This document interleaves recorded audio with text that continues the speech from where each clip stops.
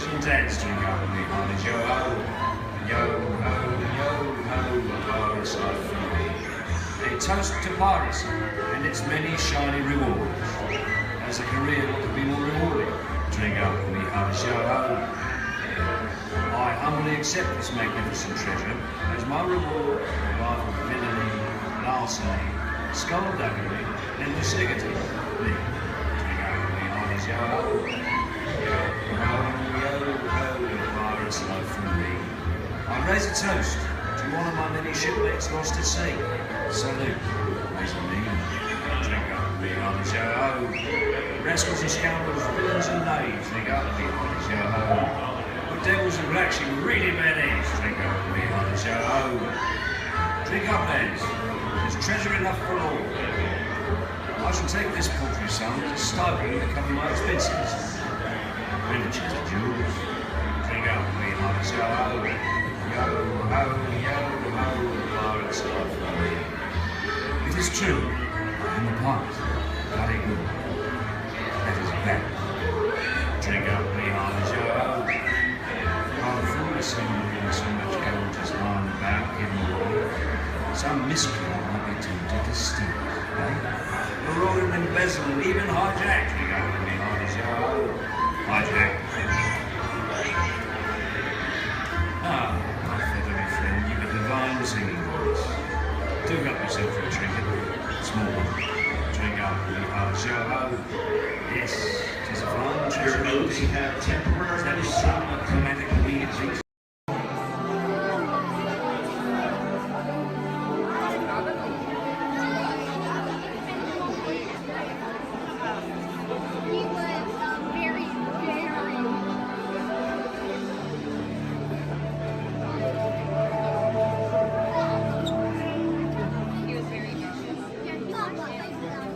The technology that makes Xandar most famous throughout the galaxy is our universal neural teleportation network.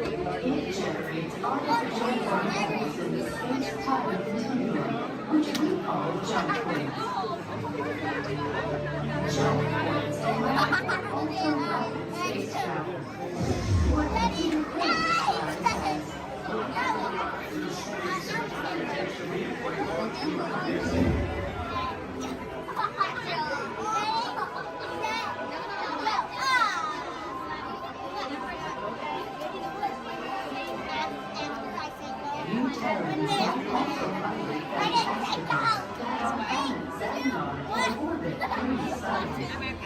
Did you know that more scientists discovered a planet with 3 suns in your own galaxy?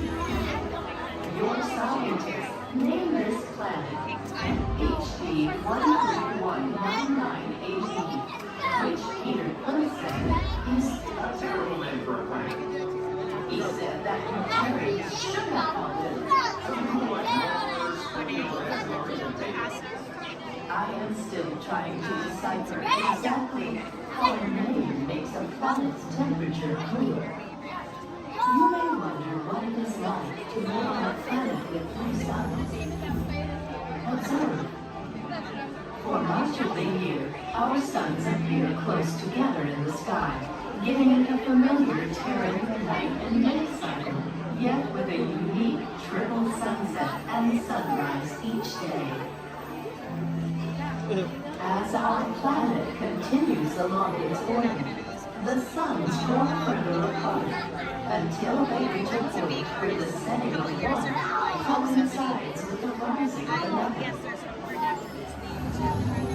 At this point, Xandar is in near constant daytime. Is that not wondrous?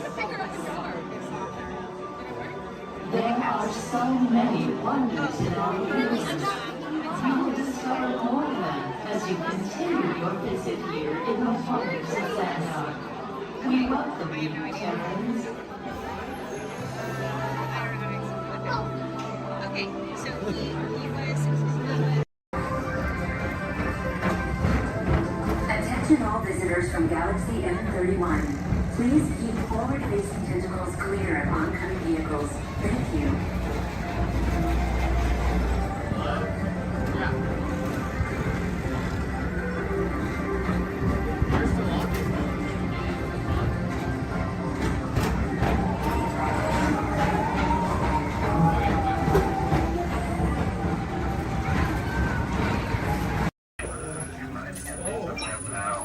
that?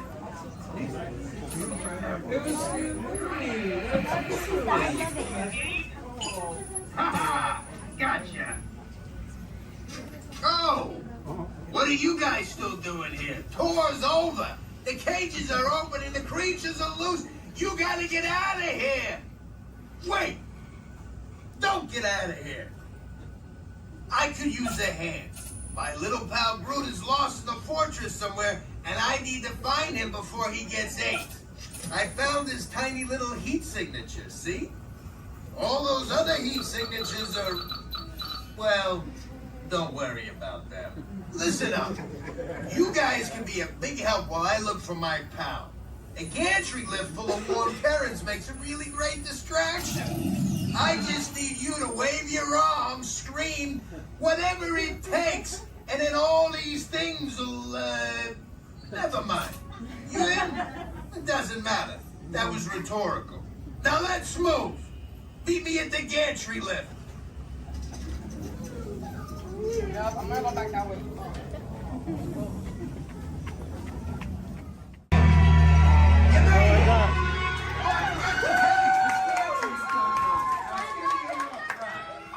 Remember, if you see a scary creature, scream real loud and look delicious.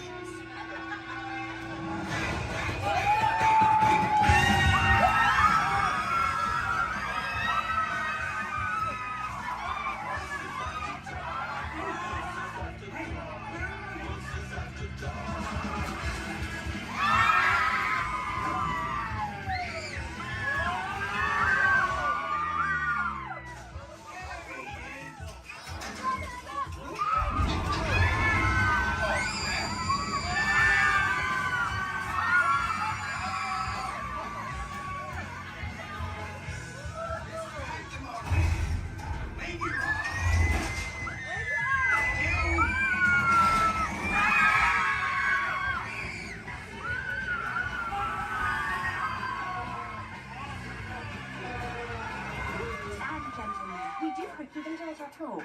Please gather your purse souvenirs.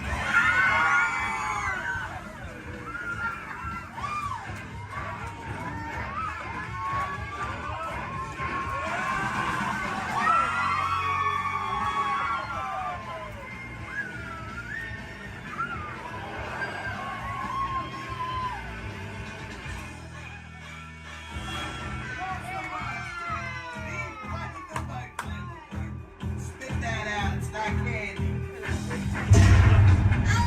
What's your language?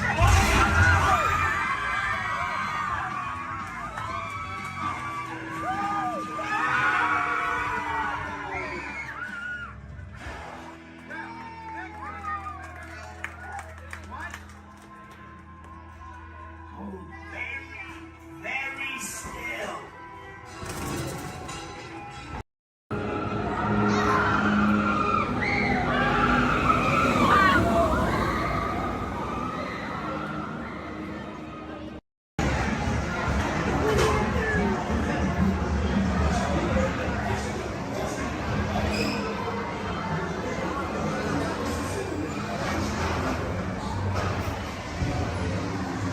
One day, 100 Acre Wood, the East Wind traded places.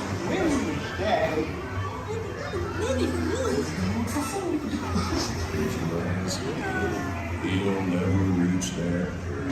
Mommy! My name! Oh dear! Can't even talk to them.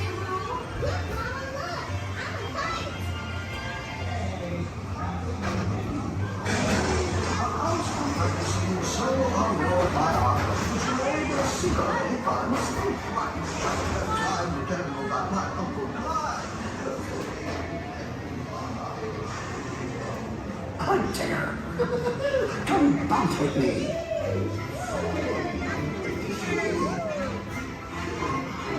Music makes you feel just great, doesn't it?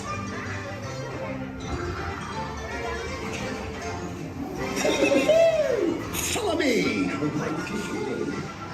I almost bounced right out of the ride. Watch out, I got a lump in the water. They steal honey. Steal honey.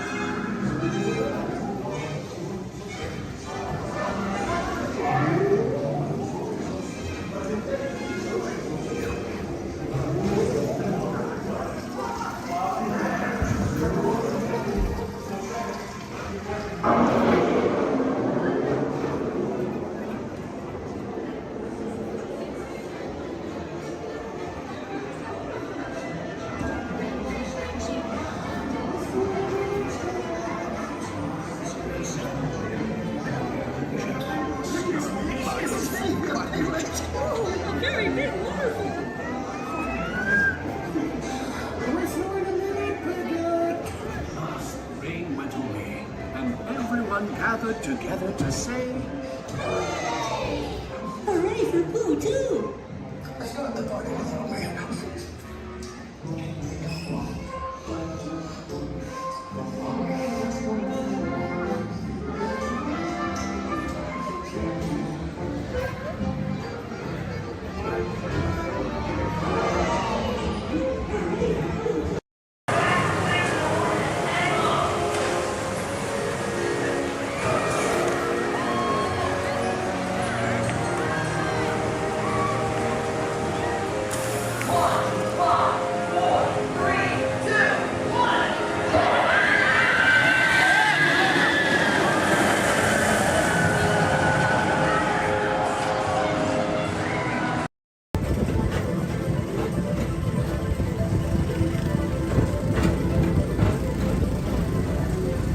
Attention all visitors from Galaxy M31. Please keep forward-facing tentacles clear of oncoming vehicles. Thank you.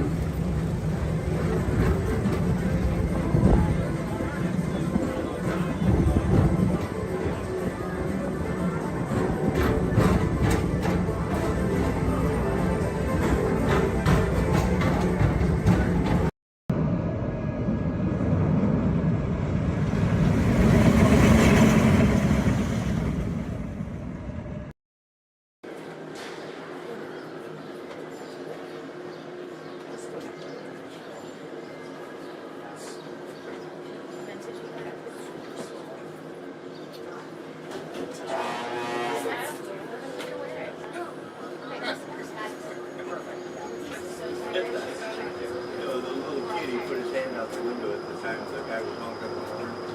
It was just behind me. To those of you who have just joined us, welcome aboard the Disneyland monorail. For your safety, please remain seated, keeping your hands, arms, feet, and legs inside the train. Watch your children, and no smoking, please. Bienvenidos a bordo. Para su seguridad, permanezca sentado y mantenga las manos, brazos, pies y piernas dentro del tren y cuide a los niños. Por favor, se ruega no fumar. Gracias. We're now en route to our final stop, the Tomorrowland monorail station. Along the way, you can get a bird's-eye look at the downtown Disney district, Disney's Grand Californian Hotel and Spa, and Disney's California Adventure. To the left of the monorail is the main entrance of Disneyland, the happiest place on Earth. Disneyland is truly an American origin. Since its opening in 1955, it has hosted more than 500 million guests from around the world, including presidents, kings, and celebrities.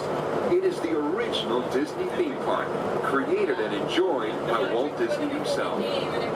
To the right is our transportation plaza, where you'll find taxis, hotel shuttles, and public transit stops. We're about to enter Disneyland. Some of the clearances are pretty tight up ahead, so be sure to remain seated, keeping your hands and arms inside the cabin.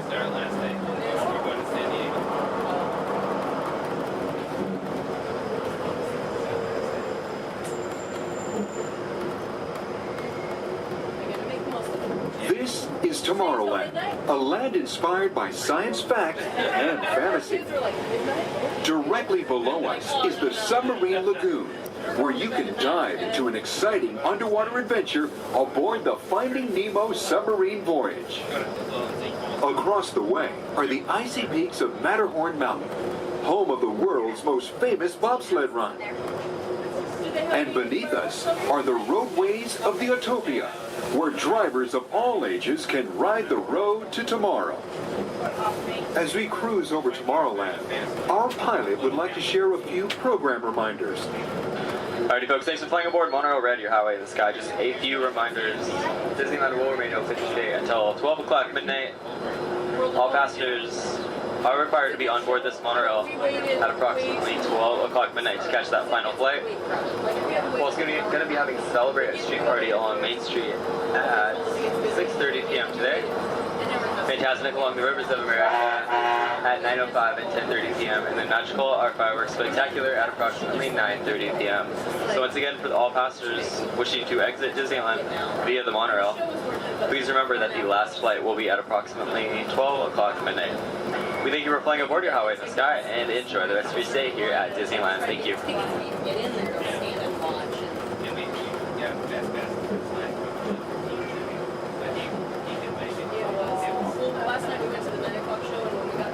Just ahead and to the right of the train are the sparkling gold spires of one of Disney's most beloved attractions.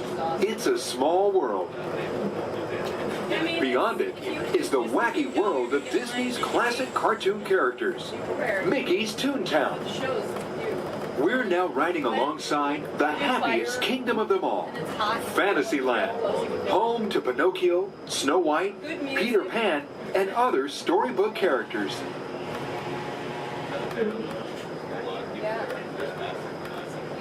Yeah, it's brand new. Supposedly it said it's, oh, you're gonna try it, but so many people interested in it, and it's so popular, I'm sure they'll be We're now approaching the Tomorrowland monorail station, our final destination.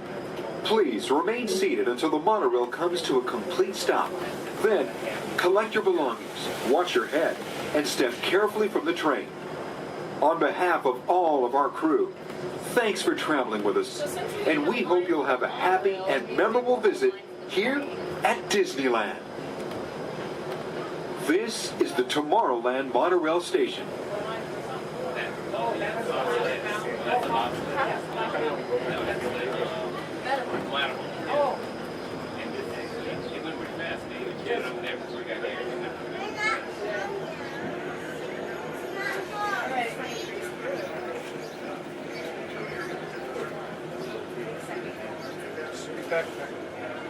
We did? Okay. I'd like to ask everyone to please remain seated throughout the show, and please keep your hands, arms, feet, and legs inside the vehicle at all times. Oh, don't forget to supervise your children, and for the safety of our cast, we ask that you please refrain from the use of flash photography and external video lighting. Now that we've taken care of business, let's talk about me. My name is Travis, and I'll be your guide for this magical journey into the movies. It's the perfect job for me because, well, I love movies. Is everybody ready? Great, the cameras are ready to roll. Ready when you are, CB.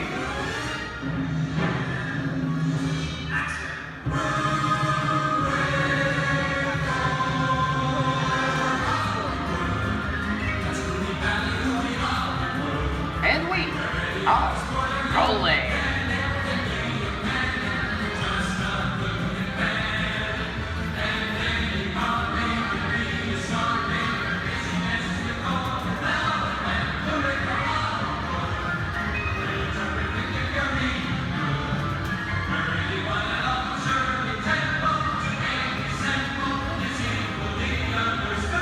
Hello everyone and welcome to the Great Movie Ride. Once again, my name is Travis, and on behalf of Disney's Hollywood Studios and Turner Classic Movies, please welcome our host for this one of a kind tour, Robert Osborne. Thank you. We're ready for Hollywood indeed.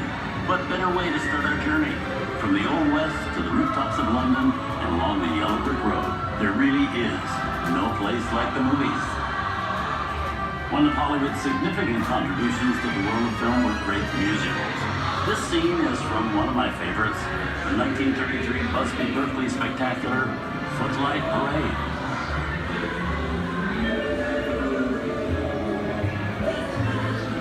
Here's one of the most famous of all dance sequences. It's from the 1952 musical classic, Singing in the Rain. Here's Chick Kelly singing in the rain. Literally.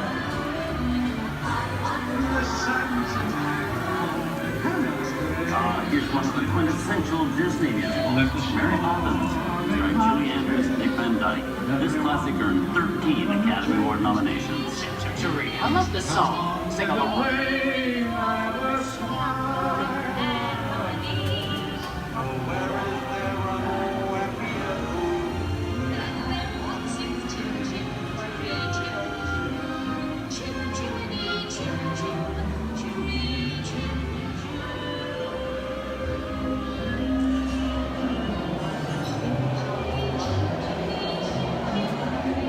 Hold on. Bump those wallets and purses, folks. This doesn't look like a very good neighborhood. Here's the birthplace of the gangster film, the seedy underbelly of Chicago from The Public Enemy, starring James Cagney. Released in 1931 before strict censorship rules were enforced, The Public Enemy is a gritty, realistic, and violent look at the world of gangsters of the Depression era. I've loved this movie. In one famous scene, James Cagney shoves a grapefruit in Mae Clark's face. She can never look at breakfast in the same way again. These tough guys could turn anything into a weapon.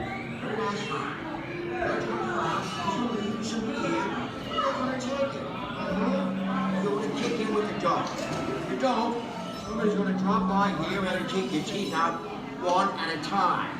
And me, I get you. Now beat it. Tough guy,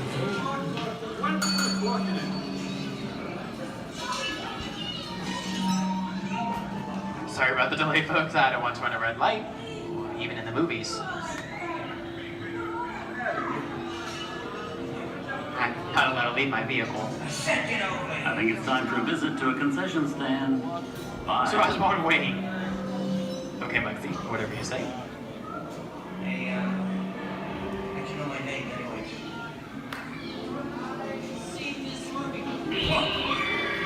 The heat's on, singing your fancy cars might to get out of here. So beat it. I said spread out of here or you're gonna get hurt. One piece of shit. Here they come, Bus! Get out, you grinders!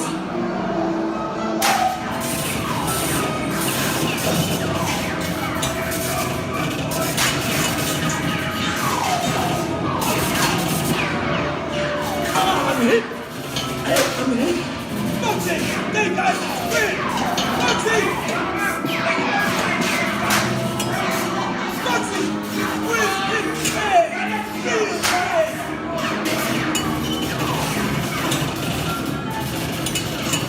Everybody just sit tight. Running my lights against the law. I will never break the law. Hey, watch this. No more red light. Foxy!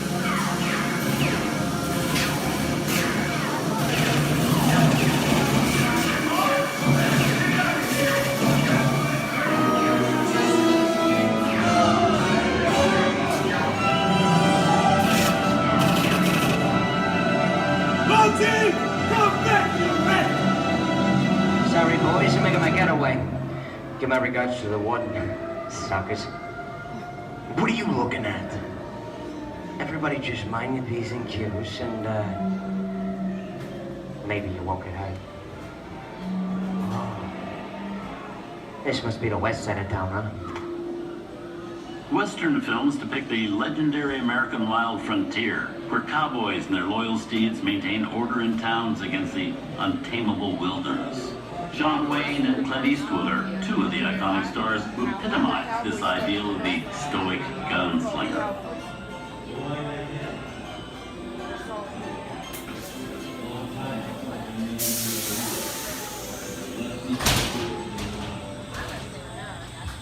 Sleepy little bag, ain't it? That's some mighty tough territory you're heading into, Pilgrim.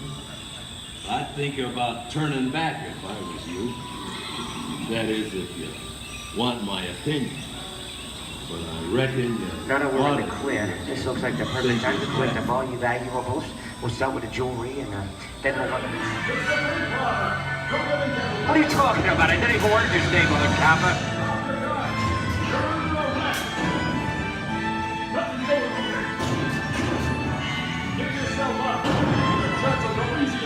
This is nuts. Nuts for this. Look at it this way. Think anyways.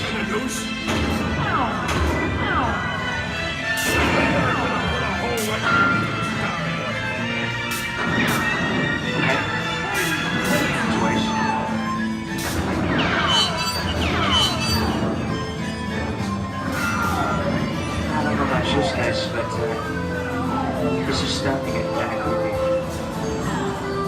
Where are we? Jason?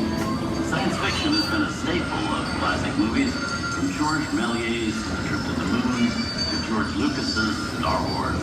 In 1979, director Ridley Scott and Sigourney Weaver made audiences believe that in space, No one can hear you scream. This is Avian. Hey, you get down, please. How do we get out of here? Warning. Remain in your vehicle. The area you are entering is extremely dangerous. Proceed with caution.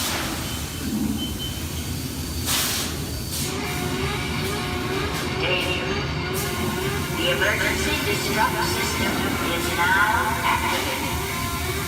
The ship will detonate in T-minus 10 seconds. The option to override automatic detonation expires in T-minus 5 seconds. What is that thing?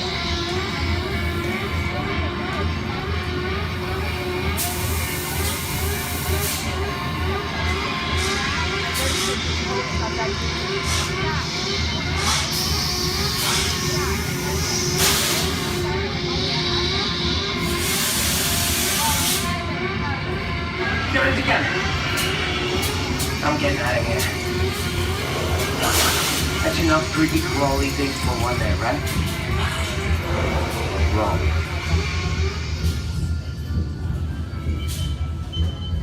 Steven Spielberg and George Lucas cemented their status as the blockbuster boys with their first partnership. Here from that legendary collaboration is Harrison Ford as archaeologist Indiana Jones in Raiders of the Lost Ark. Snakes. Why did it have to be snakes? Some of the biggest horror stars of Hollywood appear in the ancient story of a cursed Egyptian temple, a priceless jewel that beckons to all, but be warned, temptation always leads to destruction. Get a load of that show, guys. Time for me to get back to work. Good thing I don't believe in ghost stories. Don't nobody move while I go get the goods. I don't think they'd notice a few extra bodies around here. If you know what I mean.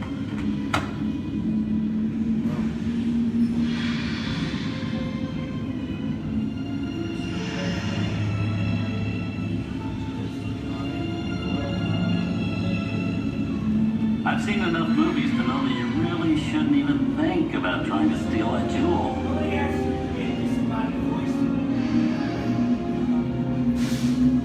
Halt, unbeliever.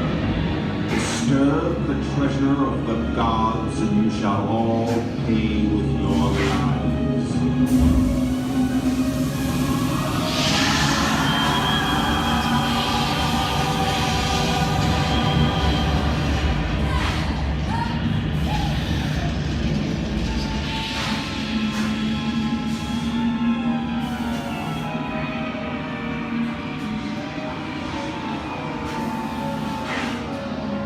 Not bad for my first movie, huh? The twist ending. That just goes to show you anything can happen in the movies. Now, let's get on with the show. I see, things that go bump in the night have always been a staple of movies. One of the first horror films was a silent short featuring a dancing skeleton, written by the Lumiere brothers in 1897. Both audiences and filmmakers felt really interested in the cop, but there was no horror was used to describe a film until the 1930s. Wow, it's really a jungle out there. Where are we? This is the jungle home of one of the most famous movie characters of them all, Tarzan. The movie's most popular Tarzan is undoubtedly Johnny Weissmuller, who's run through 12 films as the King of the Jungle. Over there is Reno Sullivan as Jay, and Tarzan, sidekick Cheetah, who was portrayed by over a dozen chimpanzee actors over the years.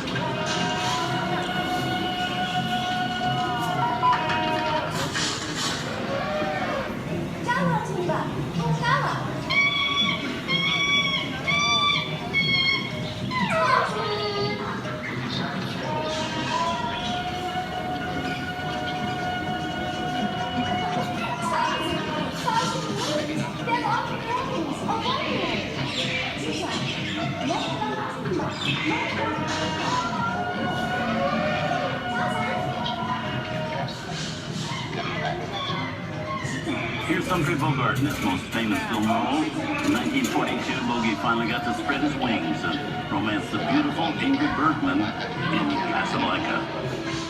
Look, I know that it'd be noble, but it would take much to see that the powers of 3 little people don't amount to a hill of beans in this crazy world. Someday you'll understand that.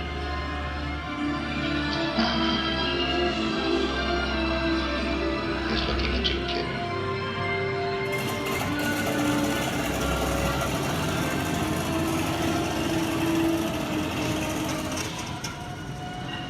Inside of us, we both know you belong to Victor. It was work, the thing that keeps you going. That thing moves around, not with it.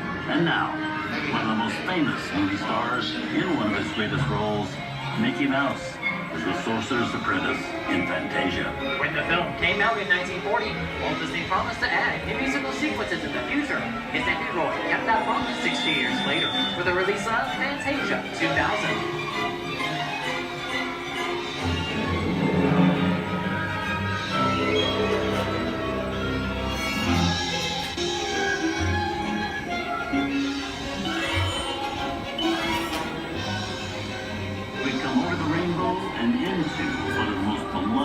And most watched films in movie history, The Wizard of Oz. Toto, I have a feeling we're not in Kansas anymore.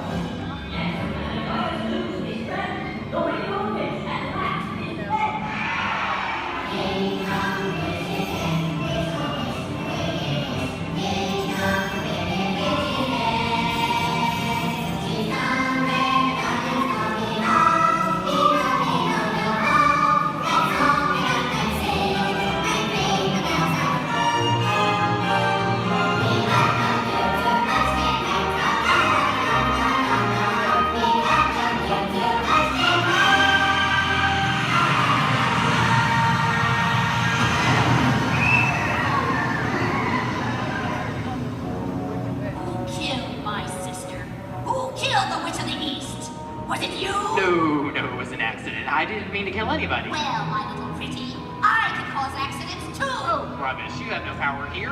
Now be gone before somebody drops a house on you too. Very well. I'll bide my time. But just try to stay out of my way. Just try. I'll get you, my pretty, and your little dog too. I wonder how we get out of here. What do you folks think? Which way do we go? Follow the yellow brick road. Follow the yellow brick road. Follow the yellow brick road? Oh, why didn't I think of that? Sing along, folks. You know the words.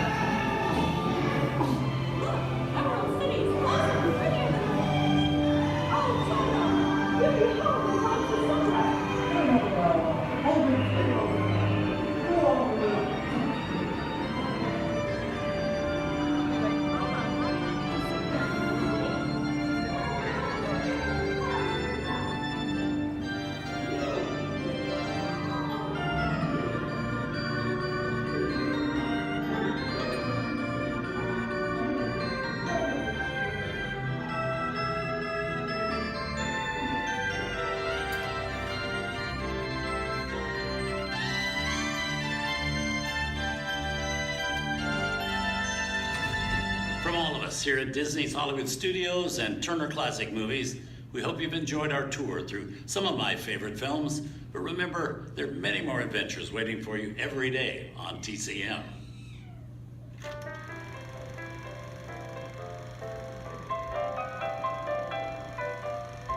We didn't need dialogue. We had faces. Wait a minute. You ain't heard nothing yet. Step in time!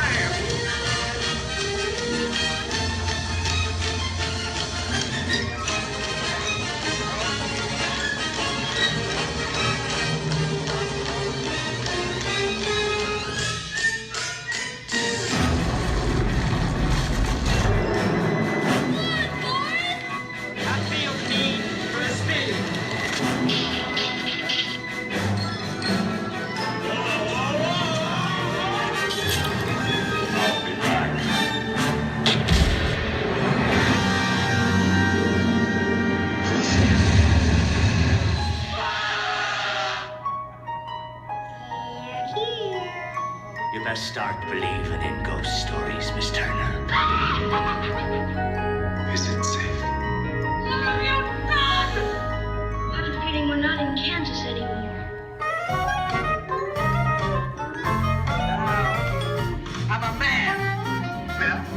Everybody's perfect.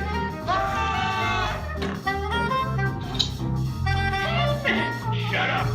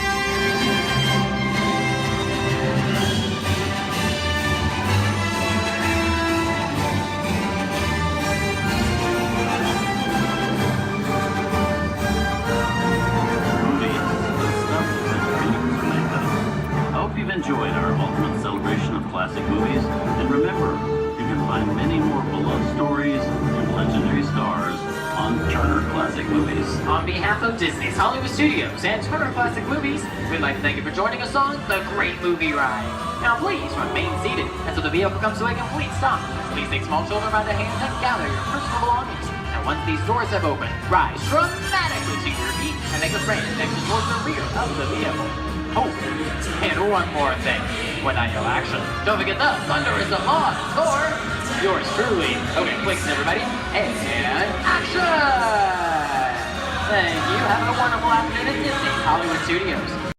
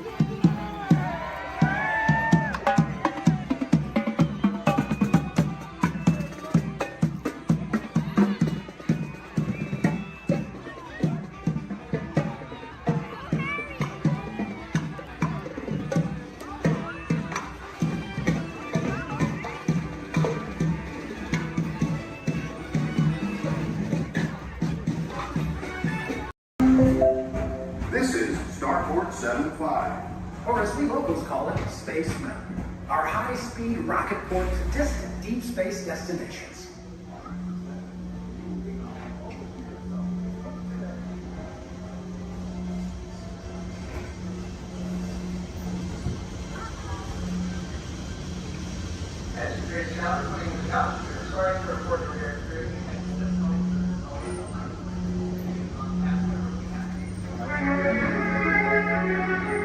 Let relaxation wash over you at the most refreshing retreat in the galaxy, the coral moons of Pisces 7. You H2O it to yourself. Book today.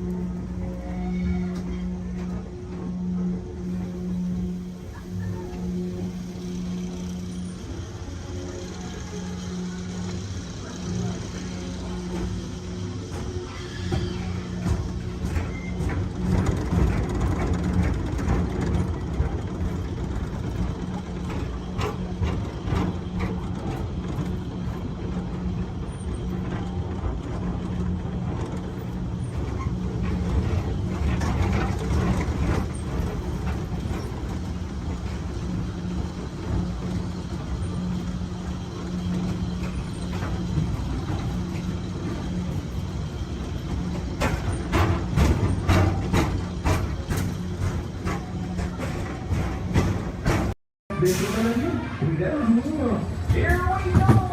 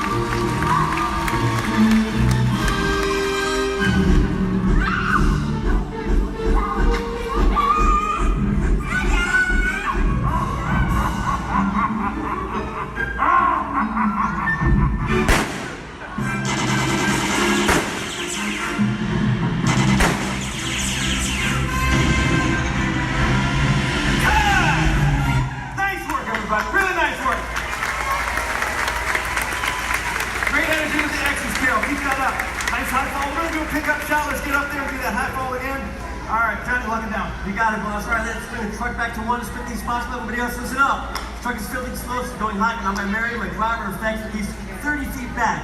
Hey, Carol. Yeah, thank you. We're all set, boss. All right, thanks, Johnny. Hey, Kevin, let's get you on your mark. That sequence? Brilliant, loved it. We're going to pick up right after you shot that swordsman. On action, turn to your market roll. Take out that sniper up there on the roof. Got it? You got it. Devin, beautiful work. We're going to pick up right after you've been thrown into the back of the truck. Hang on. That truck is going to go fast around the building. Most importantly, though, Chaz has loaded this truck with a lot of explosives, so you've got to get out fast. You too, Zach. All right? Let's do this. Johnny? You got it, boss. All right, places, everybody, please. Places. All the extras. Thumbs up, everybody, if you're ready. Thank you very much. Everybody, please set. Camera's ready. Camera's ready. Thank you, Jason. Quiet the set, everybody, please. Roll cameras. Rolling. And speed. Count 61, 24, Apple. Power pickup shot. Take 1, Mark. Truck's hot. All right, Devin, this is it. You ready? Let's do it. Background. Action.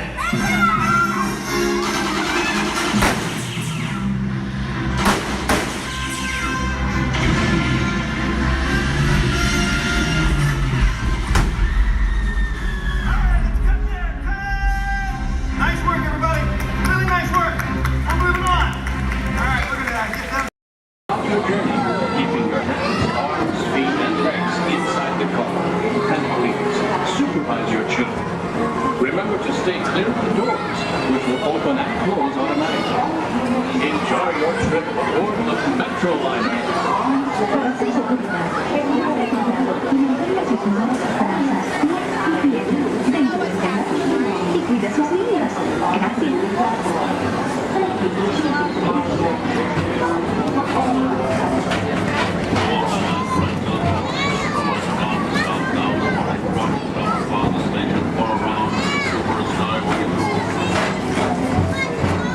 Welcome aboard, TTA travelers. We hope you enjoy Tomorrowland Transit Authority's Super Skyway.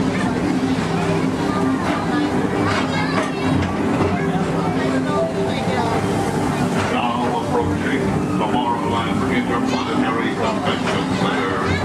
The convention center is home to a galaxy of wonders from the following planet.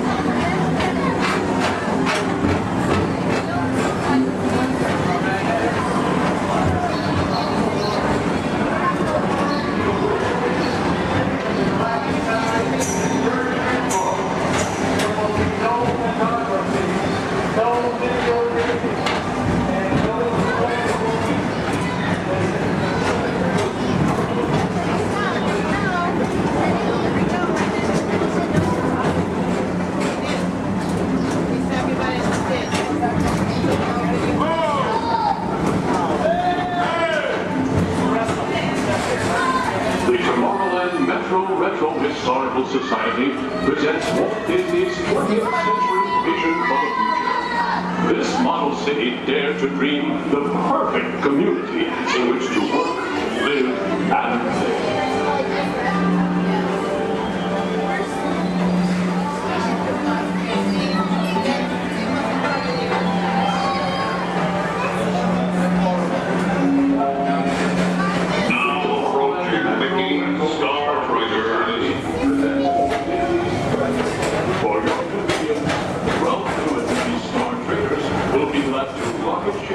To many planets in the galaxy.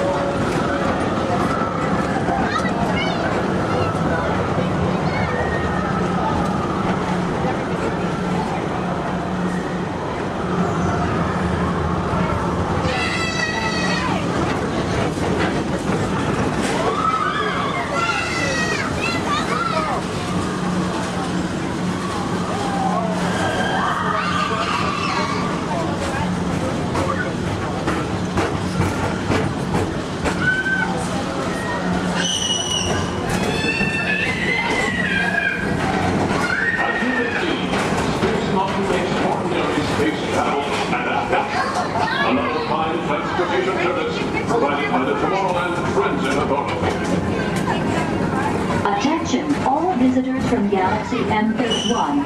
Please keep forward-facing tentacles clear of oncoming Metroliner vehicles. Thank you.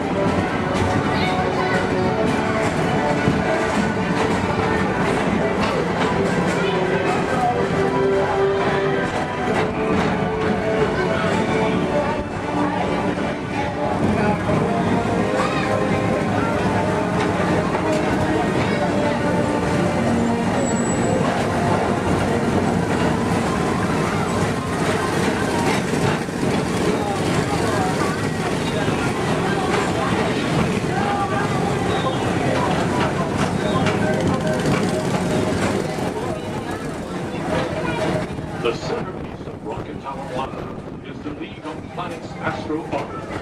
This symbol of universal harmony and interplanetary fellowship provides all beings with an exhilarating spin around the planets.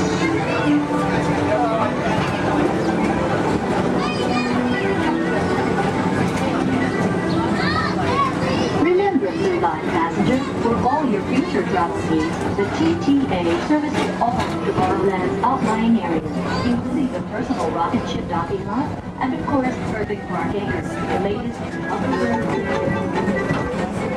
Aging Mr. Morrow, Mr. Tom Morrow. Your party's exactly has arrived. Please give them a ring. Now approaching Walt Disney's Carousel of Progress.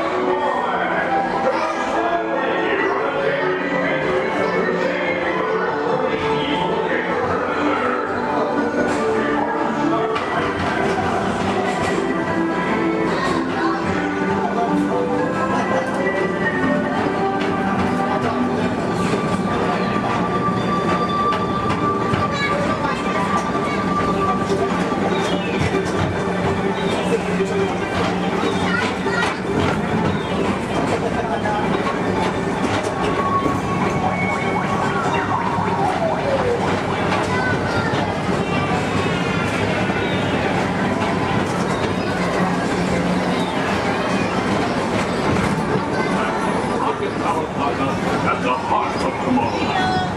Come now, rejoin us and believe in the promise of tomorrow.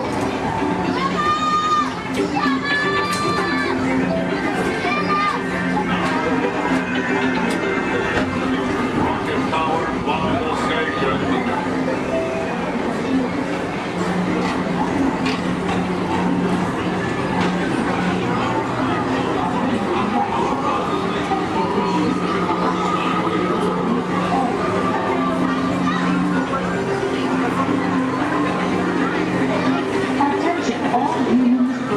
Intergalactic beings.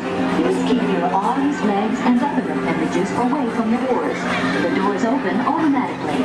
When they do, please collect your belongings and step carefully onto the moving platform. Thank you for choosing Tomorrowland Transit Authority for all your travel needs. Ladies and gentlemen, this is Disney's All-Star Sports Resort. Please collect your belongings, watch your head and step in place of water, and take small children by the hand. Thanks for riding with us, and welcome home.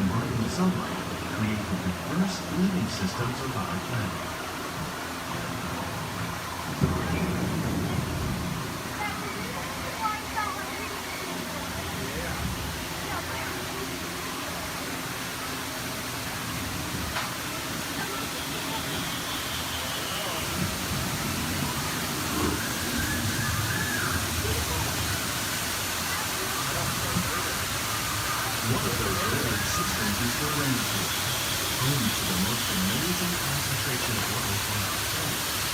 These dense and beautiful forests cover only a tiny portion of the Earth's surface, but they contain more than half of its planet of atmosphere. Rainforests are also extremely rich in synthetic living systems, providing oxygen, fuel, medicine, and other forms of essential life.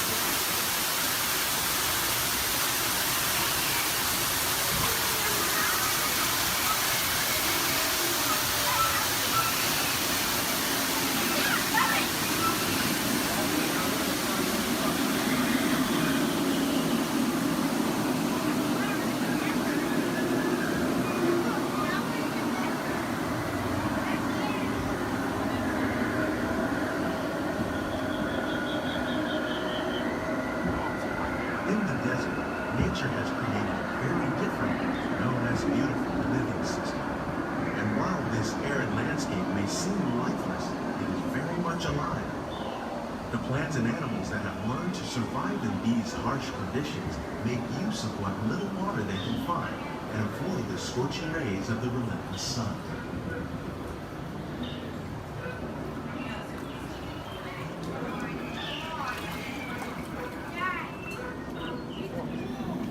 The American prairie once appeared as desolate as the desert, but over time, rainwater and nutrients gradually penetrated the hard surface of this land.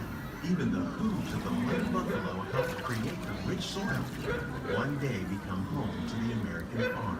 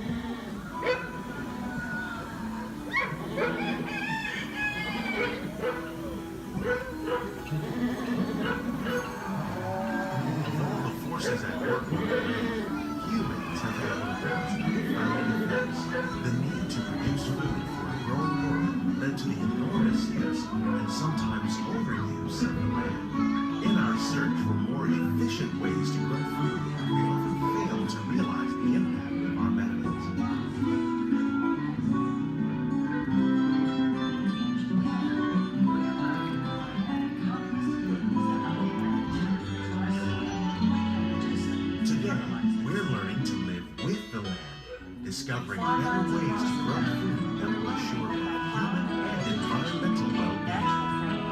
We can enrich the soil without the use of chemicals. In Saudi Arabia and Mexico, we're learning to produce food on desert seacoasts by developing and planting crops that thrive on saltwater.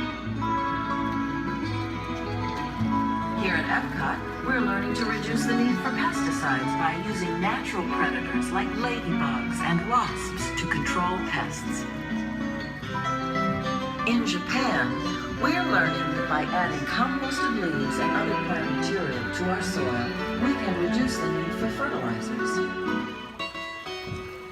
In farmlands across America, we're learning that by plowing under vegetation containing natural fertilizers, we can enrich the soil without the use of chemicals. In Saudi Arabia and Mexico, we're learning to produce food on desert seacoasts by developing and planting crops that thrive on saltwater.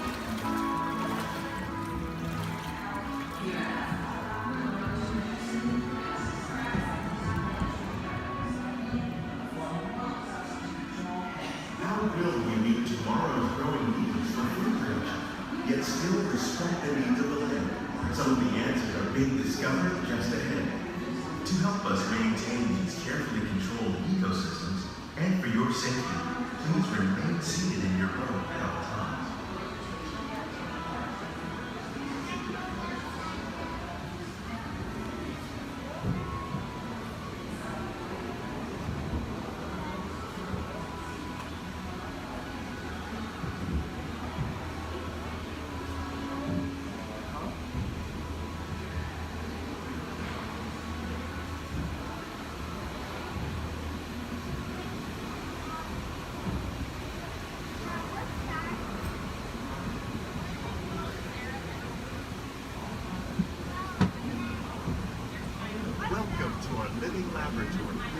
Scientists from Epcot and the U.S. Department of Agriculture are exploring innovative ways to produce bountiful harvests now and into the future.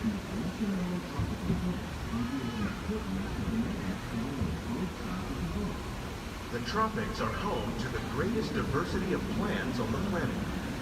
Many of these, like papaya, bananas, cacao, coffee, and rice, are well known around the world. These are just a few of the edible plants that have been an important source of nutrition for people living in the tropics. Many are rich in vitamins and minerals, while others are well adapted to growing in less than ideal conditions. Some, like the water lily, thrive in wet, swampy areas and waterways. All parts of this plant, even the flower petals, are edible. The starchy root of the plant has long been used to make flour for baking. One day, many of these lesser-known tropical plants may be as important as the bananas growing on both sides of the boat. More than 28 million tons of bananas are eaten annually, making it the most popular fruit in the world.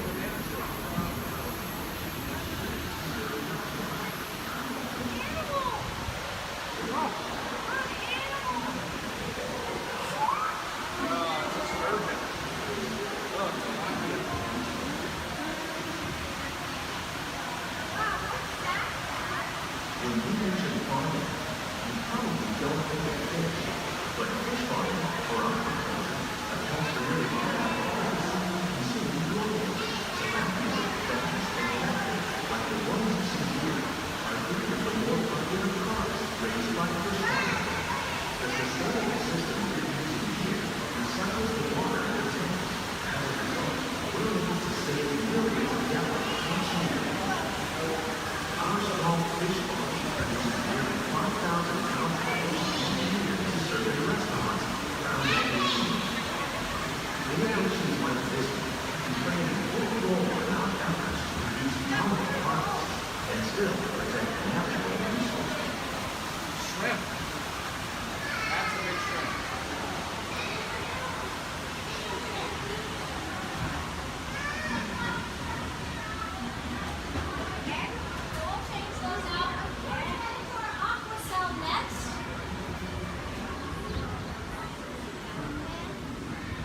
Little sunflowers.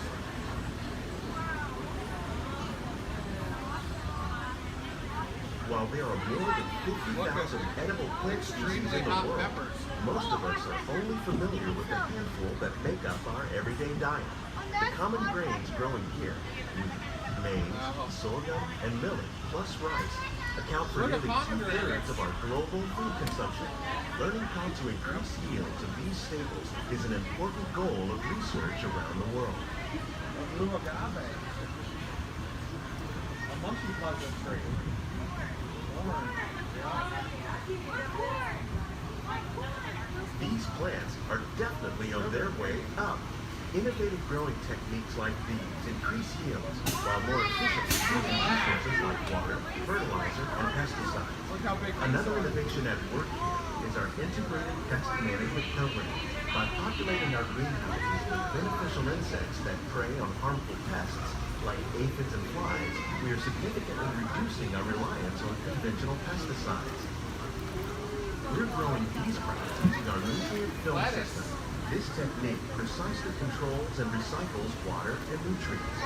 With it, we can produce over 27,000 heads of lettuce a year in this one small area. Look at the cucumbers.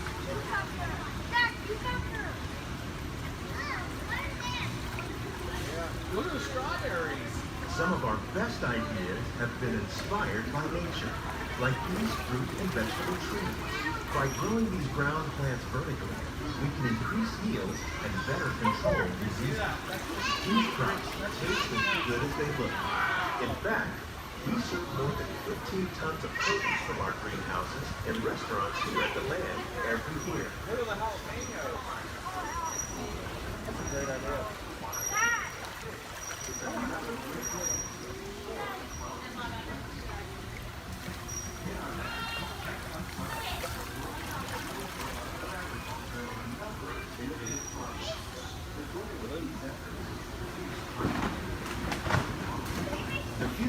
agriculture may include innovative ideas like this vertical growing system.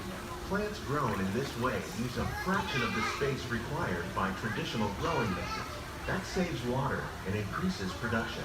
The aquaponics system on your left combines hydroponics with aquaculture. The fish provide a natural source of fertilizer for the plants, and the plants help keep the water clean for the fish.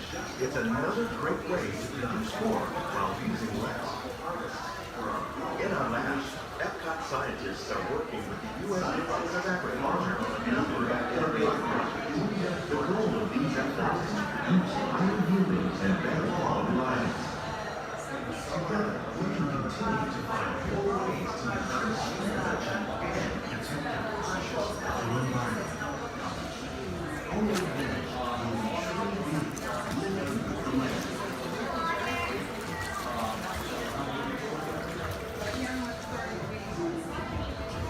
On behalf of Walt, these greenhouses represent just a fraction of the work being done worldwide to produce bountiful harvests for our growing populations. Scientists, farmers, and even backyard gardeners are doing their part to improve the quantity and quality of foods that we all rely upon. Together, we can continue to find more ways to increase food production and protect our precious natural environment. Only then will we truly be living with the land.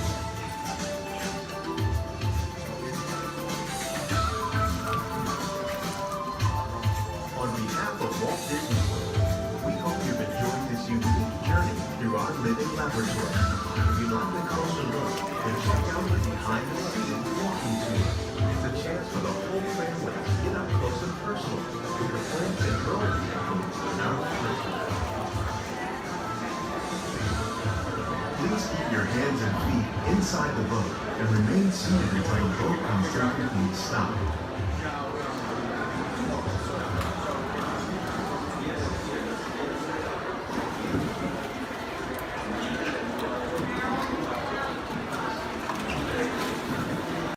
You see some car chases.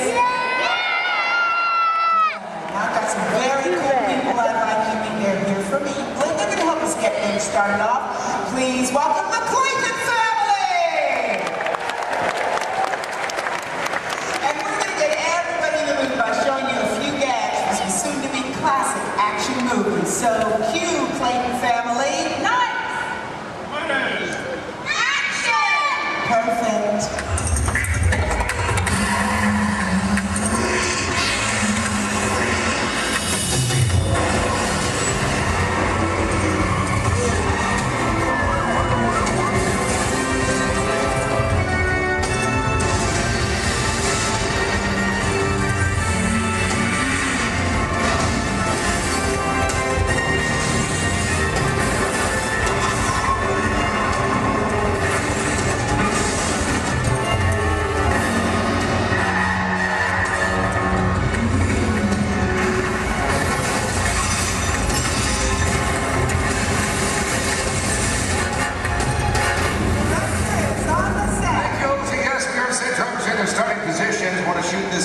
First scene as quick as possible. Just need to know, is everybody fired up? Are you ready? Yes, got a lot of action coming your way. Bobby, let's check with drivers, make sure we're good. All right, today, ladies and gentlemen, we're shooting a big chase sequence similar to the ones you've just seen on the big screen, only we're shooting a brand new action-adventure film set in the south of France. All you need to know right now is that our hero is in a red car and he has this top secret envelope with him. Now everybody else is just trying to prevent him from leaving town with it. That's the scenario. Look, you drivers ready? Good to go. All right, let's go ahead, slate it, please. Rolling, ballet train, sequence 7 in, take one more. All right, drivers ready on my countdown. In 3, 2, 1, action!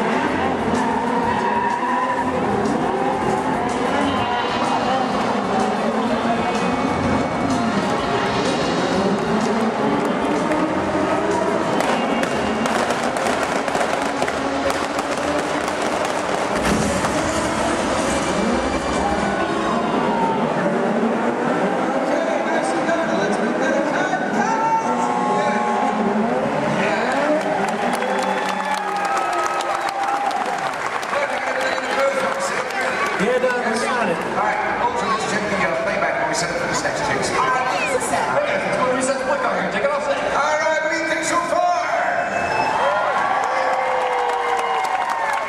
Terrific, thank you so much. I love hearing that. My name is Don Lamplin, the director for today's shoot. Today we're going to show you what goes into creating complex vehicle stunts, just like the ones you just saw. One of the most important things I've learned, got to hire the best stunt coordinator you can find. So remember the creative team, our lead stunt coordinator, Logan Rule. Hey, good afternoon, everybody!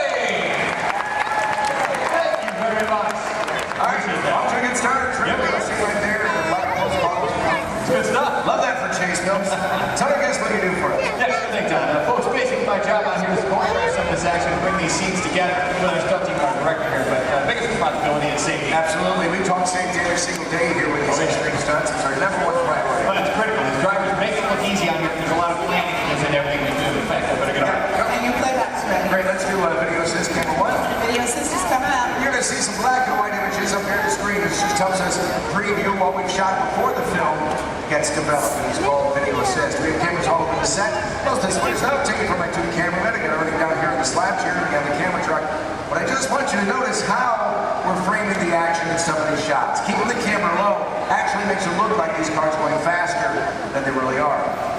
And the short distance already getting upwards of 50 to 70 miles per hour at times, but keeping that camera low really keeps it exciting for a chase film. In fact, it's a technique used in almost every car chase you've seen on film. Oh, it's just great footage. Let's just get right to the height of the chase. Rams, Lloyd, all of it. Heard a lot of cheering, a lot of excitement when this was happening. There it is, that high-performance machine, the hero car. Look at this reverse jump.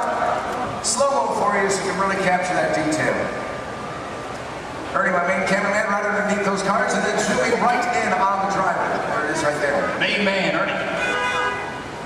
Here's a look from inside one of the vehicles. Give you a perspective of what the drivers are looking at. I do want to talk about the hero cars, so let's bring up the camera forward and let's freeze that jump, okay? All right, Lloyd, I'm going to need you to roll into camera 4. Yeah, go straight on. And then freeze it at the top of the jump.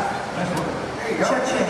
Right there. There you go. All right, this is a very special car for us. Yeah, sure is. Ladies and gentlemen, this hero car out here was designed and built specifically for our film. It is built with 4 forward gears, but unlike the cars we drive every day, it also has 4 gears in reverse. Now, obviously, we can go a lot faster that way going backwards. Something else a little bit different than that vehicle is where we put the motor. It's not in the front or in the back. It's actually mounted right behind the driver. And the reason we do this, it balances out the car, gives it better overall stability, and of course, maneuverability on all these tight turns out here. That's right. And speaking of time, it's not really a luxury ride for the drivers. They are brand today's vehicle. Don, we're still setting up here. Let's just bring out the hero truck. You know, let's do that. Let's see what we do so far. All right, let's do it. Hero 2 set. Thank you.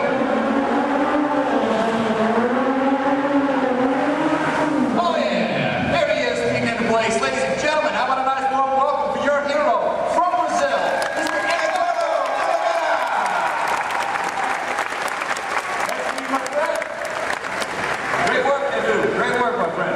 Now we've worked together for a little while, and he's pretty awesome with the 180s, 360s, at 540. Pulled that out. Look good. Look good. Glad we put that in.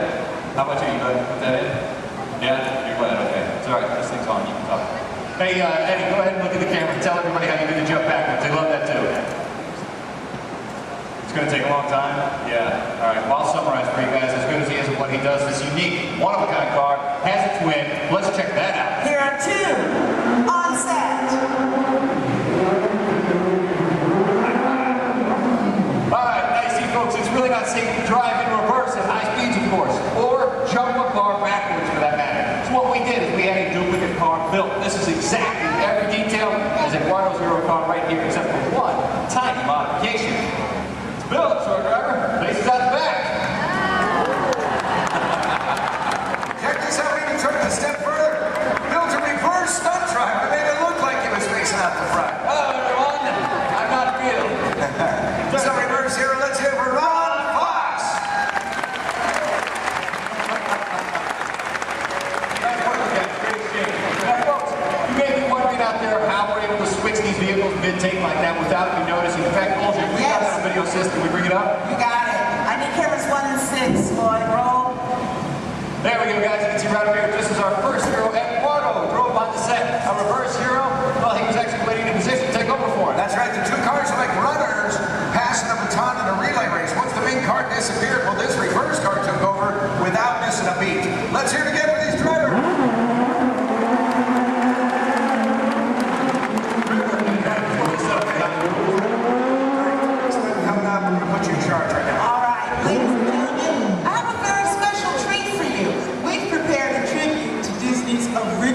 action movie star. He's made a lot of films for the studio. He's lovable, cute as a bug, and I understand he does all of his own stunts. Do you know what I'm talking about? Yeah, so let's check him out in action. Roll film for me, Lloyd. Thank you.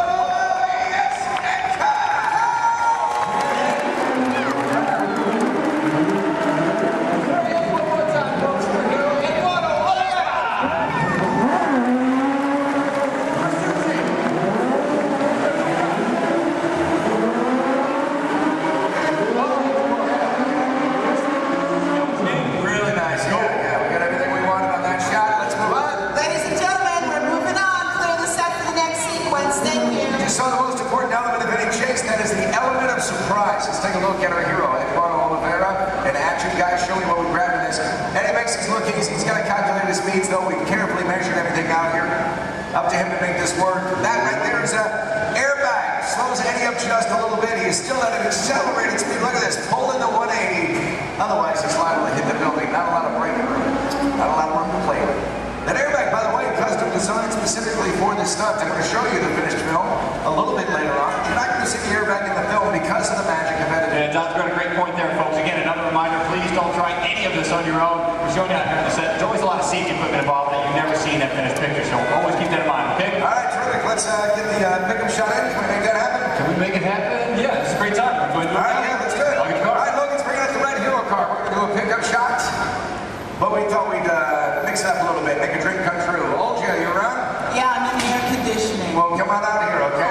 Yeah, you can't be in the air conditioning when we're all suffering out here. Yeah, well. But let's make a dream come true. I want you to head up to this crowd. I want you to find me one driver to get behind the wheel of that hero car. You actually drive the vehicle for us. Okay, what are you looking for in a driver? Gotta have quick reflexes, okay? Great hand-eye coordination. Yeah. If you play a lot of video games, you should volunteer. Wait a minute. Video games, that sounds like you're talking about like a kid. That's what I'm talking about. Give me a kid. Really? You really want a kid? Okay, how about Shade's boy? Yeah. Step on over here. Here we go. Tell everybody your name. James. Hi, James. How old are you? 12. And where are you from? Yeah, it's not an Alabama accent. You guys give it up for James from England! James, you're stepping onto the set. You're going to star in a scene in an action movie. Is that cool? Yeah, high five to that. Boss. All right, look right up here at this big screen. I'm going to show you a part of the film. Then I'll tell you what you'll do for us. Okay? 7-6 for a student, Lord. All right, our hero's on foot. He's in trouble. He literally calls for his car. Look at this. Using a remote in his watch. Car gets to him on its own. Hero makes his escape. I need a longer shot of the car. You're going to drive it for us, and there it is. Do you know what's so special about that car? Well, it's a full-size remote-controlled vehicle. That's right. You drive it with this remote here in my hands, guys. Let's take a look inside. I'll show you the hard wheel on this vehicle. The hardware, I should say. There you go. Now take a look at the steering wheel. I'll give you guys a quick demonstration. If I want to turn this vehicle to the left, all I do is press this lever here to the left, like this, and then to the right. There you go. Right in the center. Oh, that's a fun little toy. Now, guys, this is just like any other remote control car that you find in the store, except it's a little bit bigger, obviously. It is custom built, bumper to bumper, all of our safety features inside. The great advantage of having a remote car out here on the set is that we can operate it safely from a distance, especially when the scene requires explosion. Pyrotechnics, we've got to keep everybody away, of course. So there you go. All right, beautiful. Have you ever driven a remote control car before? Yeah. Just keep in mind that this is a $100,000 vehicle. Now, James, this is going to be really easy. As a matter of fact, Logan's already shown you how to steer. But for this particular sequence, dude, you have so got to concentrate on directional.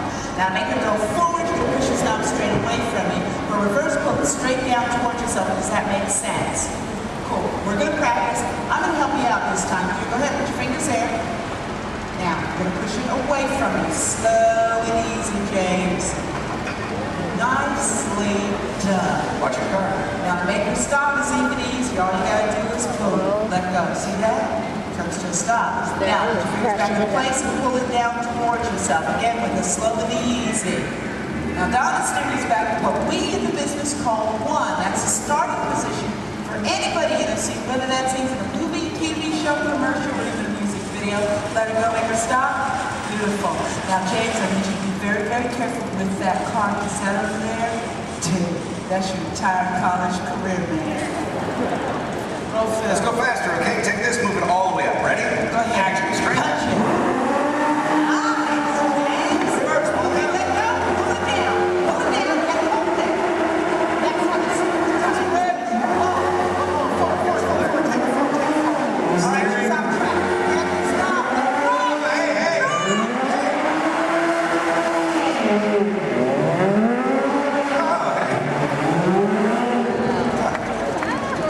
Driving on the side of the... I just love how they do special. Are you released? We're just having fun here. But there's a part of the movie where we use a remote car. That's how we do it. This is our remote car driver, Corey.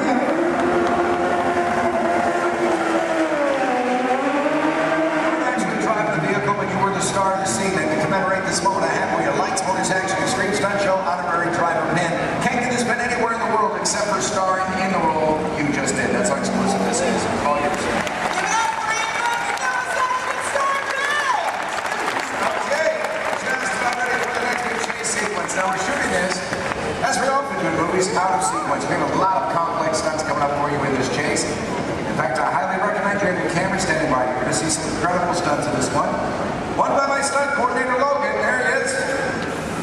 Where's my fan? They're all out here. 5,000. All right, that was almost good there, Don. Thanks.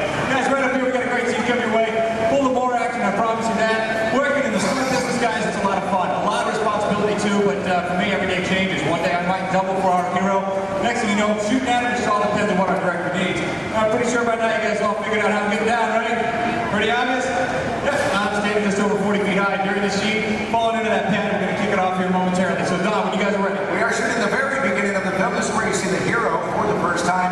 He's in a gray jacket, just picked up this top secret envelope. This, of course, you met him earlier, our hero, Eduardo Olivera. And he's done a lot of stunt driving for the film already, but for this scene, he's playing the role of stunt double. Then we'll bring out our motos, so you're going to see a motorcycle chase. Ready to go? All right, let's do it. Hold your slated, please. Rolling, motorcycle chase, sequence 3, take one more. On the countdown, in 3, 2, 1, action!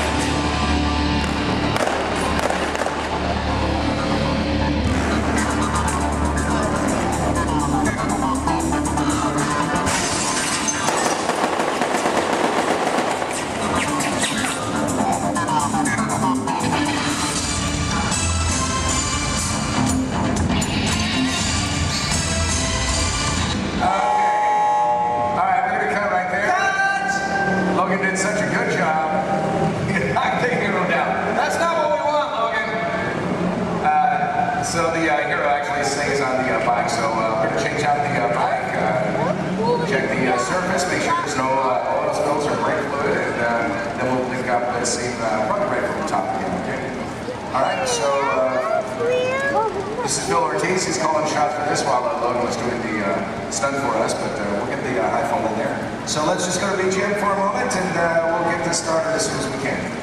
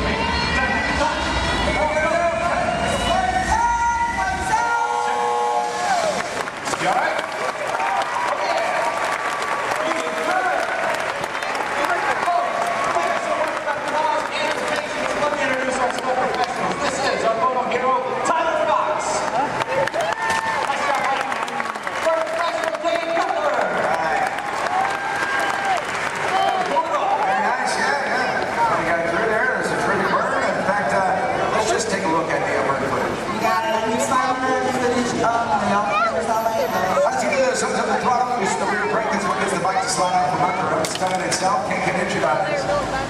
Glides right through that trench, just touches the fire, that's all we need. He's already off the flames right when he's at his feet. 1 second that took. Yeah, it didn't take long. Yeah. There you go. Good job. It's nice right there. A lot of this one's going to end up in the fire. Right there in the background. It's Love the hero. Background there. 10 seconds in, Nick starts feeling the intensity. You know what, as soon as he goes down, our crew right there too, put him out. Absolutely. Never wait for his thumbs up. Make sure he's not feeling any hot spots or any part of his body. Which we get right there. Yeah. For stunts like this, we use as many different cameras and angles as possible. Well, folks, we have to. It's a big stunt, a lot of safety. We need it in one take. That's right, elaborate stunt, a lot of prep time involved. That's exactly right. A good half an hour of preparation just for Dave, our current guy alone, folks. He is wearing 5 different layers. Now, the first layer that we put on him is a dry layer of Nomex, that's your fire retardant material. We throw in some pads, of course, for the impact of that fall. Another layer of Nomex. There it is. And the fourth is a specially designed suit that we saturate in cool gel. That acts as a thermal barrier between Dave and those flames. The last is his moto driving suit. And what we do with that is paint it with a flammable gel. Now, ladies and gentlemen, it is the flammable gel that you notice burning and not Dave's moto driving suit itself. Now, one can do amazing things with digital effects, but nothing beats capturing. We drive every day in lots of position until we release it manually ourselves. These guys are pulling off all these maneuvers and they have to keep going. So that's why we release. Something else a bit different, the gear shift. Second, third, fourth gear just requires a little push forward. It's called the bump shift in our business. If you want reverse, you just turn the handle on top and you've got 4 gears of reverse at your command just like that. And we are ready. Final shot. Thanks a lot, Nick. All right, let's do it.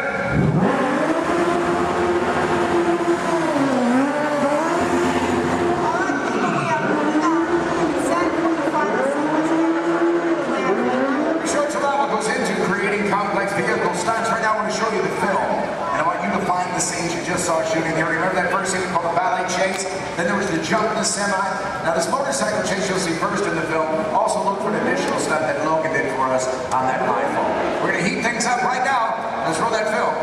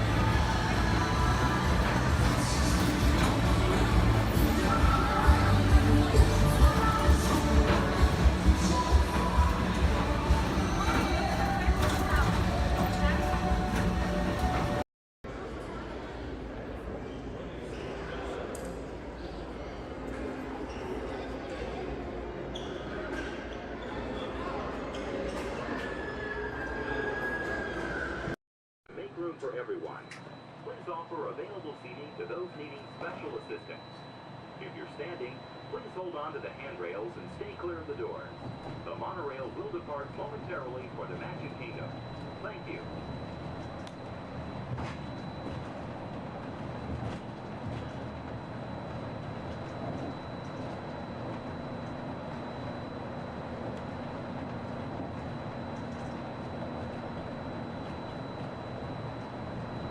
Welcome aboard the Walt Disney World Express Monorail, our highway in the sky to the Magic Kingdom. For those of you standing, please hold on to the handrails to start our journey and stay clear of the doors.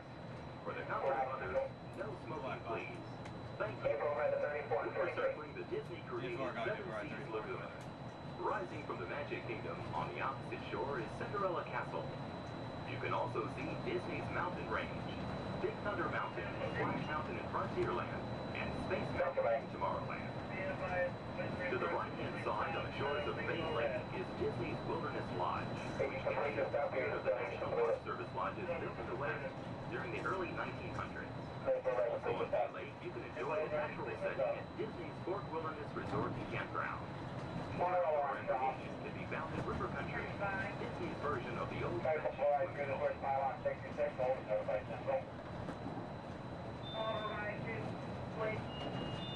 Hold at 66 and notify. 10-4, notify Central. Notify Central. Central 3.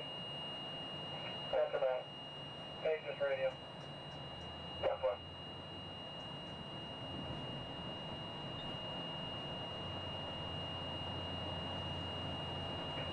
Monorail 3 contemporary. 3 by. Channel 4, please. 10-4, right.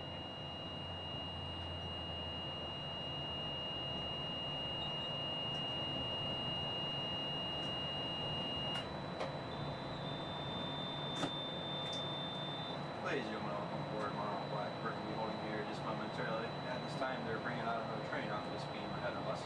Therefore, we're going to have to wait here until that is complete. Once the train is on this beam and the alignment is switching back up, we'll be prepared to proceed. I apologize for any delay, and we'll be on our way as soon as possible. Thank you. Turn stop, orange.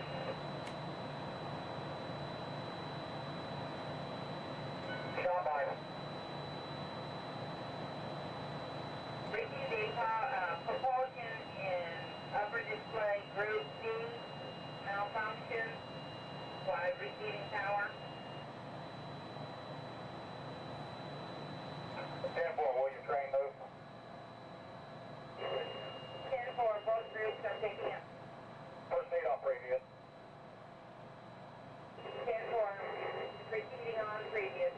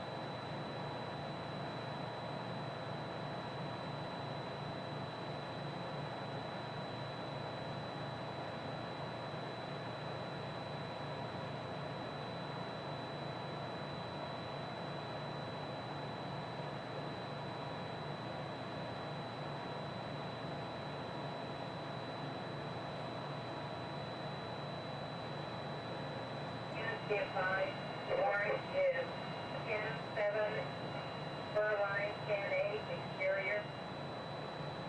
Brake, stop, central, orange. That's right.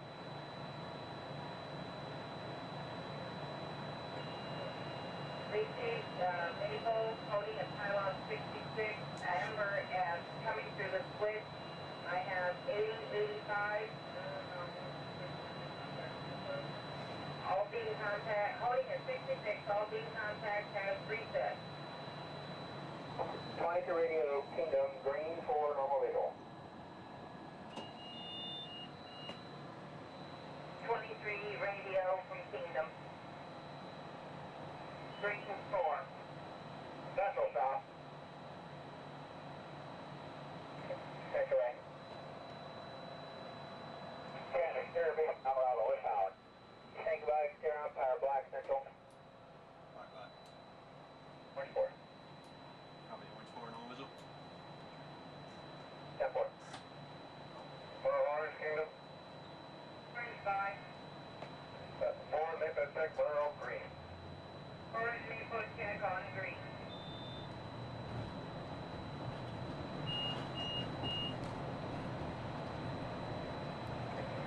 That's 23 hours.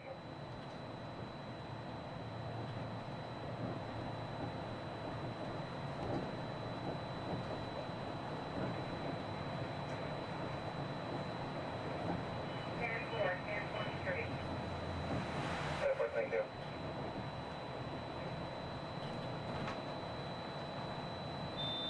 Contemporary, go Floridian.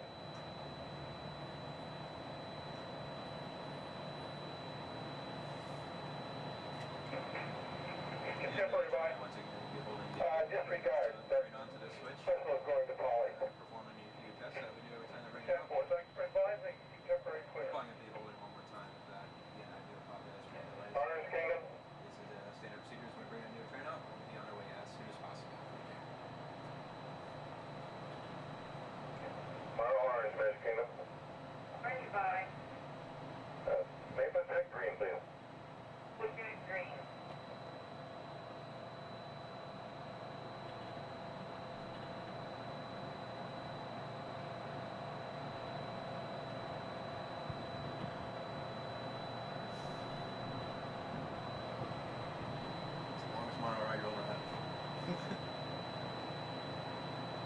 Well, the fun thing is that the rest of my group on the boat there, and I was telling them I might beat them.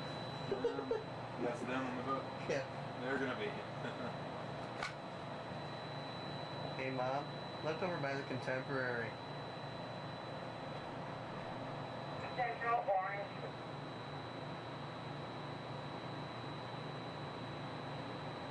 Central right. Holding in at pylon 58 with red maple. Yeah, I know. I'm the black right around in front of the Contemporary. Yeah, for Maple clear, no visual. Full clear, normal visual. Yeah, they can't go far without me anyway. I got the tickets.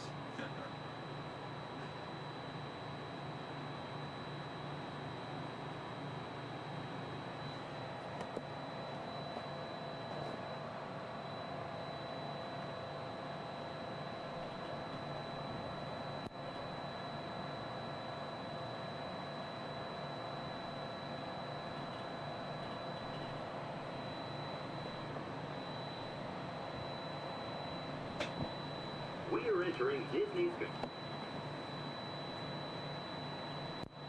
While your group is together, now is a great time to pick a place to meet if you become separated in the park.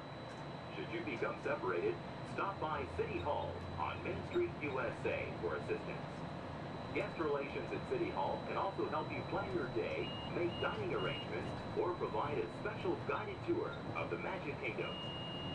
As you approach the entrance, please keep your party together and have your tickets ready. If you are traveling from another Disney theme park, please have your tickets and hand stamp ready as you enter the Magic Kingdom.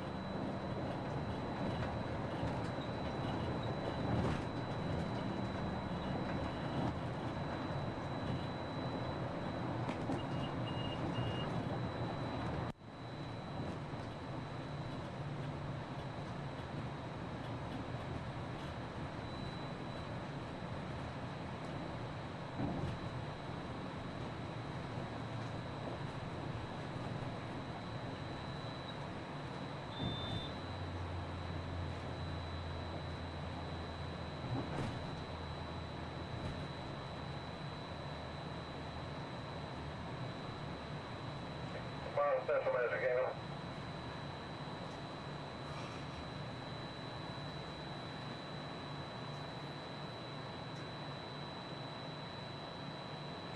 Central Kingdom. Central A. One egg of orange Ben Steve is loose. Jump away, thank you. Orange Central.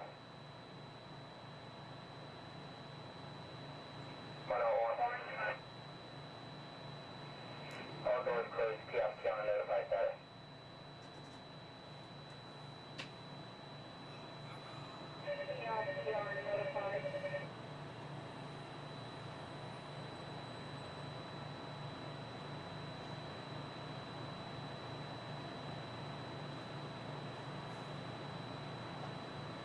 See your group? Yeah.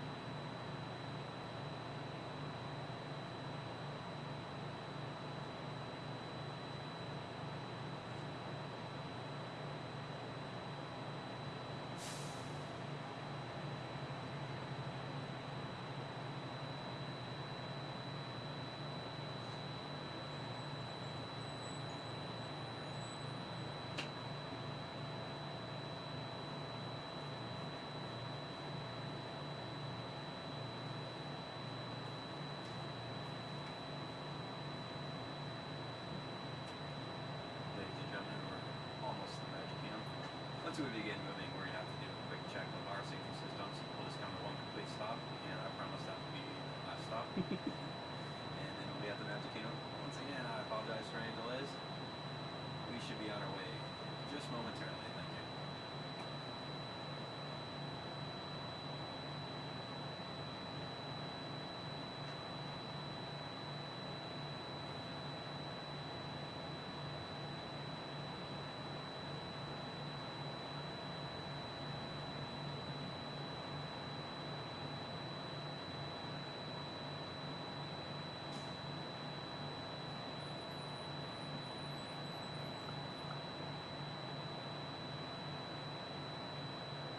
South Central, Monorail Orange, Cab 1 radio check, how do you read? That's two, I mean. 2 also. Reset complete. Propulsion has cleared up in upper display and monitoring. Time for nominal. It's for normal visual.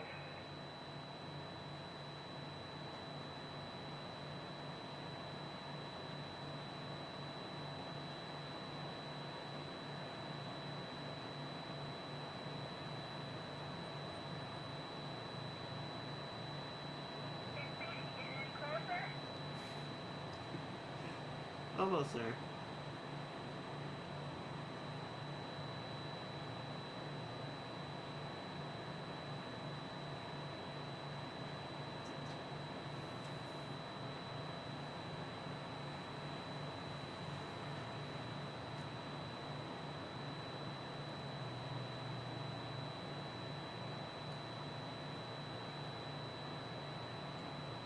Central 3, hand unit radio check.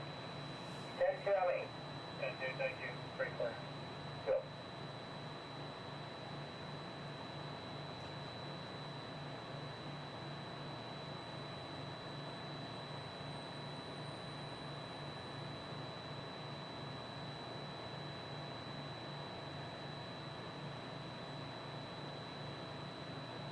Black, Magic Kingdom. Black 566. And 4-4, Maple Tech Orange. Maple Tech Orange.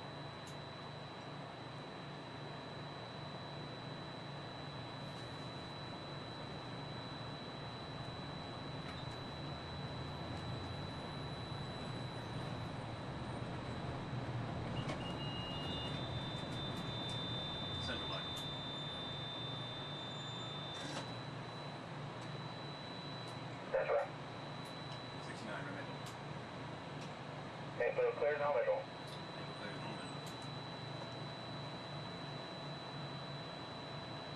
Orange Central. Fine. Reverse Maple check. Maple check.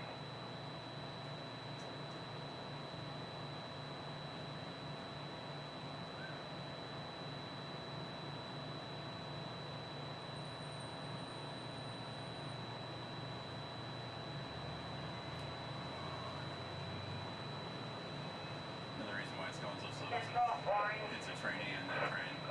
Yeah. Usually we get this done a lot quicker. Yeah, it's a good time to do it too. Yeah. Nice and slow. Yeah, there's probably hardly anybody on the train anyway. Forward, with dispatch, normal visual.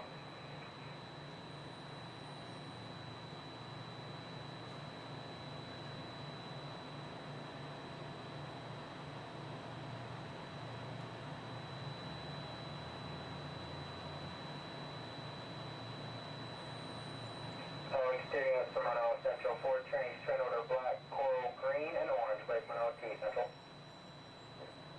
Goodbye. Black, coral, green, and orange on exterior. That's forward, black, forward, green, orange.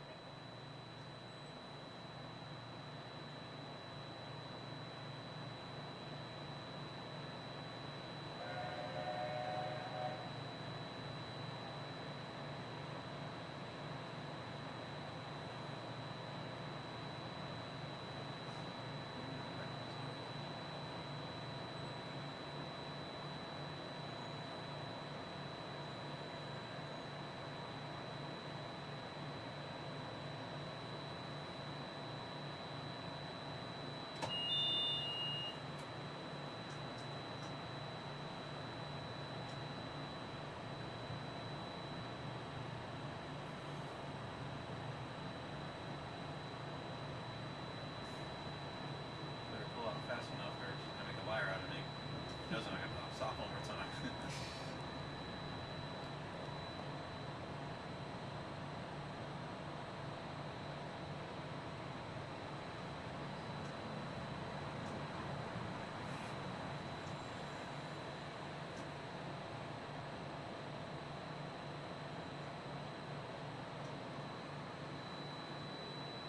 I see ya.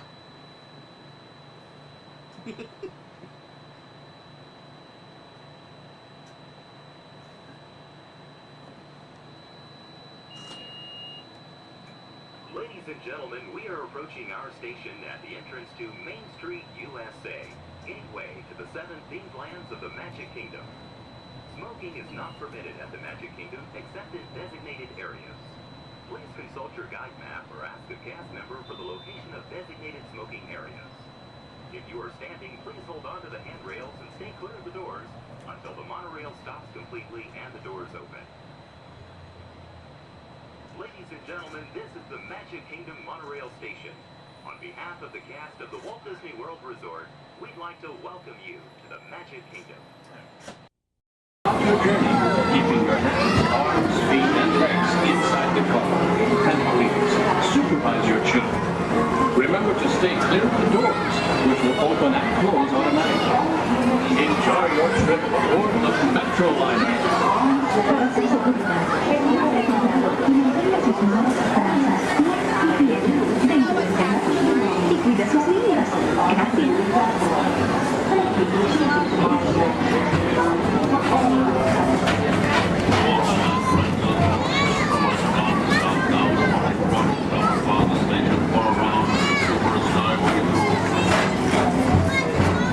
Welcome aboard, GTA travelers. We hope you enjoy Tomorrowland Transit Authority's Super Skyway.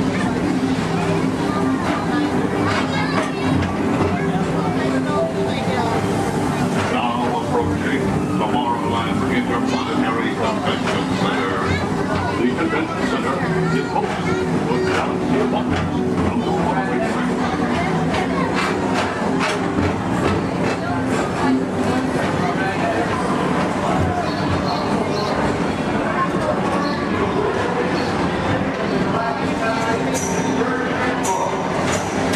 No photography, no videography, and no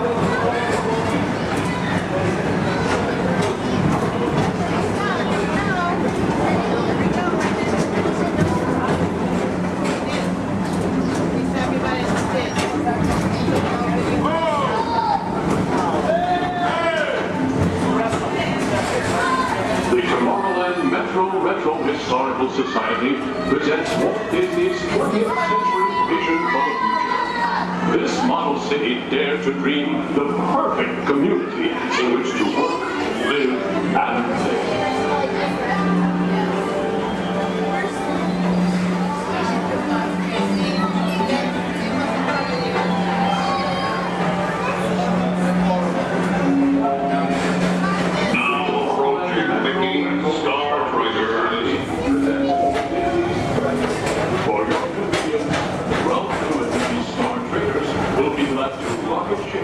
To many planets in the galaxy.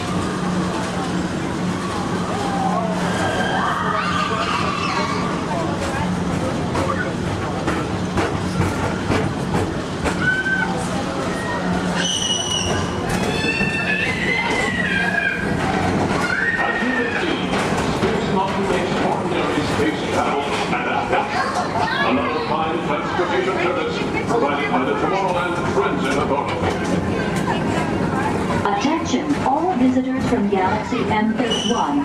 Please keep forward-facing tentacles clear of oncoming Metroliner vehicles. Thank you.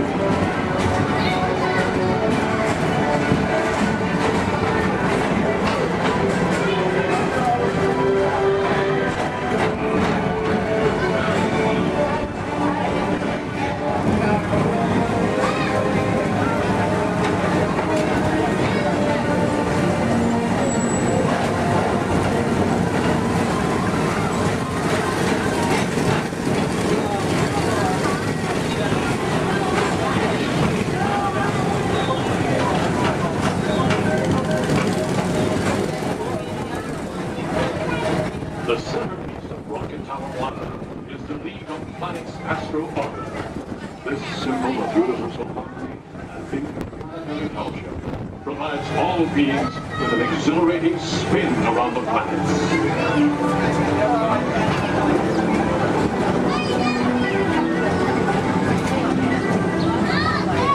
Remember, Blue Line passengers, for all your future travel needs, the TTA services all of Tomorrowland's outlying areas. including the personal rocket ship docking lot, and of course, perfect parking is the latest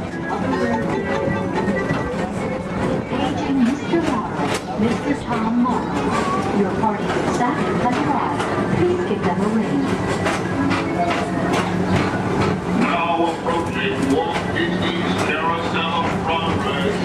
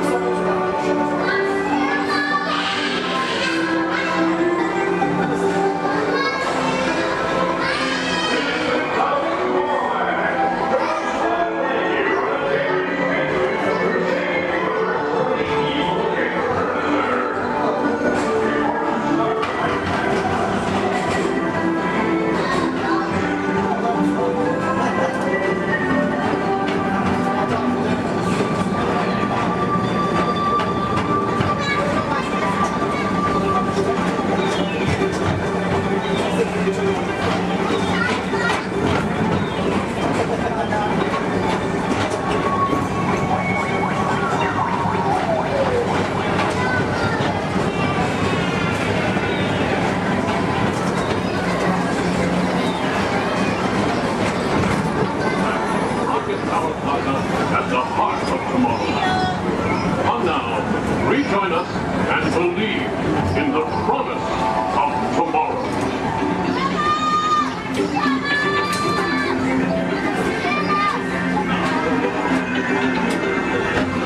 Rocket Tower, Florida Station.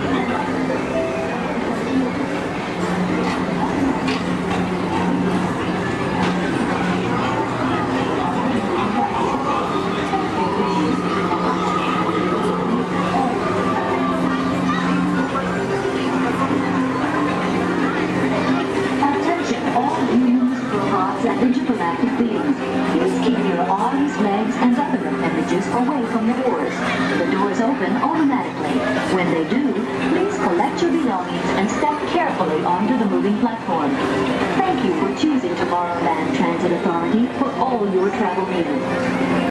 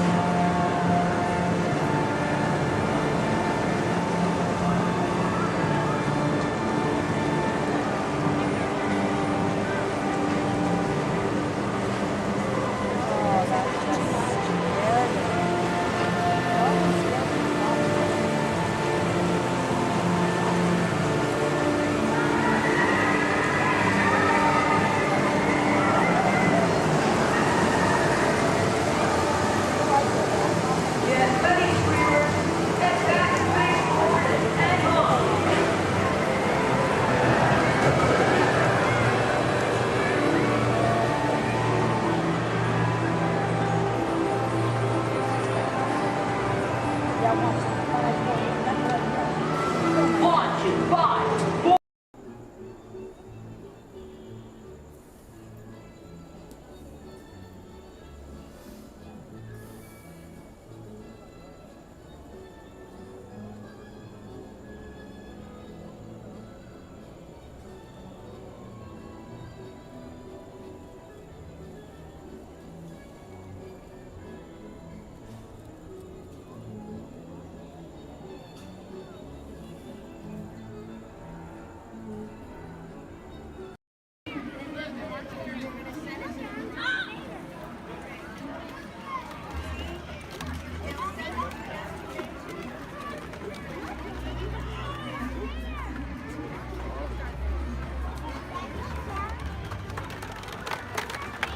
Go Empire! Yay!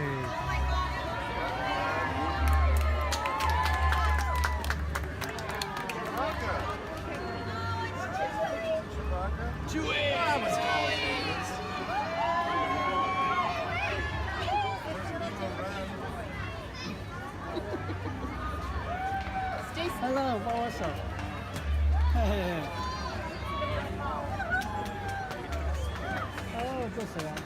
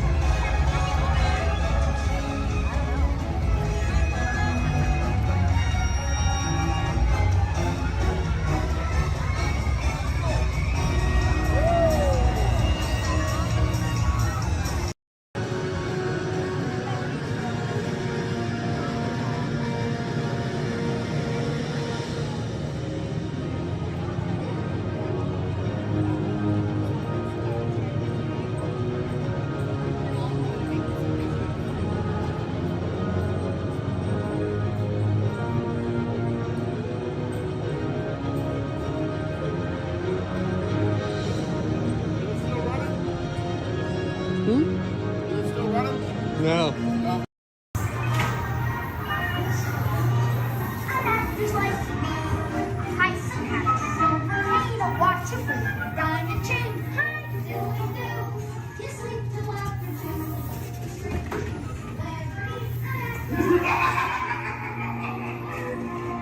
Now, you are working for me.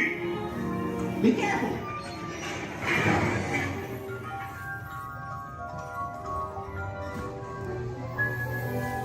Wait for me!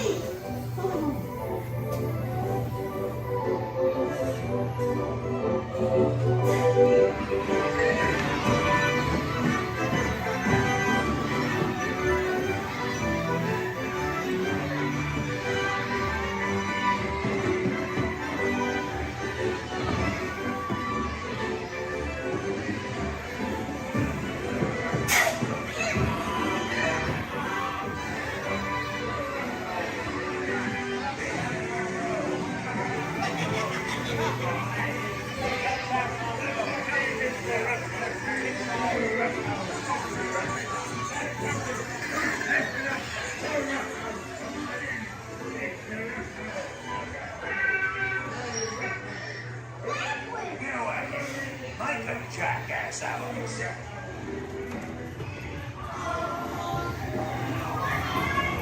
Shut the door. Get locked. Talk.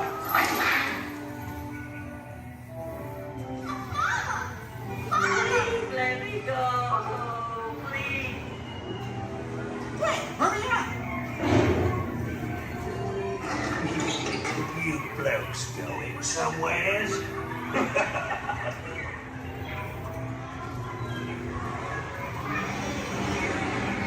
Look out, the monster! Pinocchio! You're We're almost there.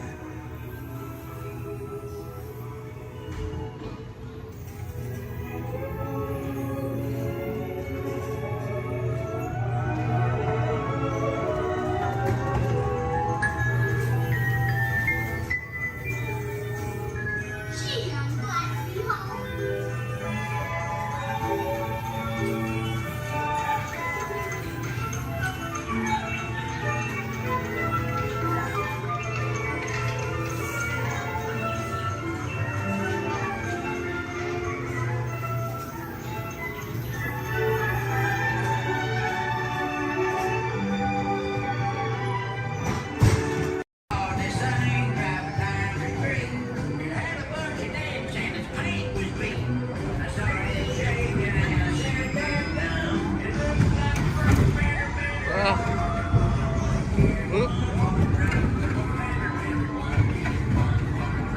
Wait, what?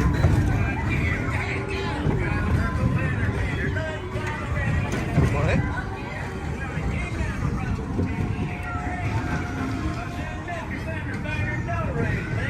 I heard him say the voice of the railroad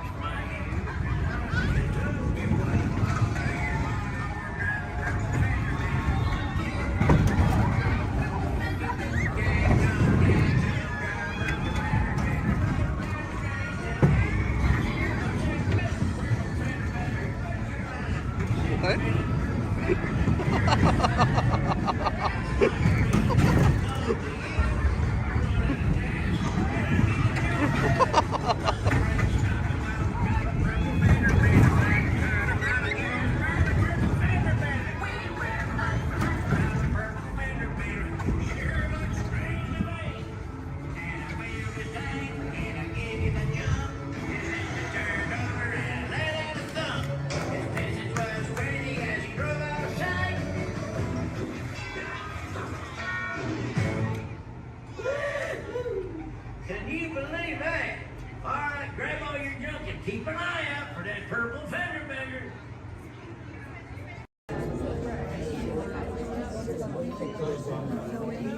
Hello and welcome to Storage. My name is Patrick and I'll be your chief flight attendant today. We'll begin boarding in a few minutes, but first I'd like to acquaint you with some important safety information. When the doors to your flight open, please take a seat and store all carry-on items in the underseat compartment. This includes cameras, purses, hats, and of course, these little beauties. Next, fasten your seatbelts, inserting them into the buckle on your left. If smaller aviators don't measure up to the height indicator on the seat, just put the belt through the loop in the center strap before buckling.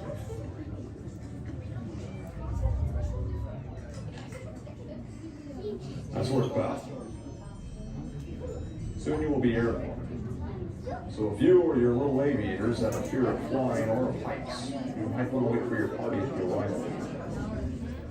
Okay, let's review. That is seatbelt, carrying on, safety strap, fear of heights, keep your hands and arms inside at all times. Anything else? Yeah. Have a nice one.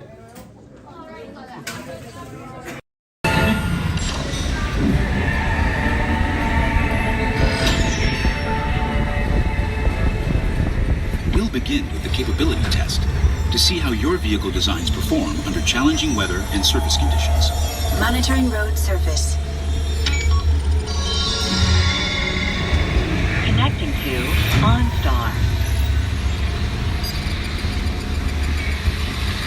SIM card performance data acquired.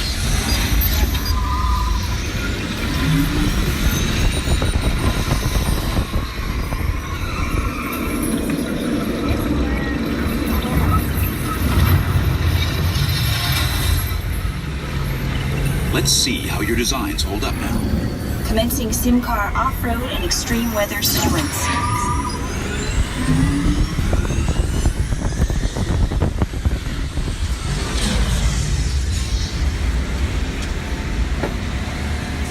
Capability test results displayed and verified. Now let's see how your vehicles compare when it comes to their efficiency. Scanning SIM card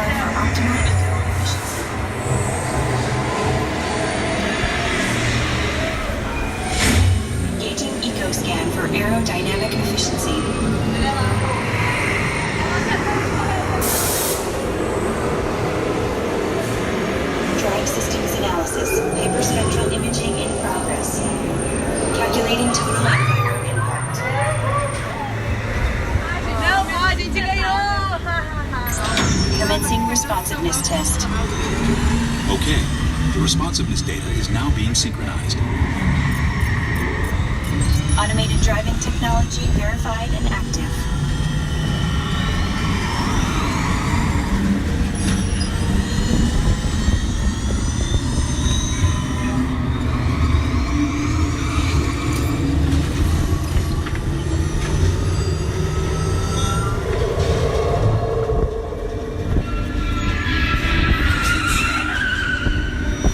Automated crash avoidance technology disengaged.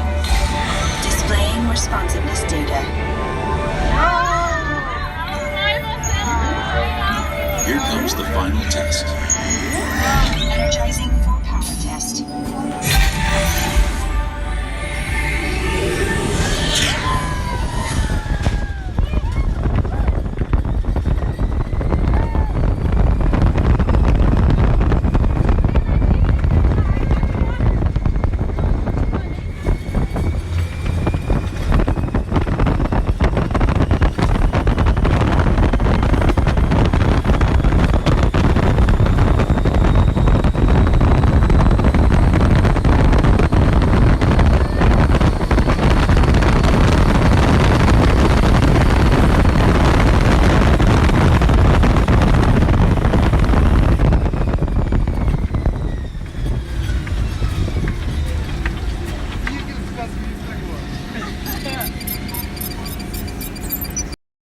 We recently learned that your Terran visionary, Walt Disney, had a similar goal in mind with his early concepts for the experimental prototype Community of Tomorrow. Please remain seated at all times, keeping your hands, arms, feet, and legs inside the train. Please supervise all children, making sure they are seated away from the train openings, either fully on a lap or on a bench. Our next stop will be New Orleans Square Station. Do we want to discard? Do we want to stop at Nora? No, you want to go all the way around? Or do we want to stop at Nora? Welcome aboard the Disneyland Railroad. We're embarking on a grand circle tour of the Magic Kingdom. We'll be stopping at New Orleans Square, Mickey's Toontown, and Tomorrowland. We'll also visit the Grand Canyon and make a trip back in time to the primeval world and the age of the dinosaurs before returning to Main Street Station. As we begin our journey, remember that for a safe trip, you need to stay seated, keeping your hands, arms, feet, and legs inside the train. And please watch your children. Bienvenidos a bordo del Disneyland Railroad. Para su seguridad, permanezca sentado y mantenga las manos, brazos, pies y piernas dentro del tren y cuide a los pequeños. Gracias. Our first stop is New Orleans Square Station. But to get there, we need to pass through the wilds of Adventureland. It may seem peaceful through here, but trust me, it's a real jungle out there. Literally. So be on the lookout. You just never know what might be lurking along the rails.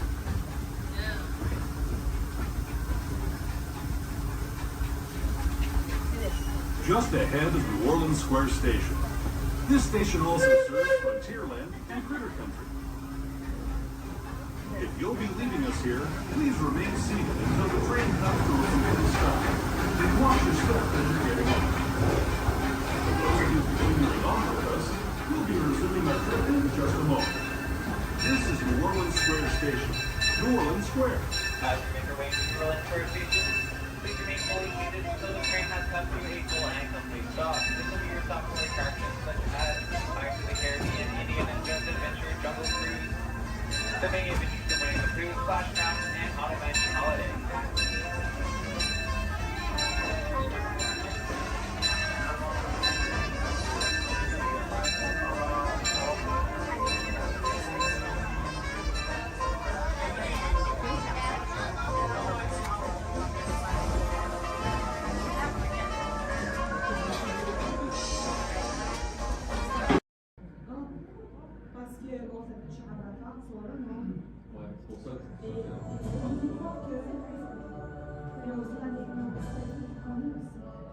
Hello.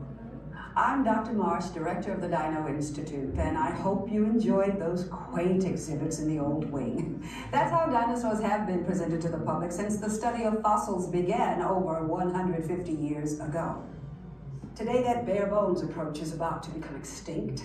In a perfect blending of science and technology, the Dino Institute has created the Time Rover, an amazing vehicle that will literally transport you to the age of the dinosaurs. How? That's proprietary. But the result is a breathtaking journey through a prehistoric world where you will witness the most spectacular creatures to ever walk the earth. In a moment, you'll be going live to our control center for a comprehensive safety briefing, and then it's on to the tour that will convince you forever that the future is truly in the past.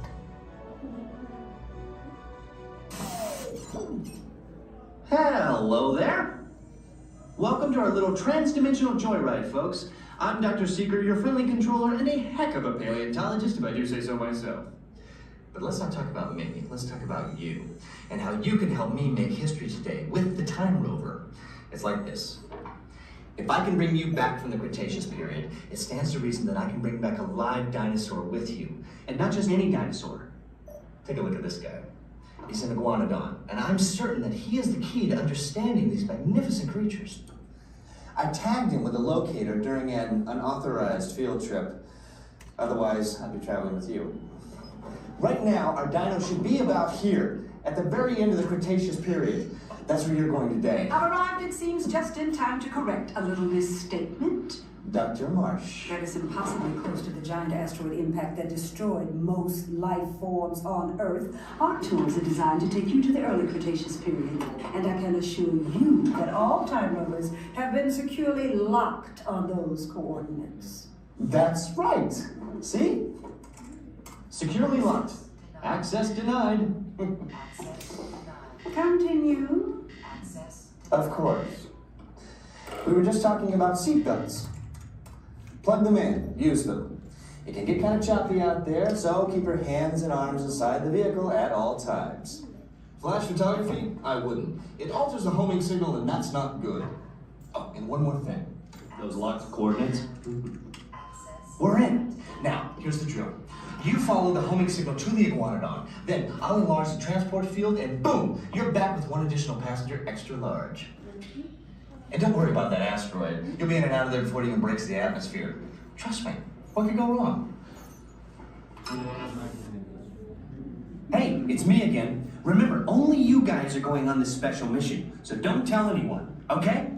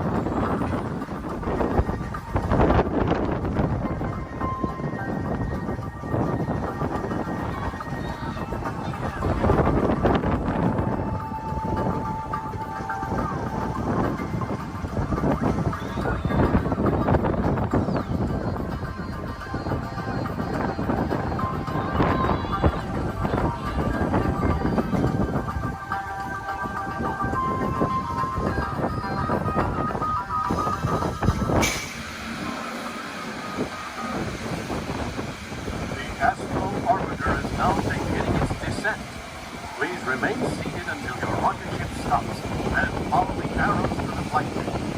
Welcome back, pilots. Travelers, for your safety, please remain seated until your rocket comes to that full and complete stop. Gather all your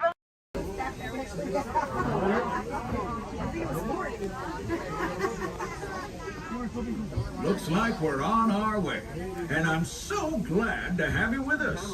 The next leg of our journey takes us to Main Street, USA. We'll head for Frontierland after that. Stay seated and keep your hands and arms, feet and legs inside the train at all times. Oh, and please keep an eye on your children. Para su seguridad, permanezca sentado y mantenga las manos, brazos, pies y piernas dentro del tren y cuide a los pequeños. Gracias. Next up is a place that's always ahead of the curve, and not just because we're on the straightaway. Our metropolis of metallic marbles, Tomorrowland.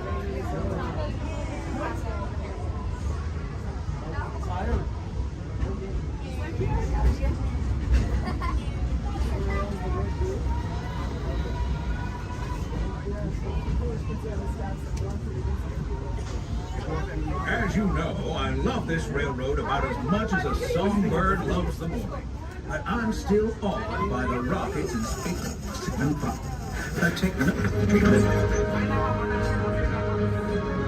Unidentified users detected in upload conduit area. Scanning.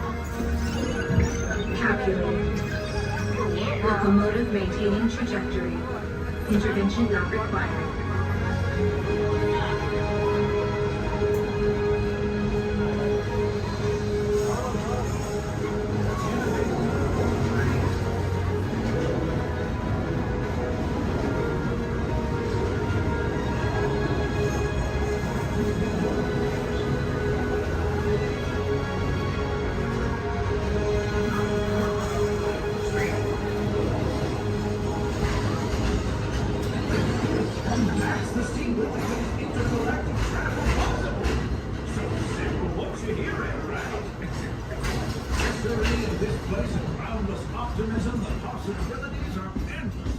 You might say the sky's the limit, but even that is no obstacle in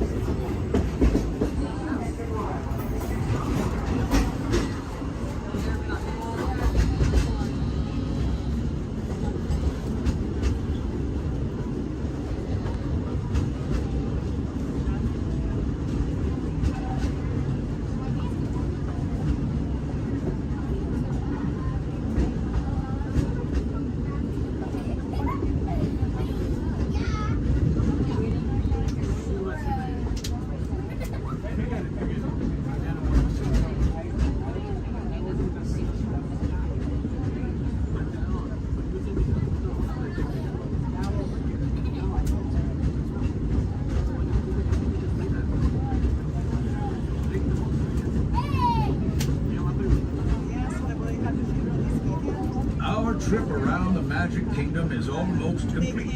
I can't thank you enough for spending part of your day with me. And I hope you've enjoyed your journey as much as I've appreciated being a part of it. We're now approaching our most charming destination, Main Street, USA. A place where the only thing sweeter than the townsfolk is the treats. After our stop, we'll be heading for Frontierland, followed by a visit to Fantasyland. Now, stay seated until our train comes to a complete stop. Then pick up your belongings and carefully disembark. If you have strollers to unfold, please take them all the way beyond the platform so new passengers can safely hop aboard. It'd be mighty kind of. And while we're being neighborly, what say we give our fellow travelers a friendly wave hello? This is Main Street Station. Welcome to Main Street, USA. As we come into Main Street Station, please remain seated until I give the all clear. Please remain seated.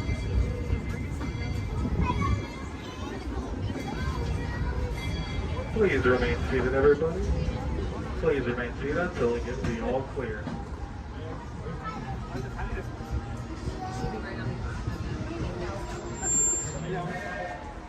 Yeah, now all clear. Chester Main Street Station.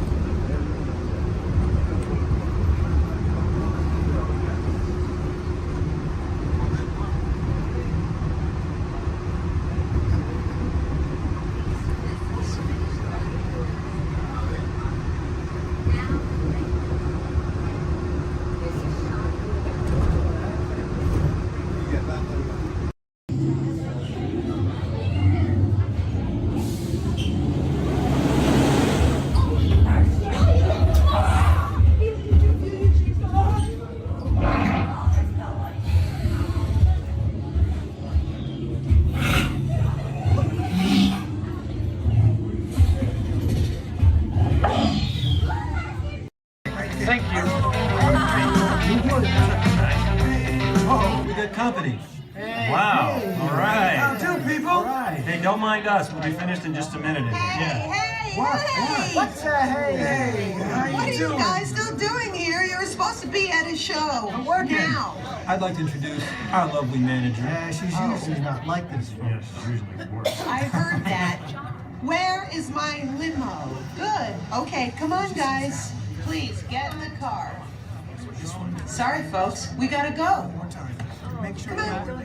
Chris, can you grab my black Les Paul?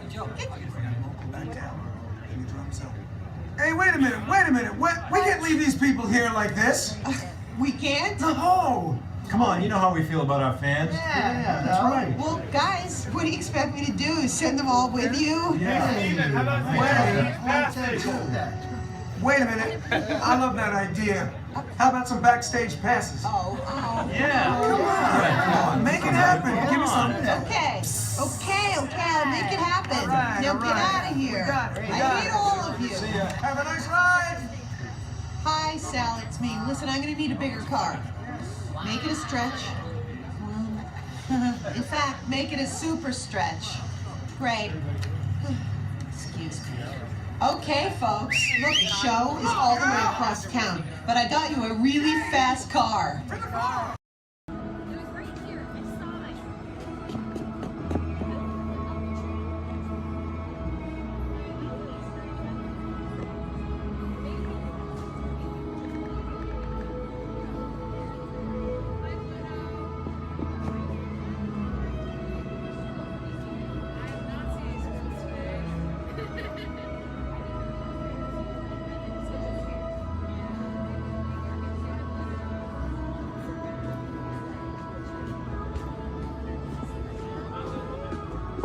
Hi, Pluto. There.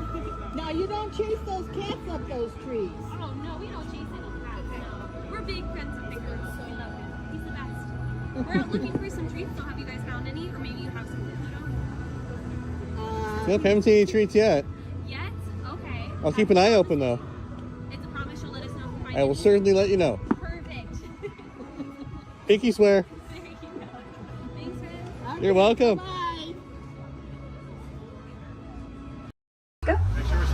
Jumbo friends, my name is Sky and I'll be your guide on the Harambe Wildlife Reserve.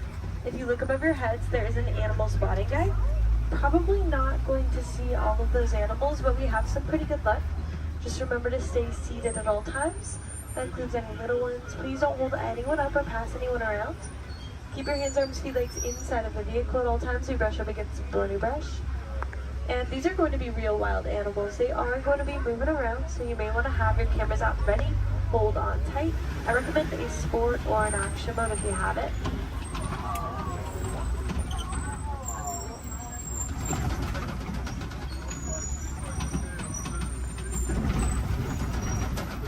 We are in the Little Ituri Forest, home to some of Africa's most shy types of creatures. They're usually very good at hiding, and their markings will help them to blend in. Like that okapi up on the right. They have white stripes on their legs, kind of like zebra stripes. Okapis are actually the only known relative to the giraffe. They have a similar skeletal structure without the long neck and long legs. They were believed to be mythical creatures until 1901. People thought they were too good to be true, but they're true. I think they're pretty great. To the right of the bamboo on the hill in the sun, there's a yellow-backed duiker, dark brown animal. Duiker means diver in the Afrikaans language. They dive into the nearest bush when they get spooked. There are some saddle-billed storks a little further up to the right. They're walking up this hill. There's one on the top of the hill. Looked like they were collecting things to build a nest, but big black and white birds. Stand about 5 feet tall, have a 9-foot wingspan, and they're made for life.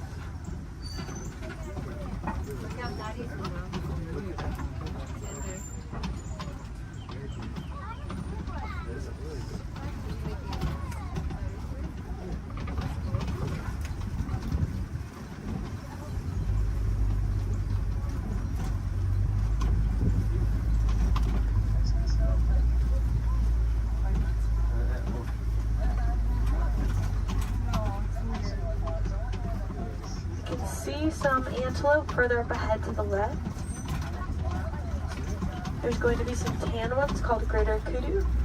They can leap up 8 feet in the air to jump over obstacles, which is super helpful if they need to get away from a predator. And there's some reddish ones called bongos.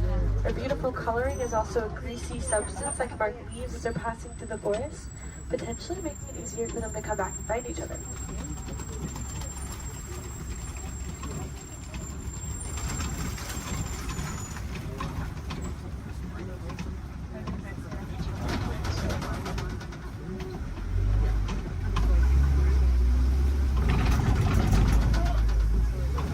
Let's make our way down to the Safi River next. That's home to some of Africa's more aquatic animals.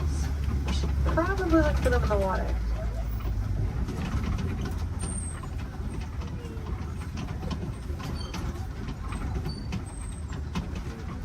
There's some big whitish gray birds on the land called pink-backed pelicans. You get a pink coloring on their backs during mating season to help them attract the mates. And there's also some Nile hippopotamus. Hippos spend most of their time in the water. They can swim, but they often choose not to. Instead, they sink down to the bottom and tiptoe at the bottom of the water. And they'll often come out to find food or relax on a cool day.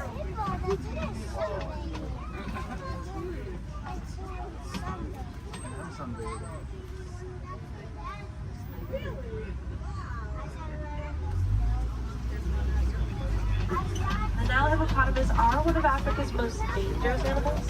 They don't really eat meat. They are herbivores, they eat plants, but are very territorial. Some can even outrun us on land at up to around 30 miles per hour, which is very impressive for an animal that can weigh around 5,500 pounds.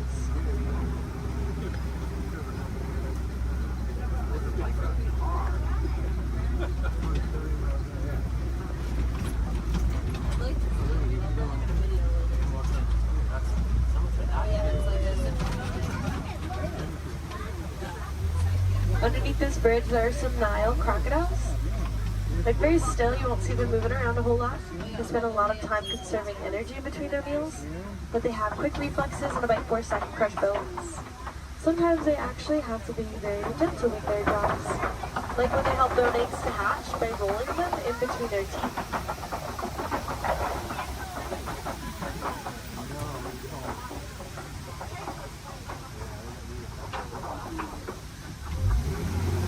Let's make our way towards the savannah next. That's where we will be spending the most of our time.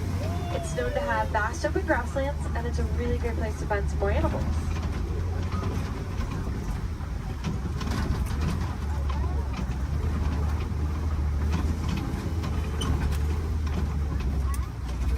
We are getting close. Just around this bend to the right, there's a baobab tree. It'll be the one that looks like it has been planted upside down. Some people like to call it the upside down tree, but it's also known as a tree of life. It's leafless about 9 months out of the year, collecting thousands of gallons of rainwater in its trunk to survive through the dry season. Anything with horns or tusks can very easily break it open, drain the water out, and gain a tree.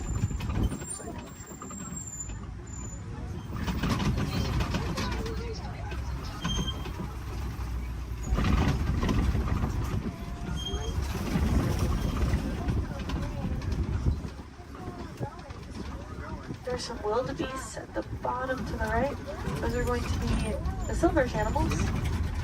They can migrate in large herds of up to 1.5 million of them and also run around 50 miles per hour. So they line up in rows, group up and face different directions to avoid running into each other and if they have to run away from something.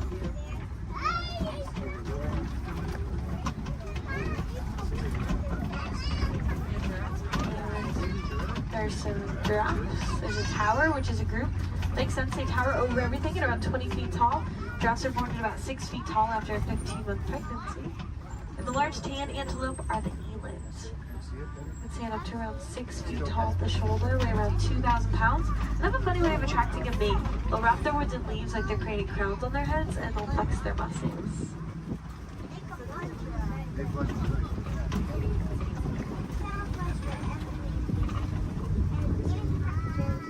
To the right of this den, on our left, there are some African painted dogs. They get their name from their beautiful markings that are as unique to them as our fingerprints are to us. They are not like your pups at home. The African painted dogs are the most successful hunters on the savannah. They hunt in packs and chase their prey to the point that it drops of exhaustion. So very dangerous, also very cute.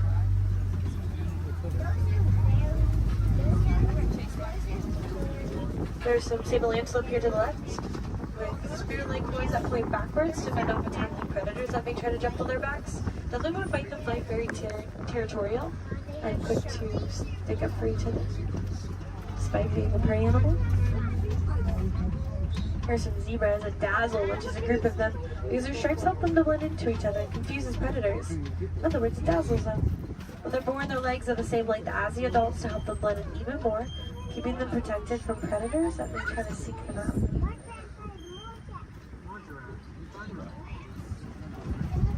Large mounds at the side of the road are termite mounds, made up of animal dung, dirt, and termite saliva.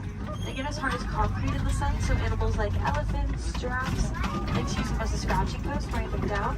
Antelope can stand right on top of the worn down ones to use them as a lookout, looking out for predators.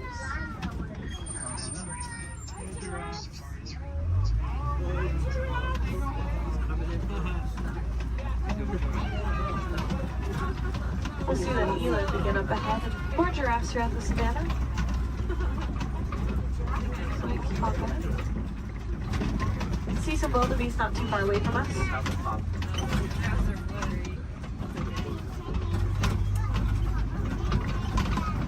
They are a silverish animal on the hills up ahead to the right. Wildebeest can migrate in large herds with about 1.5 million of them crossing the savannah each year.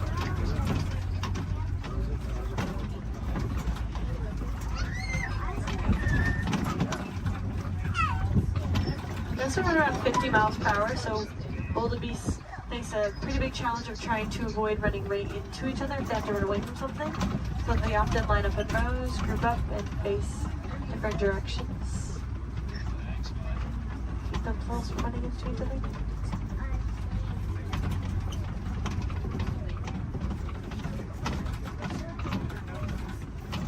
On the very top of the hill to the right, there are some really cute tiny tan antelope called springbok in that tree. They can spring up 6 feet in the air, 13 feet across. It's called pronking. Sometimes they do it to show off to predators because they can also run up to about 60 miles per hour, making them one of the fastest land mammals.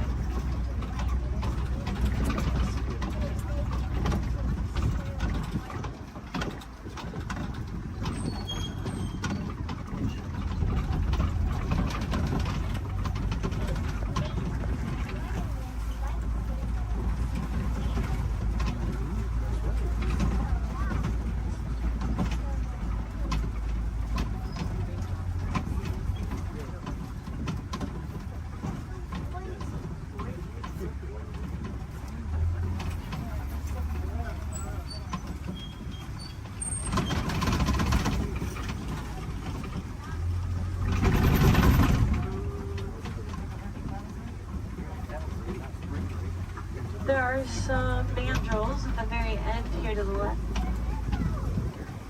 Largest of the monkeys. Males get around 100 pounds. And they have a bright red and blue coloring on their face and rear end, just like Rafiki.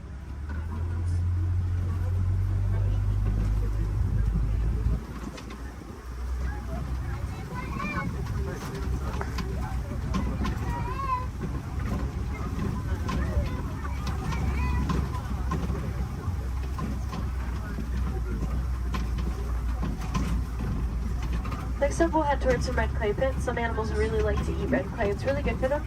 Kind of like taking a vitamin. Although, unfortunately, red clay pits are also often a set of coltan mining, which can cause some problems like habitat destruction, limited food source, more poaching. It's actually very easy to help out with those issues if you are interested. All you have to do is recycle any of your old and used broken electronics or appliances. They contain that coltan. You might be able to find some recycle bins in places like your local grocery stores or electronic stores. Or you can check out Grace Gorillas. They're working to help gorillas in the Congo, and they cover the cost of shipping if you recycle with them. We're pretty big fans too. We named one of the gorillas Grace on Gorilla Falls Exploration Trail.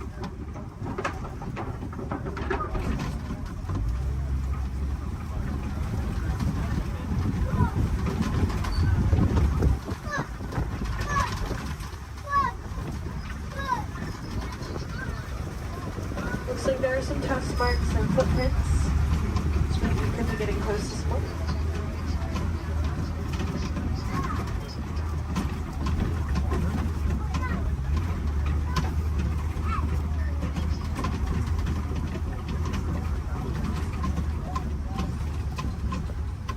It's pretty quiet here. We'll try to check out around the watering hole up ahead. Sometimes we have a little bit better luck because these animals really like to stay close to their source of water, especially in a place where there is a 3-month drought every year. The savanna dry season does cause animals to have to migrate across the savanna in search of better sources of food and water. When they find them, they stay close to them for as long as possible.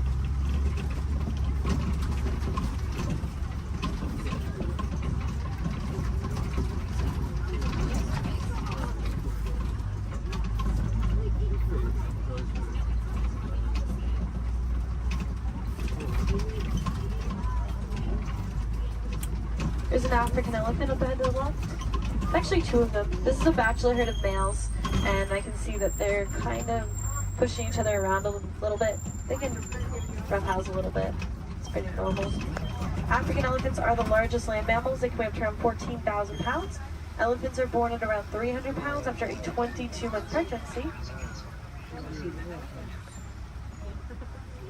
And they're a matriarchal society, so females are in charge. They actually kick these males out of the herds once they reach maturity of around 13 to 15 years old. Some males migrate alone, some band together and create their own herds called bachelor herds. Here's a flamboyance of creative flamingos here. These ones are a very light shade of pink, and it can take up to 2 years for them to get their coloring from beta-carotene found in the bread shrimp that they eat. There are a few different theories to why a flamingo might stand on one leg. It's mostly believed to help regulate body temperature, kind of like sticking one leg outside of the covers at night to cool yourself off. A flamingo might just put one leg up.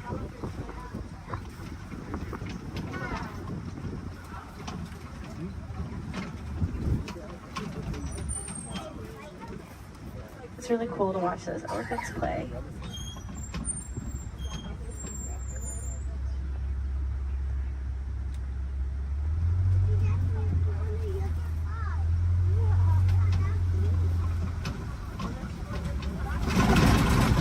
Looks like something may have been rolling in the mud up ahead. Some animals like to use mud as a sunscreen, a bug repellent. It's also just good for their skin, especially these white rhinoceros. They do that.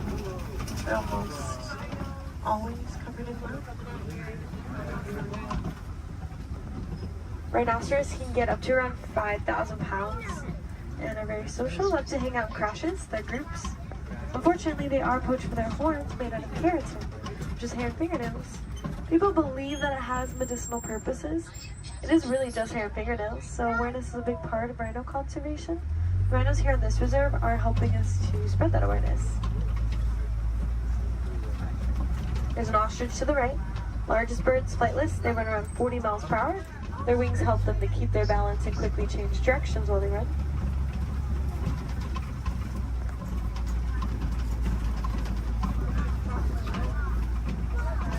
There are some cheetahs along the hills to the left. We should have a whole coalition of them, which is a group of them.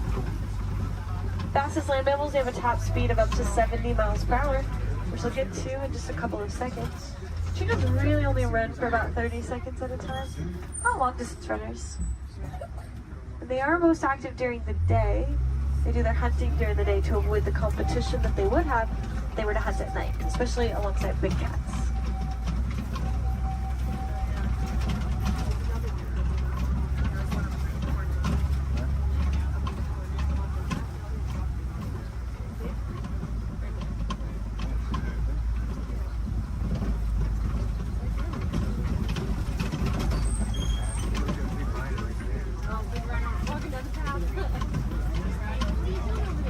These large rocks are kopis, tallest point on the savannah. Some animals like to use them as a vantage point to look over the savannah. See if maybe you can find something on the other side.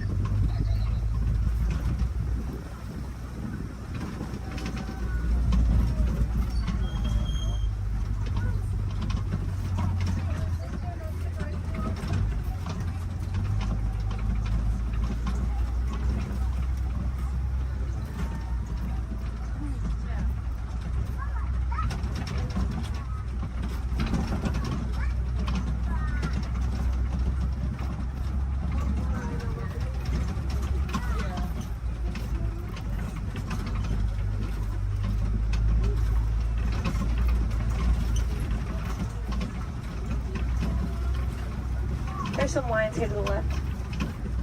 They sleep and relax about 18 to 20 hours out of their day, active for about 4 to 6 hours at night. So we get a tail. That's mostly what I can see. When they wake up, the males stay back to make sure the prides are protected. The females tend to do about 90% of the hunting.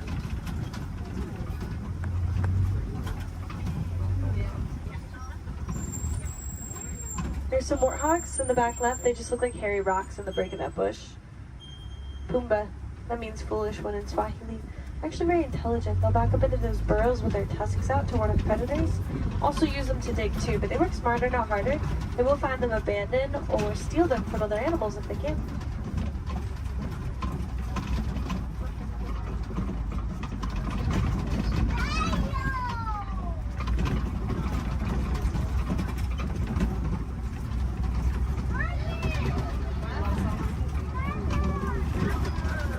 There are some ostrich eggs down this path of the river.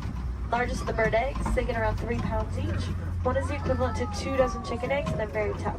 Probably wouldn't crack if you were to stand on one, but I don't think that ostrich we saw earlier would like that very much.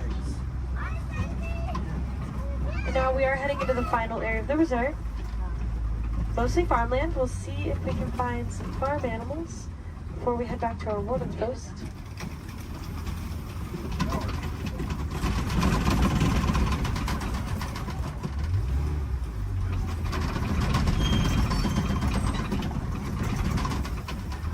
There are some Nigerian dwarf goats here. Very tiny type of goat known to take up very little space, and they produce a milk that's nutritious and high value. Helps communities to rely less on their local wildlife for things like nutrition and income.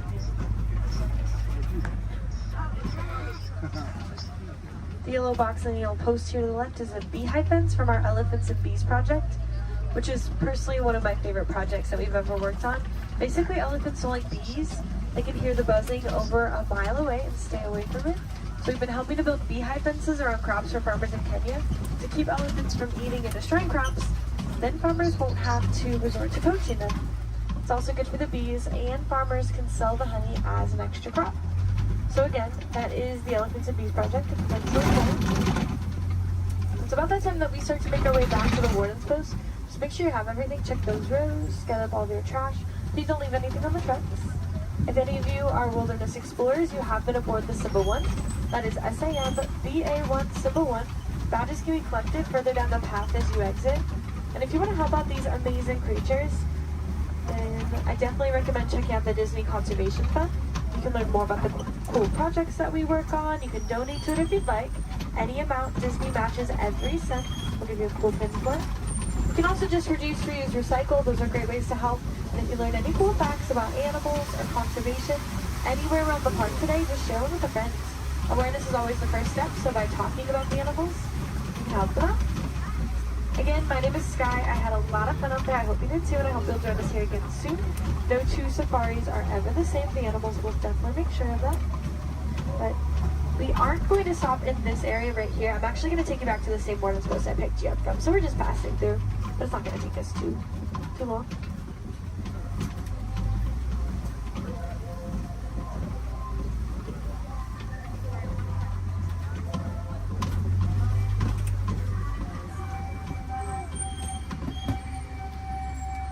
Sante-sama, thank you.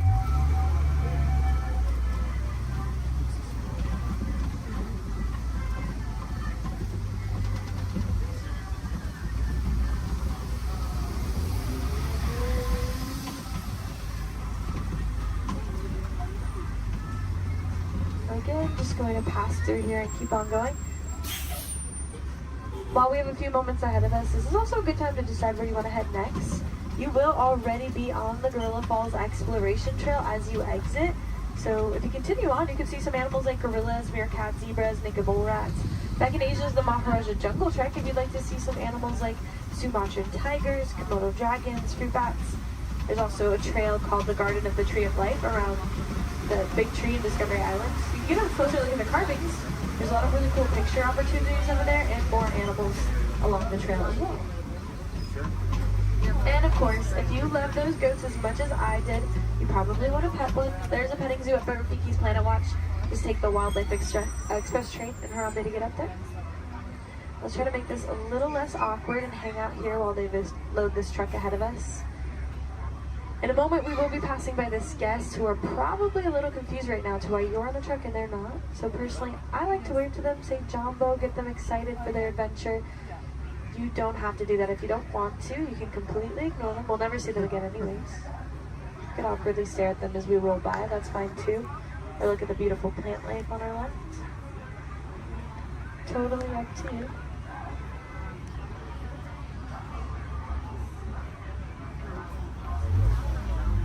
Alright, here we go. Jumbo friends, Jumbo warden. Jumbo friends, Jumbo warden.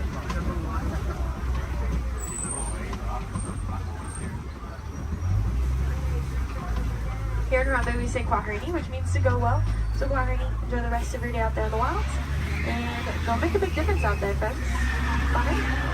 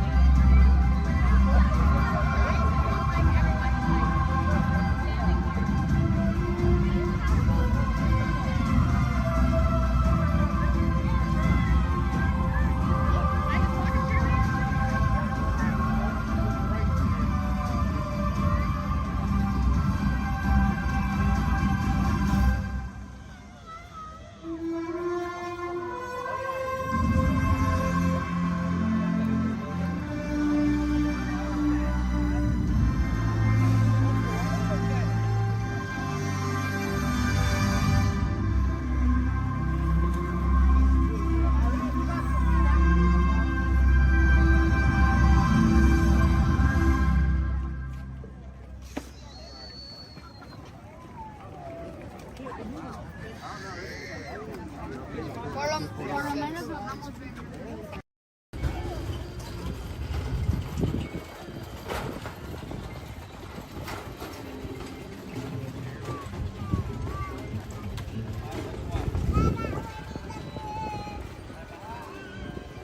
The eye chart to test your vision. Now, all together, if you would please read line 3. With F-I-G-N-E-T, you can see things differently. Sure, you can see with your eyes, but imagine what you could see if you used your imagination. Follow the bouncing figment. One spark of light can light your fancy. Your mind sees more than what your eyes see. Your sense of sight can make your fancy fly. There's more to sight than meets the eye.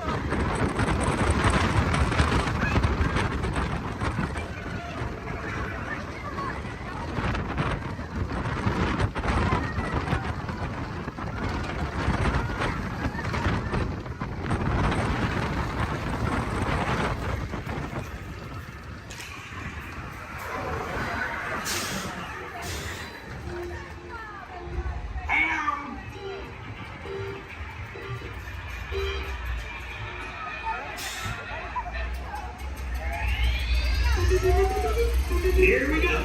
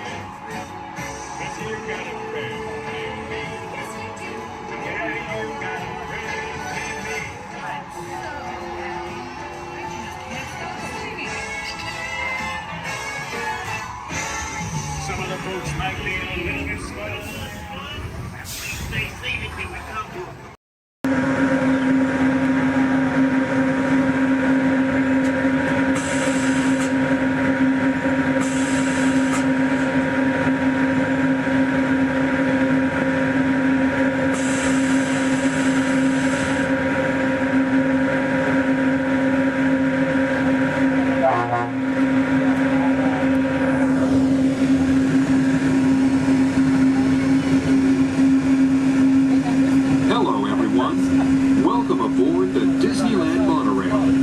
We are now beginning a 2.5-mile journey to downtown Disney Station and back. For a safe trip, remain seated, keeping your hands, arms, feet, and legs inside the cabin. Be sure to watch your children and no smoking, please. Bienvenidos. Para su seguridad, permanezca sentado y mantenga las manos, brazos, pies y piernas dentro del tren y cuide a los niños. Por favor, se ruega no fumar. You're riding aboard a Mark 7 monorail, the latest generation of Disneyland monorails. When Walt Disney introduced this attraction in 1959, it was the first daily operating monorail system in the Western Hemisphere. Just ahead is Disney's California Adventure, where you can live the ultimate California dream through attractions and live shows that are as diverse as the Golden State itself. The Towering Hotel is home to the Twilight Zone Tower of Terror, where you can literally take a thrilling drop into Hollywood history. The bear-shaped rock formation is part of the Grizzly Peak Recreation Area, a haven for outdoor adventures. Beyond it, you'll find the high-energy fun of Paradise Pier. Coming into view on the left are the villas at Disney's Grand Californian Hotel and Spa. It's the first Disney Vacation Club resort on the West Coast and shares the same arts and crafts style as the famous hotel, which we are now entering.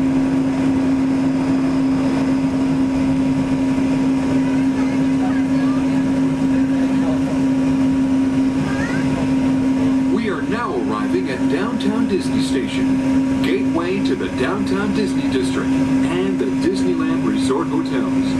If you will be leaving us here and returning later today, please hold on to your park ticket and have your hands stamped as you leave the station. You may reboard the monorail for a return trip to Tomorrowland up until 1/2 hour prior to Disneyland closing. Please remain seated until the monorail comes to a complete stop and the doors have opened. Then, gather your belongings, lower your head, watch your step, and exit to the left of the monorail.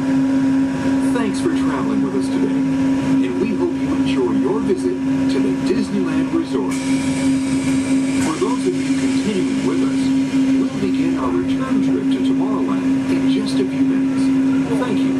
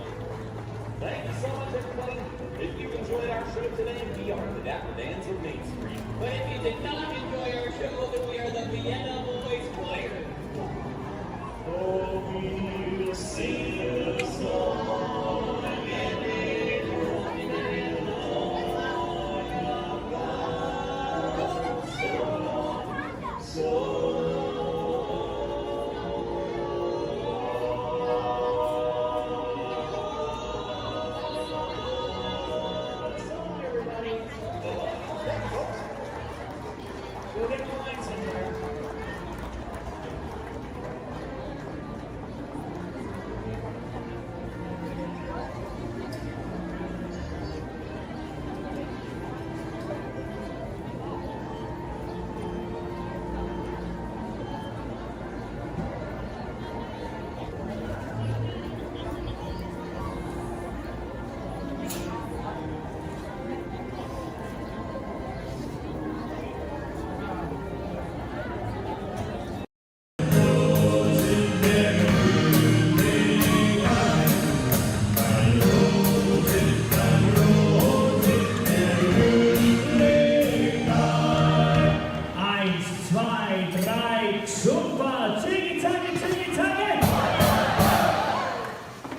Was that loud enough? Turn to your neighbor and say, louder!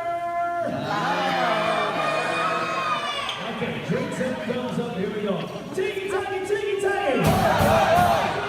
Tiggy, taggy, tiggy, tiggy, taggy! Rolls, clink, and drink!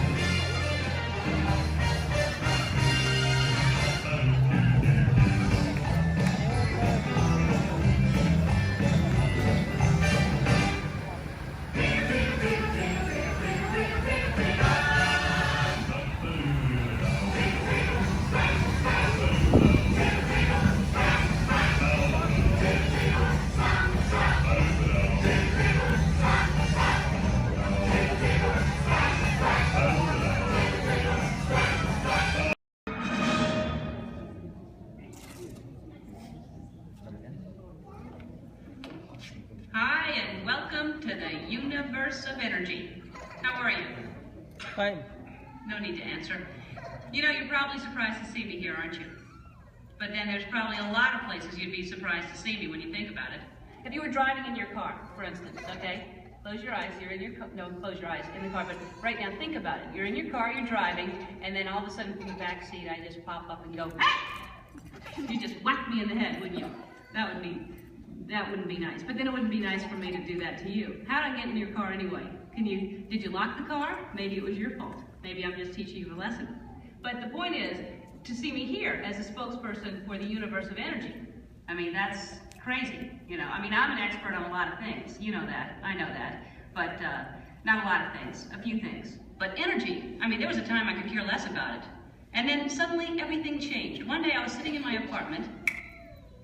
I said I was sitting in my apartment when, there it is. I'd offer you some snacks, but I can't hear me. Hey, you! How about sharing some of those chips? No, you're on a diet. Me, how about you? Anywho, I'm watching TV and my favorite show's about to start. This is Jeopardy! Yes! I told you it was my favorite show. Who is it? And of course, no one locks their doors in New York. Hey, it's your neighbor, Bill Nye the Science Guy. Hey, Bill Nye the Science Guy, it's Ellen, just Ellen, I guess. What can I do you for? I'd like to borrow some aluminum foil, a clothespin, and a candle. Another hot day, huh? Actually, I'm working on a new experiment. Take care of your knee. I don't want to miss any of the game. What are you watching? Jeopardy. Yes.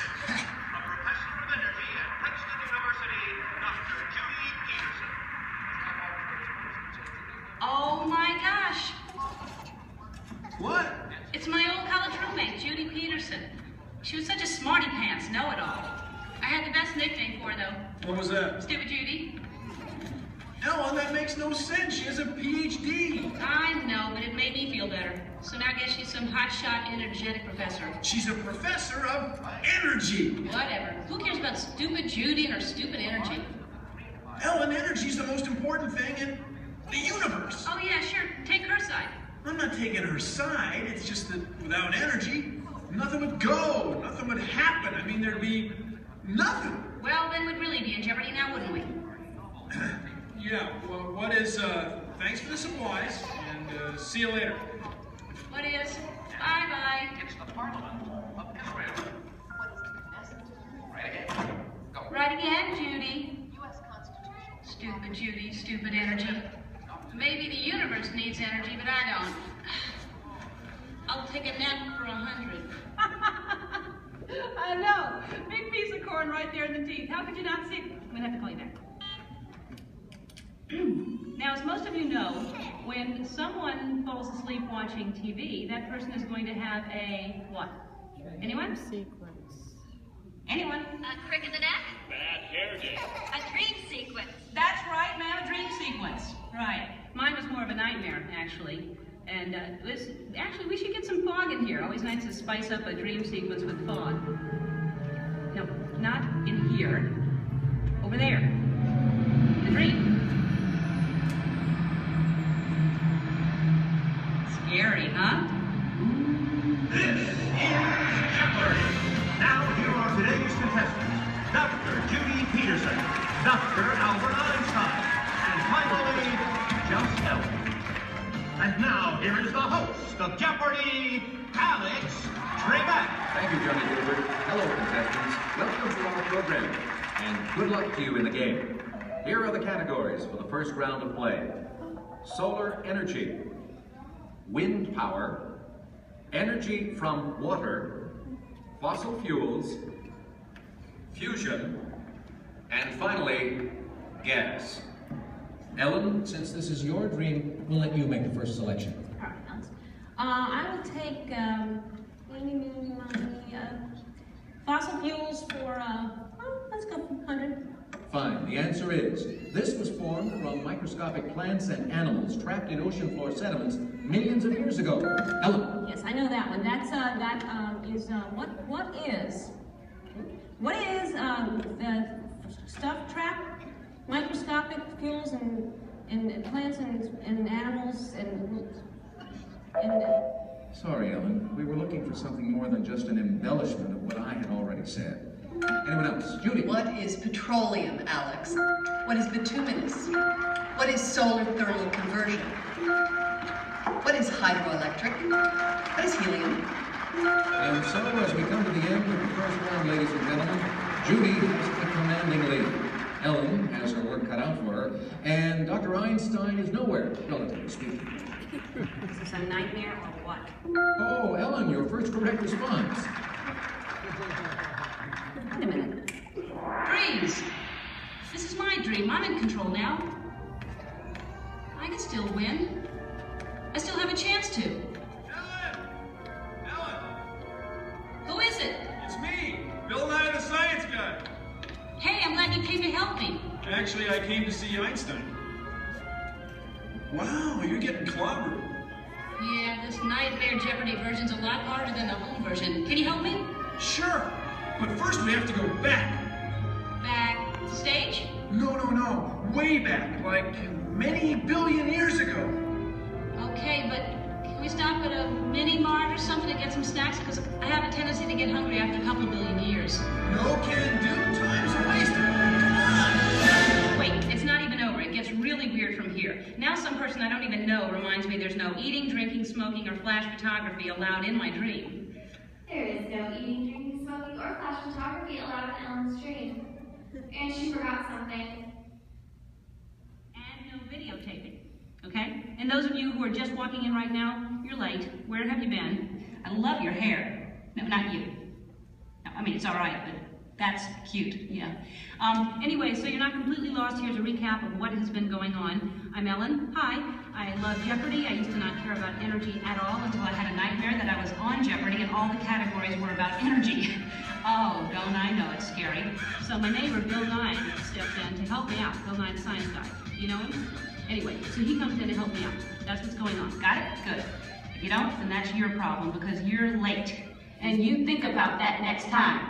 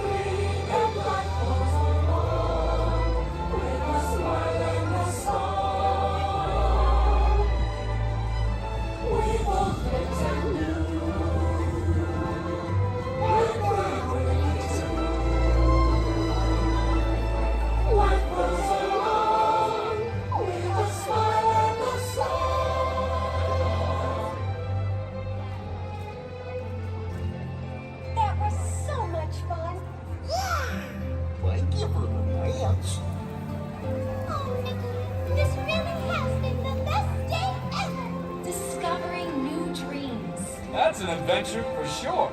Trying something new. And having a swinging good time. You bet. Finding the confidence to be true to yourself. That's right.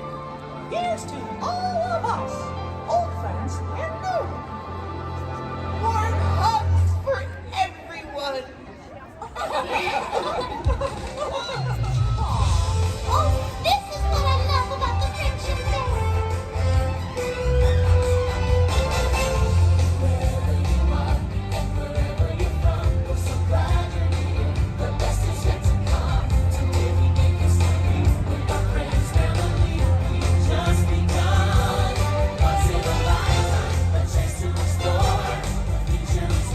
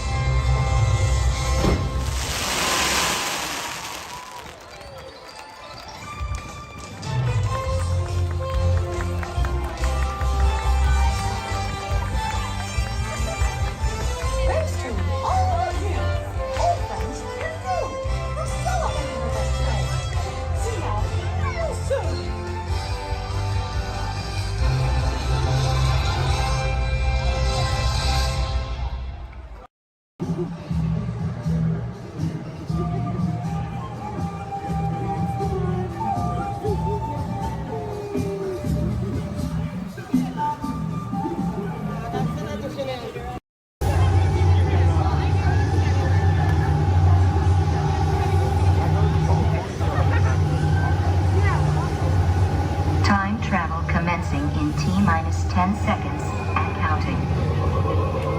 This is Seeker. Listen up.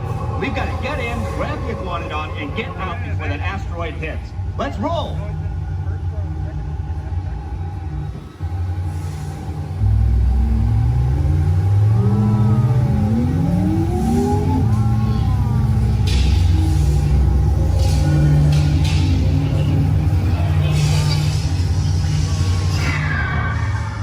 Okay, now, let's go get that dino. Computer, what are you tracking? Styracosaurus. Not our dino. Warning, meteor shower in range. Just little one. Oleoramus. Hadrosaur. Raptor. Time to get serious. Locking autopilot on homing signal now! Hang on! I'm tracking a big dino on the scope. Could be ours. Computer, full stop. Identify. Carnotaurus. Definitely not our dino. Go, go, go!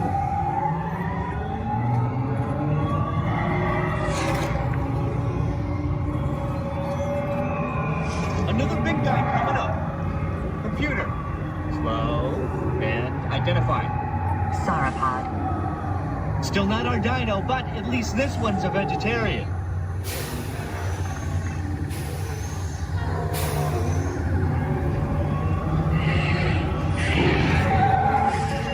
Asteroid impact in 90 seconds. We better move it. Pterodactyl. Incoming! Asteroid impact in 60 seconds. We can't stop now. Keep going, keep going. Compsognathus.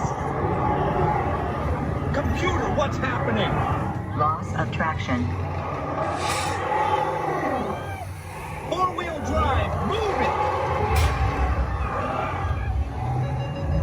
Warning, meteor strike. Evasive maneuver!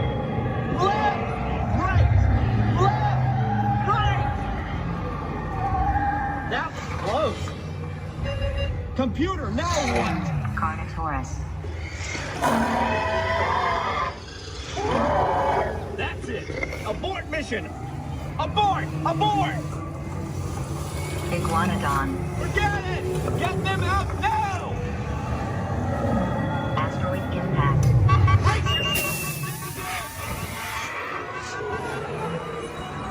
They're not gonna make it! They're not gonna make it! Mission accomplished. You made it! I knew you would, and guess who made it back with you? I better find him before security does. Thanks for everything!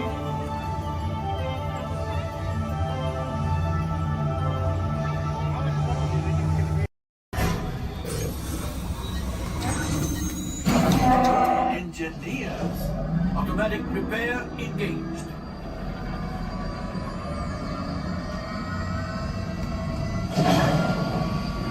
Right, pilot. Push the flashing button to take off. Pilot on the left. Move your stick to fly right and left. I was just about to say that. Pilot on the right. Pull back on the stick to fly out. And push forward to fly down. Oh, watch it. Julie is flying this thing look in the air. Weapons are online. Left pilot. Hit the booster. Now let's go get that coaxial. Right pilot. Make the jump to light speed.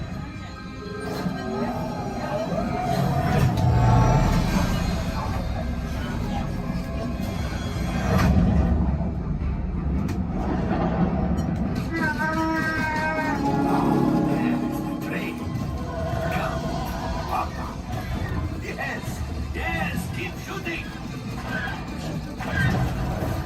They've locked onto us. Take evasive action.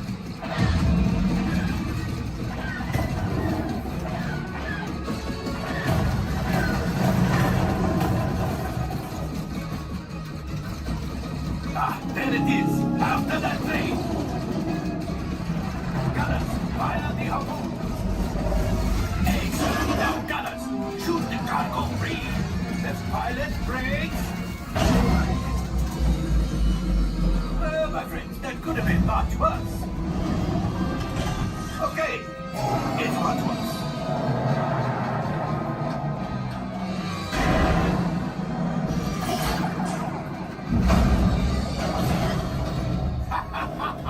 Yes, you got one. Excellent, my friends. Now power up the ship. Well, I grabbed the old axiom. You see, just as I promised, my friend, now that the resistance has what they need, maybe a little something for Hondo. Pilots, line up behind the train so we can harpoon that last car. Gunners, fire the harpoon. Gunners, shoot the train. The cargo's breaking free. Keep shooting. Good job, my friends. Yes, yes, yes. We got the coaxium. I will grab it. You keep up to the train.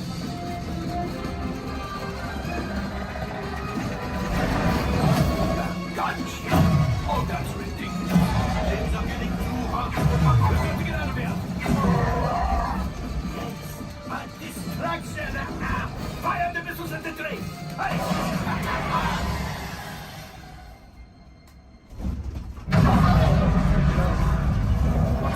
The Star Destroyer is collapsing. Left pilot, hit the boosters. Boost, boost. We made it. I don't believe it, but we made it. Now, let's get out of here.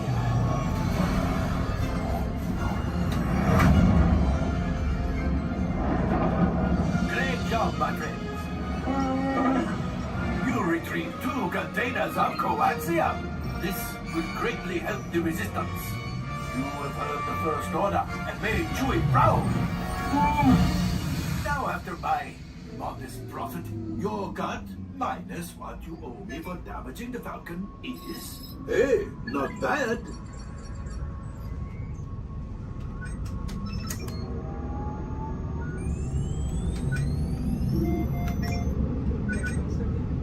R5, damage report. Engine failure. All right. Hyperdrive leak. That is not too good. Multiple hull ruptures. Well, it could be worse. All right, I'm making an executive decision. Everybody out. Go on, get out.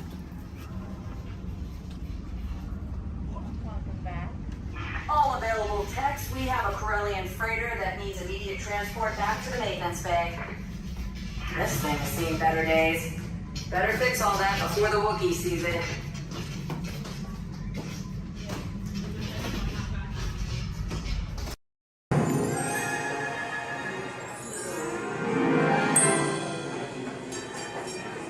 Ready?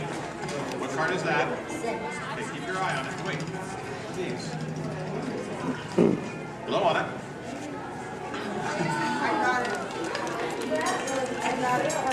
Hello and welcome to Disneyland's 50th anniversary celebrations. For this truly historic event, no ordinary host would do. No, the Disney folks wanted someone who's been here from the beginning. They wanted a household name. A name that means family entertainment. Donald, calm down. You're just too animated. I'm referring, of course, to me, Steve Martin. Oh, really? Well, I don't remember him calling that show the Donald Duck Club. Now just waddle along. As I was saying, the Disney folks came to me because I began my career right here at the Magic Shop at Disneyland. That's me, Disneyland class of 1960. Magician, prestidigitator, and seller of fake vomit.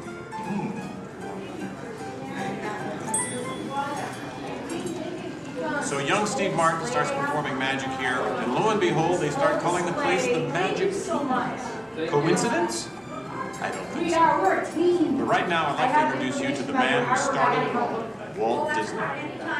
Walt, tell us how it all began. Well, this is the original. Now, this is the original, Mr. Lincoln, from the original show here at Disneyland. And then So we start out Yes, Walt planning him, and then take you to the merry-go-round, we run a couple of different places. As I sit there, all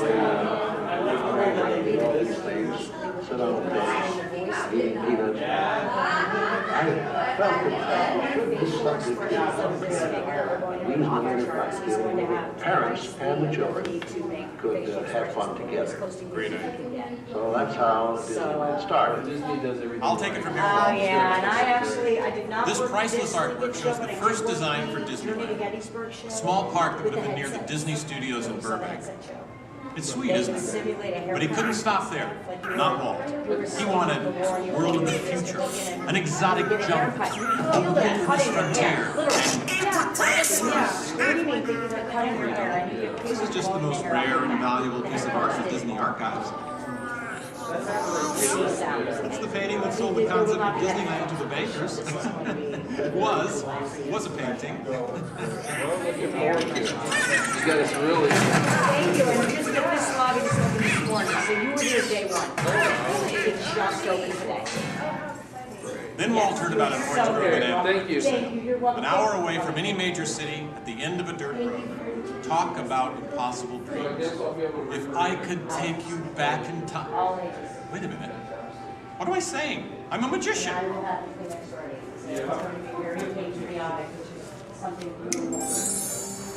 Here is the actual orange grove 1 year from opening.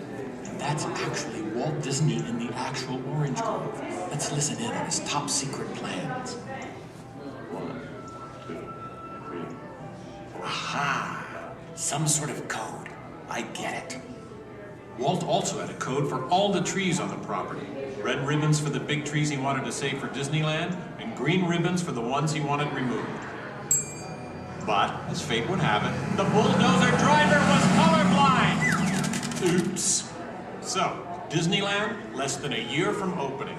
No one, in their wildest imagination, could ever build an entire theme park here in just 1 year. I'll show ya. Watch this, Magic Boy. That kind of sound. Keep going, boys. Faster, faster. That's it, good work. That's it, good work. Opening day. Take it away, Walt. To all who come to this happy place, welcome. Walt's dream had finally come true. And to celebrate, ABC organized the biggest live telecast in history. Some of the most famous stars in Hollywood showed up, including host Art Linkletter. Frank Sinatra.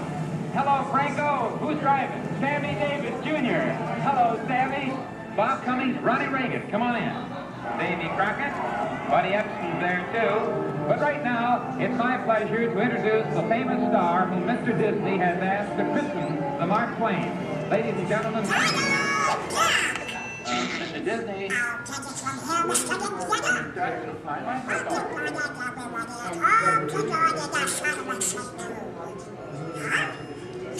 What's the big idea? I'm translating.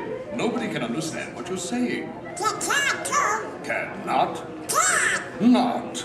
I'll show you. Ignore the duck. As I was saying, the lands that America saw on the Disneyland television show became It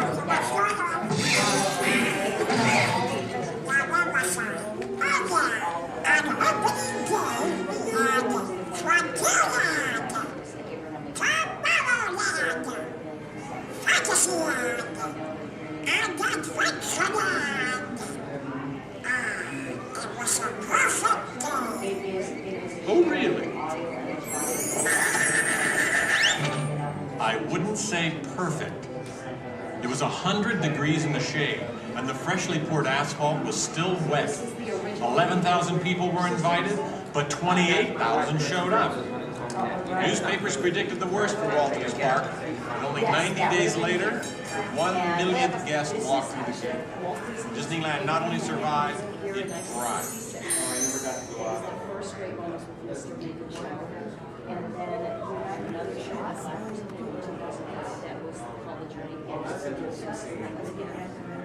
We've been down since 2005, where we've been singing the Steve Martin show.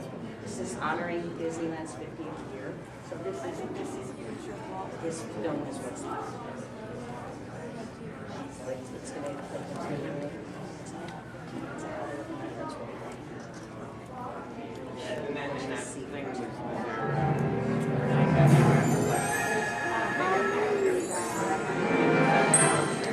Walt wanted the magic of Disneyland to begin as soon as you walk through the gates. And your first stop is this turn-of-the-century street inspired by the small town where Walt grew up. He felt so at home here. He even had an apartment built for himself above the fire department, and it's still there today. Walt paid tribute to his father in one of the shop windows. In others, you'll find some of Disneyland's most important contributors. Nice try, Donald. Many shops have come and gone here over the last 50 years. Gone is the working pharmacy, and gone but not forgotten, my favorite, Hollywood Maxwell's corset shop, better known as the Wizard of Bras. Yes, Disneyland is filled with nostalgia and memories, but that's only part of the magic. Let's not forget fantasy. Ah, hear that? When you wish upon a star, your dreams come true. For Walt, that was the very essence of Fantasyland. Of all the lands, this was closest to Walt's heart. He even placed the Disney family crest right above the castle gate. Fantasyland was created by the same artist who created Disney's animated films at the studio. And soon those storybook tales came to life in an orange grove in Anaheim. For the first time, we could step into those worlds and become a part of the adventure. In Adventureland in New Orleans Square, surprises happen all the time. In fact, Disneyland is the only place I can think of where you can be attacked by pirates, frightened by ghosts, and nearly crushed by a giant boulder, while keeping your arms, legs, and feet inside the vehicle at all times. And here's the adventure that started them all. Remote rivers through a treacherous jungle. Could something go horribly wrong? Only a punchline. Over the years, the Jungle Cruise has become a showcase for handsome and witty river guides. Oh no! That big elephant is coming up to us and it looks like he's going to squirt us! Everyone in the back, get down! Don't worry, it never happens.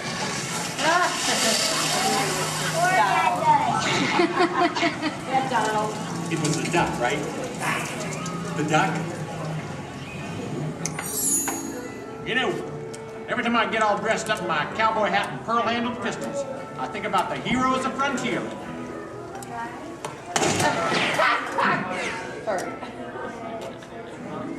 You see, Walt believed it was important to pay tribute to the pioneers who blazed a trail across frontier America. And I agree. Especially when it involved saloon girls and blazing six-guns! In Frontierland, you could meet popular Disney heroes of the day, like Davy Crockett and Zorro. For a while, there was an authentic American Indian village.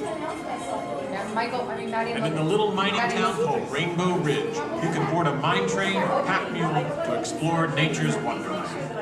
And then the West got a whole lot wilder. Big Thunder Mountain Railroad was a thrilling addition to Disneyland's growing mountain range. The first peak was the Matterhorn, one of Disneyland's first e-ticket attractions. But the most out-of-this-world mountain of them all is right here in Tomorrowland. When Disneyland first opened, Tomorrowland gave us a preview of the amazing, futuristic world of 1986. Okay, so the 1980s didn't turn out that way. But Tomorrowland is really about imagining the possibilities of the future. So we got to go to the moon before real astronauts did. We got to travel through the mighty microscope on atommobiles, beyond the realm of normal magnification.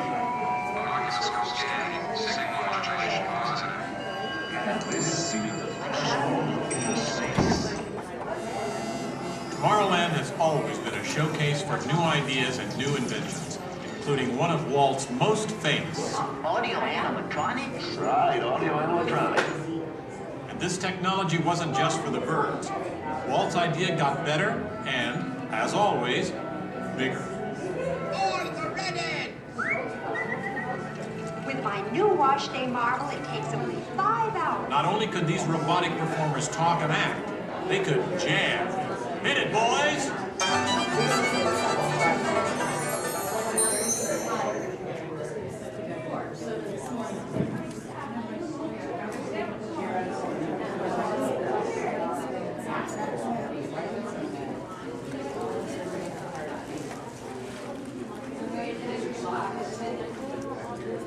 I was going to call him and say that because my show was like, no, I'm just going to let him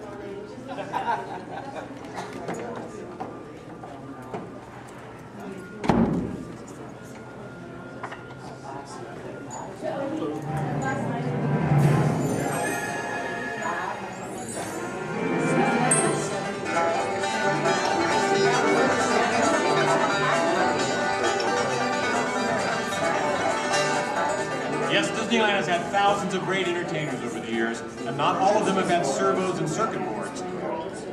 I learned a lot about comedy by watching Wally Boat, star of over 47,000 shows at the Golden Horseshoe Revue. And he was only one of the great homegrown acts that brought their unique magic to Disneyland over the years.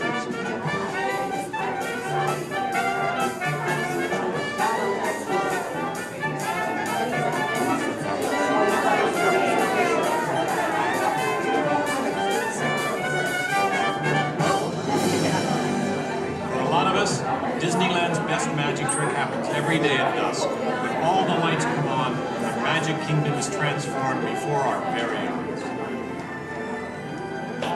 You know, that's one of the great things about Disneyland. Everyone has their own special memories.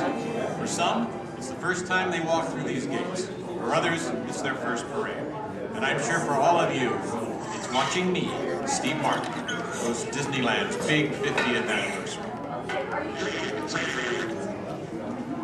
But while shows and attractions are all great, I think for most people, the real magic of Disneyland is right here. It's you, Donald. Yes, it's you and Mickey and all the rest of the gang who always make us feel like old friends.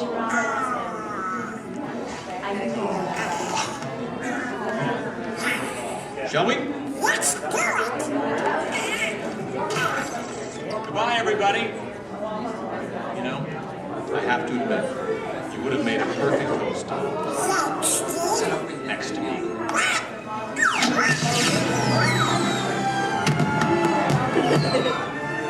All come to this happy place.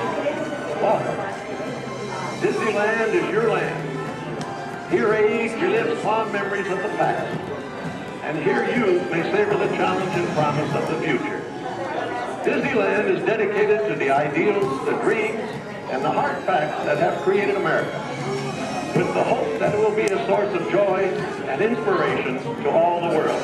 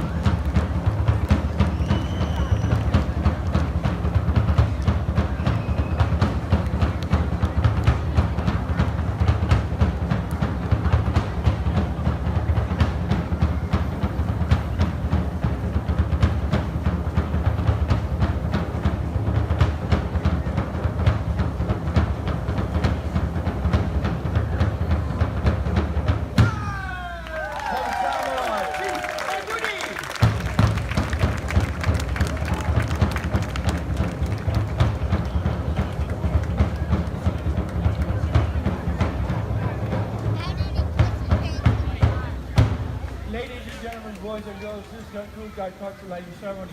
Thank you for attending and please enjoy the rest of the evening. Mahalo and aloha!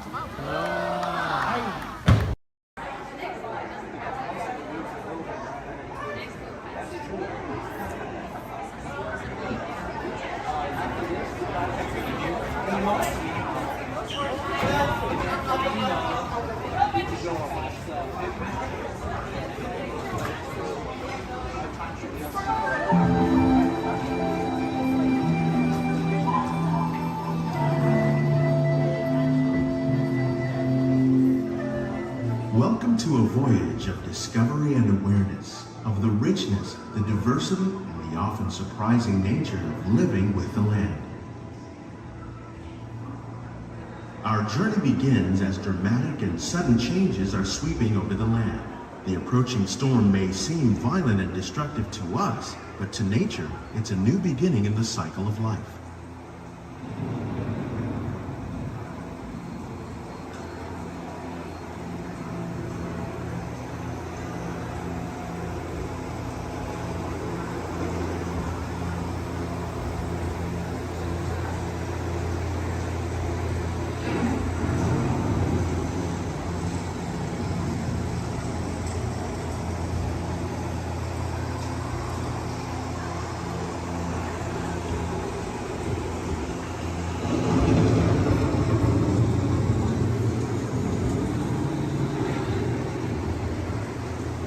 Beneath the surface of the land, roots trap water from the flowing mud, extracting precious nutrients and minerals. These elements, when combined with sunlight, create the diverse living systems of our planet.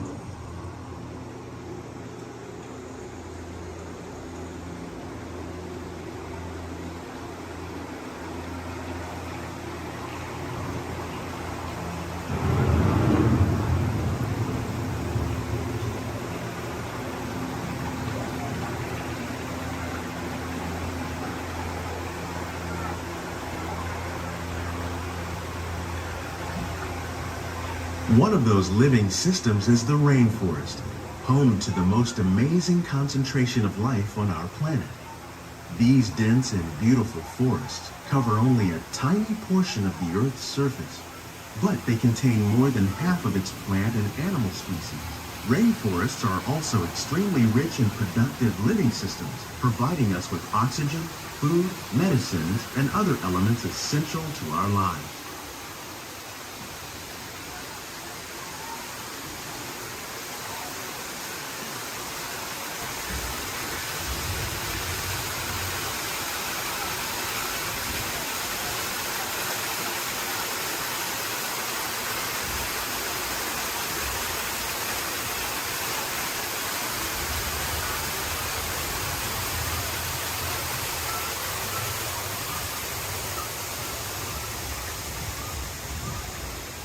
In the desert, nature has created a very different, but no less beautiful living system. And while this arid landscape may seem lifeless, it is very much alive. The plants and animals that have learned to survive in these harsh conditions make use of what little water they can find and avoid the scorching rays of the relentless sun.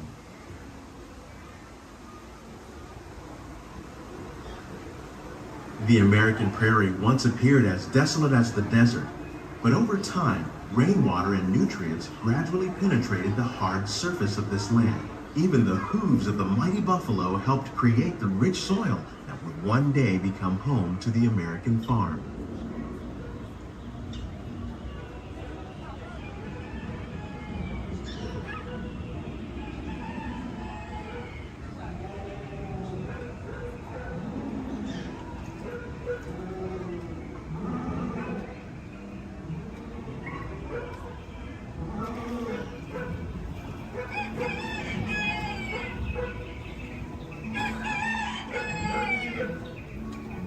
Of all the forces at work on the land, humans have had one of the most profound effects. The need to produce food for a growing world led to the enormous use and sometimes overuse of the land. In our search for more efficient ways to grow food, we often fail to realize the impact of our methods.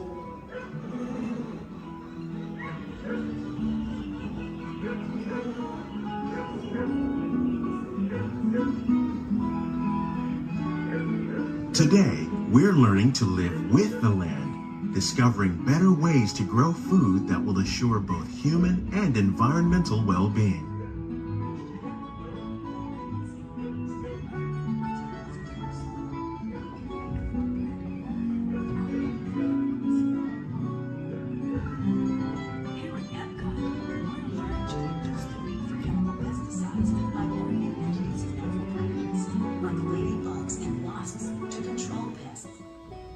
In the farmlands across America, we're learning that by plowing under vegetation containing natural fertilizers, we can enrich the soil without the use of chemicals. In arid regions, we're learning to produce food on desert seacoasts by developing and planting crops that thrive on salt water. In Japan, we're learning that by mixing leaves and other living materials into our soil, we can make farmland more fertile without the need for chemicals. How will we meet tomorrow's growing needs for food production, yet still respect the needs of the land? Some of the answers are being discovered just ahead. To help us maintain these carefully controlled ecosystems, and for your safety, please remain seated in your boat at all times.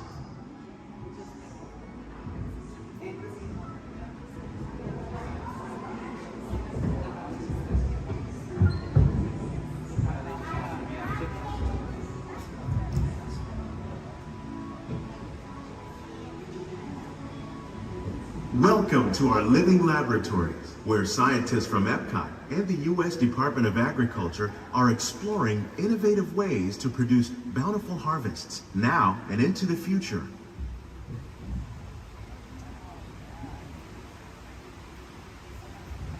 The tropics are home to the greatest diversity of plants on the planet. Many of these, like papaya, bananas, cacao, coffee, and rice, are well known around the world. These are just a few of the edible plants that have been an important source of nutrition for people living in the tropics. Many are rich in vitamins and minerals, while others are well adapted to growing in less than ideal conditions. Some, like the water lily, thrive in wet, swampy areas and waterways. All parts of this plant, even the flower petals, are edible. The starchy root of the plant has long been used to make flour for baking.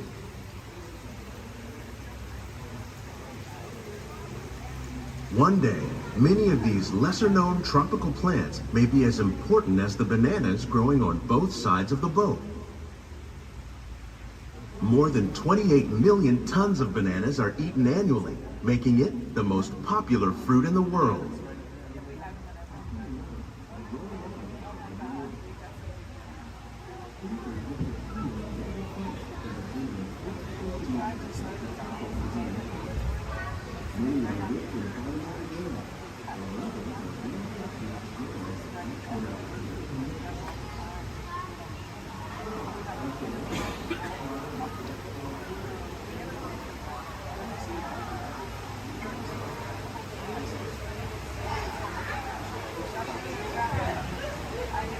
When we mention farming, you probably don't think of fish.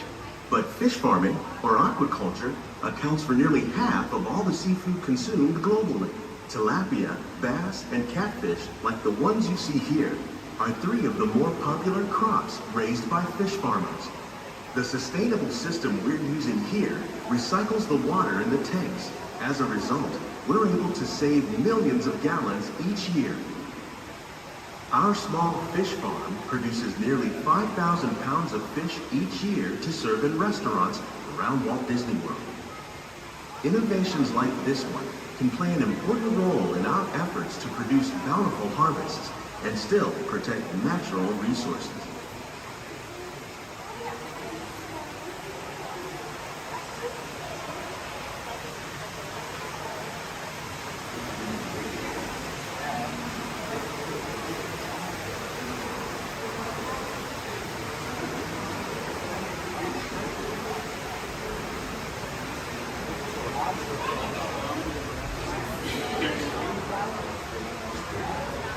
While there are more than 50,000 edible plant species in the world, most of us are only familiar with the handful that make up our everyday diet.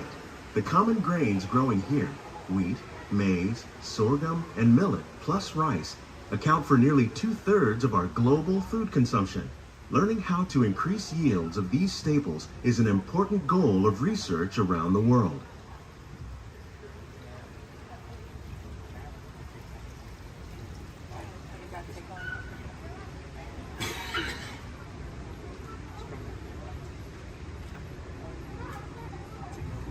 These plants are definitely on their way up. Innovative growing techniques like these increase yields while more efficiently using resources like water, fertilizer, and pesticides. Another innovation at work here is our integrated pest management program. By populating our greenhouses with beneficial insects that prey on harmful pests like aphids and flies, we are significantly reducing our reliance on conventional pesticides. We're growing these crops using our nutrient film system. This technique precisely controls and recycles water and nutrients. With it, we can produce over 27,000 heads of lettuce a year in this one small area.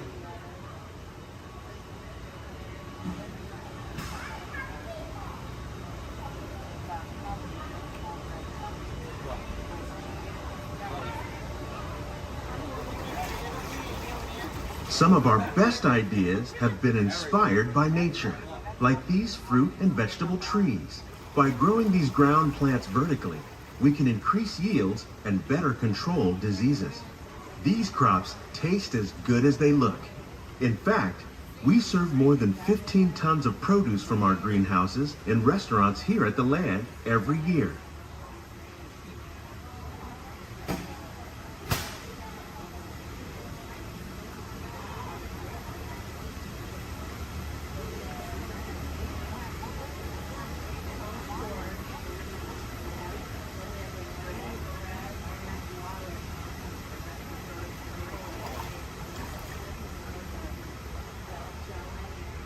The future of agriculture may include innovative ideas like this vertical growing system.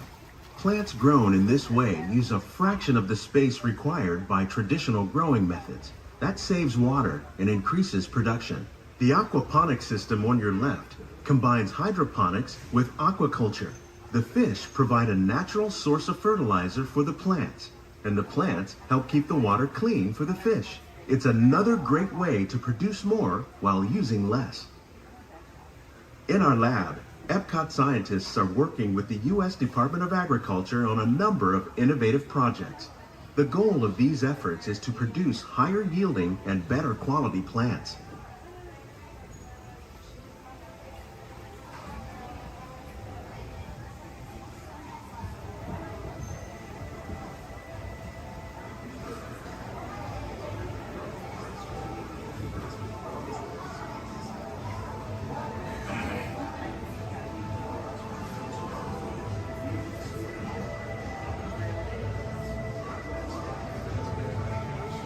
These greenhouses represent just a fraction of the work being done worldwide to produce bountiful harvests for our growing population. Scientists, farmers, and even backyard gardeners are doing their part to improve the quantity and quality of foods that we all rely upon. Together, we can continue to find more ways to increase food production and protect our precious natural environment. Only then will we truly be living with the land.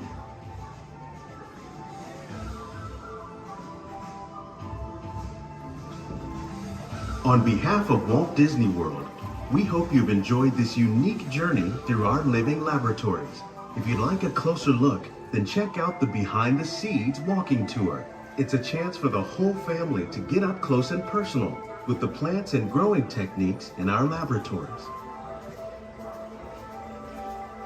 Please keep your hands and feet inside the boat and remain seated until the boat comes to a complete stop.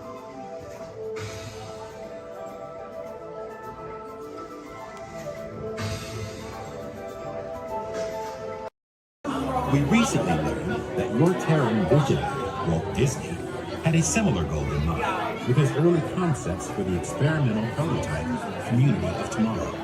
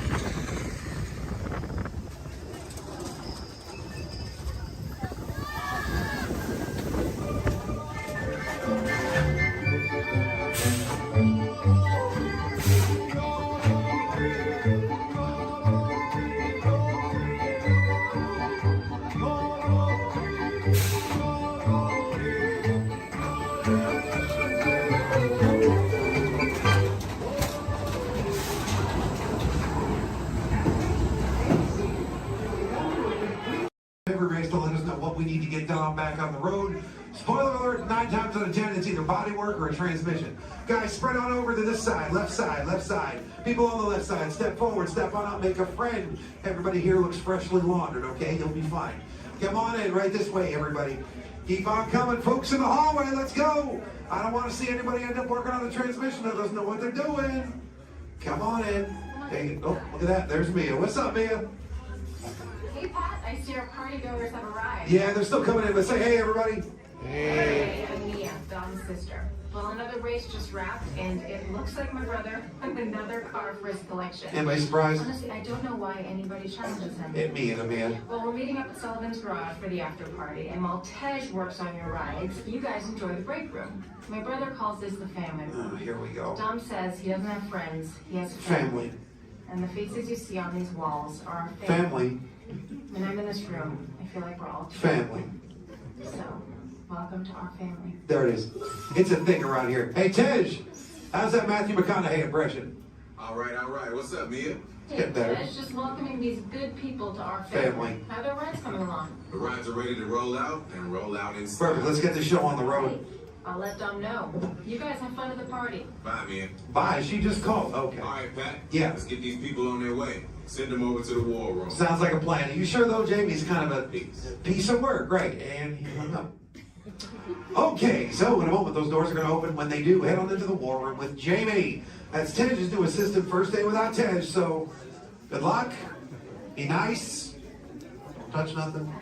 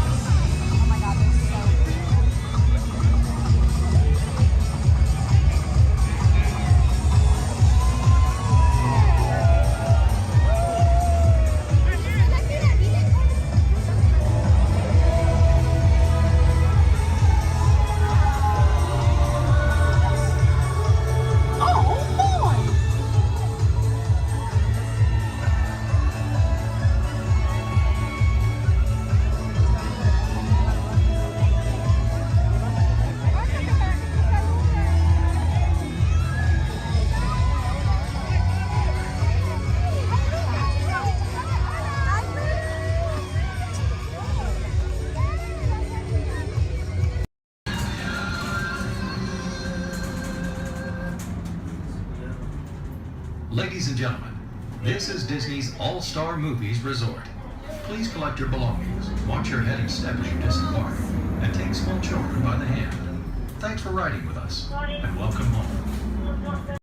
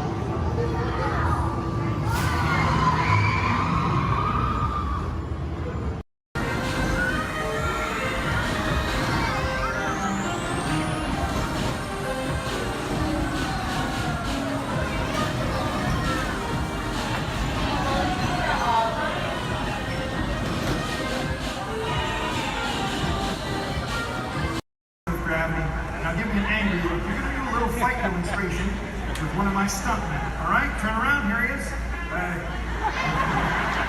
My bad. You know what, Steve? I'm sorry. You're just too big for this. Why don't you go get set up with the desert scene? All right. Thank you for one help out. Oh, where are you going? We're not done. We're not done yet. He was a little big, right? Scared you a little bit. Sign that waiver, all right? You're good. You're good. Let me see if I can find you somebody a little bit more your size to pick on. Hey, Devin. Yes, sir. Come on over here. So I'm doing a little fight demonstration for our guests, and I've got a volunteer. RT, this is Devin. Think it's something real simple. Okay. Basic, all right? Nothing too crazy. Just listen to her. Do exactly as she says. I've actually got to go over notes. I'll be right over here if you need me. No problem. I'm like, okay, thanks for helping. So I guess I'm going to show you a few things. I'll make it super easy, but I tell you what, let's turn around. We're going to face this way, and you're just going to stand right here and facing me. Just like, try not to move. I'll do everything, okay? Okay. All right, you guys. Well, when we're doing fight routines, taking a punch, it really is just as important as throwing one.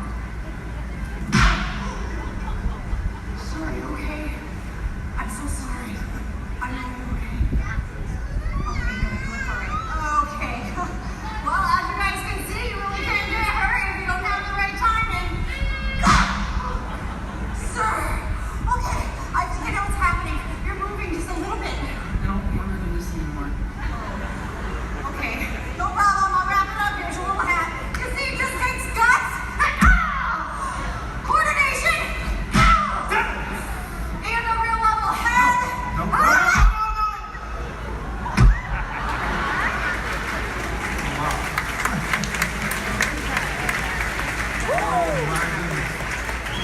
Not at all what I had in mind. Would you say something to the folks while I check on the man on the floor? No problem. So obviously something like this does take a lot of practice. Yeah, or a lot of extras. Let me try to get boss. Oh, no. Stay away from those nice folks and help this poor man up off the floor, please. Sir.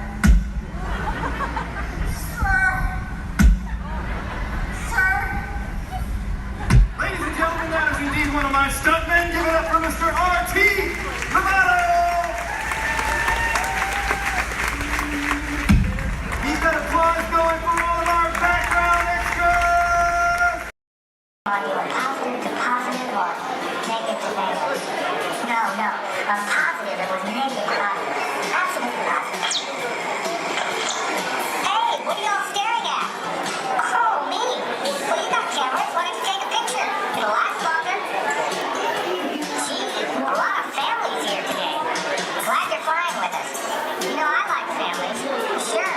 I see a lot of mine these days. Oh, look, there's Dad. Hi, Dad. Dad was the top Star Tours pilot until he took a crash course in Star Speeders, if you know what I mean. Now he's a real basket case. Yep, that's him all over. It's a shame, too. He's really gone to pieces. Hey, are you all together today? Are you sure? Okay, have you working there? Attention, please.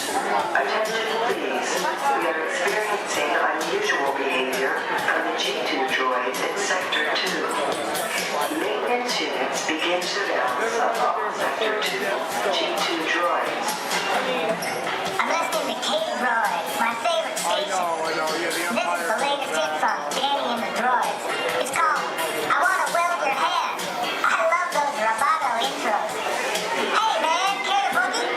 Your bipedal locomotion units are looking real hydraulic.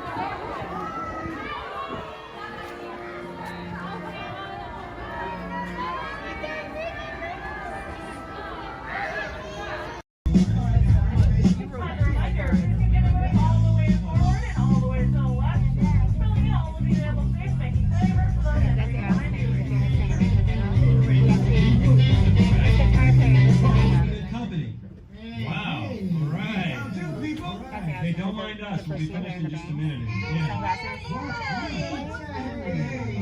are you guys still doing here? You're supposed to be at the show. Working out. I love the manager. Rock and Roller Coaster is a loud, thrilling, high-speed roller coaster test ride that includes sharp turns, upside-down maneuvers, Okay, come on, guys. Please, get in the car. Sorry, folks. We gotta go. Chris, can you grab my blacklist, Paul? Hey, wait a minute. We can't leave these people here like this. We can't? No! Come on, you know how we feel about our fans. Yeah, that's right. Well, guys, what do you expect me to do? Is send them all with you? Yeah. Hey. Wait a minute. I love that idea. How about some backstage passes? Yeah. Come on. Make it happen. Come on. Okay, I'll make it happen. Now get out of here. I hate all of you. Have a nice ride. Hi, Sal, it's me. Listen, I'm gonna need a bigger car. Make it a stretch. In fact, make it a super stretch. Right. Okay, folks, the show is all the way across town, but I got you a really fast car. Okay, wait, it's out in the alley. Congratulations on those backstage passes. Now please, walk this way out of the alley, keeping up with that party in front of you. As a reminder, masks must fully cover your nose and mouth and avoid as you exit the building after our kickoff.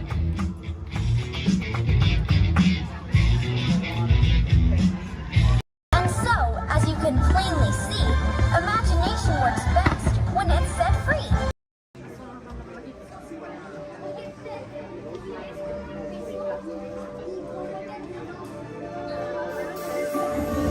I see we have new visitors. Welcome, Terrans, to the wonders of Xandar. I am World Mind, sentient supercomputer of Xandar. I hold the knowledge, memory, and experiences of all Xandarian citizens, past and present. This gives me extensive knowledge, yet I am constantly learning, and I am now learning about you and your planet, Terra.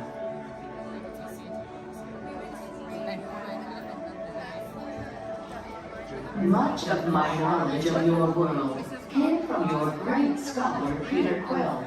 However, many of his facts have yet to be confirmed, such as the incredible importance of a legend called Footloose. Through my fellow Xandarians working here at the wonders of Xandar, I am discovering more about you Terrans. Such as your fascination with eating the turkey leg. Why only the leg? What about the rest of this creature? We are eager to learn the answers to these questions and so much more about your world. In return, we Xandarians hope to share with you more about ours. Although Xandar is 2.537 million light years away from your planet Terra, our worlds are actually quite similar, and began at precisely the same moment. We refer to this as Time Zero, before the existence of anything. Our worlds were born of a single point of matter and energy that blasted outward in what you Terrans refer to as the Big Bang. And from nothing came the beginning of everything.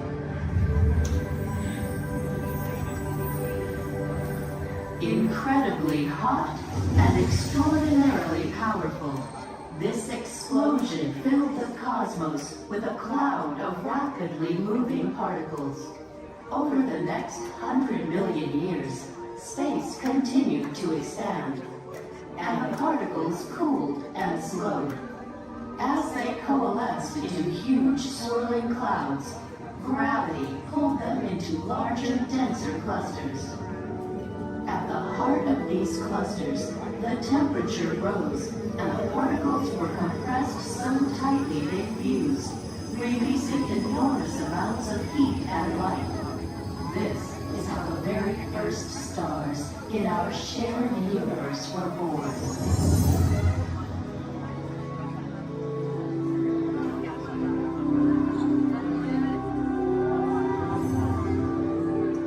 The singularity is just one of the commonalities between our two worlds that we will explore today. Welcome, Terrans, to the wonders of Xandar.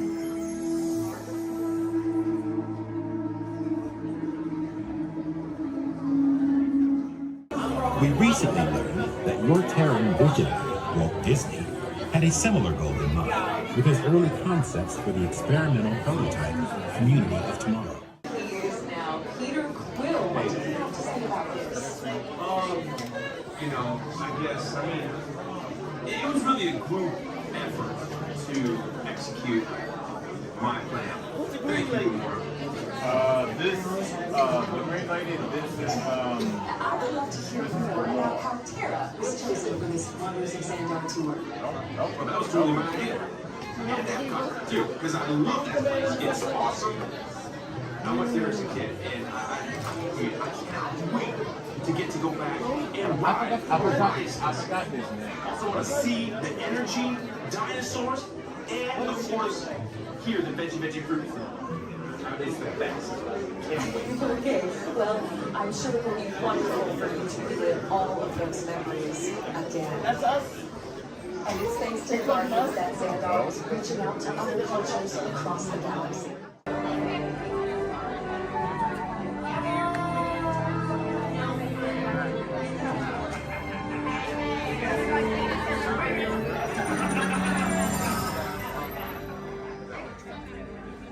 Greetings, Terrans. I am Nova Prime Irani Rayal, Commander of the Nova Corps. On behalf of all Xandarians, I hope you have enjoyed exploring the wonders of Xandar. As you have seen, your world and ours were born of the same moment, one which you refer to as the Big Bang. As such, we are all galactic neighbors in a vast universe which we and countless others share. For you to travel to Xandar would take 2.5 million years, assuming you had a ship that could fly at the speed of light. So we decided to come to you. But even we could not have reached you so easily were it not for the Cosmic Generator, an advanced piece of Xandarian technology that creates jump points, artificial tunnels that act as shortcuts, linking distant points in space. It is our desire to share this wondrous technology with your people so that together we might explore new worlds and create a brighter tomorrow. And now, as the culmination of the wonders of Xandar, you will be teleported to a Nova ship above your planet for a demonstration of the Cosmic Generator. I trust you will find it an unforgettable experience.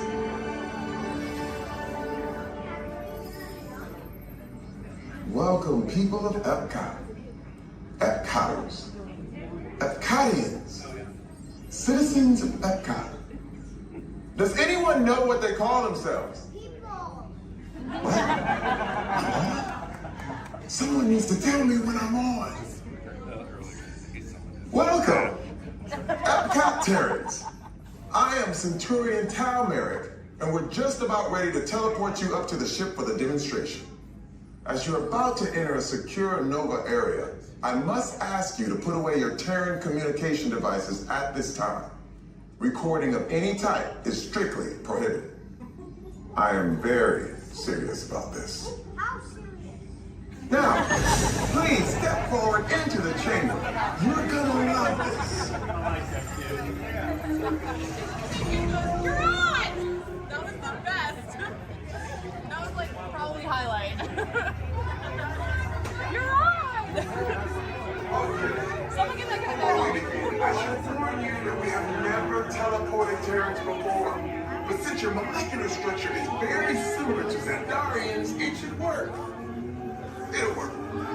So long as you are standing inside the lighted ring. You You do not want to know what happened last time someone did not stand where I told them to, okay? Stand by the teleportation. Here we go.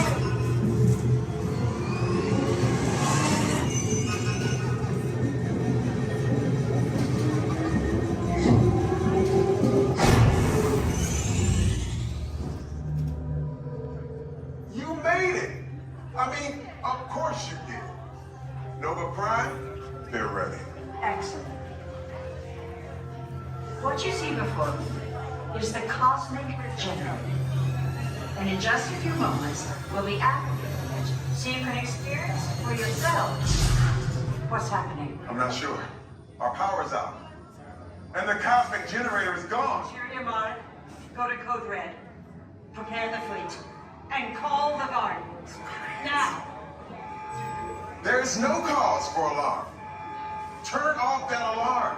I've got an important transmission coming in. Hey, what's up, Nova Corps? Our cosmic generator has been stolen. What? How? Why didn't we think of that? That thing's gotta be worth a fortune. I am Groot. Good question. Yeah, who do you think took it? Perhaps that really big man outside your ship. Oh, that is a big man. I need to alert Nova Prime. I've been watching Terrans for eons. That's not creepy at all. This species has failed. Wait, whoa. We didn't even know there was a test. He's got the cosmic generator. He's creating a new jump point. Jump point to where? Not where. When? It's some kind of mutant jump point. It's going back to the dawn of time. Dawn of time, why? To erase an error. Well, that doesn't sound good. Your time is over. Wait, what do you mean? What do you mean that's so vague? The jump point is closing. Hey, Nova Dude, you're Nova Corps need to follow that whatever it is until we get there. We can. Our power is down, and I've got to get these Terrans onto evacuation shuttles. I got it. I reprogrammed the shuttles to follow them through the jump point. Wait, What? Look, they're our only chance of keeping track of that whack job until we get the cosmic generator back. Piece of cake. What? There's King. Where's this King? the odds are impossible. Yep. But it's our only shot. Good luck. Are you sure you can control it? Come on, it's me. We got this. We're all toast. First there was King, now there is toast. This plan is making me so hungry. Terrence, listen up. We need to make our way to the evacuation shelters now. We're following the plane to get our power. Okay, they're headed for the jump point. This plan is never gonna work. Well, Okay, I'm locked onto your vehicle. We'll be right behind you. nothing to worry about. Unless we cannot stop this unusually large man. We are likely doomed. Good luck. You're gonna need it.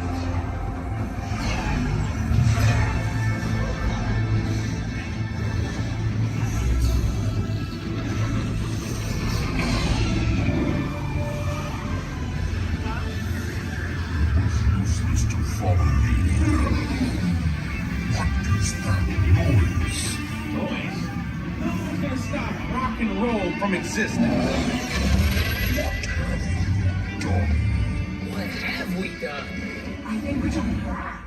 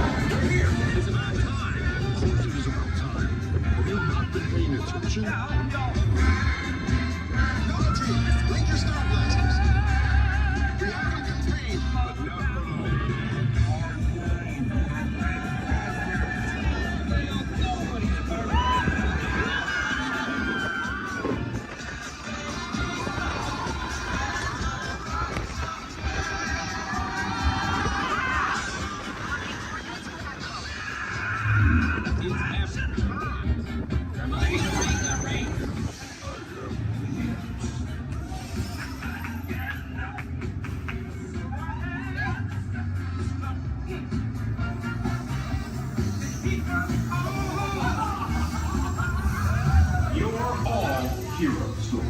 Do you really think they deserve to be called heroes? Do you see how they dress? It's just a figure of speech, Drax. You are lying to them. Now I understand. Welcome to the Guardians of the Galaxy.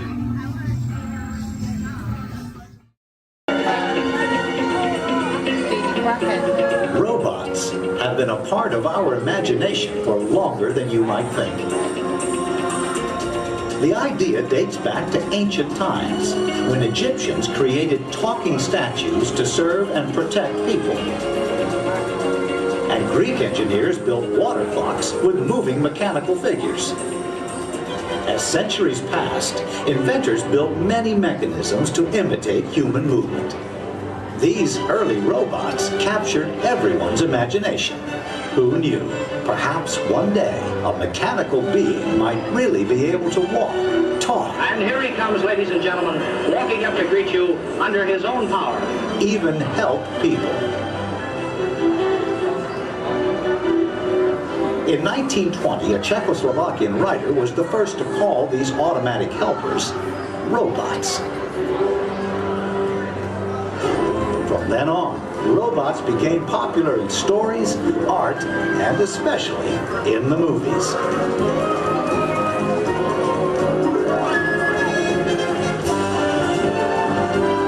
Movie robots often had fantastic abilities. And not all were helpful. Some were downright scary.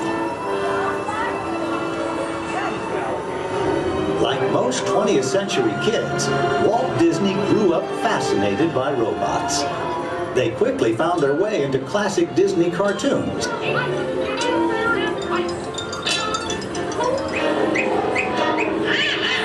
Walt's passion for robots soon took them out of cartoons and into real life.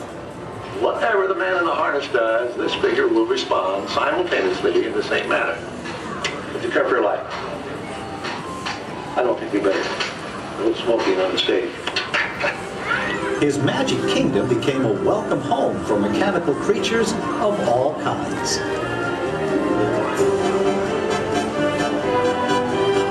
Walt's pioneering work in audio animatronics made robots familiar entertainers at Disneyland, delighting millions of visitors. Meanwhile, in the world of science, advances in hydraulics, microcircuitry, and digital computers were turning science fiction into science fact. Robots had stepped out of the realm of imagination. Today, they are everywhere we and they look. In outer space, in factories, even in our homes. For years, the biggest challenge robotics engineers faced was something we usually take for granted, the simple act of walking. Of course, walking on 2 feet isn't always so simple, especially when we're young. Even as adults, walking has its ups and downs, because it requires well-developed balance and coordination. Making a humanoid robot walk on its own 2 feet is very complicated. Yet this is the challenge that Honda, the mobility company, took on almost 20 years ago. Honda's first prototypes walked in a straight line only, and falling down was a big part of learning. The next prototypes had better balance, but turning was a very slow process. Step by step, the engineers persisted. They built more and more capable models, and finally succeeded in making the most sophisticated humanoid robot the world has ever seen. A machine designed to help people. Honda's advanced step in innovative mobility. Asimo.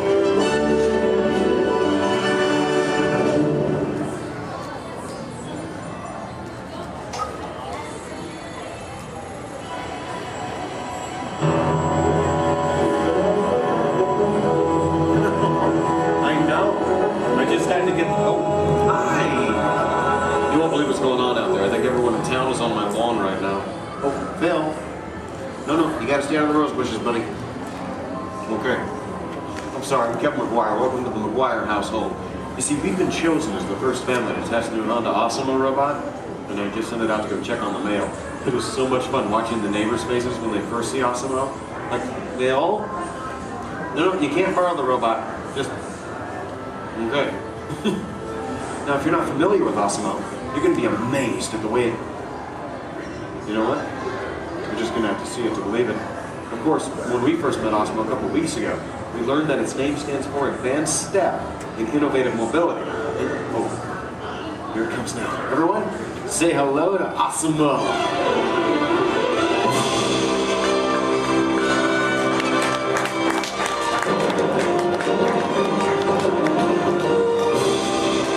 That's a good idea. Everyone welcome the newest member of the McGuire family, Osimo.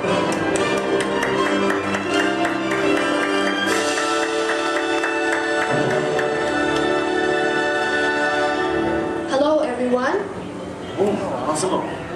Did we have any mail? No, but your neighbor gave this to me. Ooh, I wonder if it's from Phil. Oh no, it's an invitation to Cassidy's birthday party. My kids will be very excited, Osimo. Thank you, that was great. Well, I'm an amazingly capable humanoid robot. Yes. How can I help you? Well, actually, my parents are coming over later because my wife and I... Oh my goodness, I completely forgot. I was supposed to call my wife as soon as you got here. I was just having so much fun with the neighbors, but you know what? We should probably call her right now. Come on, I've got her on speed dial.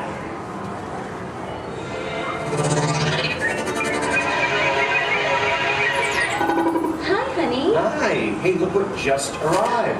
Awesome-o. Yeah. Can I keep it? Sure. Hello. Hi, Osimo. I'm leaving work early today, and I'll pick up the kids. Okay. They are so excited. So I'll see you in a while. Oh, and honey, don't forget we're going out tonight. So remind your parents that they're babysitting and order pizza. Oh, yeah. Thanks. See you. Bye, honey. Bye. Bye, Osimo. Goodbye.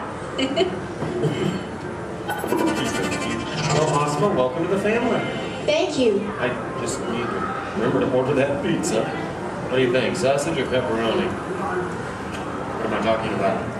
Now, developing the world's most advanced humanoid robot didn't happen overnight. It took teams of Honda experts over 20 years to create this amazing piece of technology. And we're talking about experts in the fields of physics, anatomy, mathematics, computer sciences, chemistry, mechanical, and electrical engineering. Oh, check this out. Osimo? Come this way, please. Now, if I'm sitting down, or in a wheelchair like my wife, Osimo's camera eyes are at about the same level as my eyes, and this makes communication very simple. In fact, if you take a look at the screen, you can see Osimo looking at me. Hello, Osimo. Hello, Kevin. Oh, Osimo, please turn out to all of our new friends. And everyone, wave and say, hello, Osimo. Hello, everybody. And there you are. Now you might be wondering why Osimo isn't on wheels or treads or something like that. Well, Osimo is designed to help people and to be a helper in our world, a world where we need to reach for things and pick things up, or to navigate along floors and sidewalks, even just to climb a set of stairs. What better design than that of a humanoid robot? One that has 2 arms and 2 legs. And Osimo? How tall are you? I'm 4 feet and 3 inches tall. Which is the perfect height for opening and closing doors, or turning lights on and off, even working at table surfaces, or just moving things around the inside of a house. And Osimo, how much do you weigh? I weigh 119 pounds. And I wonder what all that would be in metric. Carry the one. I'm 130 centimeters tall and weigh 54 kilograms. All right. Oh, and how fast can you walk? I can walk about 2 miles per hour. And in metric, that would be about... That would be about 3 kilometers per hour. Yeah, that's great, Osimo. Thank you, Kevin. Now, in order for a robot to operate in our world, it must have the ability to walk. And walking can be very complicated. Follow me on this. You see, with each step that I take, my brain sends thousands of signals at lightning fast speed throughout my nervous system. Now these signals travel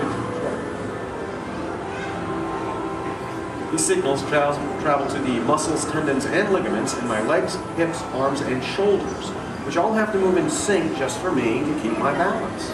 But the really amazing thing is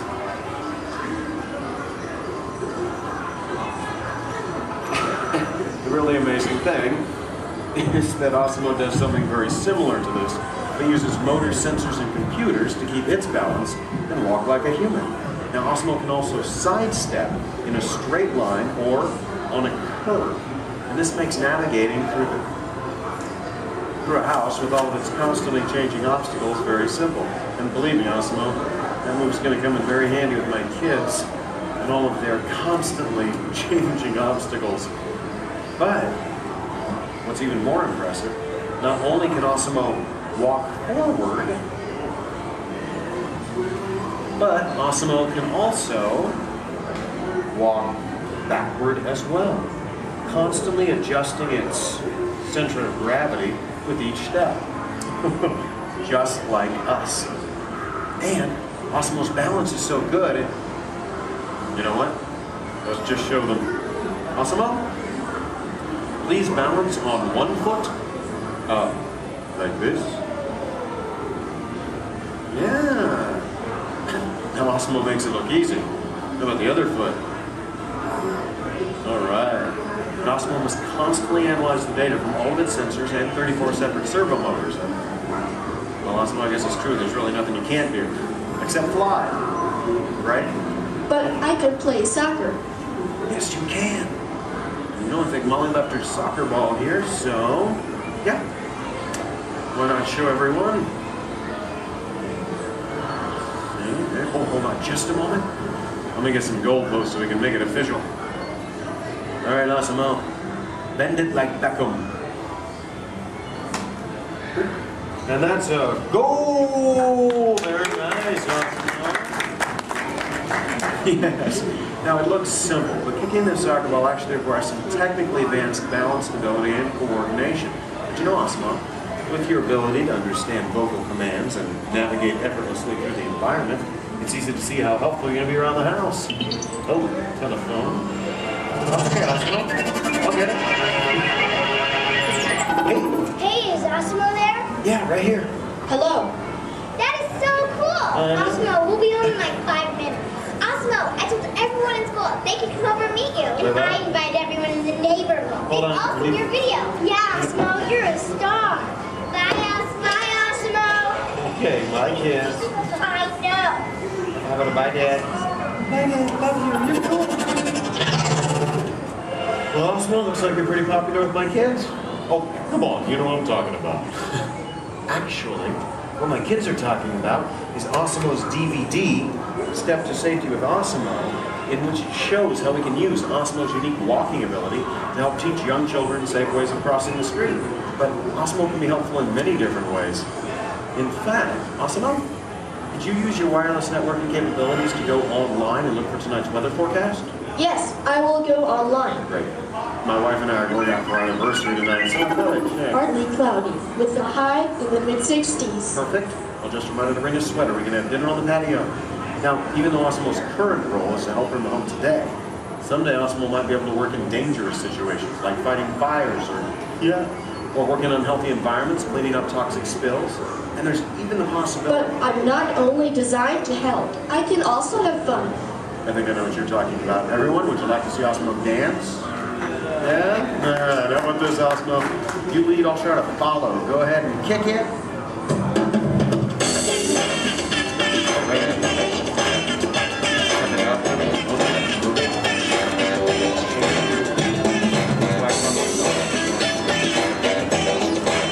I have no real sense of rhythm. Maybe I don't have it.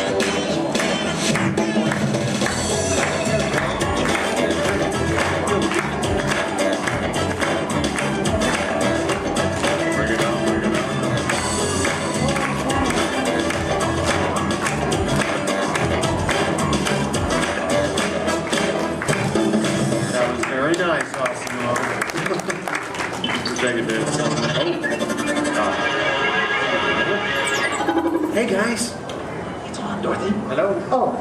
Hi, dear. Hi, Mom. What are you doing? Trying to keep the rhythm. Tell them to be over in a while. Oh, your father says to tell you we'll be over in a while to watch the kids. Okay. That's about the robot. Oh, did that cute little robot arrive? Yes, Mom. Osmo's right here. Oh, good. Well, we'll see you soon. Okay. Make sure our room is ready. Make sure our room is ready. Dad, I can hear you. We can all hear you. I can hear you, Earl. We're good. Okay, honey. Bye. Bye. How do I turn this thing off, Earl? Use the remote. Use the button on the right. My parents and technology don't always mesh well. There you go. Although, you know, this is the first time in a long time my parents have actually volunteered to watch the kids. I wonder why. It's a mystery. Anyway, if you'll excuse me a moment, I need to go check on them. A second, Asamo? Could you do me a favor? Yes, Kevin. Could you go upstairs and look into the room on the right to see if it's ready for my parents? Of course. Great. Now, what you're about to see is one of Osmo's most challenging maneuvers, made possible by combining all of its onboard technology. The ability to climb a set of stairs with balance and precision is a culmination of over 2 decades of research and development. Now, first, Osmo stops momentarily at the foot of the stairs and adjusts its position by reading a mark on the floor using the sensor in its torso. Oh, are you all ready, Osmo?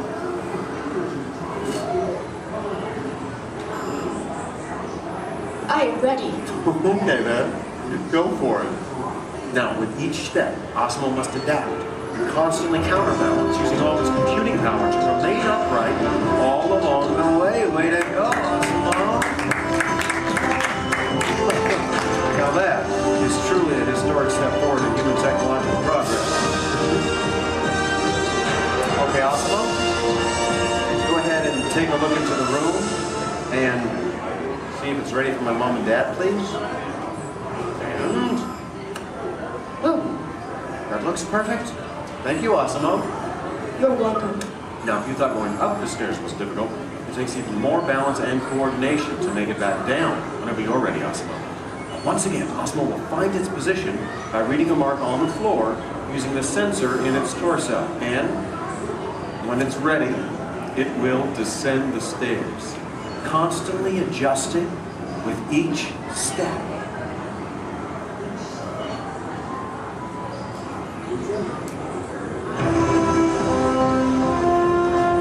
All the way down. That was amazing. Honestly, Osmo, I don't think there's anything that can top that. So, Excuse me. Yes? I can even run. That's right, you can. And we have the room. Okay, well, you get ready. I'm going to tell everyone. Folks, you're in for a real treat. This is something that I've heard about, but have never seen in person. You see, Osmo can actually run. Yeah.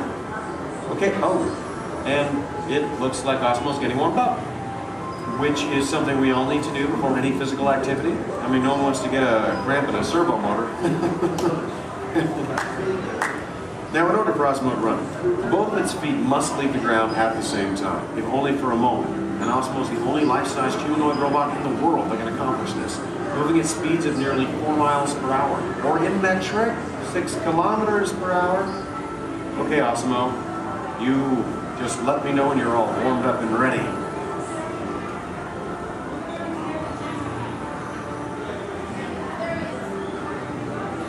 I am ready. Alrighty then. On your mark, get set, go!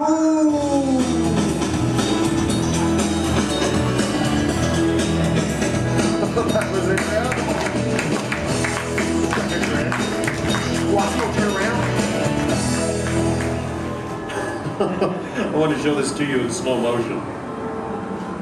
Now, this is truly an amazing accomplishment. Osmo is airborne, meaning both of its feet leave the ground for about 0.08 seconds, running very similar to that of a human. Very impressive, Osmo. Thank you, Kevin. Now, if you'd like to learn more about Osmo, please visit the website, osmo.honda.com. As for you, I think it's time to get you ready to meet the rest of the family. So, why don't we say goodbye to all of our new friends? Excuse me. Yes? Please do not forget to order the pizza. Pizza for the... That's right. Thank you, Osimo. You're welcome. You know what, Osimo? I think this is going to be the beginning of a beautiful friendship. All right. And the kids are home. I hope you're ready to meet them. But before we go, let's say goodbye to all of our new friends. Goodbye, everybody. And everyone, let's hear one more time for Osimo.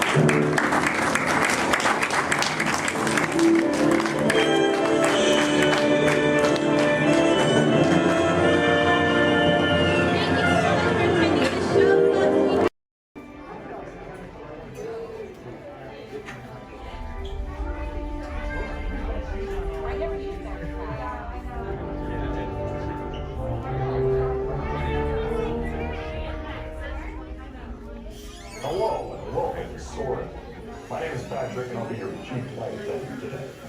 We'll begin boarding in a few minutes, but first I'd like to acquaint you with some important safety information. When the doors to your flight open, please take a seat and store all carry-on items in the under-seat compartment.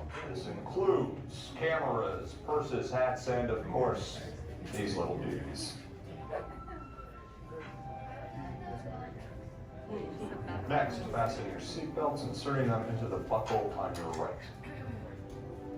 The smaller aviators don't measure up to the height indicator on the seat. Just put the belt through the loop in the center strap before buckling it.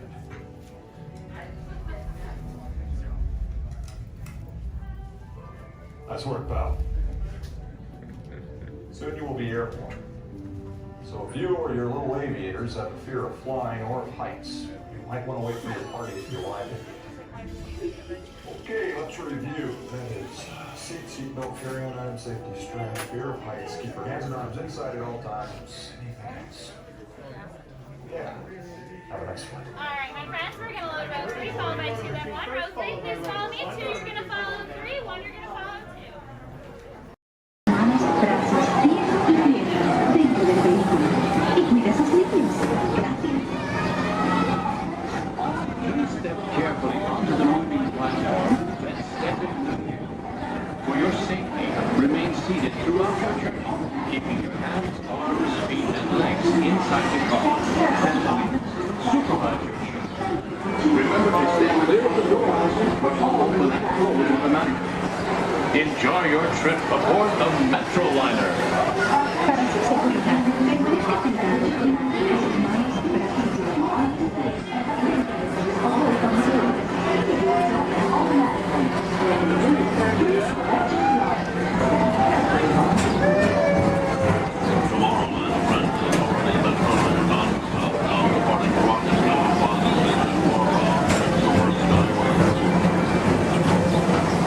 Welcome aboard, TTA travelers.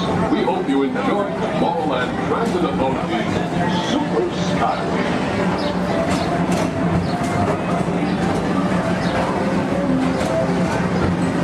Now approaching Tomorrowland Interplanetary Convention Center. The convention center is home to a galaxy of wonders from faraway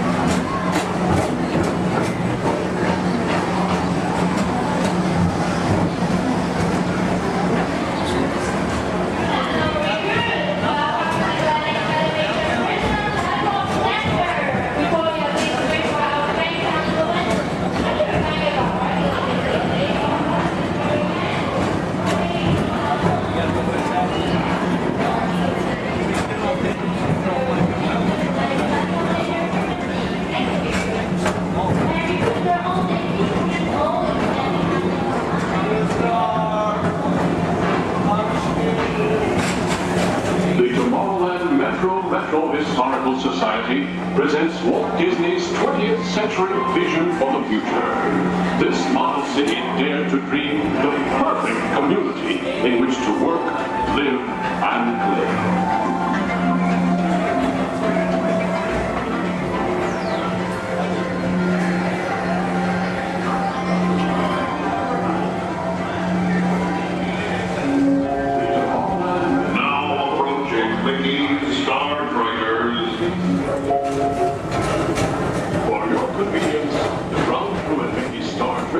Will be glad to rocket ship to many planets in the galaxy. Hi there, Tomorrowland travelers. This is Mr. Johnson and Sky Hovercraft 1, bringing you the latest Tomorrowland traffic report.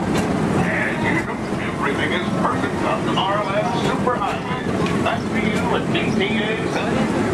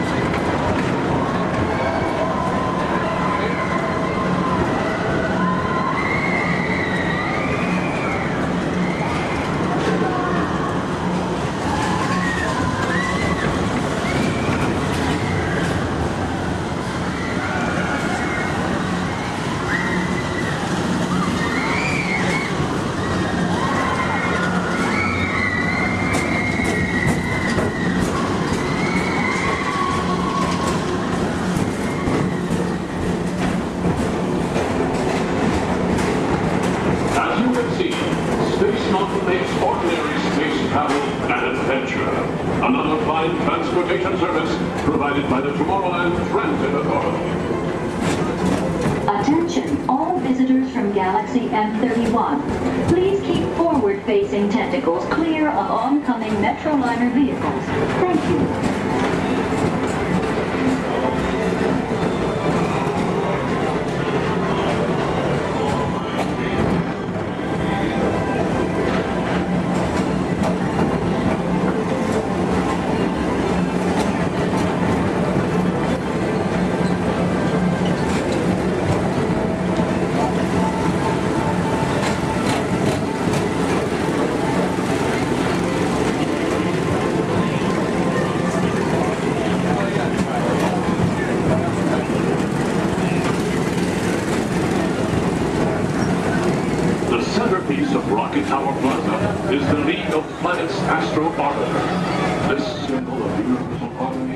Interplanetary fellowship provides all beings with an exhilarating spin around the planets.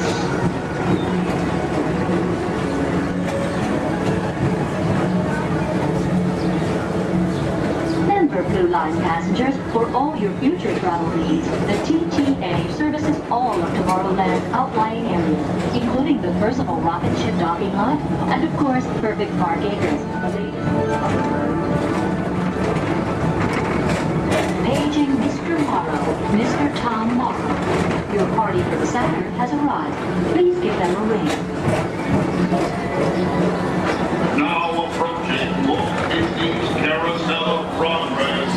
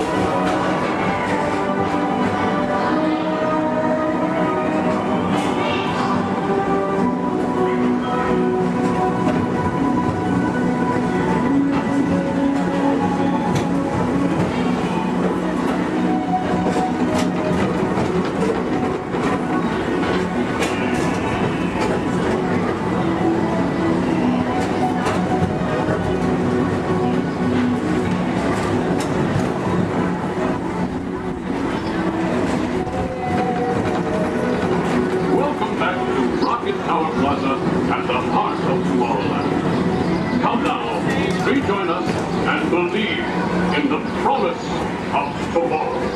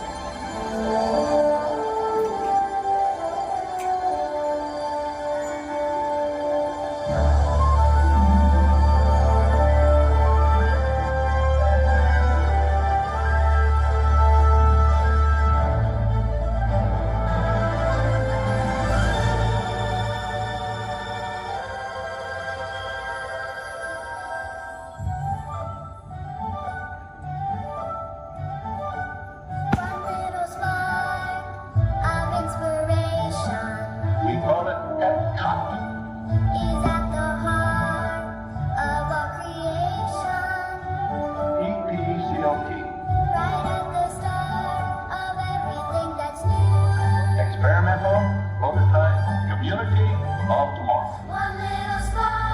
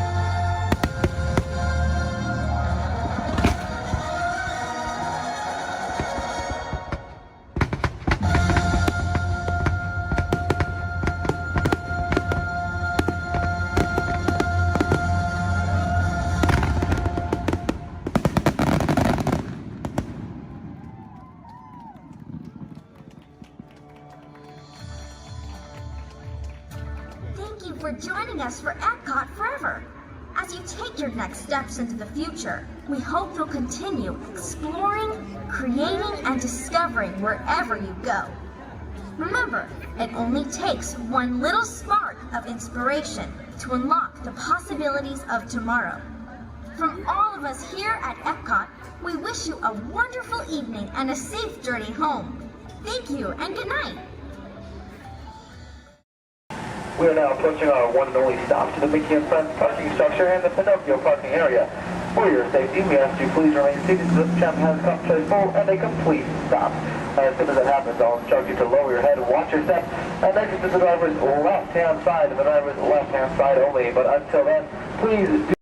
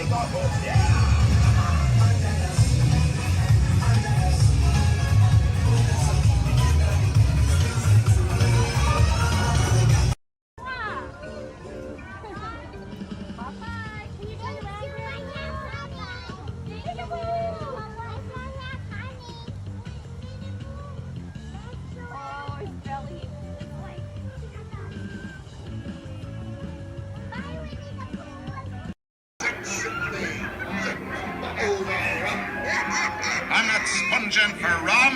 It be gold I'm after. Strike your colors, you brazen wench. No need to expose your superstructure. Repair next with your flashing button. It's better be faster when we get into real trouble. Right, pilot? Push the flashing button to take off. Pilot on the left. Move your stick to fly right and left. Pilot on the right. Pull back on the stick to fly up. And push forward. Weapons are online.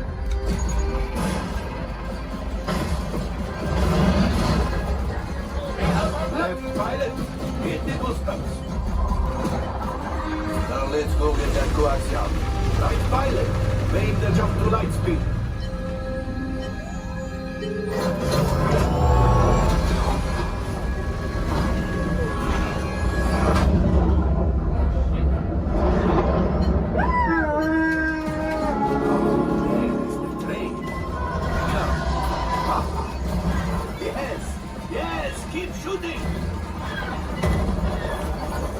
They've locked onto us. Take evasive action.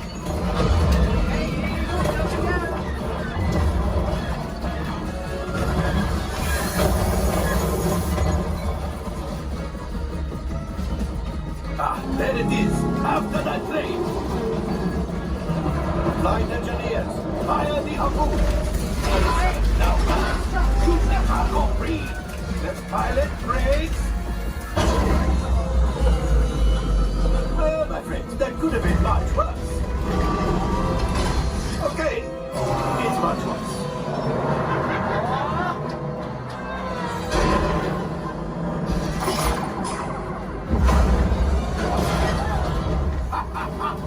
Yes, you got one. Excellent, my friends. The power of the ship. Well, I have the axiom. You see, just as I promised, my friend, now that the resistance has what they need, maybe it's something from Otto. Pilots, line up behind the train so we can harpoon that last car. Colors, shoot the train. Yes, keep mashing those controls. The cargo is breaking. Keep shooting. Good job, my friend. Yes. We got the coaxium. I will grab it. You keep after the train.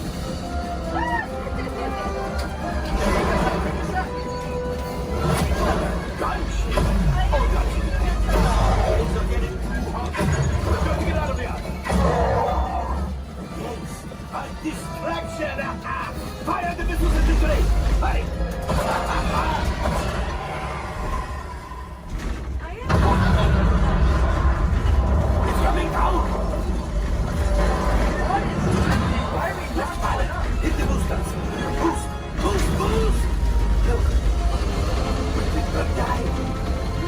Out of here!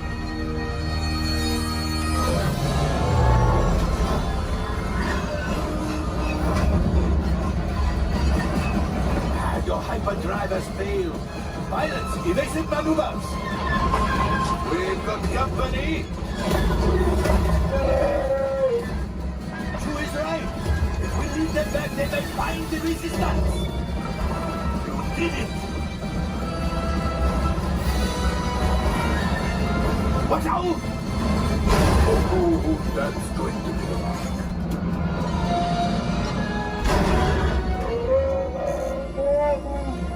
Yes, Chewie will pilot us in remotely. You retrieve 2 containers of coaxium. This will greatly help the resistance. You have heard the First Order and made Chewie proud. Now, after my modest profit, your cut minus what you owe me for damaging the Falcon is, hey, not bad.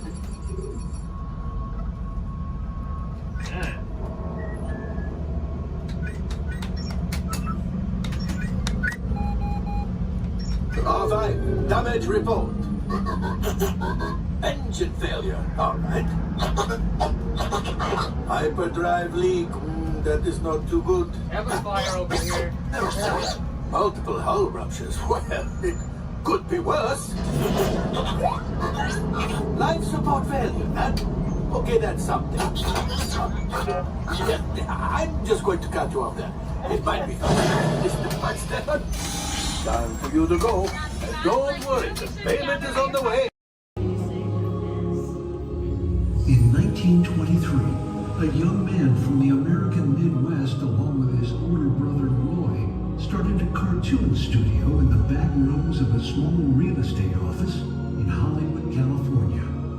This was the small beginning of a family entertainment company that would create unforgettable stories.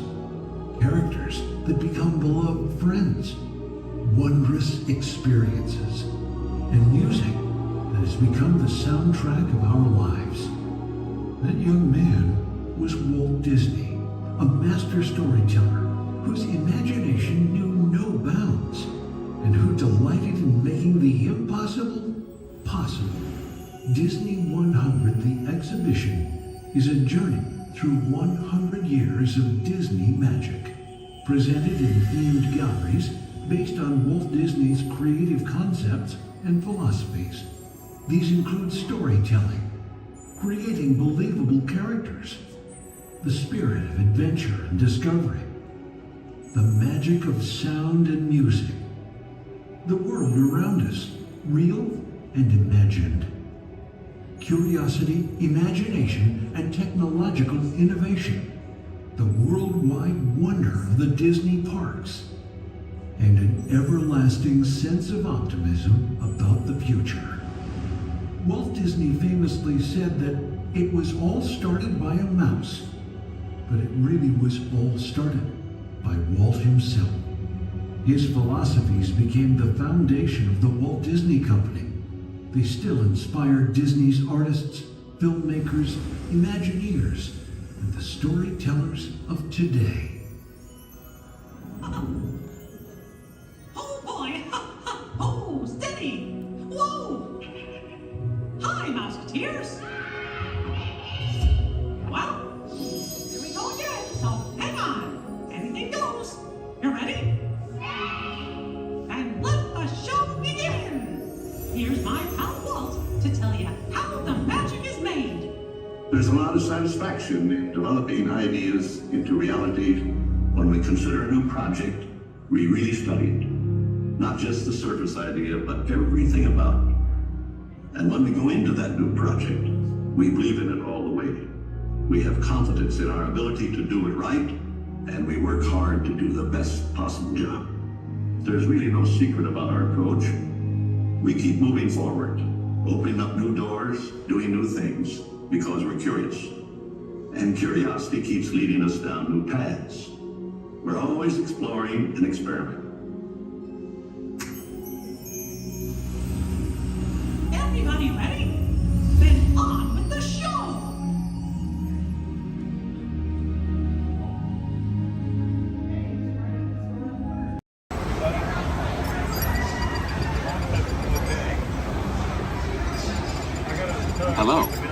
The seatbelt check is around the corner. For your safety, remain seated with your seatbelt fastened and your hands, arms, feet, and legs inside the vehicle at all times. And please supervise children. Thank you. La estación de control de cinturones de seguridad está a la vuelta de la esquina. Por su seguridad, mantenga sus manos, brazos, pies y piernas dentro del vehículo y cuide a los niños.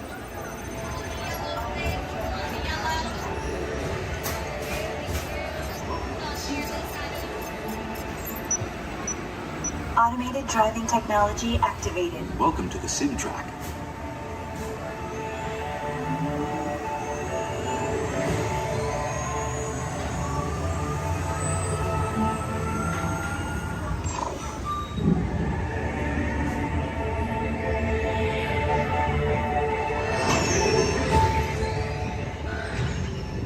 We'll begin with the capability test to see how your vehicle designs perform under challenging weather and surface conditions. Monitoring road surface. Connecting to OnStar. SIM card performance data acquired.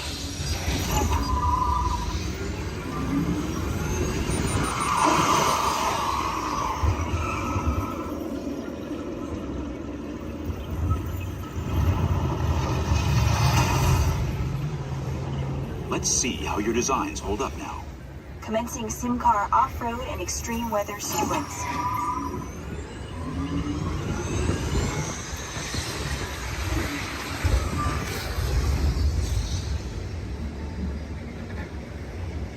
Capability test results displayed and verified. Now let's see how your vehicles compare when it comes to their efficiency. Scanning SIM car for optimal eco-efficiency.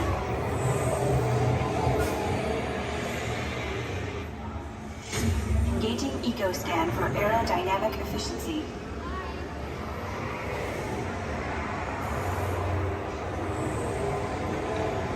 Drive systems analysis. Hyperspectral imaging in progress. Calculating total enviro impact.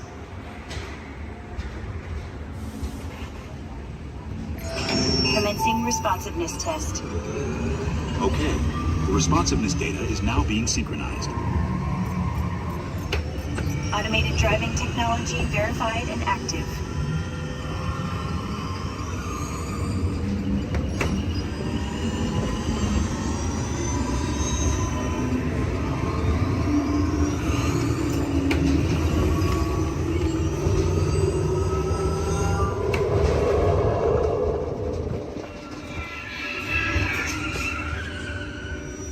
Automated crash avoidance technology disengaged.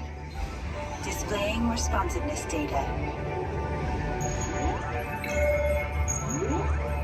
Here comes the final test. Energizing for power test.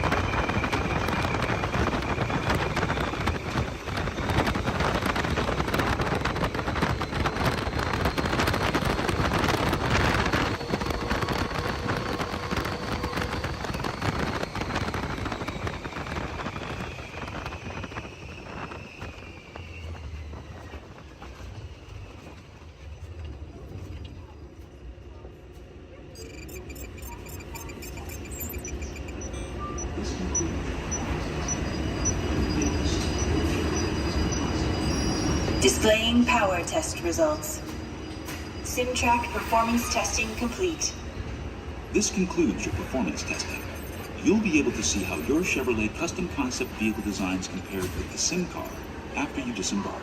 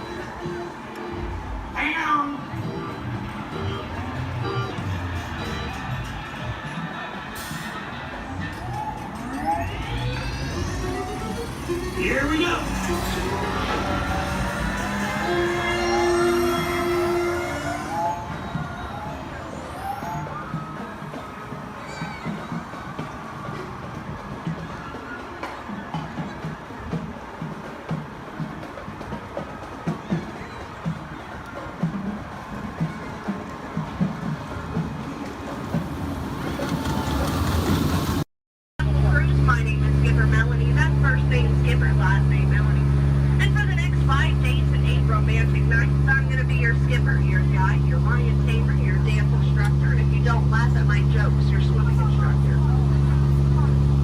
Off to a long ride. We're going to start our journey here in the Amazon rainforest, where it rains 365 days a year. Or only 2 days if you have Amazon rainforest Prime. Yeah, that joke's all about the delivery. If you look on either side of the boat, you're going to see our beautiful large red flies. And I know what you're thinking. I can't believe they're not butterflies.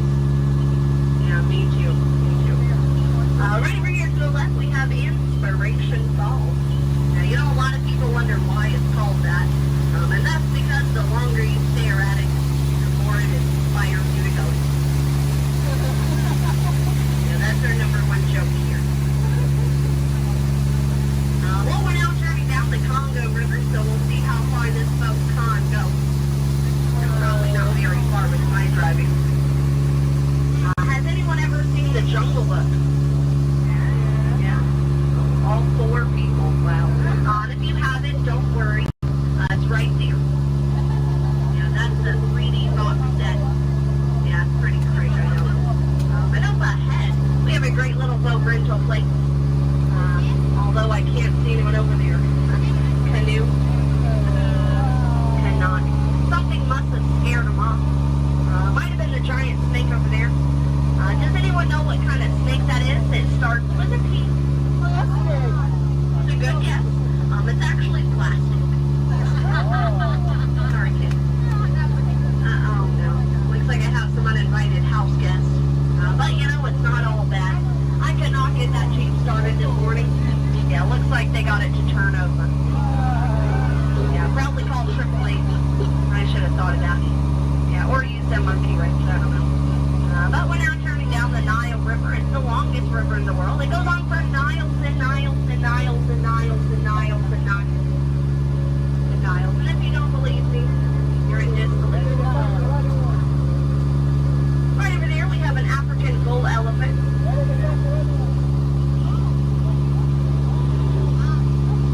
Now that elephant right there is actually the fastest elephant in the entire world.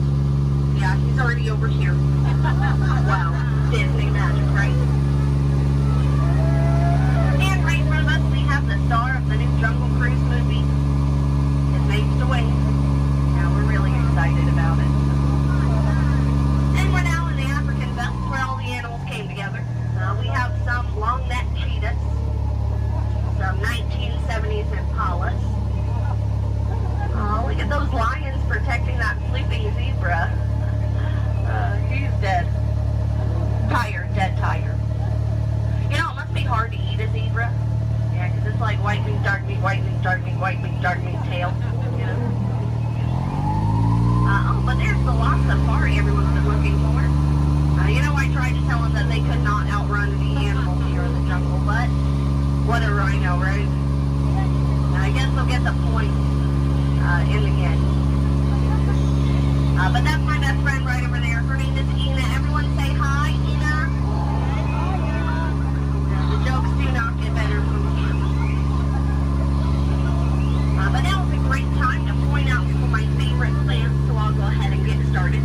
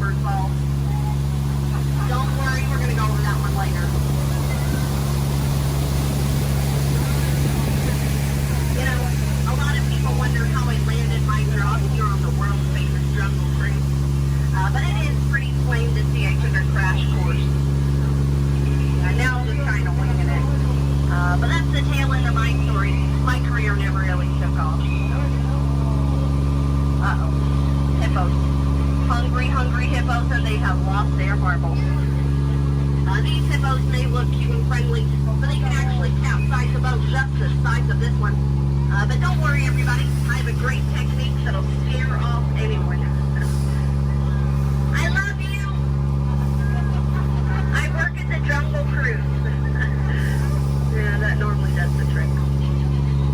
one to live happily ever after, whatever. Someone once told me that my job was so easy a monkey could do it. Yeah, I only halfway believed him. I didn't really find it too appealing, so let's just banana split out of here. And if you look right over here to the right, you're going to see absolutely nothing. Yeah. Well, guys, stop monkeying around. This right over here has been really bugging me. Those butterflies are just not what they used to be. Yeah, caterpillars, But now it's the moment you've all been waiting for. It's not the exit. It's the eighth wonder of the world. It's the one, the only, the amazing, the stupendous. It is the backside of heaven!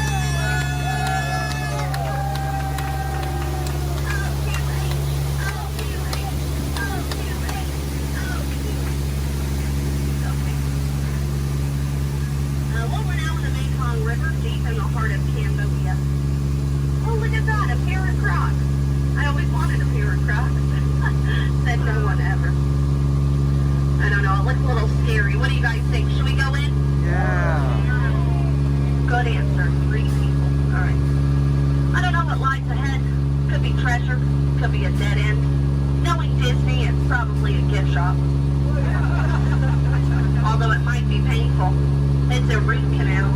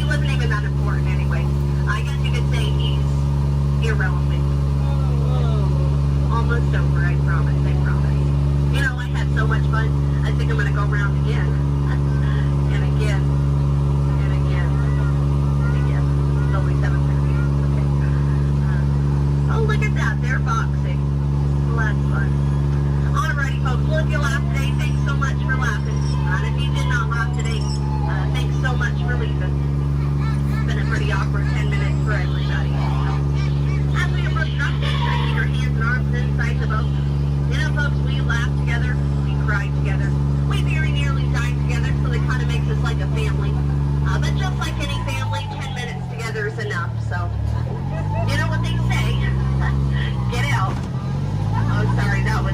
me try that one again. What I meant to say was, please, get out.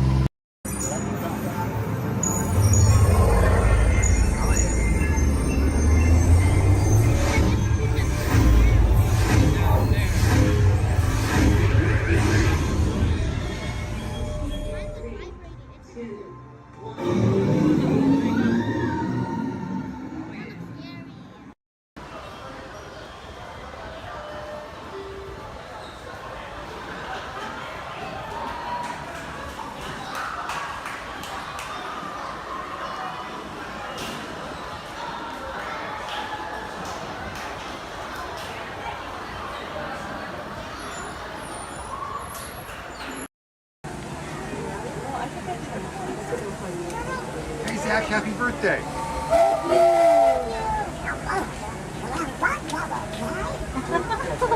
Who's that?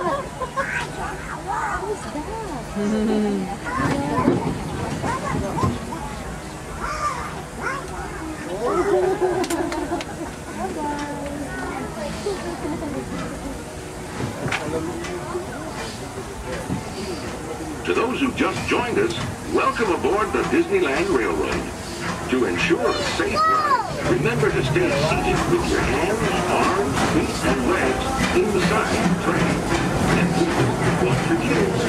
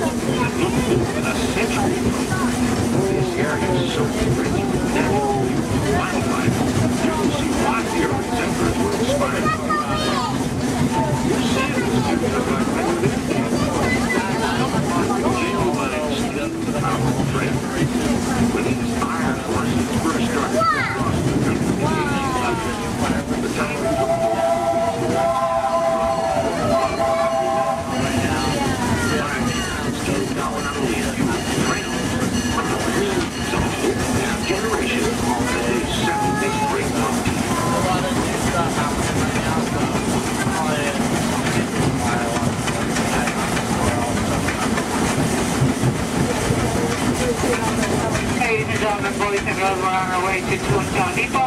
However, you stop for all the attractions in Fantasyland, Toontown, and then we have our Fantasyland Theater, where your princesses can meet our princesses. They can ask all the questions they like, and they can send as many pictures as they like. They do close a lot earlier in the park. Make sure you visit the schedule, or ask one of us, we'll let you know. But they do close earlier in the park. If you're up here in Toontown Depot, please wake up. There comes a full everything stop.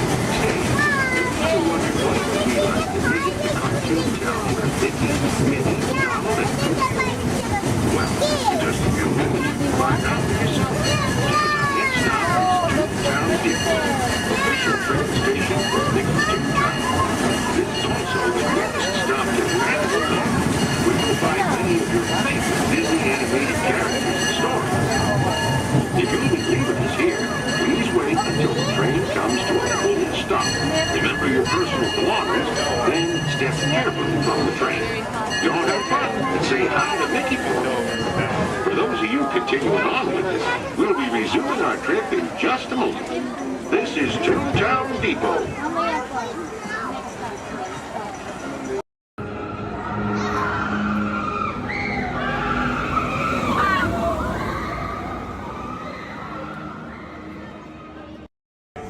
I want 2 on the break.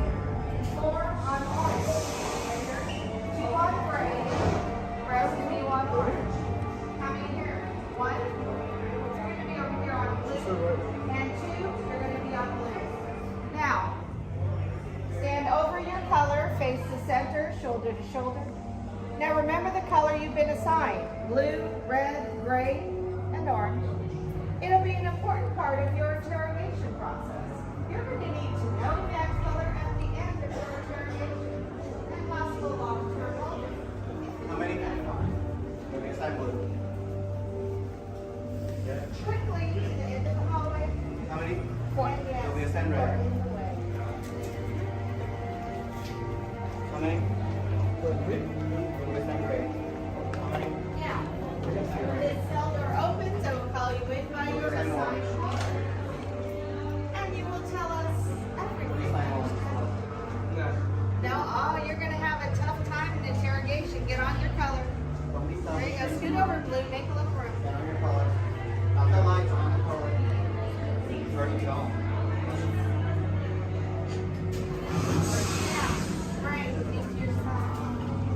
Everyone has been assigned a color. Look down and memorize it. Do not forget it. This was for interrogation. Which will be dead slowly. Is that your only speed? Slow. Let's move it along.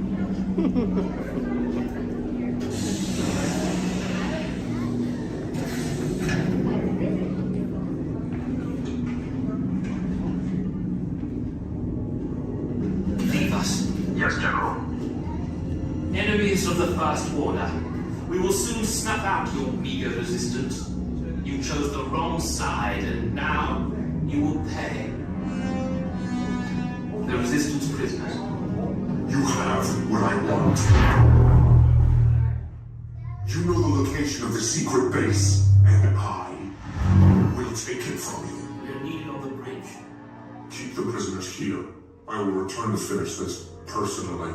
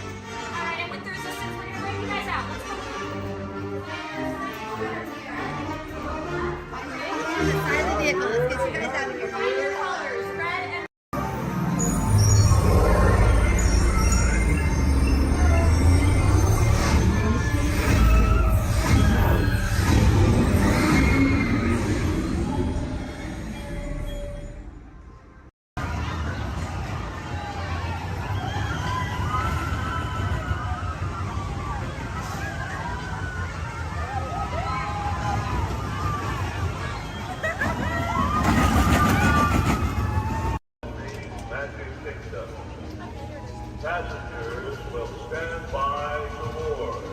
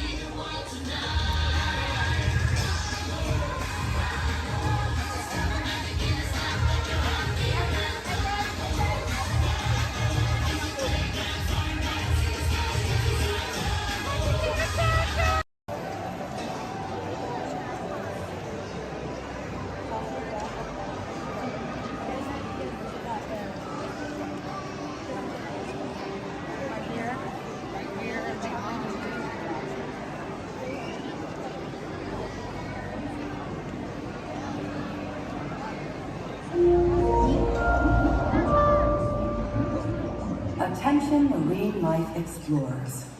Do you ever wonder why pufferfish puff? It's a special adaptation that keeps them safe from predators. Thanks to elastic-like skin that stretches easily, puffers inflate their stomach when they're scared or threatened, and some are even covered in spines that ward off danger.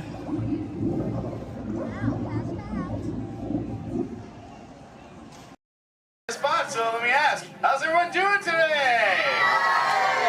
Sweet, welcome everyone to the Aquatorium and welcome to Turtle Talk. My name's John, I'll be your host. You're all here to have a conversation with the coolest sea turtle in the entire ocean. Do you know his name? That's right, it's Crush, so let me show you how it's going to work. Right here is our window to the Pacific. It allows us to see all of the undersea life that swim by. Up there in the corner is our hydrophone that allows us to communicate with all the undersea life. So it's going to be very conversational, meaning Crush will talk to you, you'll be able to talk to Crush, he's got questions for you, and hopefully you all have some questions for him. You can ask him anything you want. You can ask him what he likes to eat, what he does in his free time, what's the meaning of life, anything like that, and he'll be happy to try to answer. If you do need to leave at any time, it's okay. Just use the doors on the opposite side of where you entered, or right back here. Back there's my pal Brian. Everyone say hi, Brian! Hi! Brian will be back there to assist you if you should need any assistance during the show. I'm going to lower the lights and lower the music here so we can see and hear just a little better. My friends the Moonfish are going to be coming out here and showing you some rules. First rule inside, please no eating during the show. And no drinking. No smoking. And the last one, take all the pictures and video you like, just please no flash photography or video lighting. Round of applause for the Moonfish! Excellent. All right, Crush is up there surfing. He said when you're ready, just call him down. So on the count of 3, yell, hey Crush. Ready? 1, 2, 3!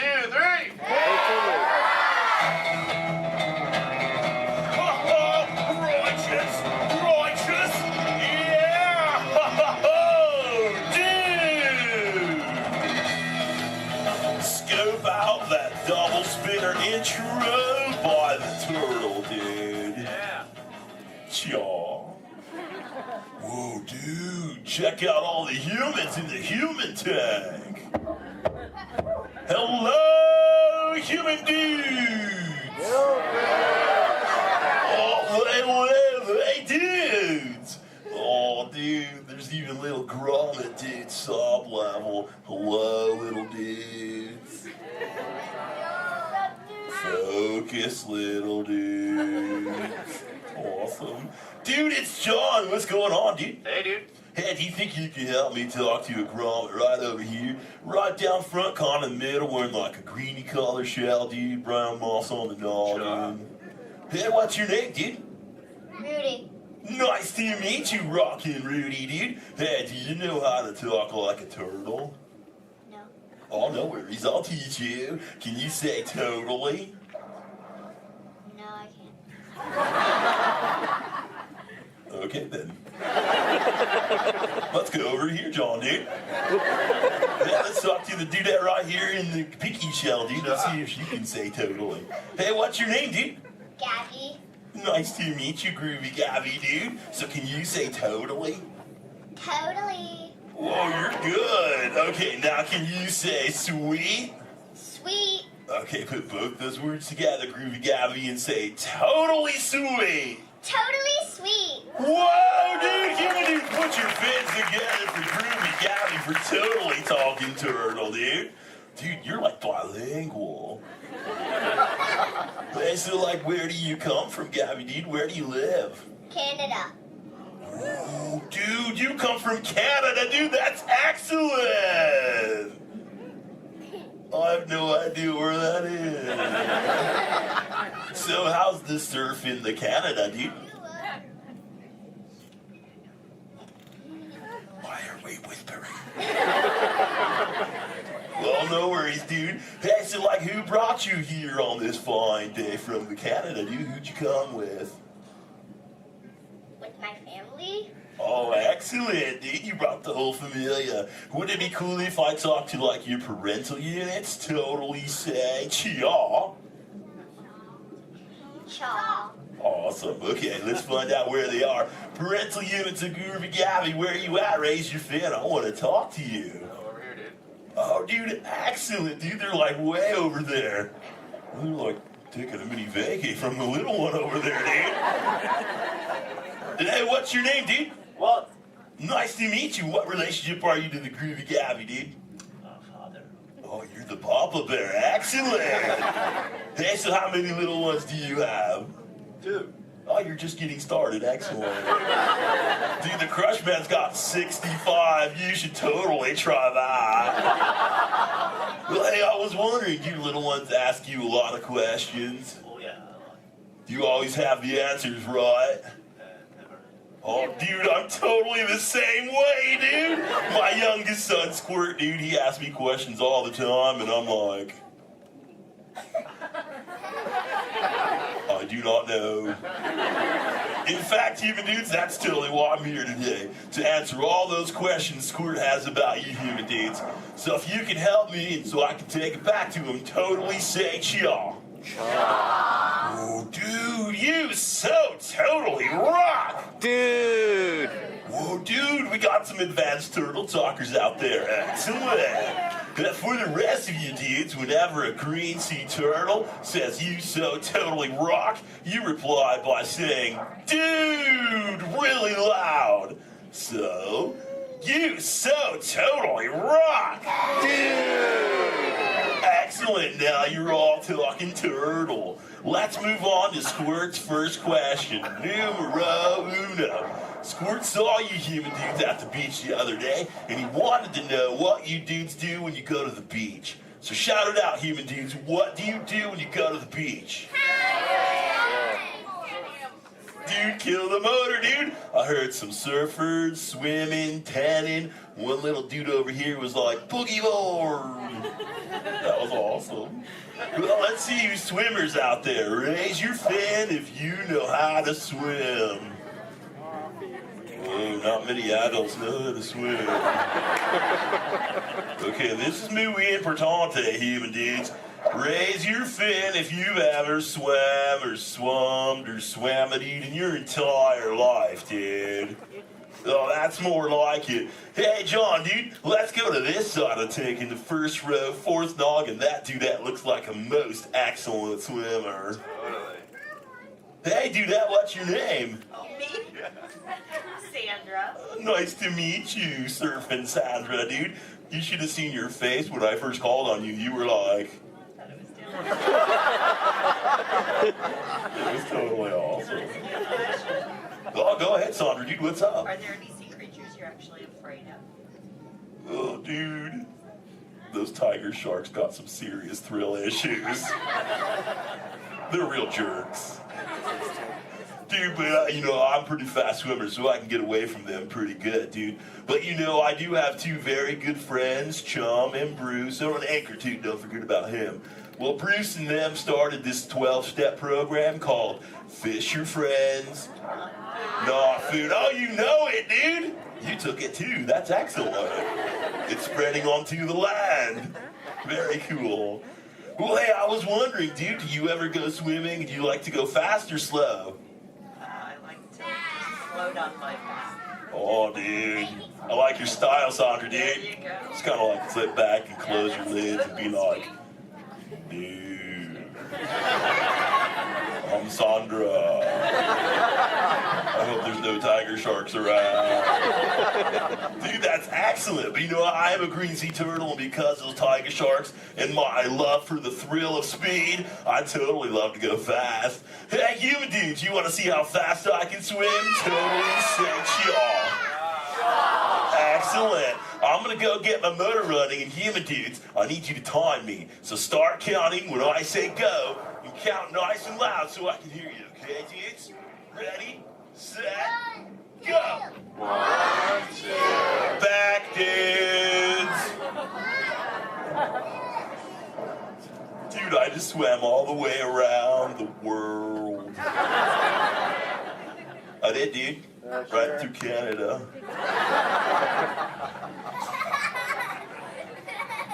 Dude, I can't even keep a straight face. I'm totally pulling your fin, dudes. Actually, dude, we can swim up to what you human dudes call 20 miles per hour, dude. But if I'm totally riding like a gnarly, awesome current, like the EAC back there, the East Anaheim current, I'll totally go up to like 45, John will tell me, dude. It's excellent. Oh, dude, but where are my manners, human dudes? I'm totally doing all the talking. So if you have a question for me, dudes, totally raise your fin nice and high, human dudes. And keep your fin high so I can totally see it. Excellent, dude.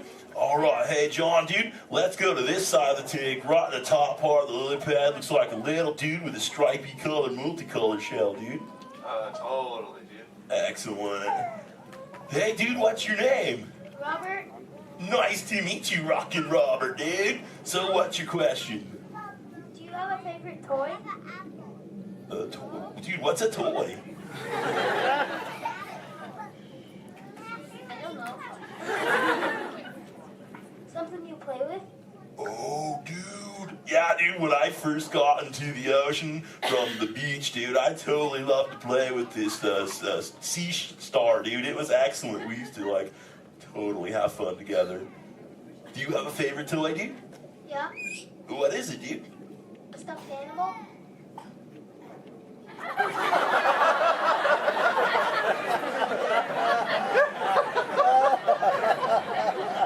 What kind of animal? One from Disneyland? What's Disney? You know what, dude? You got some serious thrill issues, dude. We're just gonna stop it right there before I go any further. Dude, that's excellent. Hey, actually, dude, do you think you can help me with something? Say chomp. Chomp. Okay, the other day I found this thing. I don't know what it is. It's hoping you can tell me, dude. What is this, dude? A Buzz Lightyear toy. Oh, dude, so this is a toy, dude? Excellent, dude. So, like, what does he do? He flies. No way. Let's see if I can make him fly. Dude, that was awesome! Dude, the other day when I found this little mini man, he started talking to me, dude. He was like, I don't know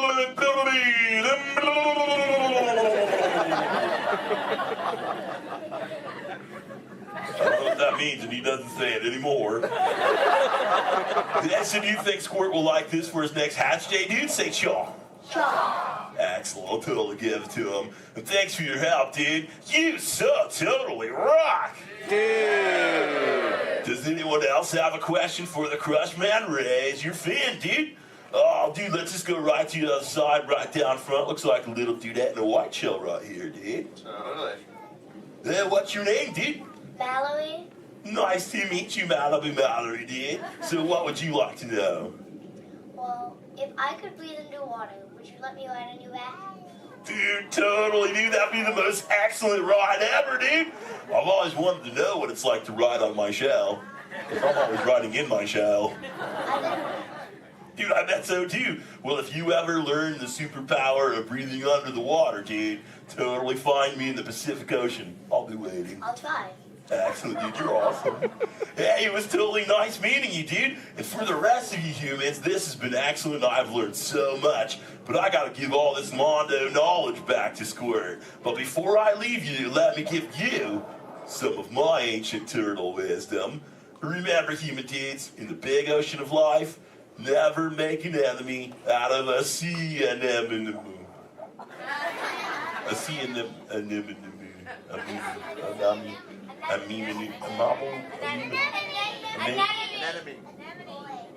Stay in schools, dude! And remember, you so totally rock! Give it up for the Crush Man! Alright, human beings, mark your exit ready. Escape, the doors in the back.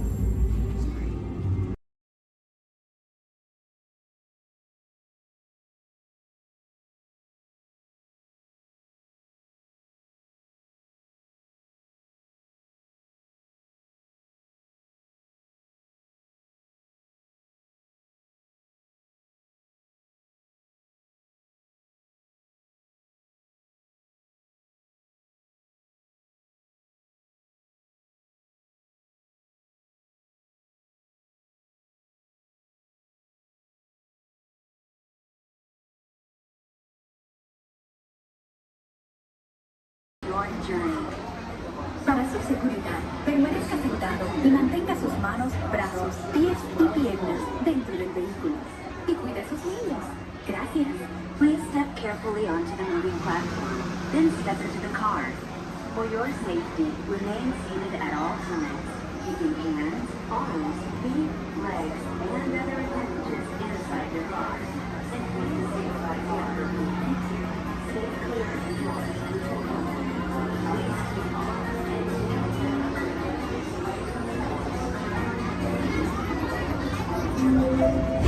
This is the TTA Blue Line, non-stop service around tomorrow.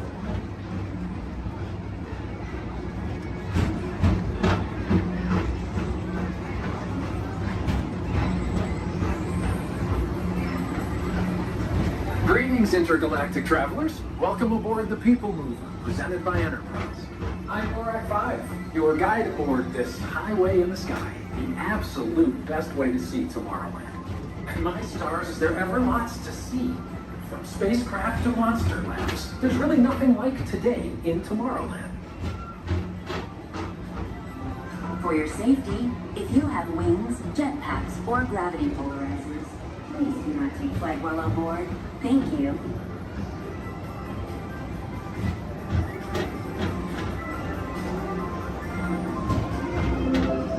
The next station is Tomorrowland Urban Planning and Star Traders. Transfer to green and red lines. Don't worry, your express train keeps on rolling through the future, right by two of my favorite spots.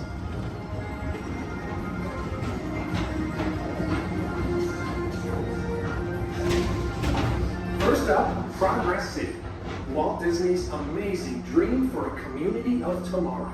Did you know Progress City inspired Epcot? And a lot of the visionary ideas throughout Walt Disney World. Look, there's even a tiny people mover. I wonder if there's a tiny mover here.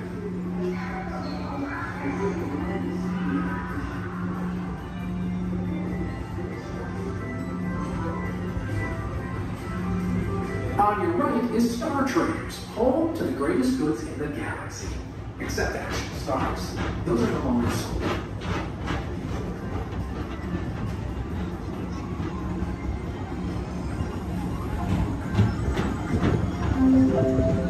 Now approaching Tomorrowland Speedway and Tron Light Cycle Run.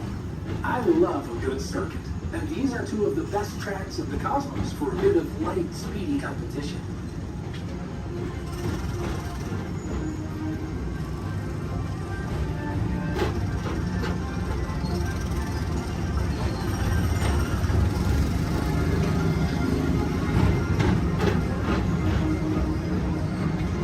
Attention all visitors from Galaxy M31. Please keep forward-facing tentacles clear of oncoming vehicles. Thank you.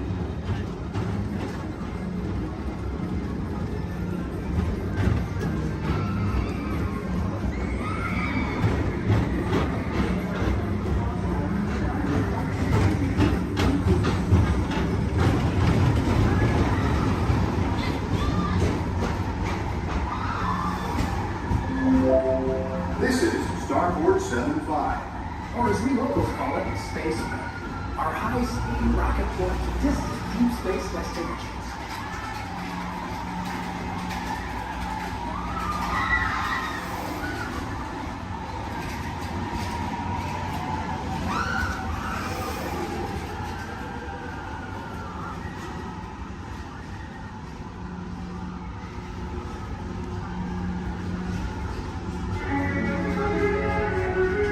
Let relaxation wash over you at the most refreshing retreat in the galaxy, the coral rooms of Pisces 7. You H2O it to yourself. Book today.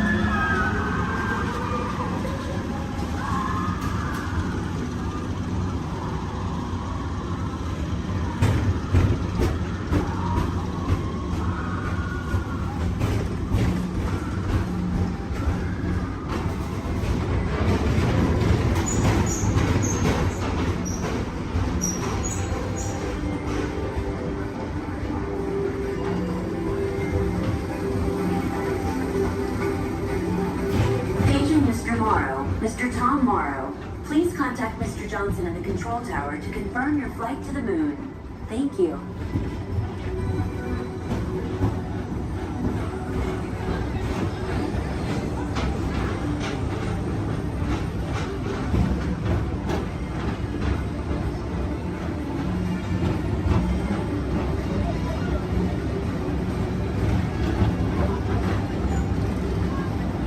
Attention all visitors from Galaxy M31.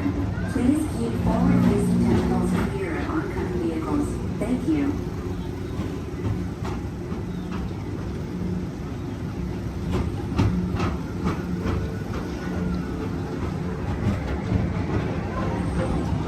To your right is the Astro Orbiter, our celestial symbol of interplanetary harmony and fellowship. Hop aboard and launch high above Tomorrowland for a spin amongst the planets.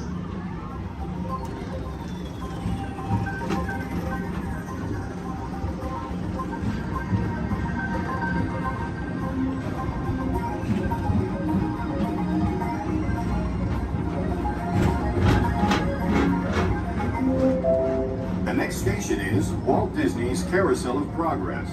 As usual, we'll keep moving ahead, and so does the carousel.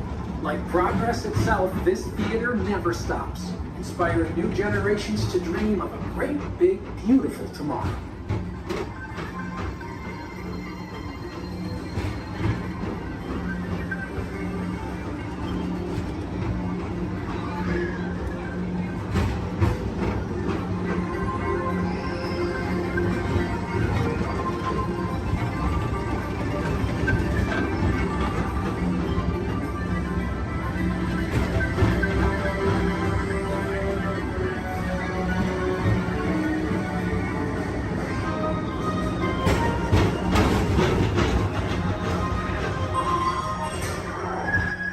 Calling all space rangers, report your star cruiser and join me on this daring space mission against the evil Emperor's herd.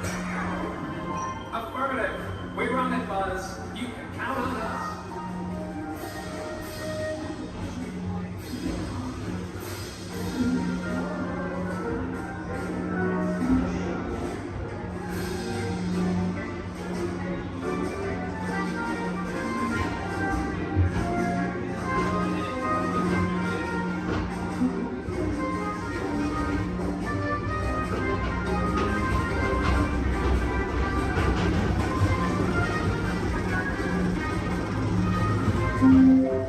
Now approaching Monsters Incorporated lab floor. Mike Wazowski has brought in some real monsters of comedy. Whether you have one eye or nine, take the time to see this show. Now approaching Tomorrowland Transit Authority Station. My fellow sentient life forms, our people mover journey has nearly come full orbit. Thanks for riding with us. It's been a pleasure to have you aboard. And even though we're concluding, this is always my favorite part.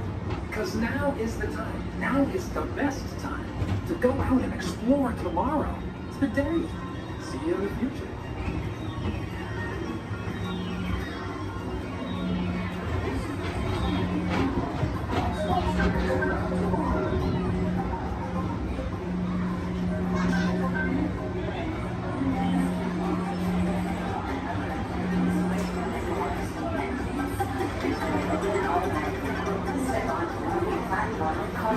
And exit by stepping away from the car. Thank you. Please keep arms and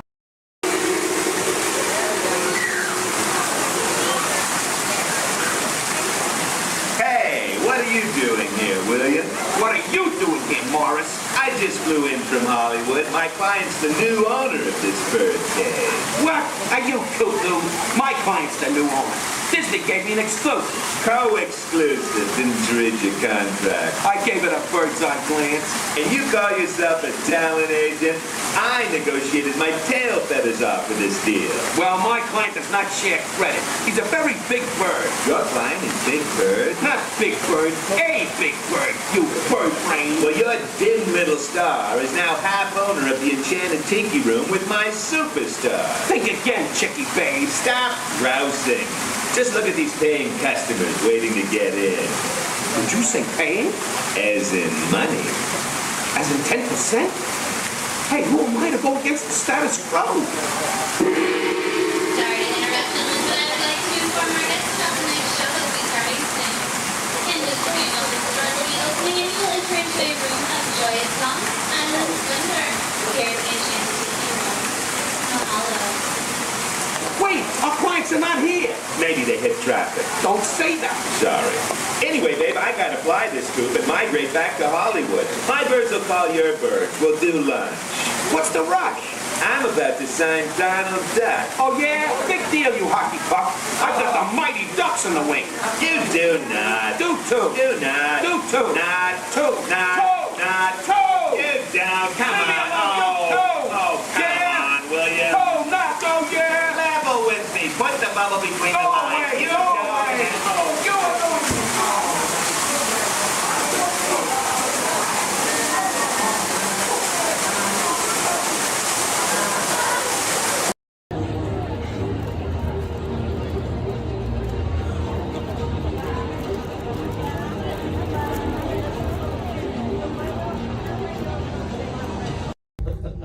Welcome to the Avatar program. Soon, you're going to have a chance to undertake an amazing Navi rite of passage, flying on the back of this powerful animal called an Ikron, or as we call it, a Banshee.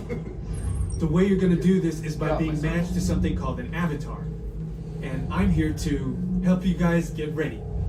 But first, we have to scan you for Pandoran microparasites. Alright everyone, stay on your number and move your arms a bit. Okay, start scan. Oh, I'm ready. You've all got them. But don't worry, they're very common around these parts. Let's start the decon. Initiating GMR decon. Stay still over your number, you're not gonna feel a thing. You're doing great. You're almost done here. They're all clear. Great.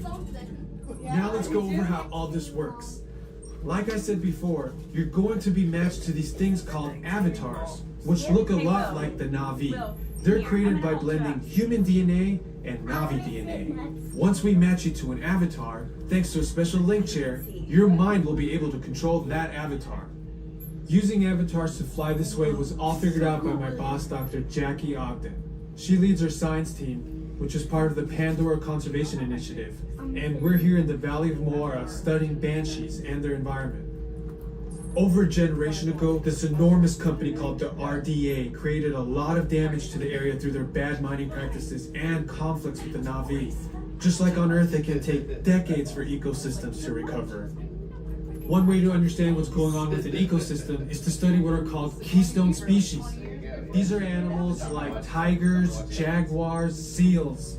The banshee is one of these important animals. Okay, to get you flying on a banshee, we need to find each of you an avatar.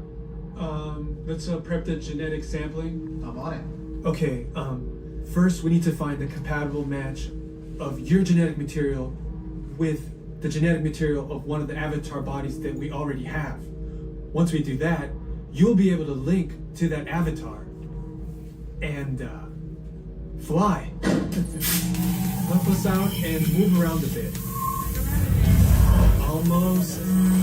Yes, got him. Now, let's find you your avatar matches.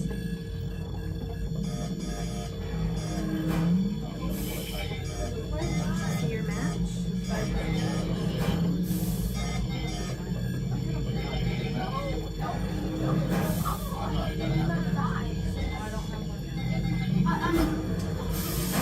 All right, you've all been matched with avatars. Looks like they're ready for you in the next room. When the door opens, please go inside, all the way in, and stand over the same number that you're standing over now. And I'll see you in there. I'll be for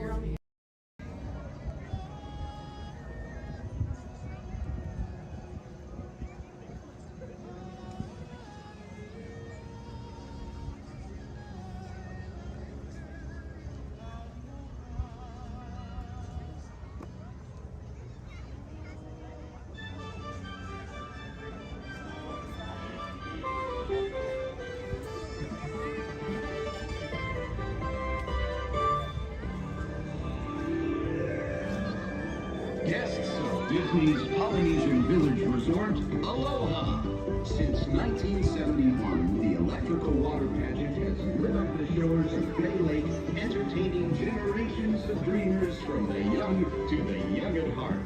As we celebrate 50 years of magic here at Walt Disney World Resort, we invite you to join us in this time-honored tradition. Enjoy the lights, the music, the magic of Disney's electrical water pageant.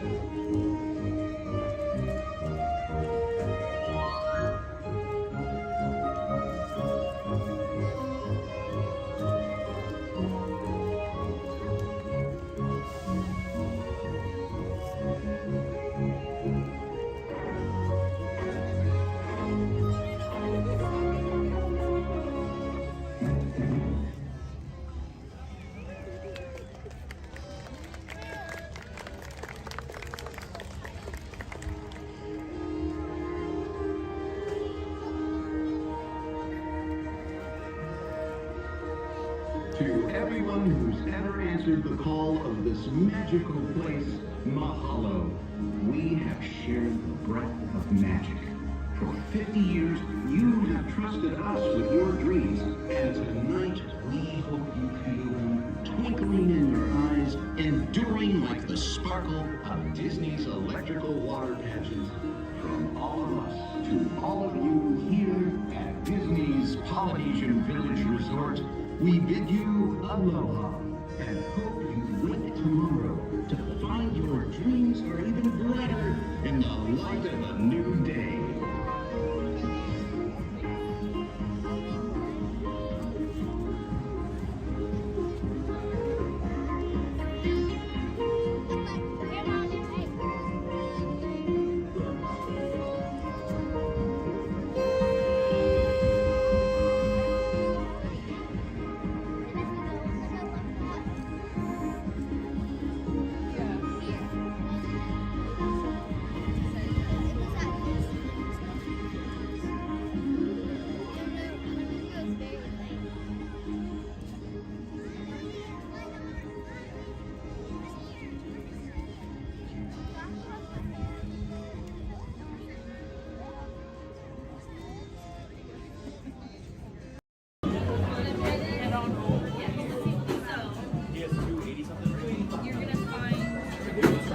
Excuse me, choice?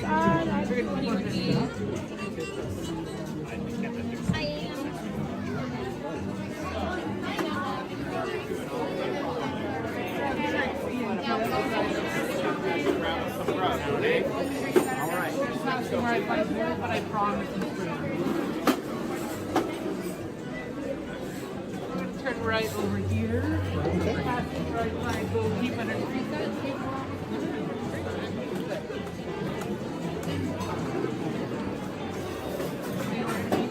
Right back there. We head out. Please remain seated at all times. Please keep your hands, arms, feet, legs, and elbows inside the vehicle, and please supervise your children. This is a one-way trip to Main Street, USA, and enjoy your ride.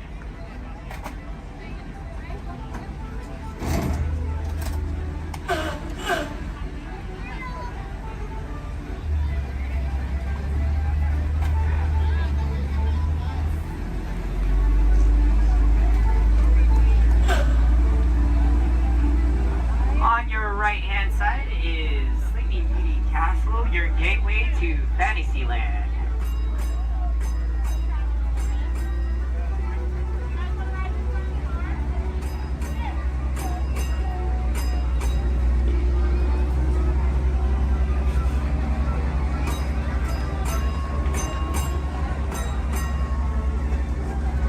Coming up on your right-hand side is Frontierland and Adventureland. Beyond that, Critter Country, Garland Square, and Star Wars Galaxy's Edge.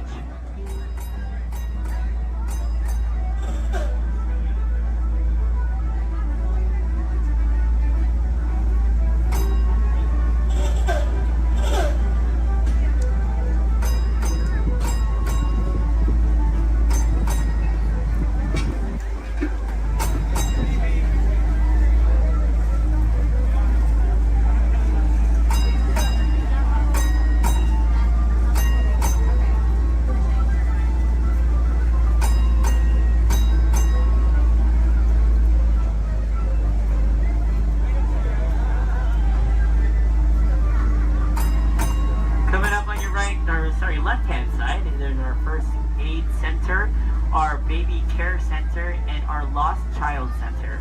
On your right hand side, if you enjoy ragtime piano, we got some music going on over at the Coca-Cola Refreshment Center on your right.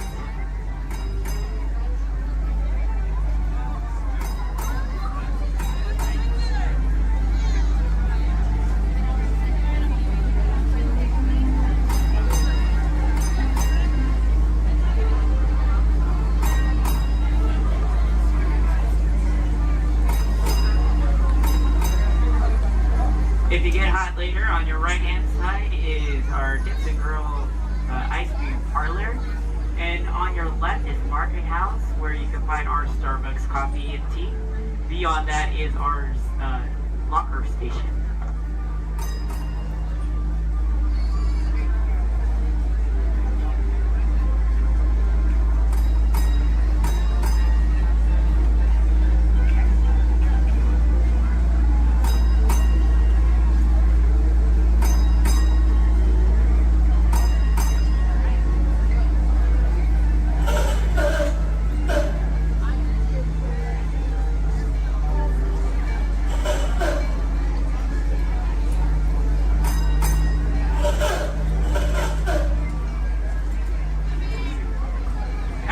To our final destination in front of Disneyland City Hall.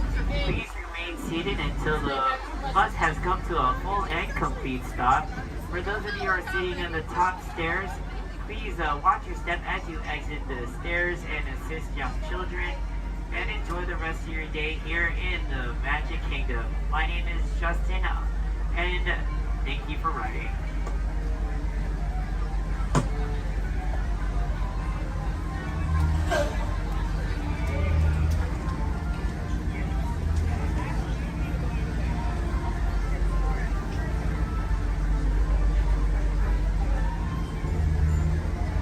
Thank you. Please remain seated, folks. I do need to park like right over there. Yeah. Please remain seated, folks.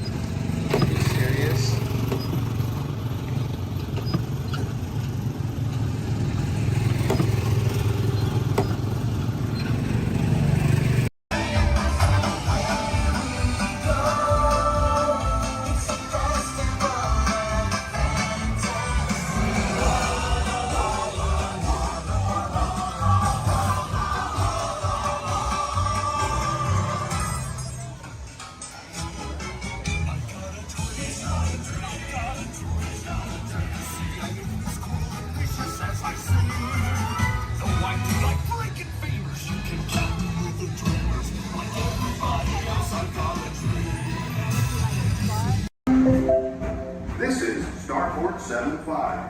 Or as we locals call it, Space Mountain. Our high-speed rocket port to distant deep space destinations.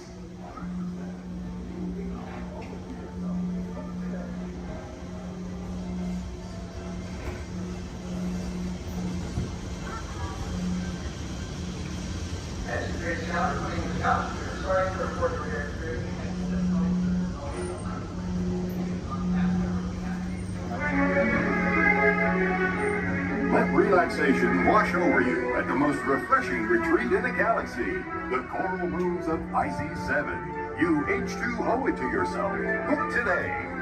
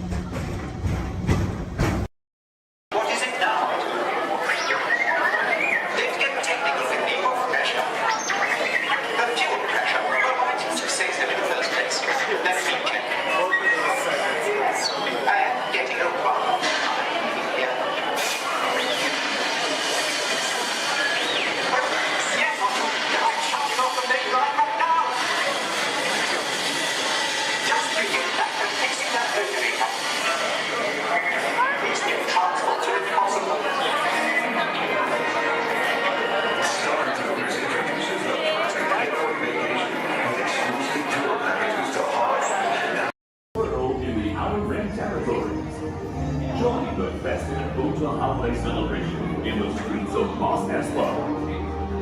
Then head to the arena and cheer for your favorite pilot in the annual Punta E Classic. Or set sail on the Doom Sea in a luxurious sail barge. Then rent a land speeder and head over to the colorful outpost of Mos Eisley. No visit is complete without having a drink at Tatooine's infamous Mos Eisley Cantina, where you will never find a more wretched hive of scum and villainy. That's right, a Tatooine vacation has everything under the sun. So call Star Tours and book passage to Tatooine today. We have reports of droids being smuggled and shipped back. I can honestly say that I have not seen a thing. Honestly. As if anything would ever get past me.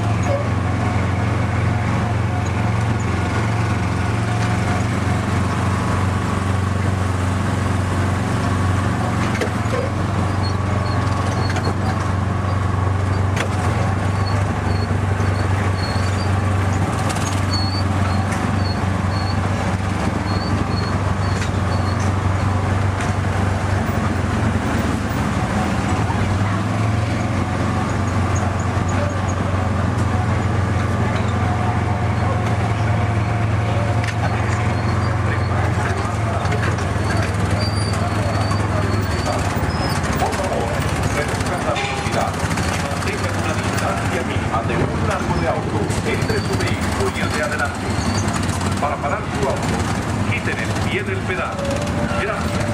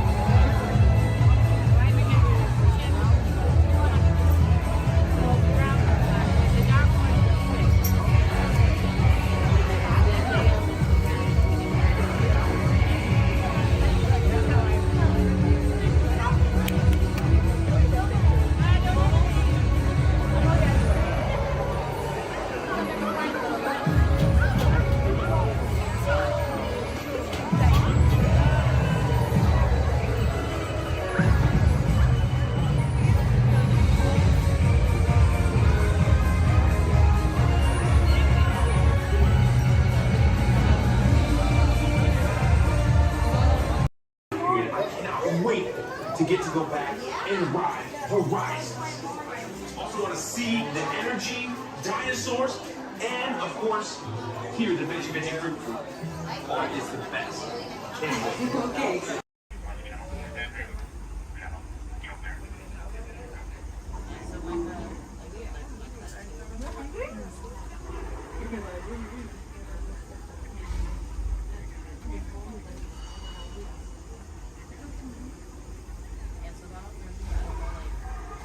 Oh boy!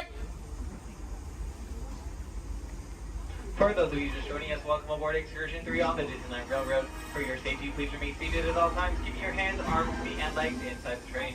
Please supervise all children, making sure they are seated away from the train openings, either fully on a lap or on a bench. Our next stop will be the Land of the Future Tomorrowland Station. Oh, they're doing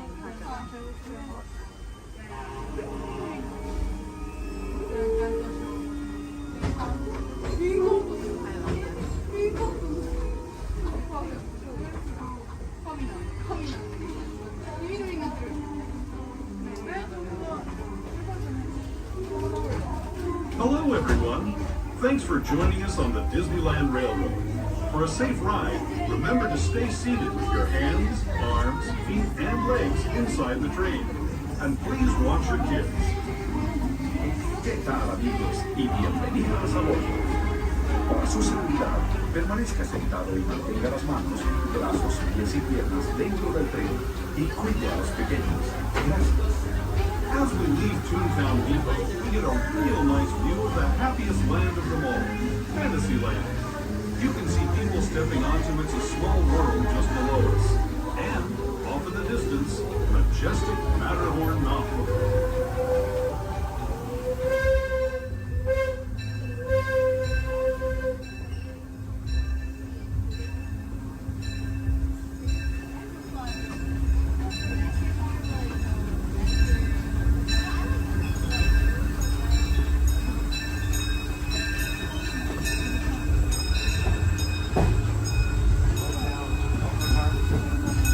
Steaming forward into the future to a land inspired by visions of tomorrow, both practical and imagined. Here you'll find rocket ships and star speeders, submarines and astroblasters, and, if you look overhead, maybe a glimpse of a Mark 7 monorail.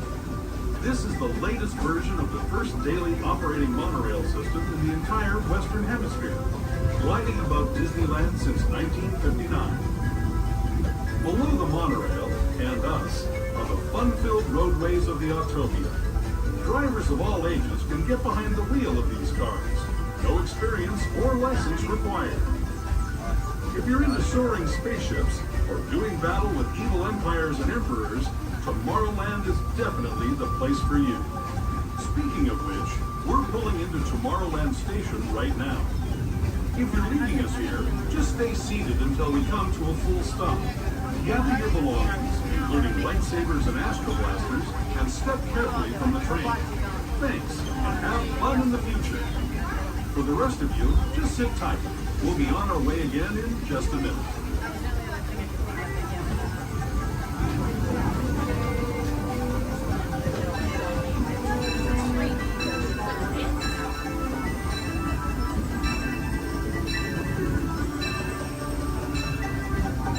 As we make our way into Tomorrowland Station, we do ask that you please remain fully seated until the train has come to a full and complete stop.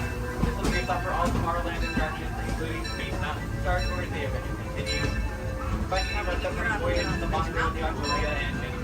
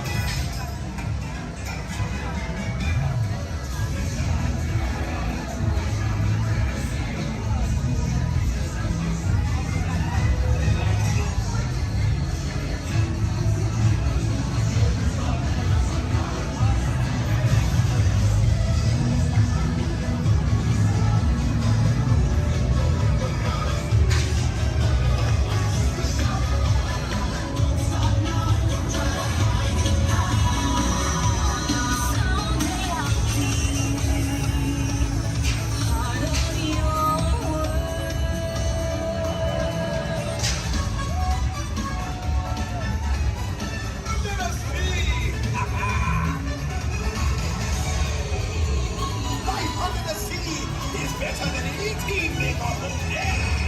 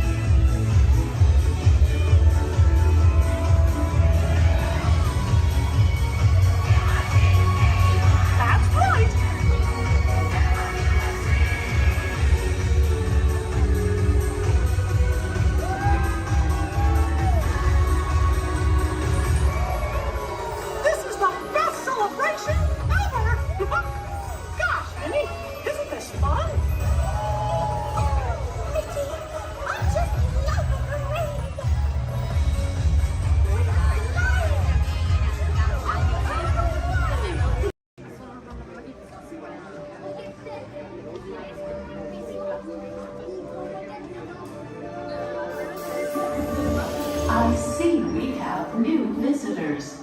Welcome, Terrans, to the wonders of Xandar. I am World Mind, sentient supercomputer of Xandar. I hold the knowledge, memory, and experiences of all Xandarian citizens, past and present. This gives me extensive knowledge, yet I am constantly learning, and I am now learning about you and your planet, Terra.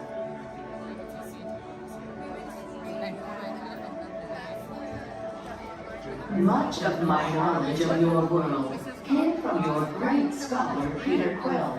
However, many of his facts have yet to be confirmed, such as the incredible importance of a legend called Footloose. Through my fellow Xandarians working here at the wonders of Xandar, I am discovering more about you Terrans. Such as your fascination with eating the turkey leg. Why only the leg? What about the rest of this creature? We are eager to learn the answers to these questions and so much more about your world. In return, we Xandarians hope to share with you more about ours. Although Xandar is 2.537 million light years away from your planet Terra, our worlds are actually quite similar and began at precisely the same moment. We refer to this as time zero, before the existence of anything. Our worlds were born of a single point of matter and energy that lasted outward in what you Terrans refer to as the Big Bang. And from nothing came the beginning of everything.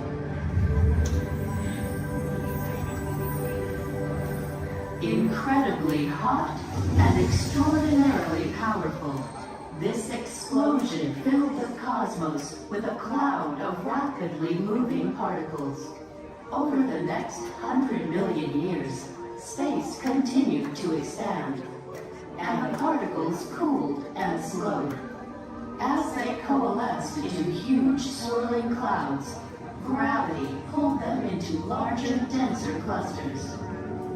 At the heart of these clusters, the temperature rose, and the particles were compressed so tightly they fused, releasing enormous amounts of heat and light. This is how the very first stars in our shared universe were born.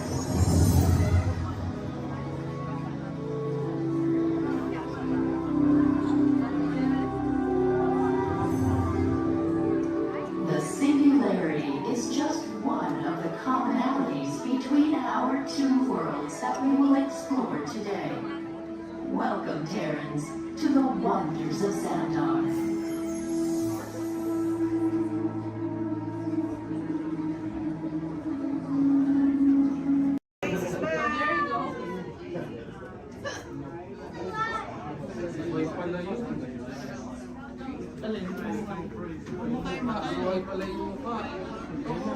As promised, your time has come. Please enter and gather on the giant fire.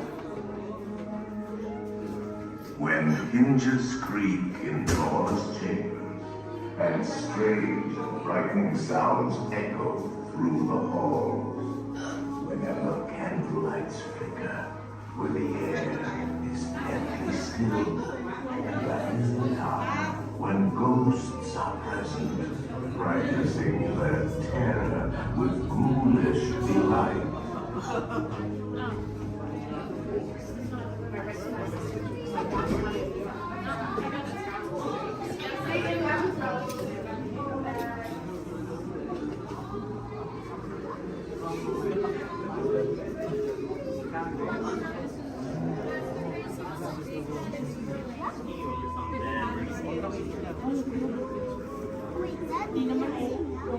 Welcome, foolish mortals, to the Haunted Mansion. I am your host, your ghost host. Our Tour begins here in this gallery. Here where you see paintings of some of our guests as they appeared in their corruptible, mortal state. Kindly step all the way in, please, and make room for everyone. There's no turning back now. At this time, I need everybody to drag their bodies away from the walls and gather in the dead center of the room.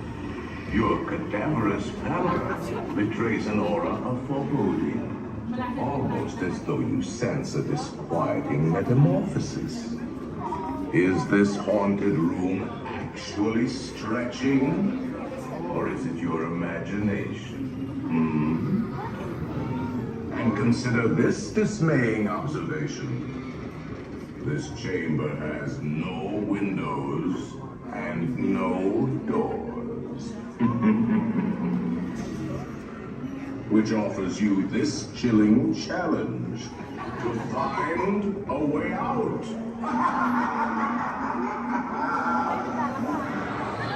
Of course, there's always my way.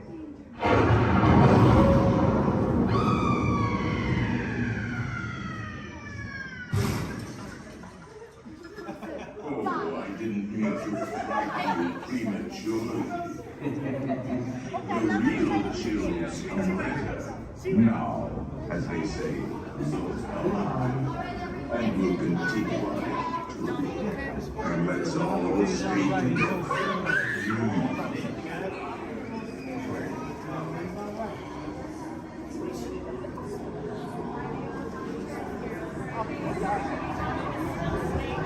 didn't say a word about it. I'm just going to read it.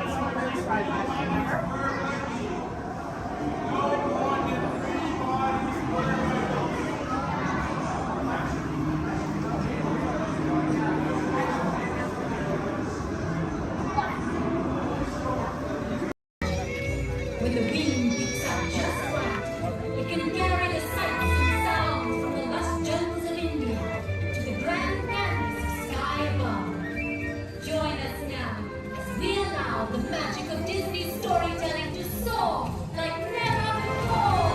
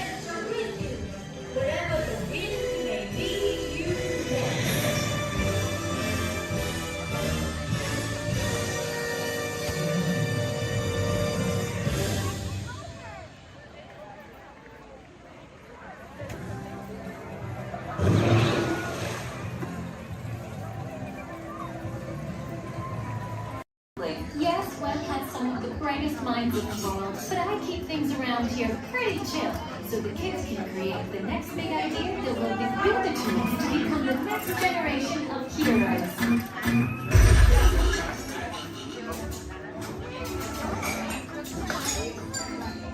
We hope you have a great time on your visit to the Worldwide Engineering Brigade Open House.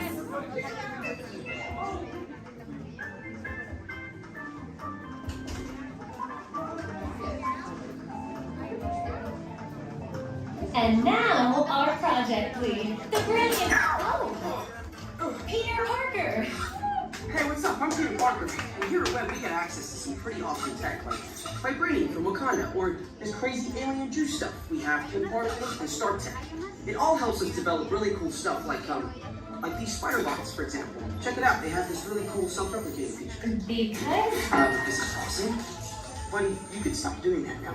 But anyway, you guys are here today to help us test the Web Slinger vehicle. Using onboard tech, you will be able to sling webs just like my buddy Spider-Man. Peter, your presentation is getting away from you. Yeah, I'm aware of that, Sharon. If you could just initiate the safety protocols, it'd be great.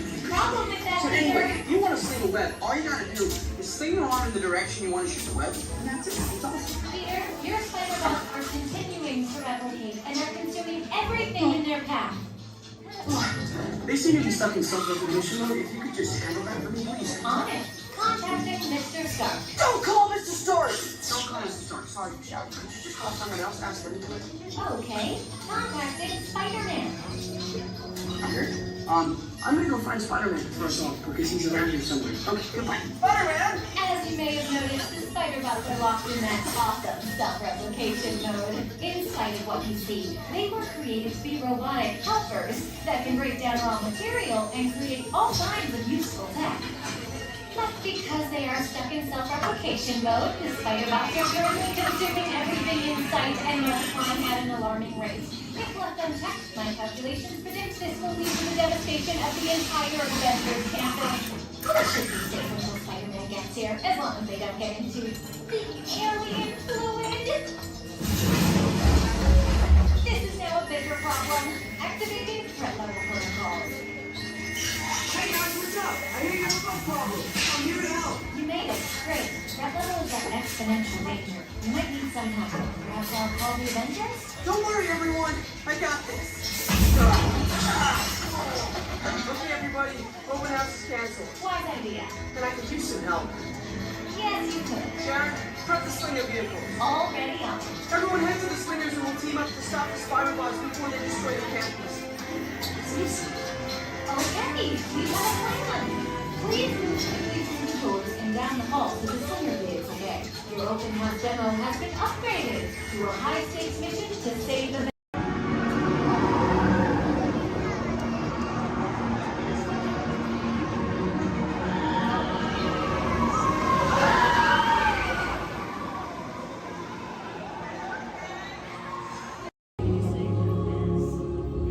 In 1923, a young man from the American Midwest, along with his older brother Roy, started a cartoon studio in the back rooms of a small real estate office in Hollywood, California. This was the small beginning of a family entertainment company that would create unforgettable stories, characters that become beloved friends, wondrous experiences, and music that has become the soundtrack of our lives. That young man was Walt Disney, a master storyteller whose imagination knew no bounds and who delighted in making the impossible possible. Disney 100, the exhibition, is a journey through 100 years of Disney magic, presented in themed galleries based on Walt Disney's creative concepts and philosophies. These include storytelling, creating believable characters, the spirit of adventure and discovery, the magic of sound and music, the world around us, real and imagined, curiosity, imagination, and technological innovation, the worldwide wonder of the Disney parks, and an everlasting sense of optimism about the future. Walt Disney famously said that it was all started by a mouse, but it really was all started by Walt himself. His philosophies became the foundation of the Walt Disney Company. They still inspire Disney's artists, filmmakers, Imagineers, and the storytellers of today. Oh boy! Oh, steady! Whoa! Hi, Mouseketeers! Well, here we go again, so hang on. Anything goes. You ready? And let the show begin! Here's my pal Walt to tell you how the magic is made. There's a lot of satisfaction in developing ideas into reality when we consider a new project we really studied. Not just the surface idea, but everything about it. And when we go into that new project, we believe in it all the way. We have confidence in our ability to do it right, and we work hard to do the best possible job. There's really no secret about our approach.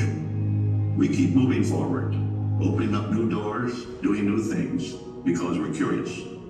And curiosity keeps leading us down new paths. We're always exploring and experimenting. Everybody ready? Then on with the show!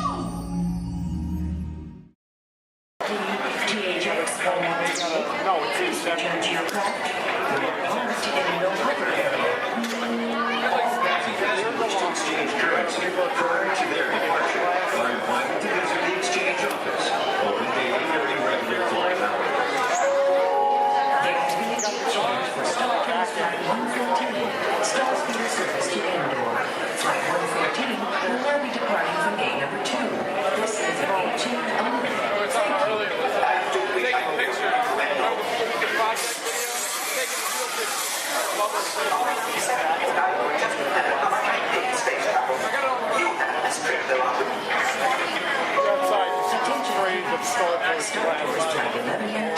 Non-stop service to Endor is now ready for boarding at gate number 1. All passengers, please proceed to the boarding area immediately. Good job.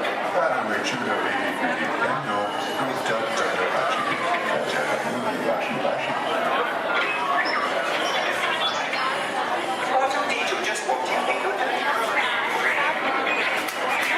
Get back to work before they deactivate you.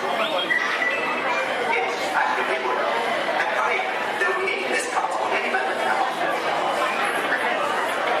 There, I think you'll solve your problem. Well, how should I know what's wrong with the ship? I'm an interpreter, not an abstract. However, you won't just check the logs. Sometimes I think these new transports have a mind of their own. Your attention, please. All interplanetary travelers must have a current passport and the necessary visas prior to leaving the spaceport. Passengers requiring assistance should visit the nearest information kiosks. Thank you. Star Tours is now offering convenient daily departures to the exotic moon of Endor. Come spend an afternoon or the entire day with the lovely Walt in their charming tribal villages. It's a fun-filled visit that you and your family will remember forever. Just ask for the Endor Express, available only from Star Tours. Non-stop flights leave every few minutes, so don't delay. Visit Endor today. Things have certainly changed.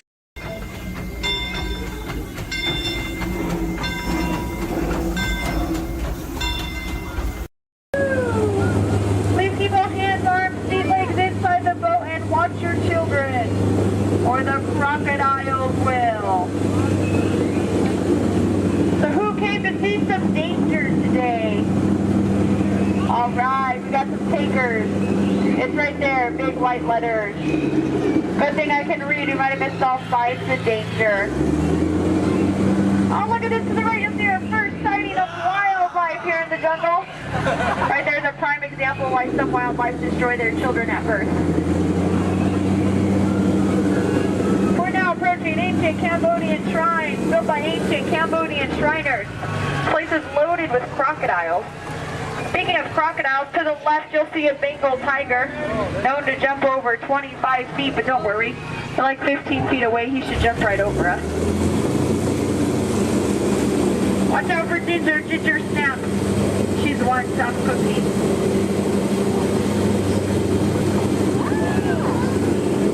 We are now entering the sacred baby pool of the Indian elephant. Oh, looks like they all came out to play. You know, they say an elephant never forgets. I'd have to agree. Somehow they never forget to be here when my boat comes by. Feel free to take pictures. Looks like they all have their trunks on. Oh, there's Bertha. She's been in that shower so long you can tell by all her wrinkles. Oh, look at Squirt. Hi, Squirt. Uh-oh. That's why we call him Squirt. Here we go. Oh, no, get down, I'm not kidding. I'm just kidding. Little dry humor. Oh, that looks dangerous. Let's get closer.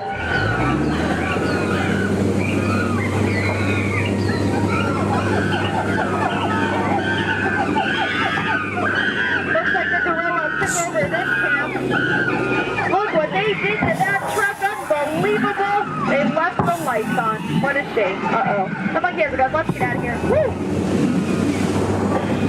Now if you look over here to the left, real hard through the trees, through the bushes, you'll see absolutely nothing. Just ahead is beautiful Schweitzer Falls, named after the African explorer, Dr. Albert Falls. We'll be going over that later. Uh-oh. Everybody lean. Woohoo! We are now on the Nile River, the longest river in the world. If you don't believe me, well then you're probably in denial. So here look, there's an African bull elephant. You can tell by his huge ears and enormous ivory tusks. Now, for those of you with a short memory, to your right, that's an African bull elephant. You can tell by his huge ears and enormous ivory tusks.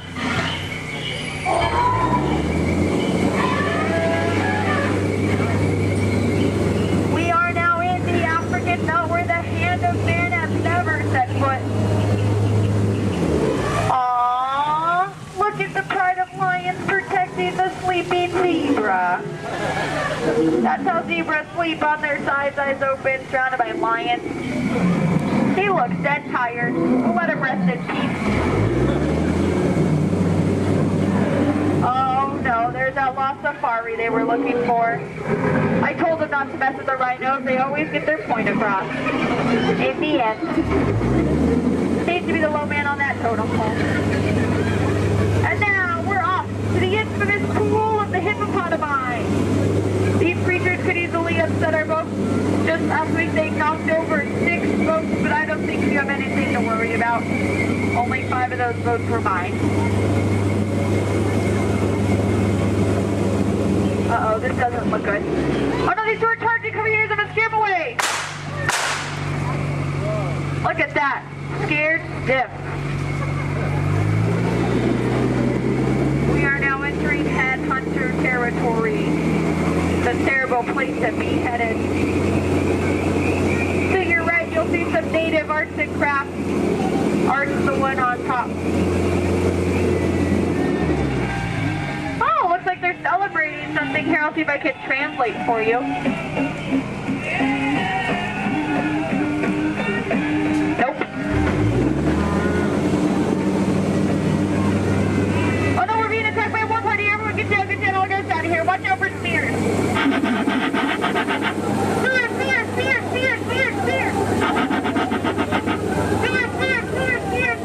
Spear! Ooh, that was fun. See those spears flying by? And now the moment you've all been waiting for, the amazing, incredible, the backside of water! Woohoo! Get excited!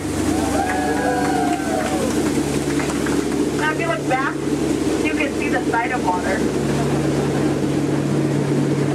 We're now in the Amazon. I heard it's a killer place to fish. Just stop, drop a line, and the fish are always biting. I think this looks like a pretty good spot right here. Uh-oh. Wait a minute, what are these bubbles? This isn't good, not in the Amazon. What is going on? Whoa! Piranhas! Man-eating piranhas! Ladies, children, you're safe. These are man-eating piranhas. Now these fish are on a strict diet.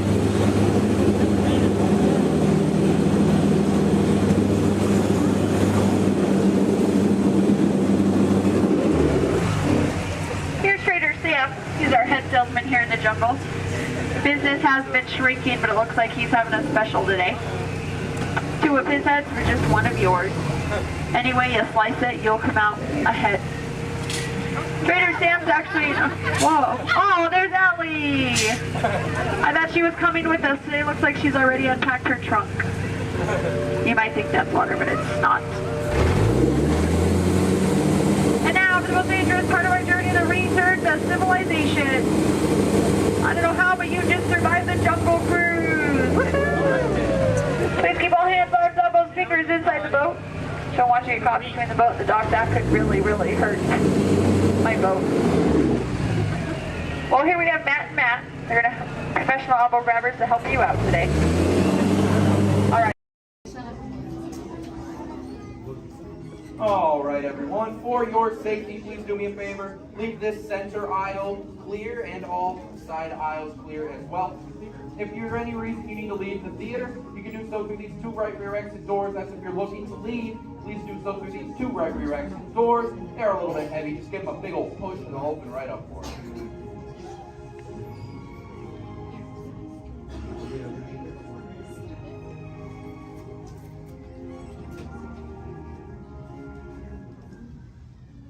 Welcome to Turtle Talk. My name's Andrew. Before we get started, there are a few things that I would like to go over with everyone. Now, here at Seabase, there is absolutely no eating, no drinking, no smoking or vaping, and no flash photography. Thanks, guys.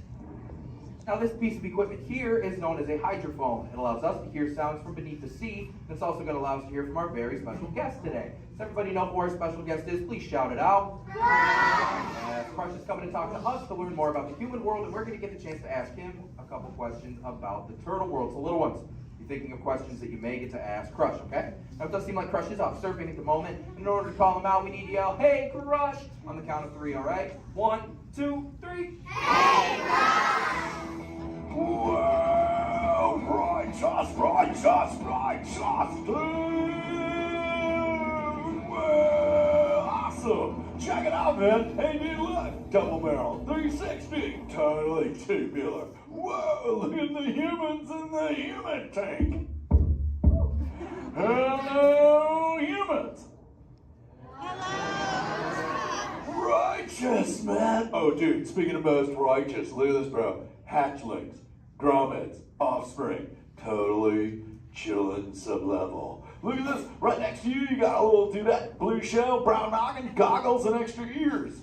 Yeah, right there on the coral. Hey, bud, what's your name down there, dudette? Bella.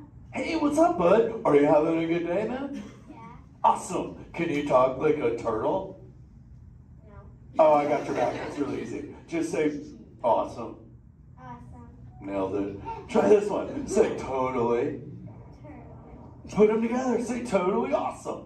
Totally awesome. Give it up for that dude. That righteous. Good job, bud. Totally good. You talk like the turtle. Hey, I got a dude over here with a gray shell, curly noggin, and goggles too. Sweet. Hey, man, what's your name down there, bud? Gustavo. Hey, where are you from, Gustavo? Where are you from? New York. Whoa, dude. Who brought you here today? I went on my car. Oh, we'll find out together. Don't sweat it. Hey, dude, is there like maybe a parental unit, a life guardian of the Gustavo? If anybody's with them, right? Okay, let's talk to that chick and see what's up. All right, awesome. Hey, dude, what's up, bud? What is your name? Karen. Hey, Karen, what's up? How many kids you got? My English is not good. I'm from Brazil. Oh, I don't speak English either. I talk turtle. Karen, does it freak you out Gustavo has no clue you're here? Don't worry, Karen, they come back when they get hungry. Karen, did you feel it, bud? Did you feel it? We're sharing a moment. Awesome. Dude, my son Squirt, he's like this. He goes, Dad, Dad, Dad, Dad, Dad, Dad, what's up with all the humans? And I go, dude, I do not know. Human dudes, I need human help. Can all of you help out and answer Squirt's questions? If you want to help, say, Chaw! Righteous! You so totally rock, dude! Oh, wait a minute. Sorry, dude, my bad. Check this out. When a turtle says, you so totally rock, everyone says, dude! Here we go. You so totally rock! Dude! You so totally rock! Dude! Now all of you totally talk turtle. So, on to Squirt's question. Numero uno. He goes, Dad, if humans go to a beach, what do they do? I said, bro, I do not know. Humans, do you go to the beach? Yes. Awesomeness. Okay, answer it for the Squirt dude. What does a human do at a beach? Shout it out. Swim. No way. Who likes to swim? Wave some fin if you love to swim, man. Oh man, I got wavers, look, even on the bench. What's up, wavers? Nice. Dude, want to see me swim? Say go crush. Go crush. Let's rock. Everyone yell, rip it. Rip it. Roll it. Roll it. Punch it. Punch it. Rip it.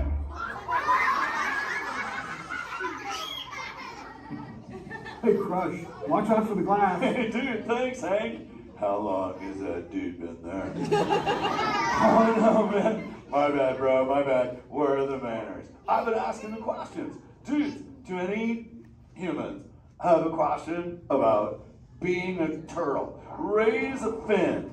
Hi, if you have a question about turtles. Cool. Got a chick over here, aisle style, red shell, brown knock, hanging loose.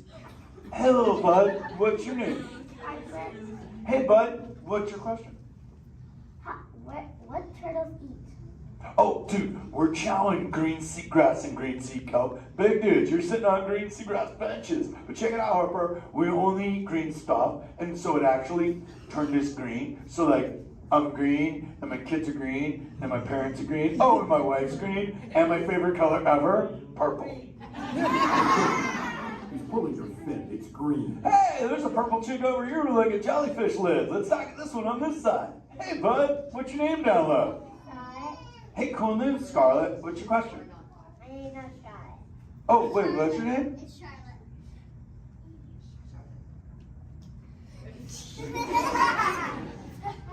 You don't have to tell me. Okay, what's your question, little bud? My name's not bud. Okay. Hey, let's head over here. We got a little friend on this side. Looks like a light blue shell, brown noggin. Let's talk to this bud. Hey, what's your name, dude? My name's Marley. Hey, Marley, what's up? What's your question? What's your favorite food? Oh, dude, besides eating green seagrass and green sea kelp, we totally chow on the jellies. Yeah, they're like so tasty. Hey, wait, Marley, do you eat food and sleep and stuff? Yeah. Do you know how to swim? Yeah. You're a turtle. Because all we do every day is eat, sleep, and surf. Hey, we got a bud by the bench. He's got a red shell curly noggin. Let's talk to that guy. Sweet. Hey, big man. What's your name, dude? Ezekiel. Hey, Ezekiel. What's your question, friend? How do turtles breathe?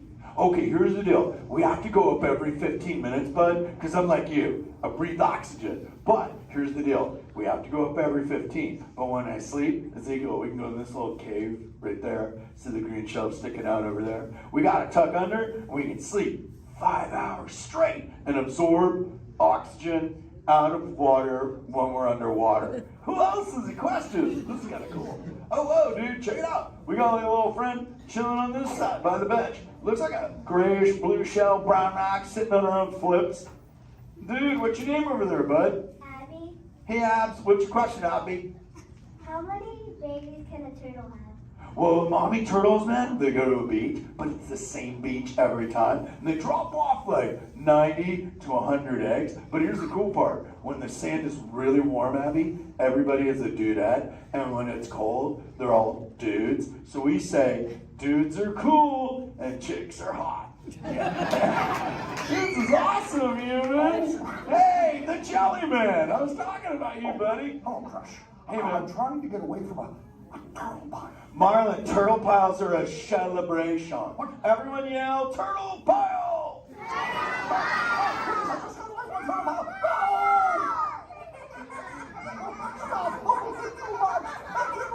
Oh, cool. Hey, boys, surf's up, dudes. Thanks a lot, Crush. For what? The turtle pile? Shout it out, humans! That dude has serious thrill issues. Humans, you rocked it! You so totally rock! Okay, like 4 kids remembered. The rest of you dudes pulled a hard Dory. Dudes, don't space out! Remember, Turtle says you so totally rock. Everyone screams! You so totally rock! There you go, you're back again. Oh, bummer. Hey, bro, the frequency thing is not working. Whoa, it's Bailey. Call him back with your fins. Put your both fins up. Yeah, put your both fins up. Go.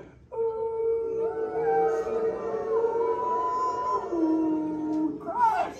Hey! Bailey, look at my friends. They're humans. Oh my goodness. Funny looking humans, huh? Hey, dude, stop. That's not cool. Those are my friends. They can hear you. No, they can't. Watch this. Hi, humans. Oh, okay. Why didn't you tell me? Dude, I tried, man. You got stoked out. Wait. Ooh. Yeah, that thing. I'm getting something. Ooh, wow. Some of you have 4 ears. Weird. I'm not judging. Humans. Later, Crush. Later, Bailey. Everyone say, later, Bailey, dude. Bailey's echolocation's awesome. We're going to do it. Everyone, both fins up. Go. Okay, sublevel. Really good. Back bench. Solid. Grandma, in the corner. This is where we put our fins up. Good job, Grandma. Good job. Fins up. Eyes closed. Go. How many fins am I holding up now? No, you gotta go. Yeah, you so totally rock. Squirt, come here. Squirt, look at this. Squirt, I just taught humans your ultimate favorite. Sweet. Dude, go for it. They'll blast you. You so totally rock. Yeah. Rock on, human dude. Rock on, Squirt. That's my son. I'm in a jam. Oh, wait. Remember this thing. You gotta be good to the oceans. And the oceans will be good to you. And slap the fins together for my man Andrew. Rocking the mic, man. Oh, righteous. Love you. Use the word dude all day long. Because your parents will love you. Hey, Karen. You're welcome, Karen. Let's go. You so totally rock. Let's give it up for Crush. If you would like to learn more about Crush and his friends like green sea turtles, manatees, or sharks, you can do so up on the 2nd floor of Sea Base. Now, little ones, don't move until your adult comes to get you. Adults, please collect your belongings, collect your children, head on up to those 2 right directions. Doors, or your safety, please don't stand up.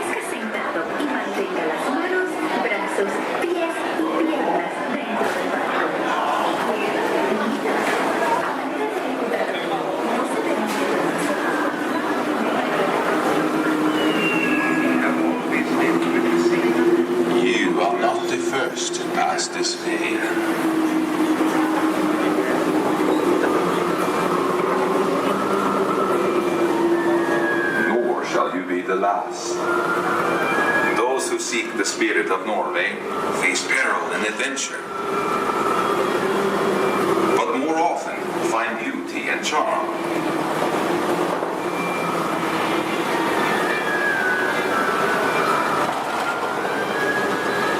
We have always lived with the sea, so look first to the spirit of the seafarer.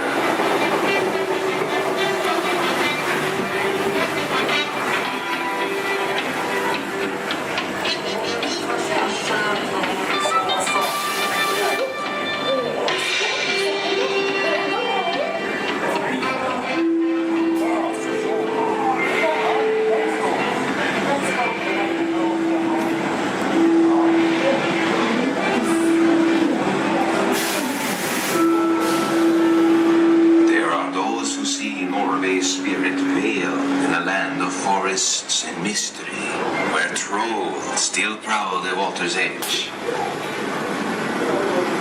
What's this? How dare you come here? Invaders! Stop!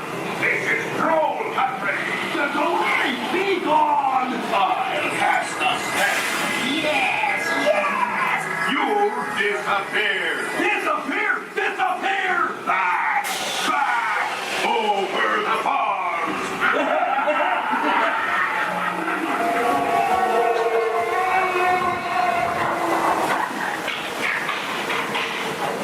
Before recorded time, Norway's spirit roamed the seas of the far north and beyond.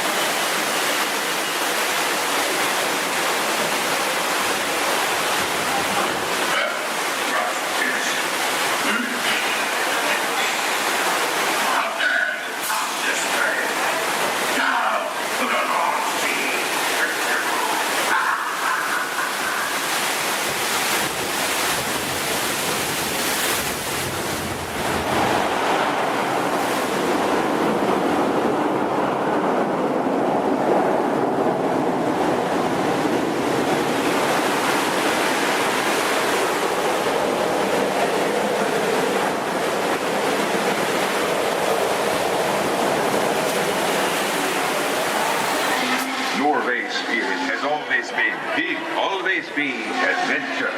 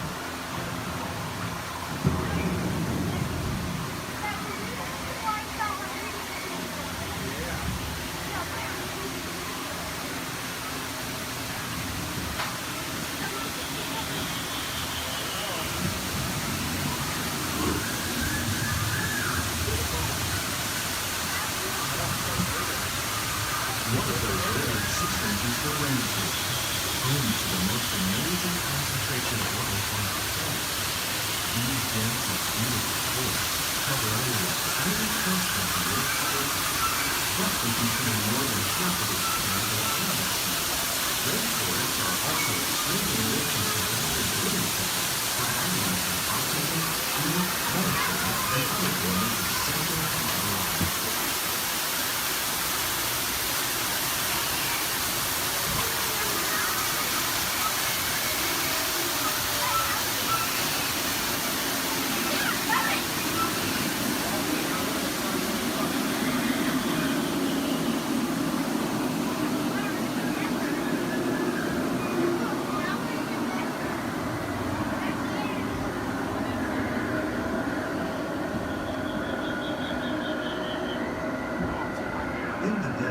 Nature has created a very different, known as beautiful living system. And while this arid landscape may seem lifeless, it is very much alive.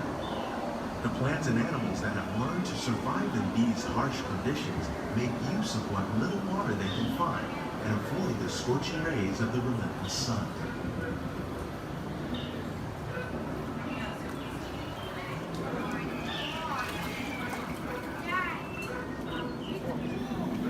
The American prairie once appeared as desolate as the desert, but over time, rainwater and nutrients gradually penetrated the hard surface of this land. Even the hooves of the mighty buffalo helped create the rich soil that one day become home to the American farm.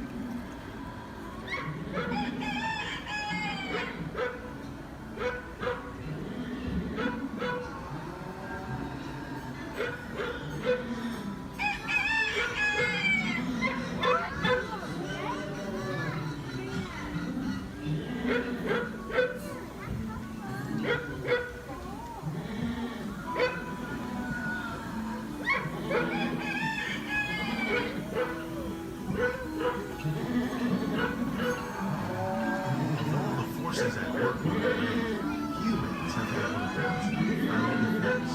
The need to produce food for a growing world led to the enormous use and sometimes overuse of the land. In our search for more efficient ways to grow food, we often fail to realize the impact of our methods.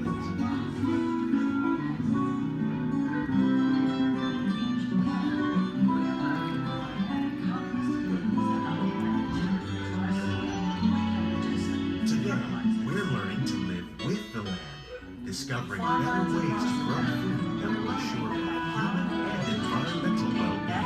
Fertilizers, we can enrich the soil without the use of chemicals. In Saudi Arabia and Mexico, we're learning to produce food on desert seacoasts by developing and planting crops that thrive on saltwater. Here at Epcot, we're learning to reduce the need for pesticides by using natural predators like ladybugs and wasps to control pests. In Japan, we're learning that by adding composted leaves and other plant material to our soil, we can reduce the need for fertilizers. In farmlands across America, we're learning that by plowing under vegetation containing natural fertilizers, we can enrich the soil without the use of chemicals. In Saudi Arabia and Mexico, we're learning to produce food on desert seacoasts by developing and planting crops that thrive on saltwater.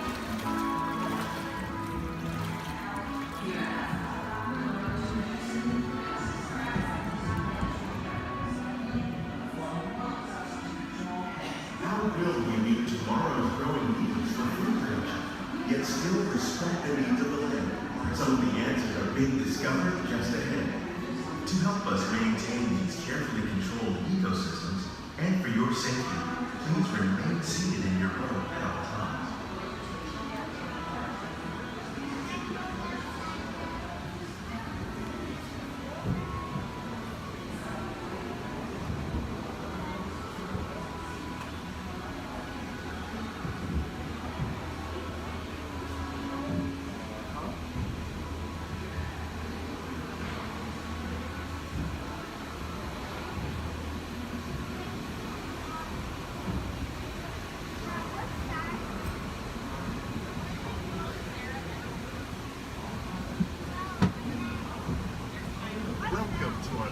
Laboratory, where scientists from EPCOT and the U.S. Department of Agriculture are exploring innovative ways to produce bountiful harvests now and into the future.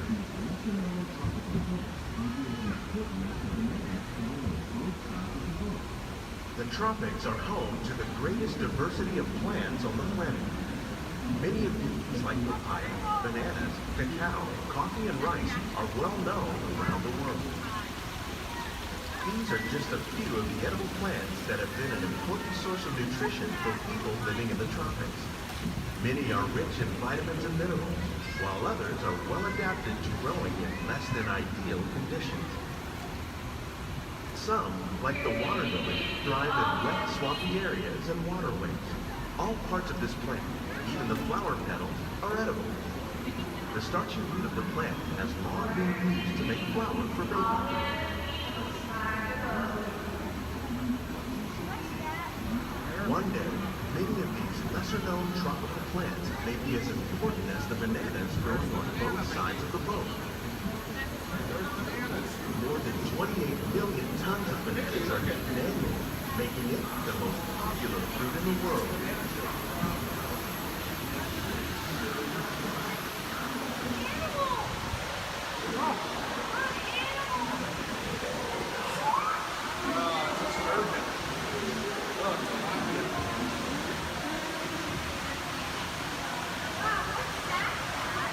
When we mention farming, we probably don't think of fish, but fish farming or aquaculture accounts for nearly half of all the seafood consumed globally. Tilapia, bass, and catfish, like the ones you see here, are three of the more popular products raised by fish farming. The sustainable system we're using here recycles the water in the tank. As a result, we're able to save millions of gallons each year. Our small fish farm produces nearly 5,000 pounds of fish each year to serve in restaurants around the nation. Innovations like this can play an important role in our efforts to produce bountiful harvests and still protect natural resources. Shrimp. That's a big shrimp.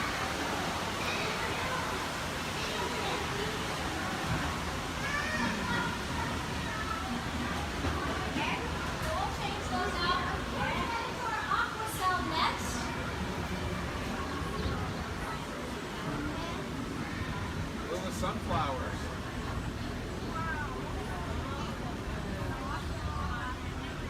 While there are more than 50,000 edible plant species in the world, most of us are only familiar with the handful that make up our everyday diet.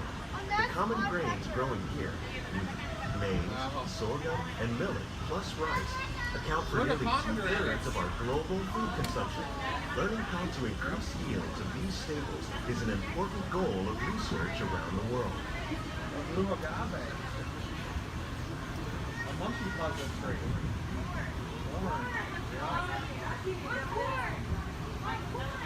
These plants are definitely on their way up. Innovative growing techniques like these increase yields, while more efficiently using resources like water, fertilizer, and pesticides. Another innovation at work here is our integrated pest management program. By populating our greenhouses with beneficial insects that prey on harmful pests, like aphids and flies, we are significantly reducing our reliance on conventional pesticides. We're growing these crops using our nutrient film system. This technique precisely controls and recycles water and nutrients. With it, we can produce over 27,000 heads of lettuce a year in this one small area. Look at the cucumbers.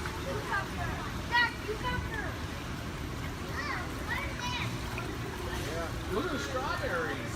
Some of our best ideas have been inspired by nature, like these fruit and vegetable trees. By growing these ground plants vertically, we can increase yields and better control diseases. These crops taste as good as they look. In fact, we serve more than 15 tons of produce from our greenhouses in restaurants here at the land every year. Look at the jalapenos. That's a great idea.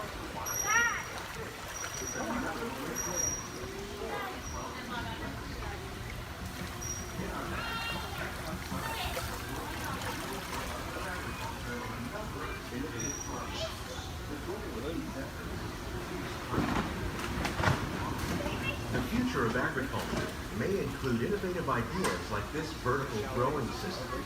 Plants grown in this way use a fraction of the space required by traditional growing methods. That saves water and increases production. The aquaponics system on your left combines hydroponics with aquaculture. The fish provide a natural source of fertilizer for the plants, and the plants help keep the water clean for the fish. It's another great way to produce more while using less. In our labs, Epcot scientists are working with the U.S. Department of Agriculture on a number of innovative projects. The goal of these efforts is to produce higher yielding and better quality items. Together, we can continue to find more ways to increase food production and protect our precious natural environment. Only then will we truly be living with the land.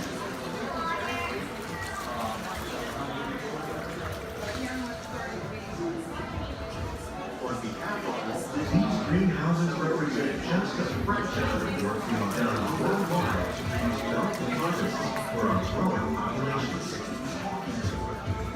Scientists, farmers, and even backyard gardeners are doing their part to improve the quantity and quality of foods that we all rely upon. Together, we can continue to find more ways to increase food production and protect our precious natural environment. Only then will we truly be living with the land.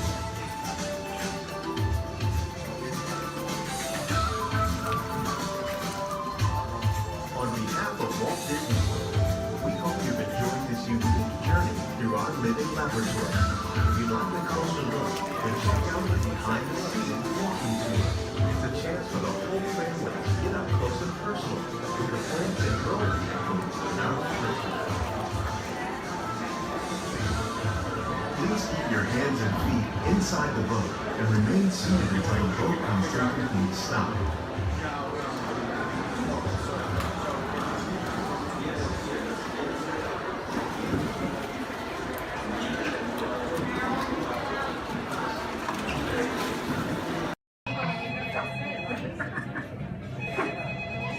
Imagination Institute, Dr. Channing's office. I'm sorry, Dr. Channing is hosting a tour of our sensory dining room. Yes, hello, Dr. Channing's office. Hello, Dr. Channing's office. Hello, Dr. Channing's office. What's that? You can't control your imagination and it's running wild. Oh dear. Yes, I'll have him call you as soon as he's available. Hello, Dr. Channing's. Yo, a pirate type of a new boys doing this. I had a bandana complete full of and got the armies around it. With patches of feathers just like that and look, and got the armies around it. Yo, a pirate type for you. You pick out a hat and you rig it with blue, and got the armies around it. Like earrings and medals and dreadlocks and boots, and got the armies around it. Yo, a pirate's life for you. Hands up to you, ladies! Hands up to you!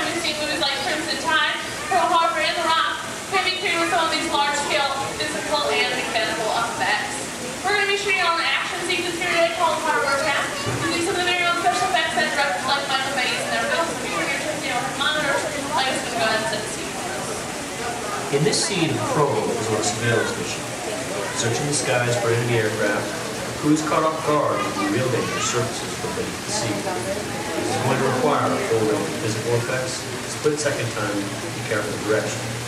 We have the lights, we have the cameras. All we need now is the action. All right, now if anybody knows this serious action, it definitely would have to be director Michael Bay. Some of the special effects you're going to see in our show today include water cannons, pressurized up to 100 pounds per square inch. That must be time to match our sound effects. And probably the most important effect out of all these is fire, because it must be ignited at the exact precise moment. And it does take a lot of time and energy to reset these tremors for an explosion. But the most important factor in all this is the safety of our actors, and that's where you come in today's ceremony today. Everybody say hi, Todd. All right, everybody say bye, Todd. All right, Todd, you have been cast a little more mechanic today. Your scene takes place way down there in the engine room of the PT boat. So you want to go ahead and dive on in for me? Did you bring your bathing suit? Oh, I hate when that happens. That's okay. When that happens, we actually just recreated the engine room right for you right here, so it's all ready to get you all set up. All right. Now, guys, we're actually going to be shooting two different scenes today. Not necessarily in the order that they appear in the movie, but most movies are shot out of sequence. So it can be kind of hard for actors because they must react to scenes that actually haven't even happened yet. It's really up to the director to get them all motivated for those scenes. So, are you ready, Todd? All right, perfect. Now, what you're going to do is that phone right there is going to buzz. Right there. It's going to buzz just before 800 gallons of water just come pouring out of those tanks, slide down the chute and slam into like spring. Not a big deal, right? Perfect. All right, you can handle it. Are you ready? Perfect. All right. Good thing this is not 800 gallons. It's more like 1,000. Okay, let's not let them know that because there's a fine line between motivation. Here, are you ready? Perfect. And roll playback. And action. Go ahead and pick up that phone for me. Call your captain. Let him know you might take on just a little bit of water.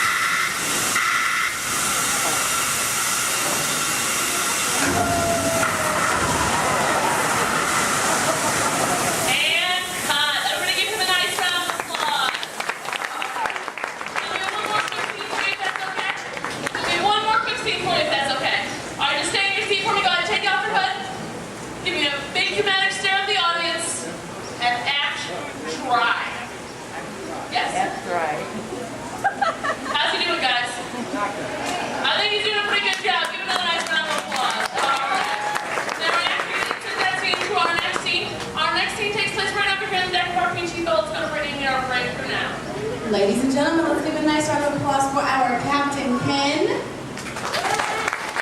Doyle and Brave Deckhand Debbie. Pass us on set for us. All right, thank you, Brittany. And roll playback. All right, now remember, crew, you are on a surveillance mission, okay? And action. All right, Captain, bring up your binoculars. They're right in front of your wheel, Captain. Captain, your binoculars are right in front of your wheel. Captain.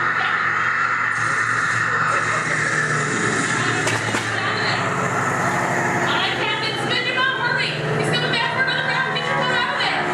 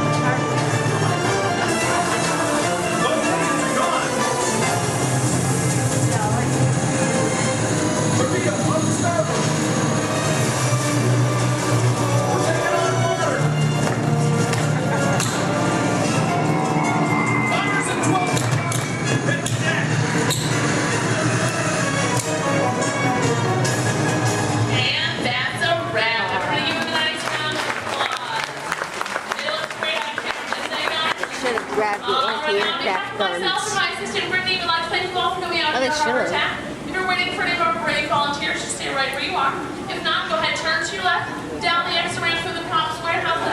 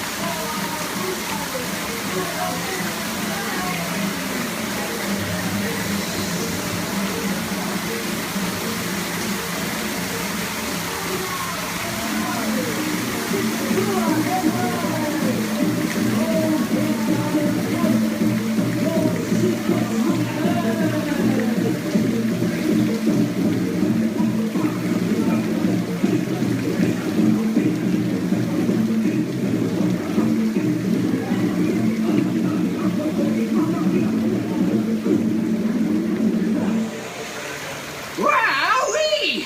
Phew, that's almost as much fun as New Year's Eve in the orange groves.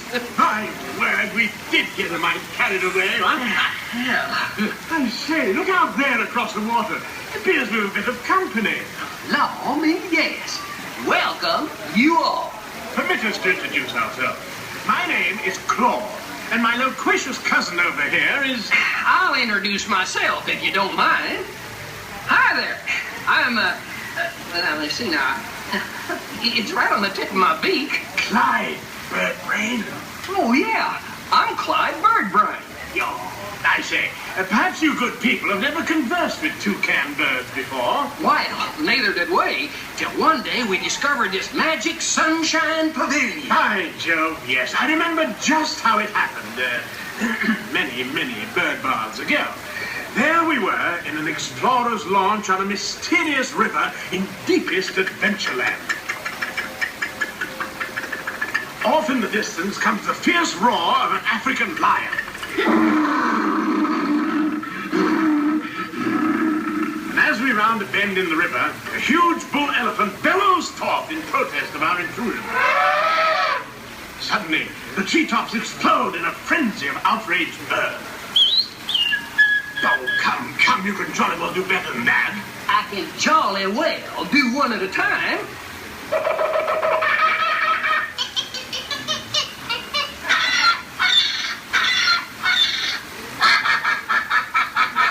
Meanwhile, shifty-eyed crocodiles lurk by the water's edge. Lurk, lurk, lurk. And the giant python slithers down from an overhanging limb.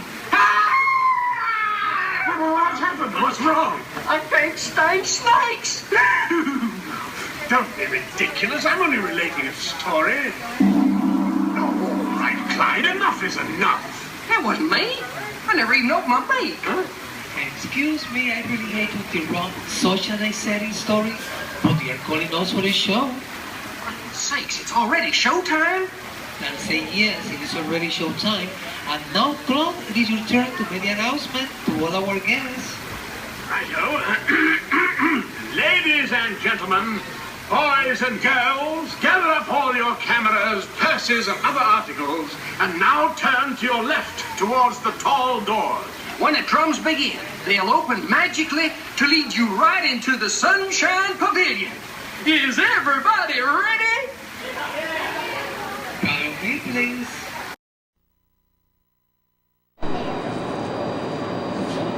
Please stand clear of the doors. Por favor, manténganse alejados de las puertas.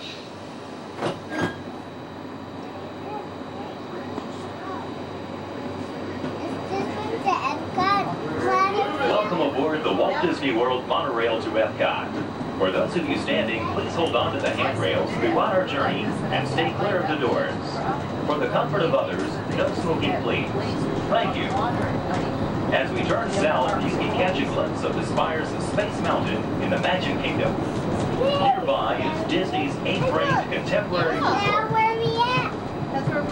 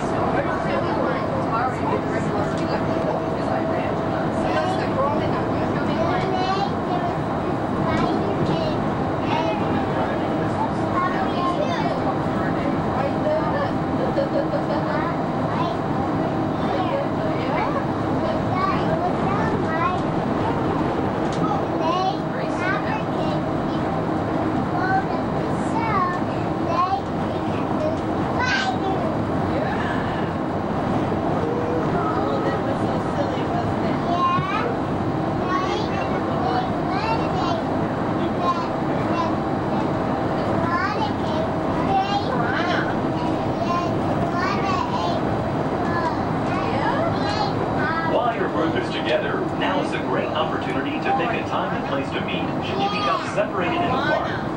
If you should need any assistance, please go to Guest Relations, located in Interventions East. Guest Relations can also assist you in making dining arrangements, provide special tours of Epcot, or make other suggestions for planning your visit to Walt Disney World.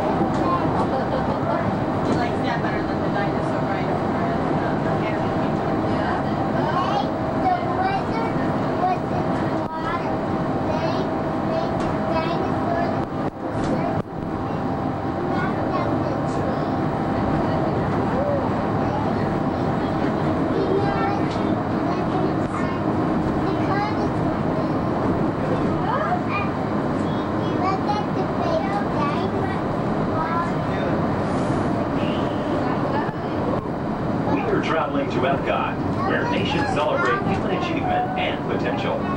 Its 300 acres are divided into two worlds, Future World and World Showcase. Future World offers fascinating explorations into realms of energy, transportation, and imagination. You'll also find adventures in communications, sea exploration, food production, and other vital topics. World Showcase is a community of nations, highlighting the accomplishments and cultures of people around the world. On the banks of the 40-acre World Showcase Lagoon are Mexico, Norway, China, Germany, Italy, the American Adventure, Japan, Morocco, France, United Kingdom, and Canada. Young adults from each nation represented in World Showcase are among your hosts, making this a true international exchange.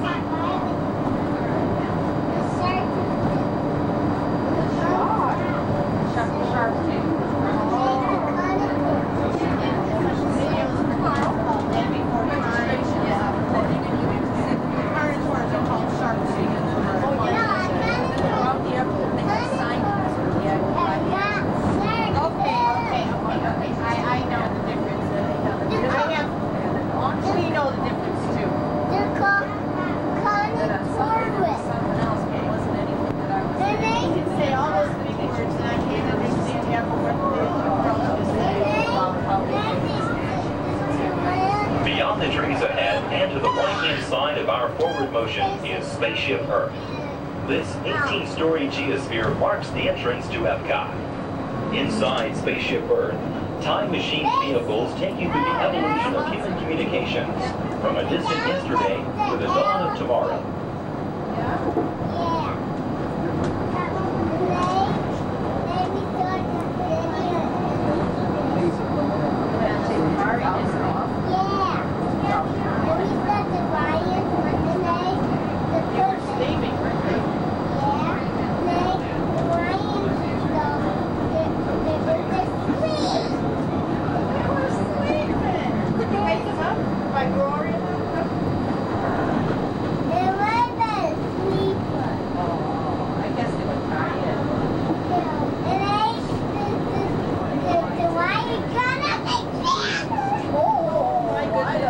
Coming up behind Spaceship Earth is Interventions. Inside this hands-on area, you can explore and interact with the ever-changing technologies and products for everyday living in the near future. To the opposite side is the universe of energy. Inside, you'll find Ellen's Energy Adventure, hosted by Ellen DeGeneres and Bill Nye the Science Guy. Next is The Wonders of Life, where you'll discover Body Wars, which takes you on an amazing trip through the human body. In Test Track, you can experience the acceleration of test driving a vehicle on the fastest and longest ride ever created for Walt Disney World. Coming into view is World Showcase. Directly across from us on the far shore of the World Showcase Lagoon is our host pavilion, the American Adventure.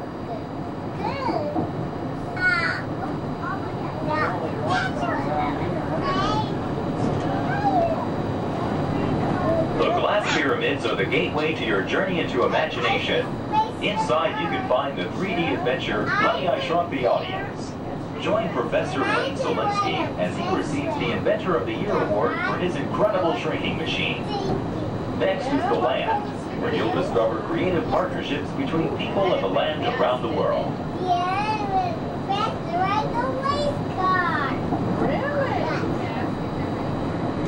In the living seas, you can descend via hydrolator to Seabase Alpha and navigate the largest, most spectacular coral reef environment ever created by humankind. Ladies and gentlemen, we are approaching the Epcot monorail station. Smoking is not permitted at Epcot except in designated areas. Please consult your guide map or ask a cast member the location of designated smoking areas.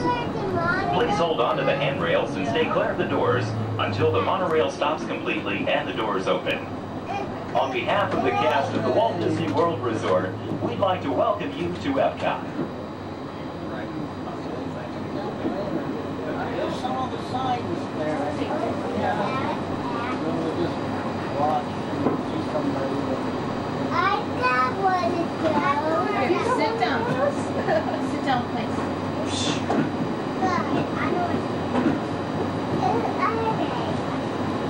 Ladies and gentlemen, please remember to collect your belongings and take young children by the hand.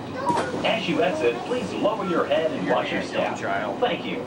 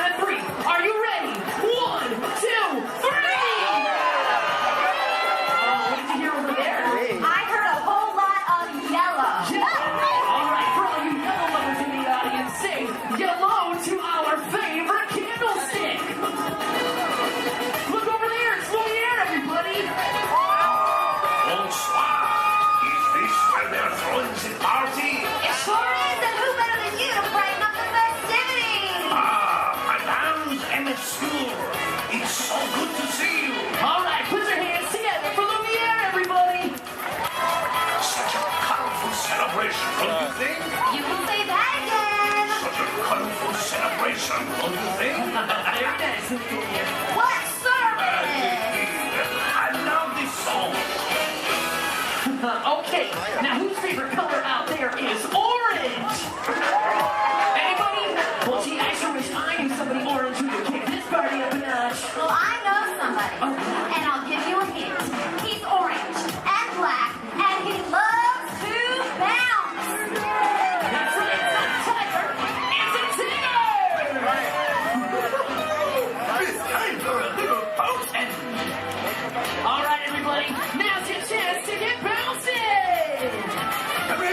and bounce like the tiger. And then maybe you. Keep on bouncing!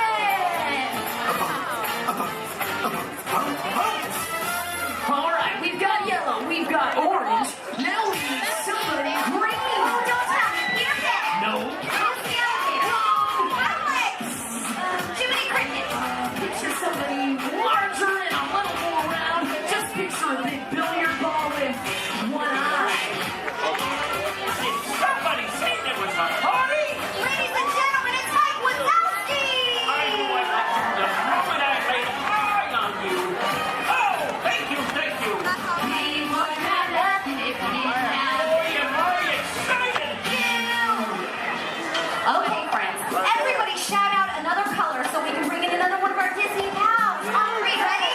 1, 2, 3. Lavender. All right, what do you hear this time, Emily? Oh, I heard red. Red. Oh yeah, this is one red hot crowd. Okay, who's got 6 legs, lives under the sea, and has a mermaid for a friend?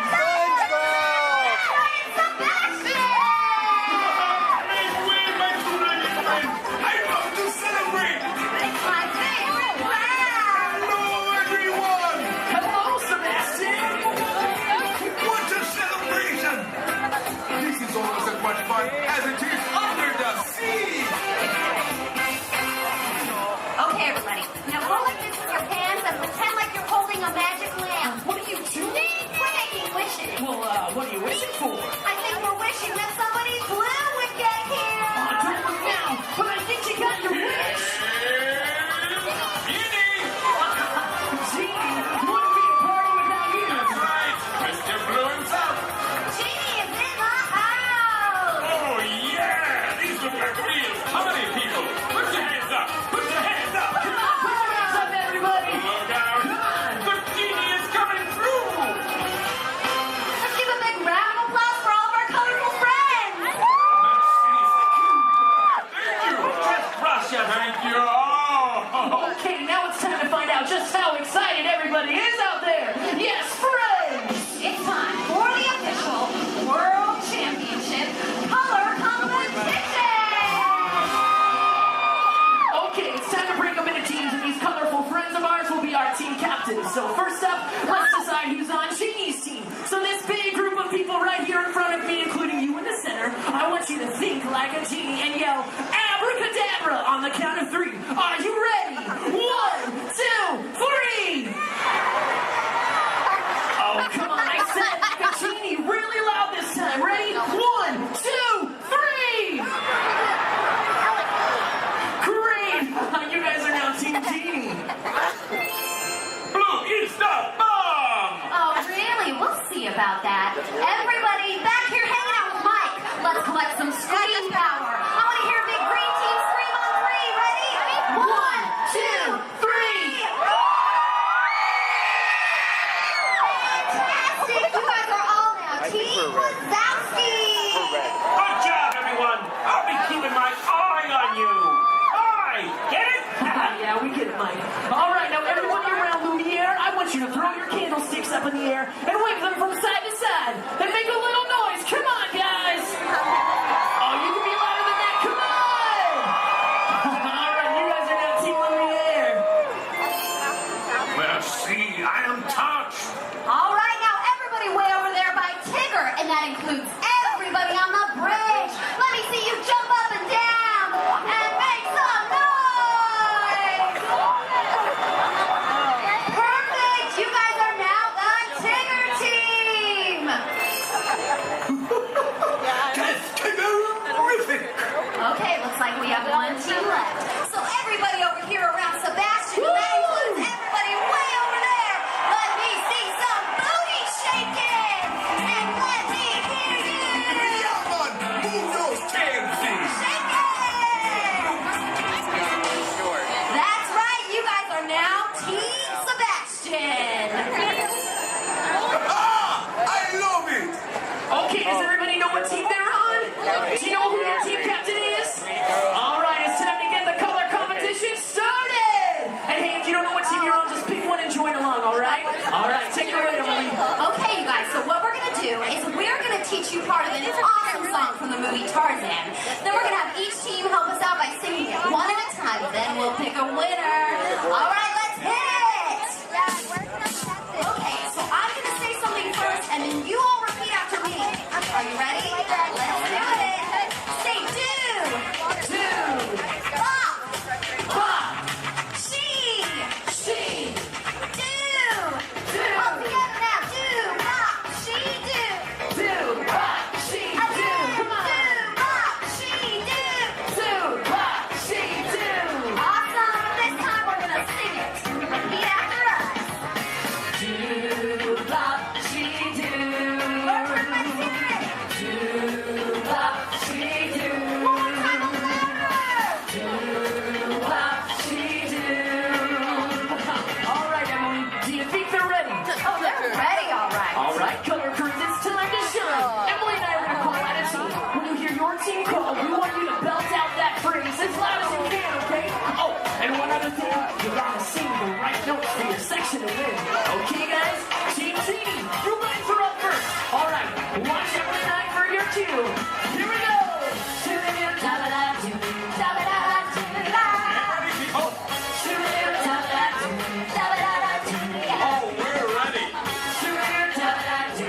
All right, Team Genie. Lead it. Do, pop, she, do. Hey, that was cool. Give it up for Team Genie. Oh, wait, you other teams think you can do better? Let's give it a try. Team without you, you guys are up. Right, that's you. Try to sing the right notes. Lead you in.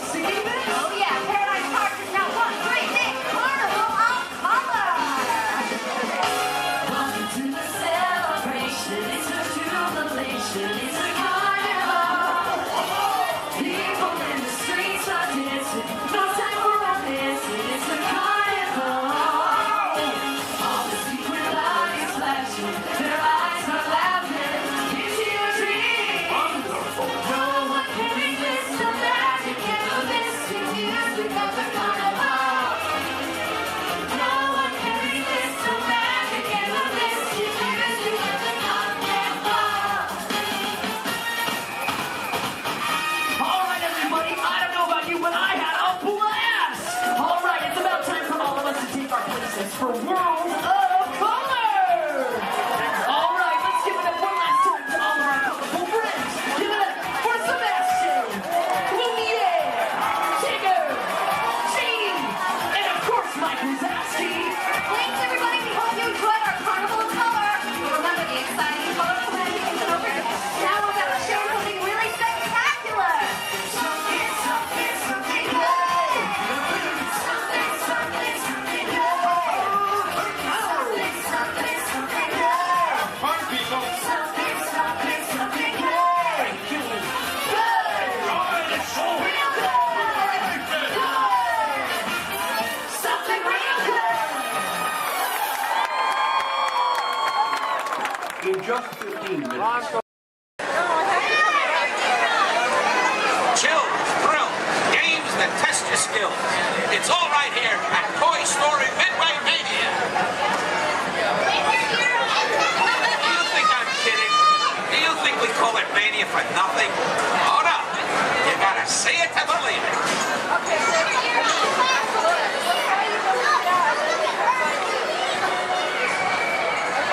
Who out there can hear me? Raise your hand.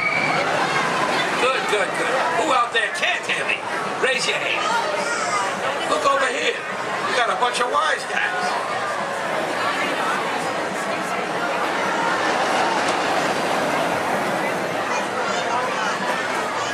Now where was I? Oh yeah. Hurry, hurry, hurry. Right this way. To Toy Story Midway Mania. It's a ride that's a game. It's a game that's a ride. Step right up and see what's inside. Now where was I? Hurry, hurry, hurry. Right this way. To Toy Story Midway Mania. It's a ride that's a game. It's a game that's a ride. Step right up and see what's inside. Do you think I'm kidding? Do you think we call it Mania for nothing? Oh no, you gotta see it to believe it.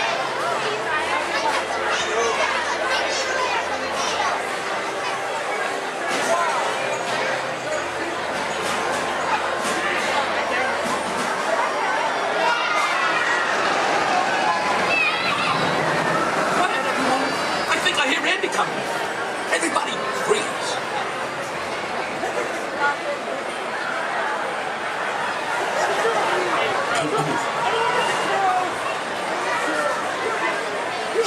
Greetings, everyone. We are pleased to announce that tonight, Disney's California Adventure will remain open until 10 p.m. for your enjoyment.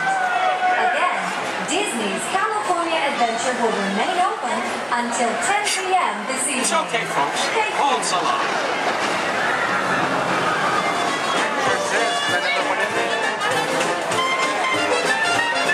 I'm saying you'll be playing, yes I am. With Woody, Buzz, Bo Peep, and Rex and Ann. My toy friends, they adore you, so they built the places for you. Step right up, folks, I tell you, everybody can. Now I'm saying, you'll be playing, yes I am. Listen, pal, I'm saying, you'll be playing, oh what a treat, so sweet, complete with Jessie, Mommy Ben, and Stinky Pete, me, you. And his room is humming, cause company's coming. You know everyone's a winner, that's the plan. I'm saying, you are playing, yes I am.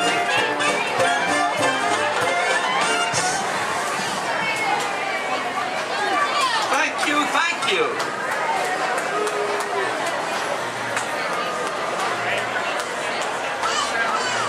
Last night, Mrs. Potato Head said, honey, there's a salesman at the door with a mustache. I said, tell him I've already got one.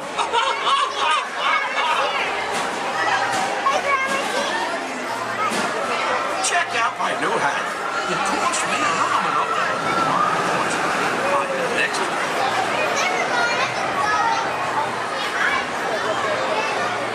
Okay now, give me a D. I said, give me a D.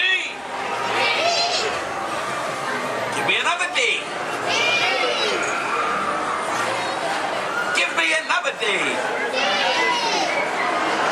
What do you got? 3D. Yes, that's right, folks. Midway Mania is in 3D. So don't forget to pick up your game glasses just ahead.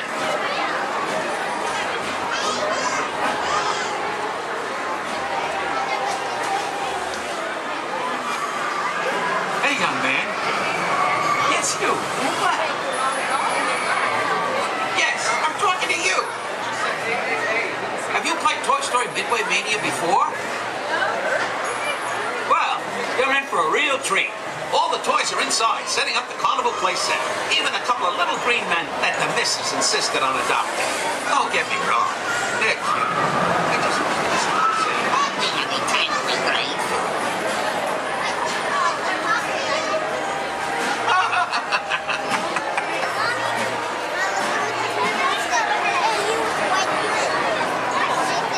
Hey, young lady.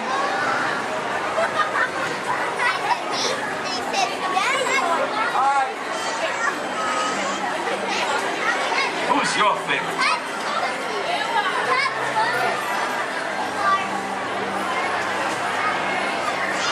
Speak up, princess.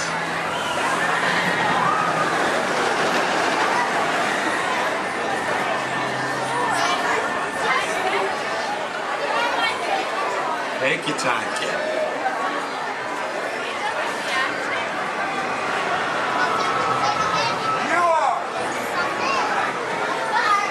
Thanks. You're my favorite too.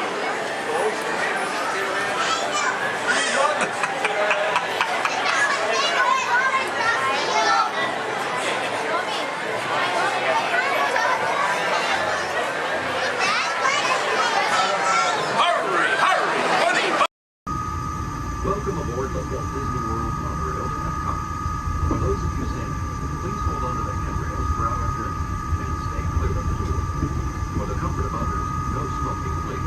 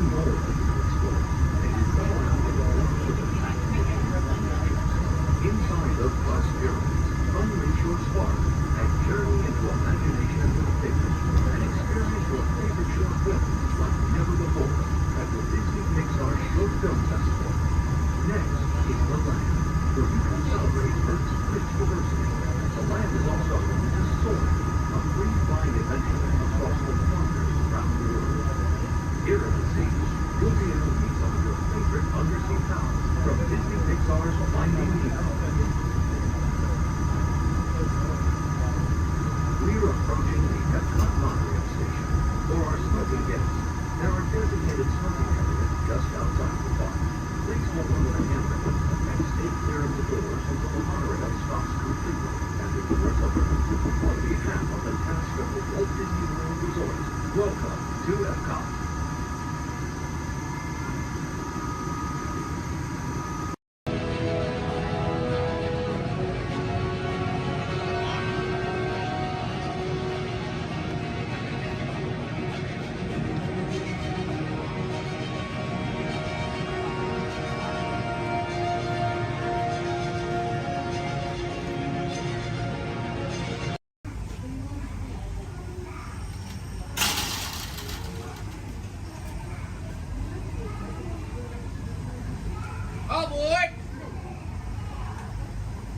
For those of you just joining us, welcome aboard Excursion 3 on the Disneyland Railroad. For your safety, please remain seated at all times, keeping your hands, arms, feet, and legs inside the train. Please supervise all children, making sure they are seated away from the train openings, either fully on a lap or on a bench.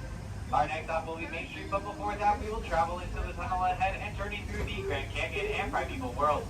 While you are more than welcome to take as many photos and videos as you'd like, we do ask that you please turn off all flash photography, video lighting, lighting toys, and accessories, including any lightsabers, light up ears, bubble box balloons, and many more.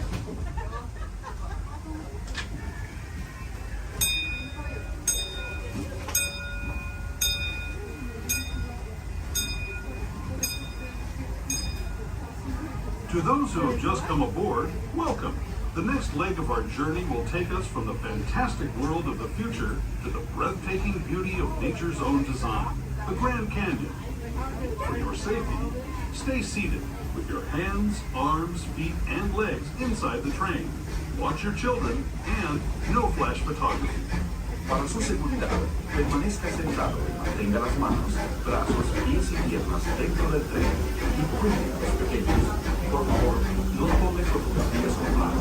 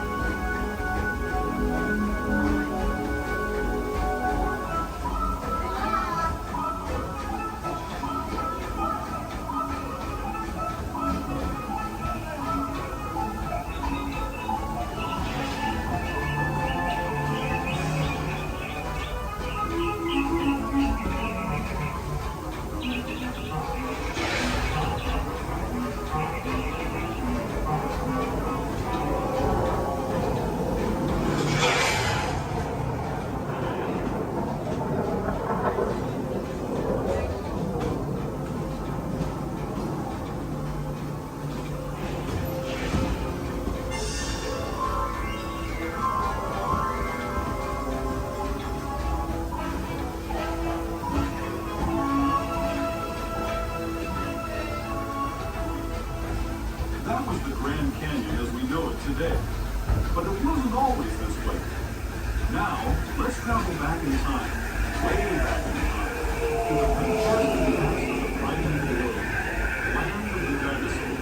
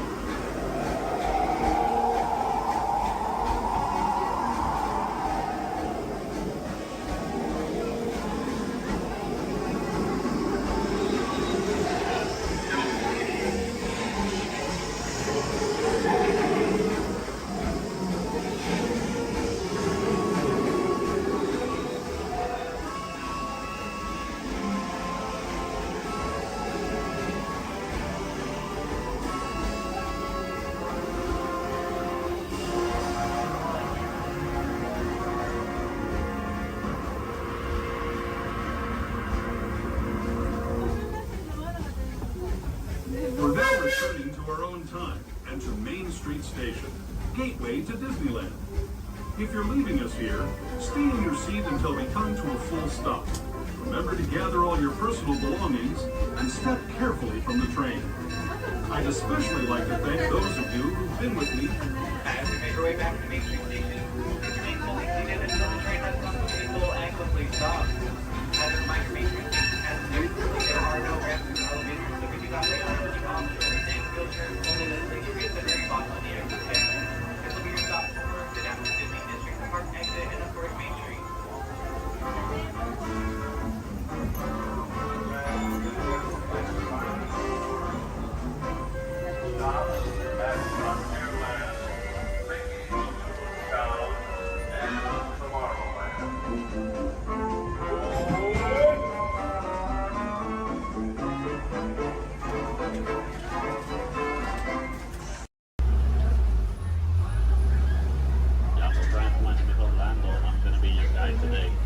Just a quick couple reminders. The bumpy road, so please stay seated with your arms, hands, feet, and legs inside the vehicle at all times. With that in mind, please keep a hold tight to those phones, cameras, hats, and sunglasses. If one of them falls, sadly, we won't be able to stop. On your top side, you're going to see an animal spotting guide. Hopefully, we're going to see most of those animals today in our safari. Once again, bumpy road, moving truck, so please stay seated at all times. I do advise you to get those phones and cameras ready. This is a photo area, but we might not be able to stop for every animal. I'm gonna make sure I stop for most of them. But sometimes they won't stop for us. Just be ready. And 20. So we're gonna start off our journey here in the Little Ituri Forest. The forest animals are science exclusive and they depend a lot of camouflage into things so sometimes they're kind of hard to see.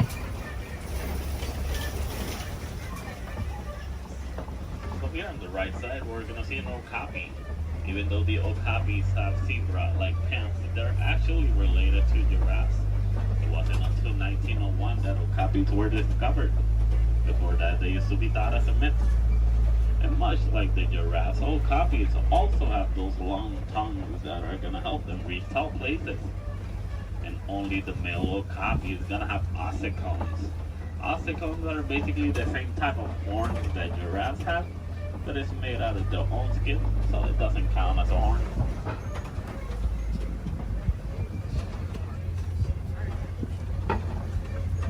So coming up on our left side, we're going to see some black rhinos.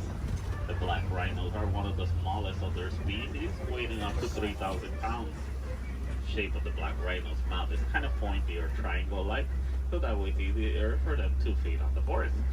It's also a nice way for them to, also a nice way for us to identify the rhinos. Black rhinos have a pointy-shaped mouth, while white rhinos have a square-shaped mouth. So this one here on the right side, closest to the truck, is going to be a greater kudu. The greater kudus are one of the tallest of the forest antelopes. They can go about 55 inches to the shoulder. That's about 4 feet tall. That greater kudu doesn't have any horns like the one in the picture. It's because this one is a female. Only the male greater kudu is going to have horns. Behind the greater kudu, we're going to see some bongos. Bongos are also known as the ghosts of the forest because they're rarely seen. The shape of the bongo's horn is twisted and it goes all the way towards their backs. So that way it's easier for them to travel around the forest without getting stuck. So as we start exiting the Little Ituri Forest, we're going to head all the way towards our Safi River. Rivers and water spots are great areas to see some of the wildlife that lives near the water.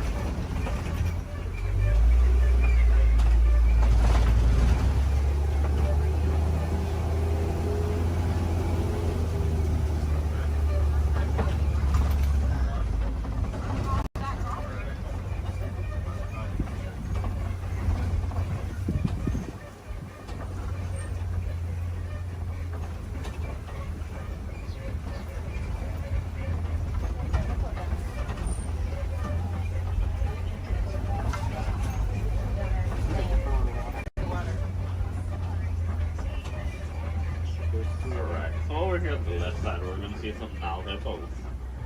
The male Nile hippo can weigh up to 5,500 pounds. They're nocturnal animals, so they're going to be more active during the nighttime. Most of their daytime they're going to spend underneath the water, but they to come back for air every 8 minutes. Also, baby now hippo right there. A group of hippos is also going to be known as a float. Float of hippos. So here on the left side, we also see some pigback pelicans. The pigback pelicans get the coloration in their feather during mating season. They're colonial nesters, so most of the time we're going to see them in large groups. They can go between 50 to 500. As we head around this curve, we're going to approach a bridge. And once again, we're really jumpy, so please stay seated at all times.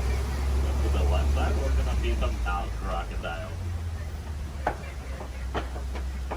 Nile crocodiles are one of the largest crocodiles in Africa. They can go between 16 to 20 feet long, and they can weigh up to 500 pounds.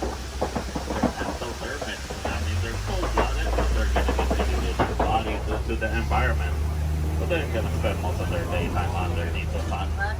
If they need to cool off, they'll just open their mouth or they'll dive in the water. They're great parents. They will roll around the eggs in their teeth, so that way they can help them emerge.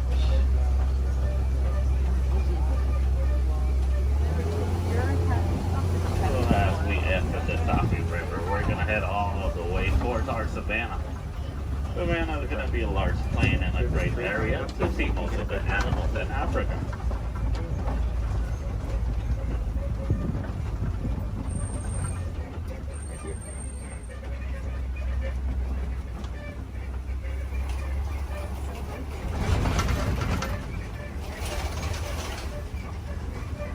Brian.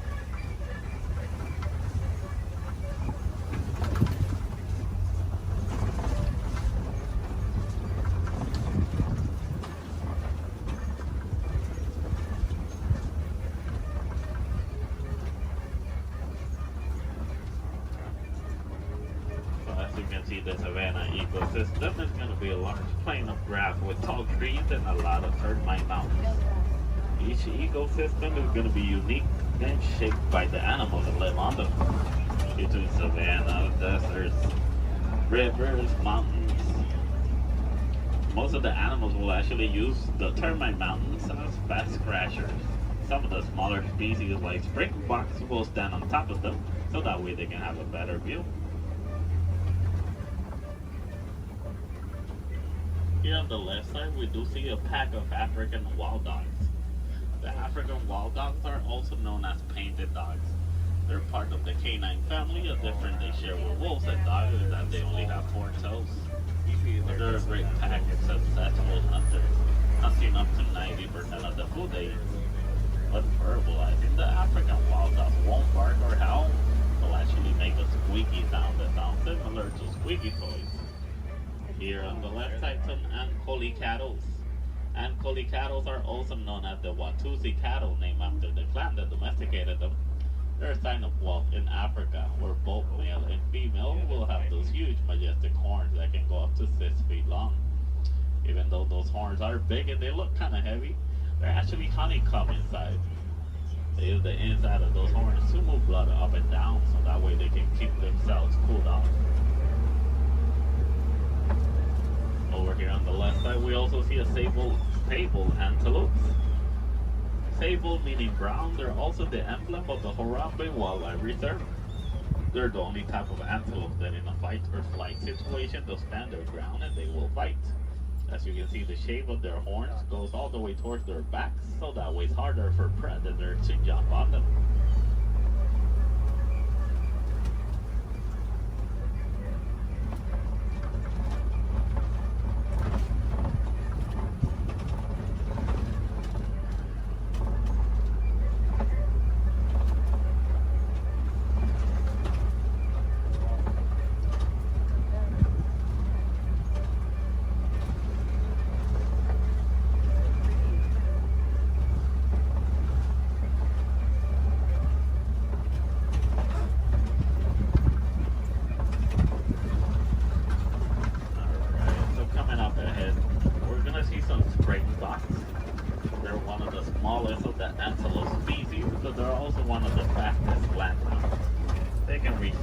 Between 50 to 60 miles per hour. And as their name implies, the spring fox. They're great jumpers. They can jump up to 6 feet tall and up to 13 feet long. Behind the springboks, we do see some wildebeest. The wildebeest are the second largest grouping of mammals, second only to us humans. Wildebeest is a translation from the African word wild beast, but they're also known as the newts due to a sound they make when verbalizing. It sounds like they're saying newt.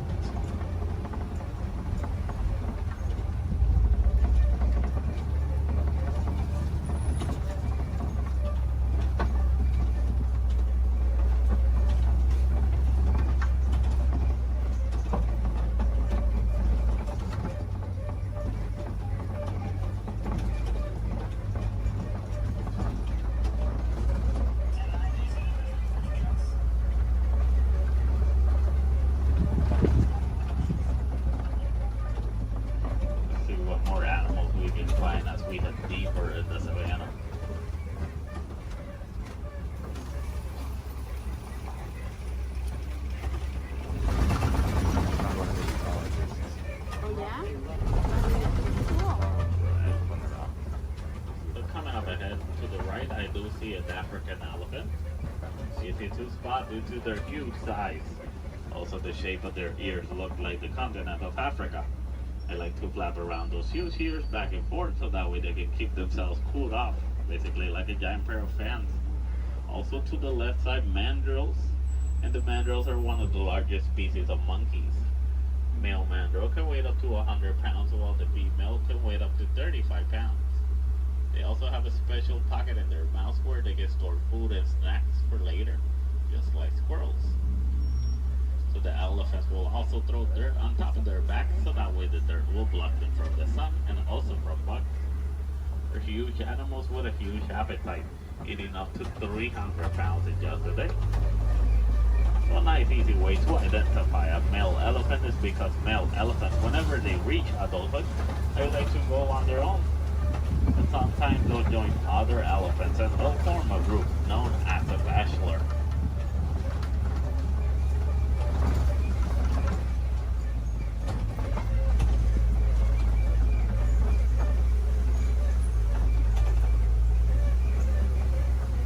Once again, another bridge.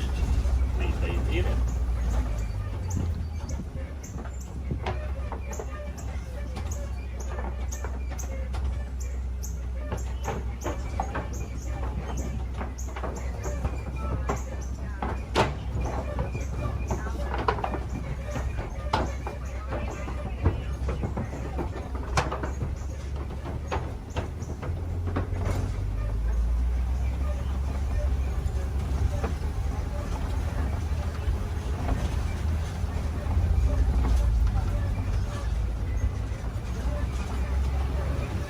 Here on the right side, we're going to see some markings on those red clay pits.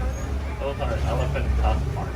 Elephants will stick their tongues on those red clay pits so that way they can get some of the minerals they don't get in their regular diet. Basically like a natural vitamin for them.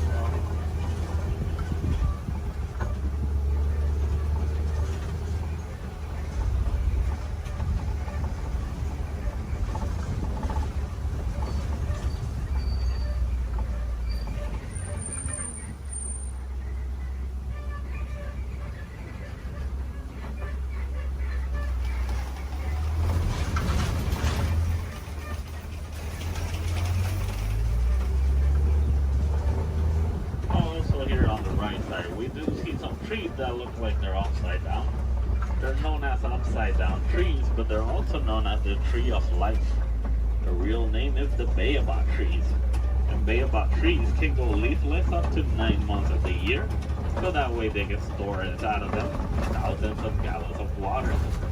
Some of the animals will actually try and reach that water, like elephants will stick their tongues on them.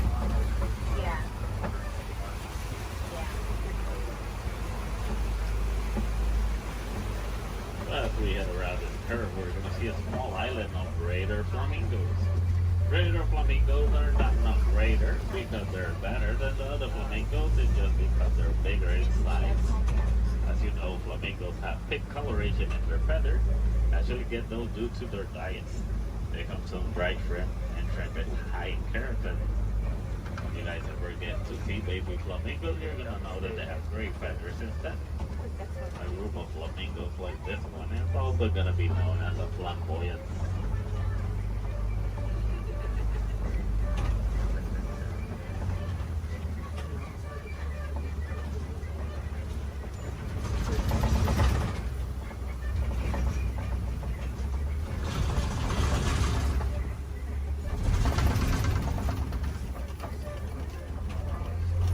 Coming up ahead, we do see some white rhinos. And the white rhinos are one of the largest of their species, weighing up to 5,000 pounds. That doesn't make them slow, because they can actually run up to 30 miles per hour. As you can see, the shape of their mouth is kind of squared, so that way it's easier for them to feed on the grass on the floor.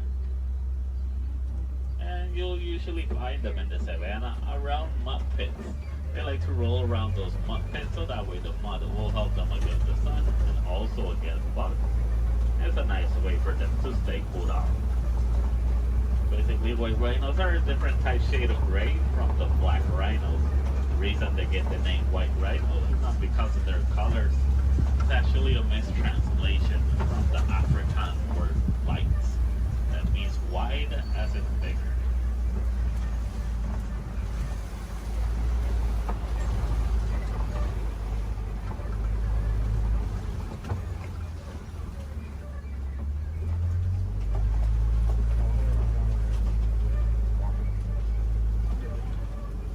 All the way in the back on the left side, I do see a cheetah walking around. Cheetahs are one of the fastest land mammals. They can reach a speed from 0 to 60 in about 3 seconds. There's also another one laying on the grass all the way in the back. But with that in mind, the cheetahs are built for speed, not power. So after running so fast in such a short amount of time, they're gonna need a couple of hours to rest their energies. The cheetahs are also diurnal big cat predators, so that means they're more active during the daytime.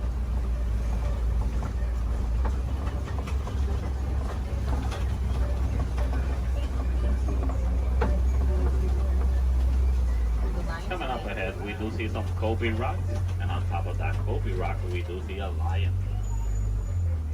Lions are nocturnal big cat predators. They're more active during the nighttime.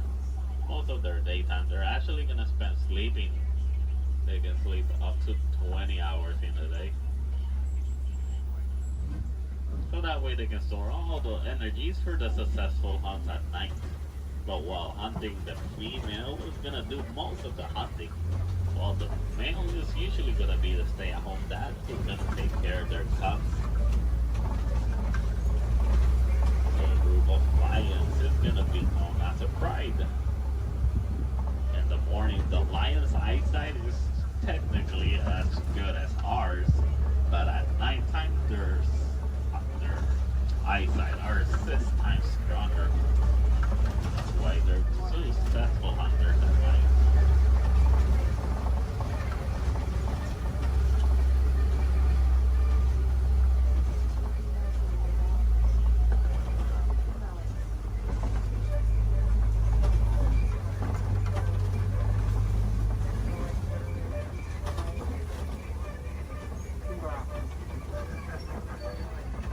Ahead, we're gonna see some warhogs.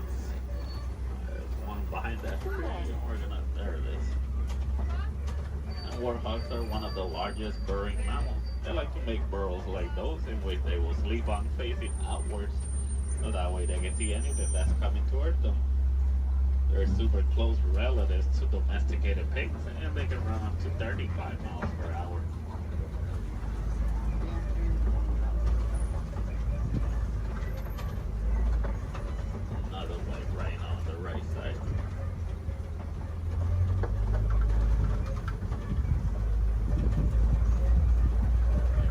We start exiting our savannah, we're going to head all the way towards the Warden's Post. Warden's Post is going to be a great area to see how both humans and wildlife live in harmony.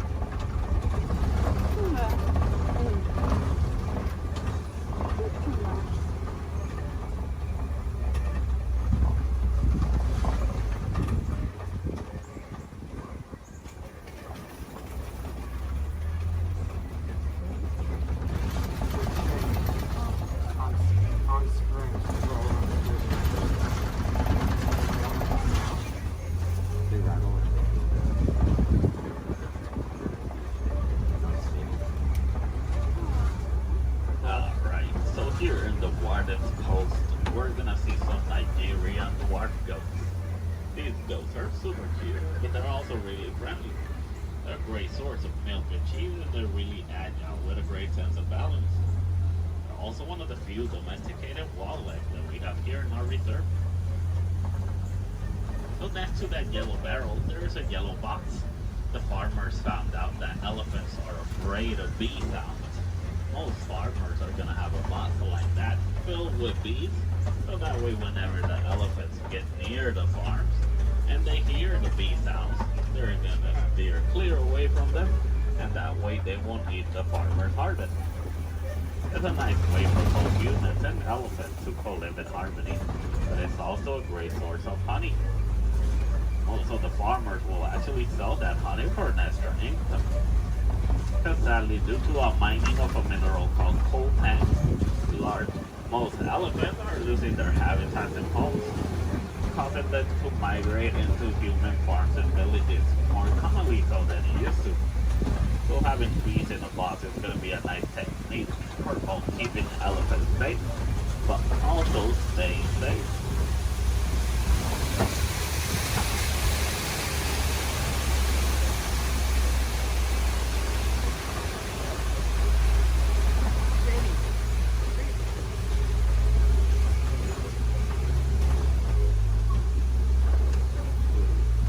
As we start reaching the end of our safari, I just want to let you guys know, if you want to see more animals and learn more about them, I do advise you to visit Gorilla Falls Trail.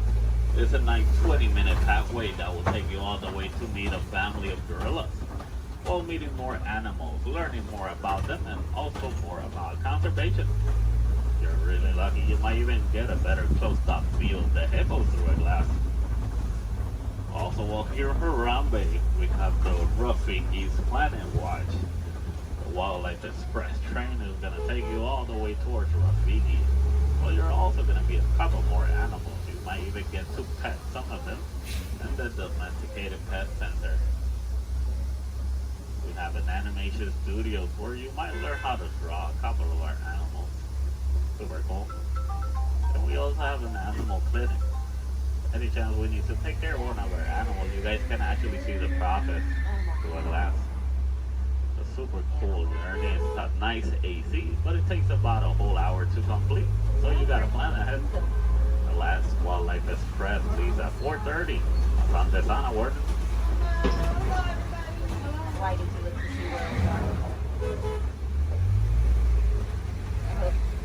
Alright, also while here in Harambe, you guys can visit the celebration festival, the Lion King.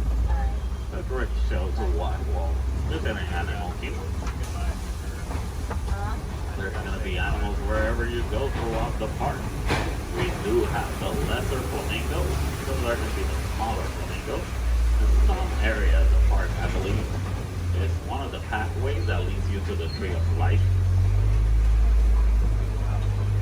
If you go all the way towards Asia, they're going to see a similar walking trail to the Gorilla Falls, but it's going to be known as the Maharashtra Jungle Trek. Over there, you're going to meet some of the Asian animals like Komodo dragons, tigers, also super cool to visit while you're in Animal Kingdom. So for the Gorilla Falls, once you head out of the truck and you head down the ramp, if you go to the left side, you're already on the Gorilla Falls Trail. Keep going around, enjoy your time, see more animals. If you go to the right, you're going to go back to the village, where you can see the entrance towards Rafiki.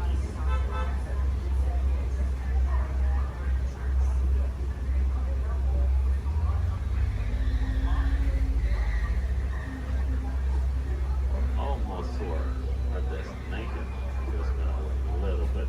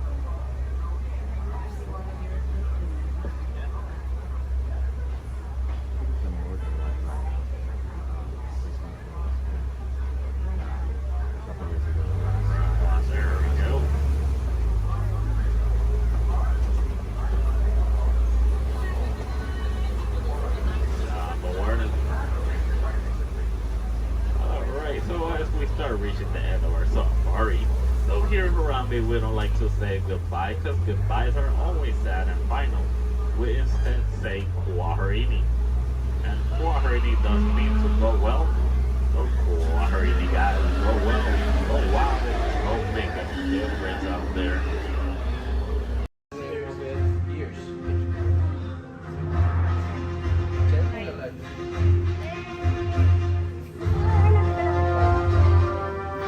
Okay, take this corridor to the terminal lift.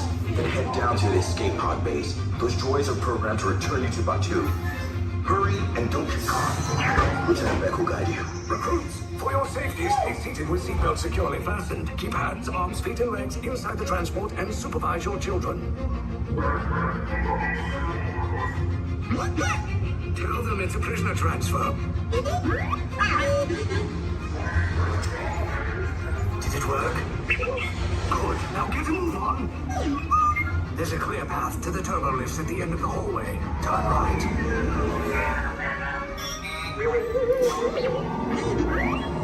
A probe droid. You're lucky it didn't spot you. Take those turbo lifts and stay out of trouble. You're not authorized. Wait, those are the prisoners.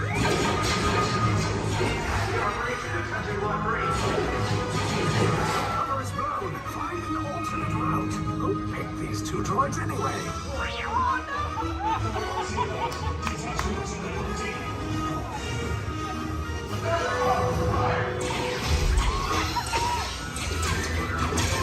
Take cover, recruits! If anyone's back in the blaster, now's a good time. The escape pod's just below us! Wait, why are you going up? I said down, up is bad. Up is real bad.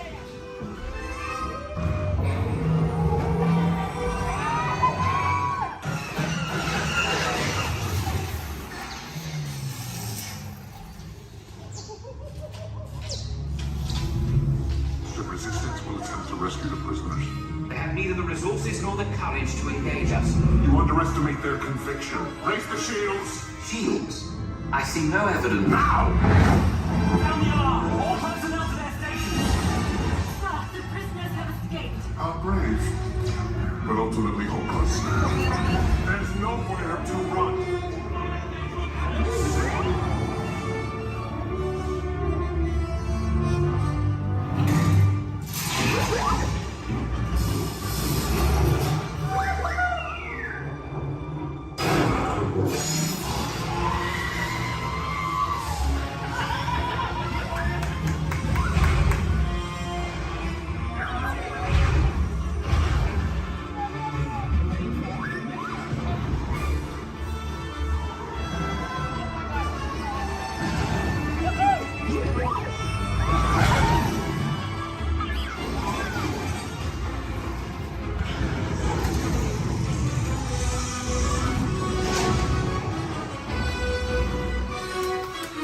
Attention, all resistance personnel, abandon ship. I repeat, abandon ship. Destroy the building. You cannot escape. Precious resistance is about to be destroyed.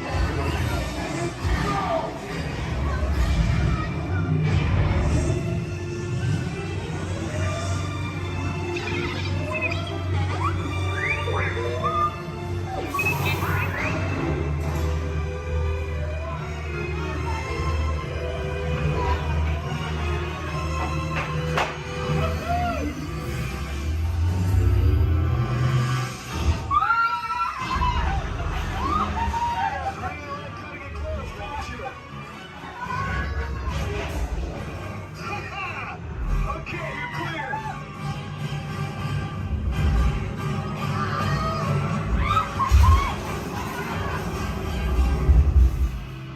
Your escape pods came in a little off target. Ground crews will meet you outside the wreck. All right, nice job, recruits. Not what you signed on for, but hey, you're resistance now. I think you have that authority. Right, Beck? Where's the lieutenant? I need eyes on Beck. Rhino, staff for response. 4 escape pods down in Sector 4. Verification pending from Key Command personnel. Where's the lieutenant? Lieutenant back here. Rex, you're alive. I should hope so. Great job, recruits. Thanks to your heroism, the location of the resistance base is secure. Bravo. Yes, R5, you too.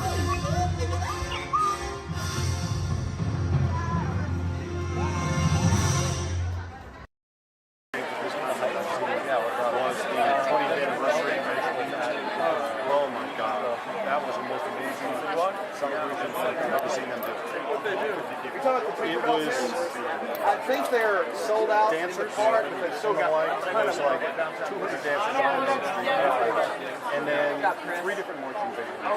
And the full day of the dance, nothing going on. His dad had stood. Reading the dedication synced with his dad. I was the only one that got that joke. Then the celebration really began. Nothing to see here. Ladies and gentlemen, boys and girls, 55 years ago today, Walt Disney dedicated the happiest place on earth. Since then, Walt's dream has brought joy to millions around the world. Join us now as we go back to that memorable day, July 17, 1955. To all who come to this happy place, welcome. Disneyland is your land. Here age relives fond memories of the past. And here you may savor the challenge and promise of the future. Disneyland is dedicated to the ideals, the dreams, and the hard facts that have created America, with the hope that it will be a source of joy and inspiration to all the world. And now, let's all join together in singing Happy Birthday to Disneyland. Are you ready?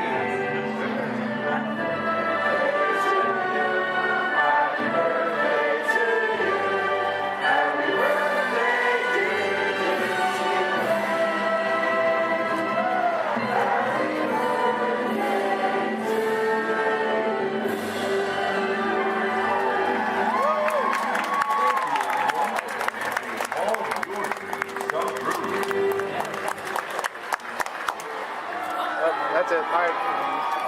Everyone go home. Oh, dancing.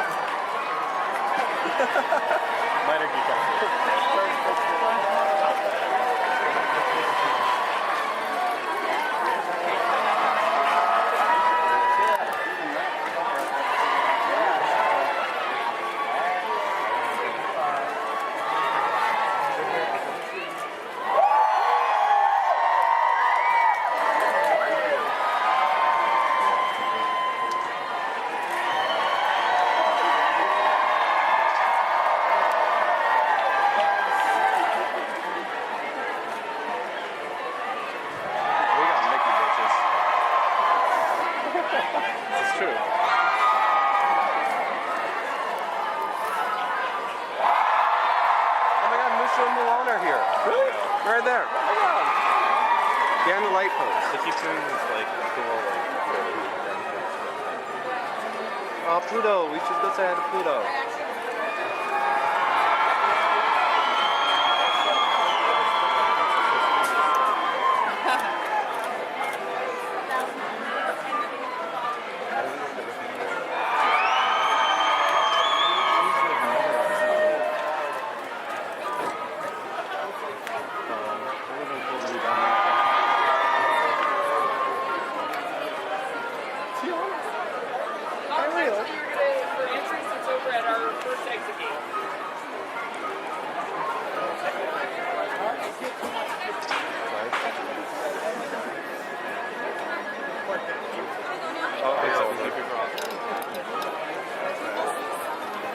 Some of them are leaving now. It's over. Everyone go home.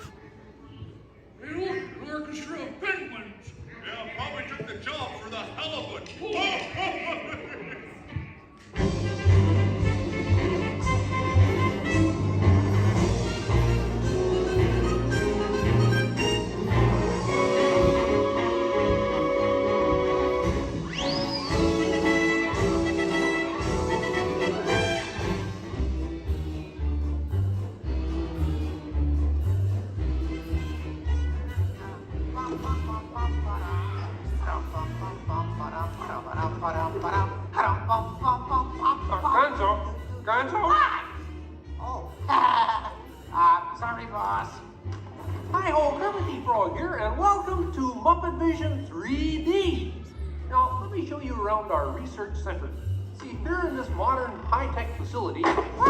Hey! Be careful! Here in this modern high-tech facility, we have perfected Muppet Vision 3D, a new film process which we're about to demonstrate. Now, working the projector is an old friend of ours, the Swedish chef. Chef, everything okay? Exactly. And our demonstration includes a little song from Miss Piggy. Little? Did I say little? I meant to say it's a huge, show-stopping, major song from Miss Piggy. That's more like it. Good. And we've also got a big musical finale from Sam Eagle. Sam, what's it about? It's called A Salute to All Nations, but mostly America. Great. So it's going to be a swell demonstration, and at no time will we be stooping to any cheap 3D tricks. Did you say cheap 3D tricks?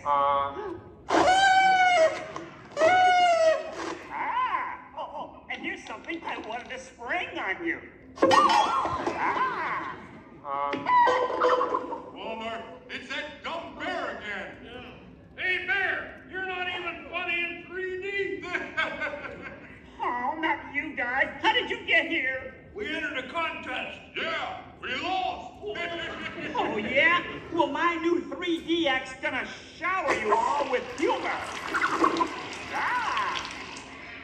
Waka waka! He's trying to drown us! What kind of act is that? An act of mercy! Well, listen, better luck next time, Fozzie.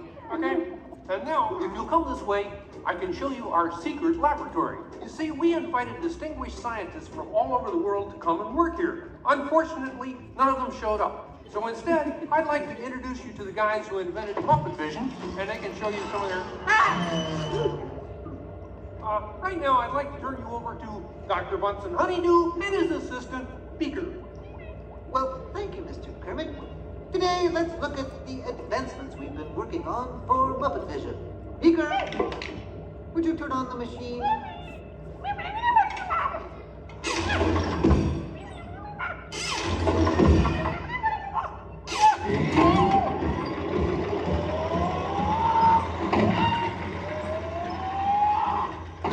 at Muppet Labs have been able to grab hold of the future. The wheels of progress turn swiftly here as we strike upon ways to bring science safely to you. This user-friendly machine will now generate the first living 3D effect just by flicking a simple switch.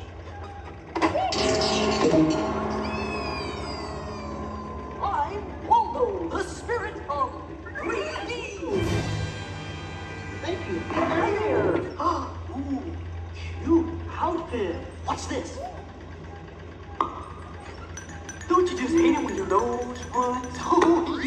You know, all these other people think I'm talking to them, but I'm really just talking to you.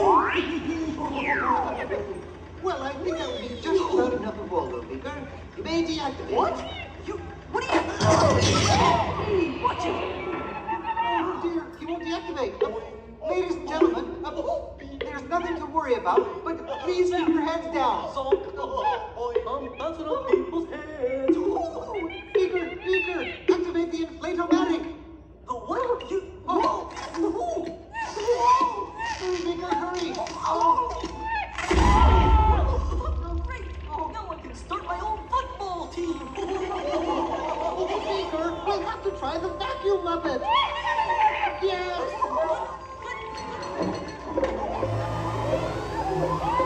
Ladies and gentlemen, for your own safety, please grab your armrest firmly.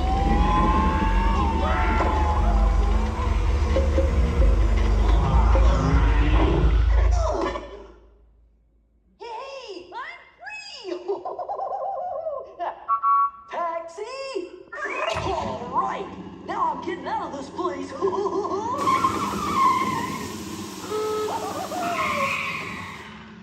This way, folks. I'm sorry, but Muppet Labs seems to have been temporarily sucked up. But, what is that? Hey, Kermit, see, it's my new remote control banana cream pie. Huh? Yeah. Hey, Kermit, watch this. What?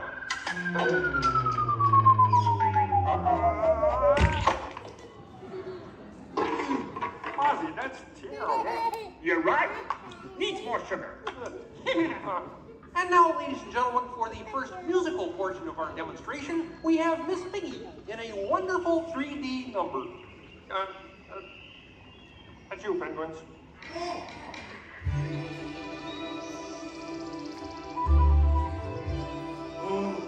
Doesn't it look beautiful? Yeah, too bad they're gonna spoil it with a pig. La la la la la la. Oh, sun shining bright above you. Soft breezes seem to whisper, I love you. Birds singing in the sycamore tree.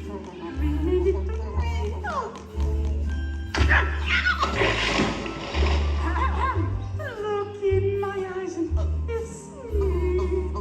Just hold me tight and tell me you miss me. While I'm alone and blue as can be. Dream a little dream of me. No troubles as life bubbles on, dear. Still craving a kiss. Oh, I get it. Knock it off, penguin. Oh, but it was going so well. I will not work with the But I was just doing 3D. Guess I won't be needing this. What's that? It was for the big water skiing finale. What?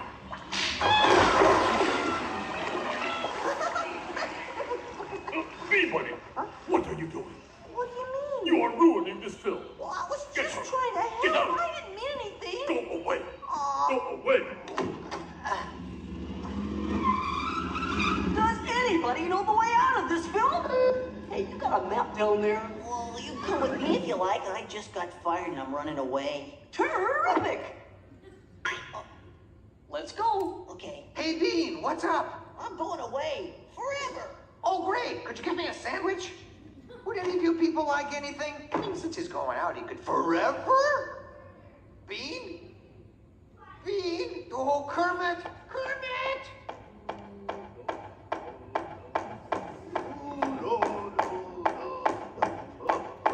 Hey, sweeter, that's a great effect. Hey, Fuzzy, Kermit! What is it? Bean Bunny ran away! Oh, no. Yes, sir. Rickens. We gotta find him. I know. All right, everybody spread out and look for Bean. Right. I'll go this way. Ladies and gentlemen, we'll continue the show in just a moment, but in the meantime, if you see a rabbit, holler. Bean. Bean? Oh, Bean.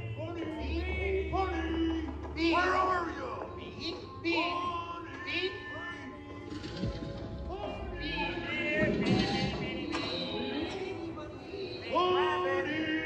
Hey, what's all the commotion about? Bunny ran away. Well, you know what that makes him? Smarter than us. Hey, anybody seen a bunny? I don't see a bunny. Where? Where? Oh, nothing up there but a bunny. A bunny? Bean! Hi, sweetie. Hey, Kermit, look! What? Bean, what are you doing out there? I'm running away. Nobody would let me help in the movie. Oh. This is a very moving moment. Yeah, I wish you'd move it to Pittsburgh.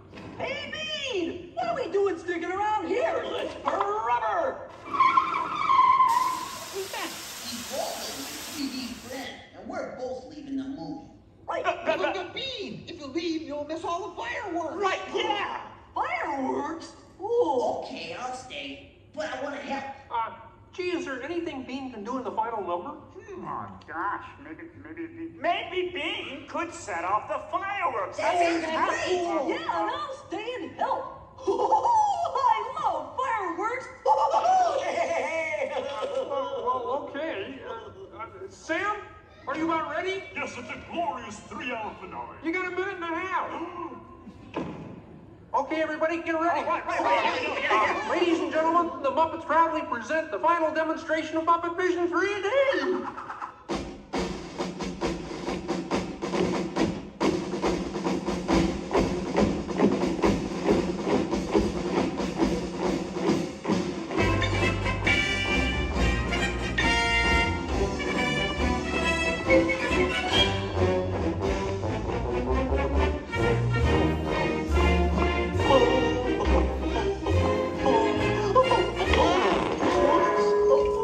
Where am I? What are you doing?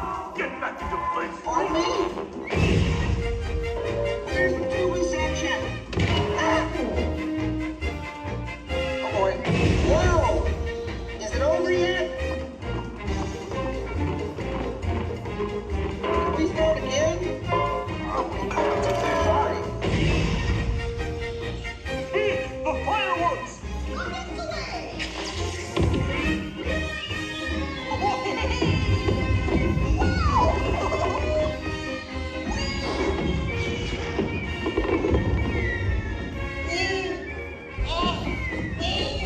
Enjoying the fireworks? No, your chair's on my foot!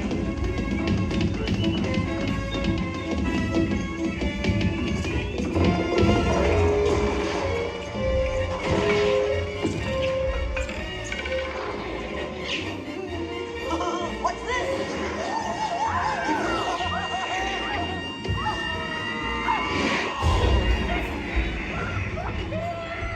Stop the movie! Stop the movie, Chef! Chef! Can't you hear me? Stop the projector! You'll hear from my lawyer. Hey, I'll save you, penguin! Take it easy! Oh, I'm sorry! Oh, no, wait! Don't shoot! Duck, everybody! Duck! No, not you! Them! Look out!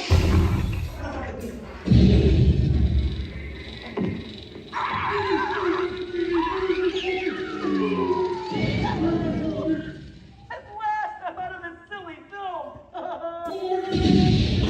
Hey, what are you shooting at me for? It was the penguin. Hey, watch it, will ya?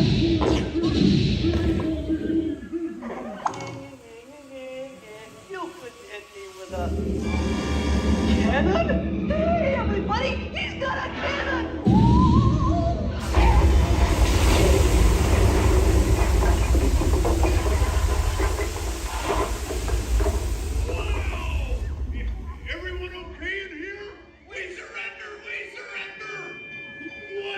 explosion!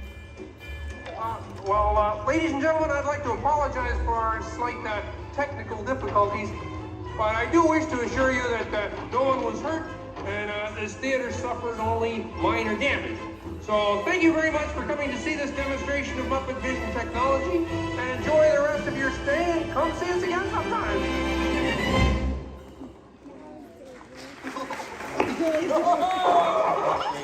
They'll never recognize me now. Forward!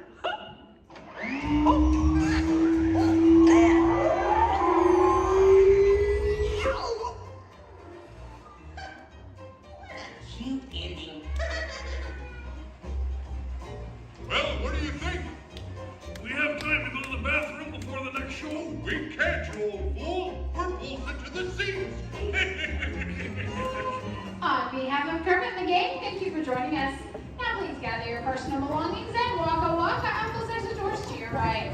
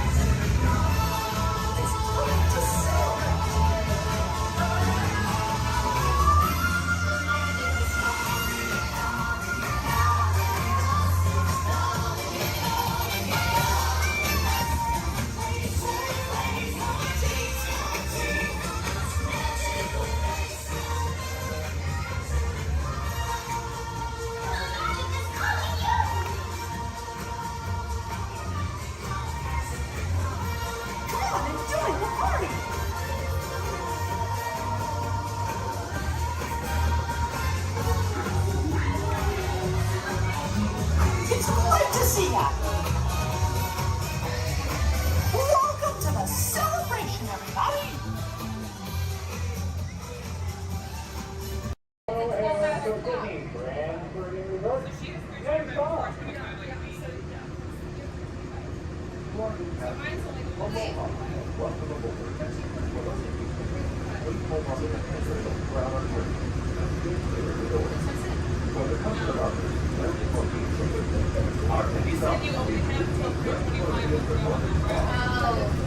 Sorry, I thought we were talking about.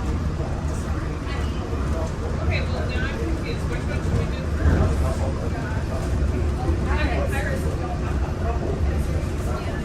Well, like as soon as we do Pirates get to Rocket Space Mountain, make sure you can get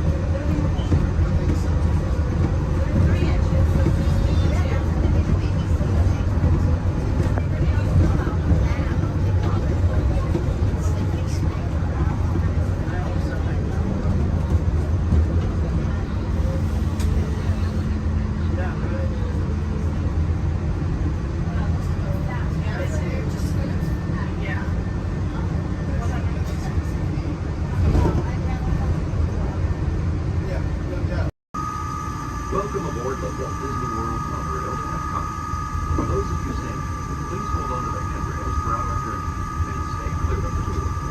For the comfort of others, no smoking, please. Thank you. As we turn south, you can catch a glimpse of the spires of Space Mountain in the Magic Kingdom. Nearby is Disney's contemporary resort.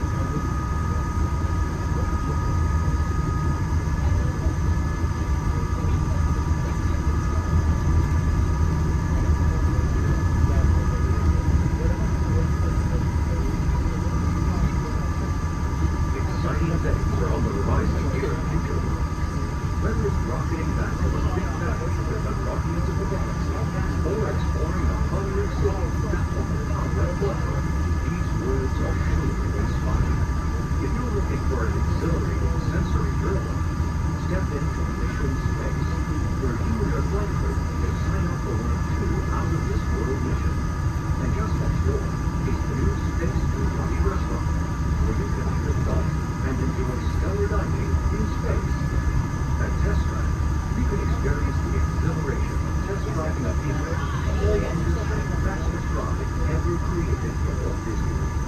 Across the river and through the showcase, you'll find representatives from the Postal, making this a truly international experience. Some exciting new adventures from around the world are coming to France, Canada, China, and the United Kingdom. Join us tonight at the lagoon to celebrate together during the nighttime spectacular. There's even more for you to explore. And you come around the world to the inside those glass pyramids, unleash your spark and journey into imagination with figures and experience your favorite short film like never before at the Disney Pixar Short Film Festival. Next is the Land, where you can celebrate Earth's rich diversity. The Land is also home to Soarin', a free flying adventure across the wonders around the world. Here at the seas, you'll be able to meet some of your favorite undersea pals from Disney Pixar's Finding Nemo. We're approaching the Epcot monorail station. For our smoking guests, there are designated smoking areas just outside the park. Please hold on to the handrail and stay clear of the doors until the monorail stops completely and the doors open. On behalf of the cast of the Walt Disney World Resort, welcome to Epcot.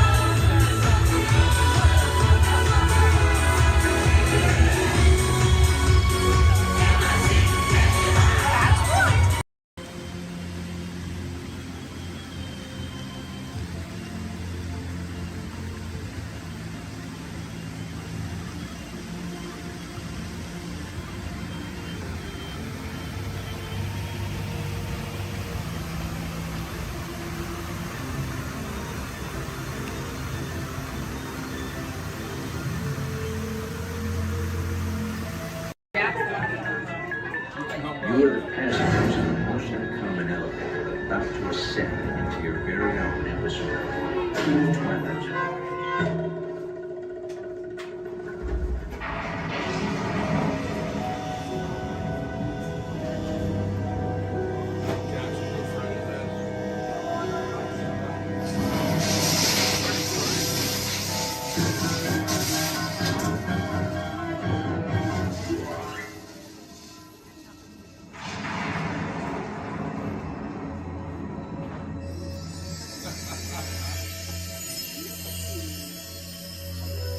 It takes you in somewhere where you have to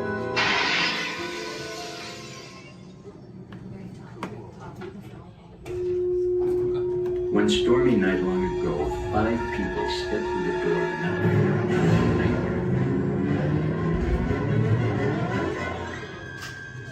That door is opening once again. This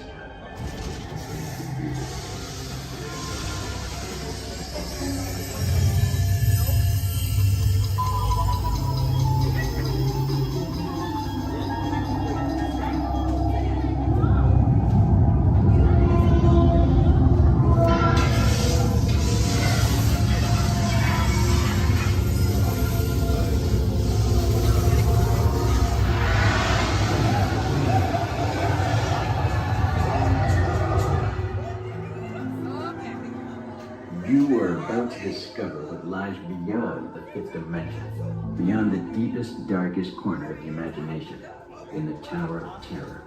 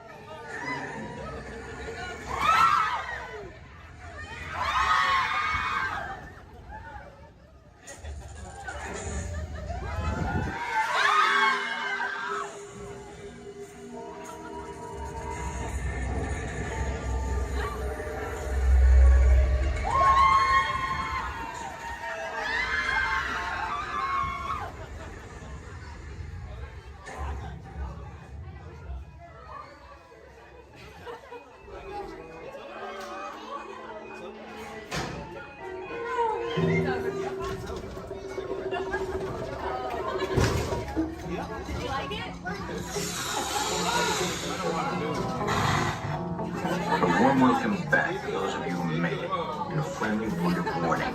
Something you won't find in any guidebook. The next time you check into a deserted hotel on the dark side of Hollywood, make sure you know just what kind of vacancy you're filling, or you may find yourself a permanent resident of the Twilight Zone.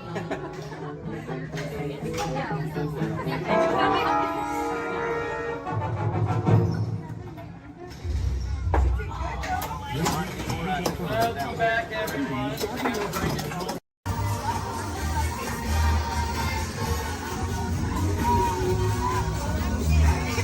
to see you. Welcome to the celebration, everybody.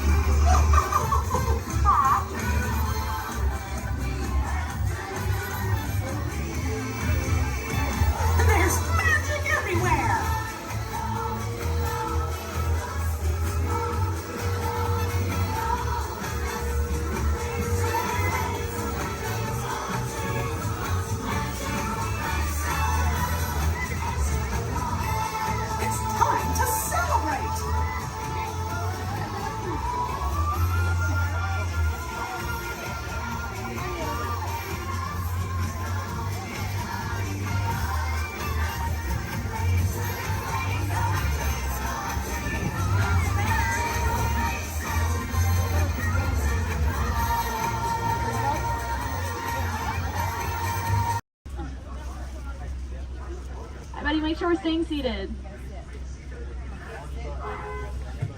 Sante Sun Award, and that says me, thank you. There's another one we like to say out here in Harambe, which is Tuwende, and Tuwende means let's go.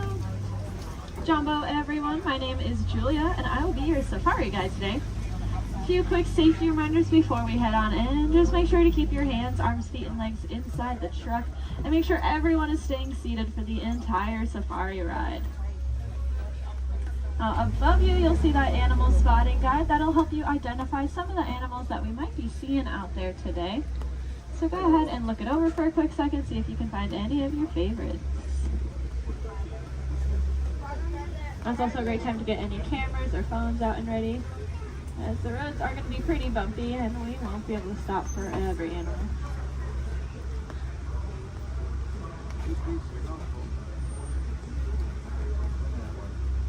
We are going to be starting our journey here in the Little Aturi Rainforest. Animals that live out here are going to be more shy and reclusive, so keep your eyes open for any stripes or camouflage.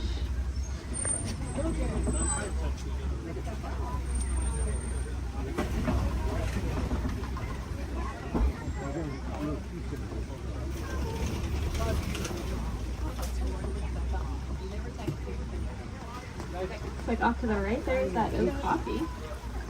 That reddish brown animal with the zebra party pants. However, they are not related to the zebra. They are the only living relatives of the giraffe. Just like a giraffe, they have a very long tongue. Theirs are so long they can lick their own eyes.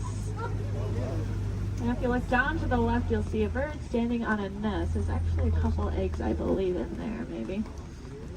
That is a saddle-billed stork. They're about 5 feet tall, and their wingspan is about 9 feet long. And if you look up at that canopy above your head, that is also just about 9 feet long. Put that in perspective for you. Now, if we look back at the okapi over there, I said they're related to the giraffe. Just like a giraffe, they have ossicones, which are those stubby horn things on their heads. But that one that we're seeing doesn't have any ossicones. That's because she's a female. Only male okapi will have them, whereas all giraffes will have them. Up on the hill to the right are the greater kudu. And we can tell they are female. That's because they don't have any horns on them. The males will have horns that can spiral backwards up to 6 feet long.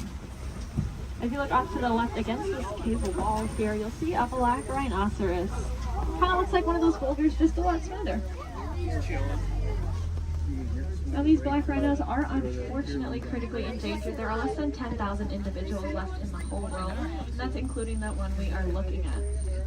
They don't have any natural predators though. That is all due to the poaching of their horns. Their horns are thought to have medicinal value to them, so they'll be rounded up and used in medicines. However, those horns are made entirely out of keratin, which is the exact same thing that our hair and our fingernails are made out of.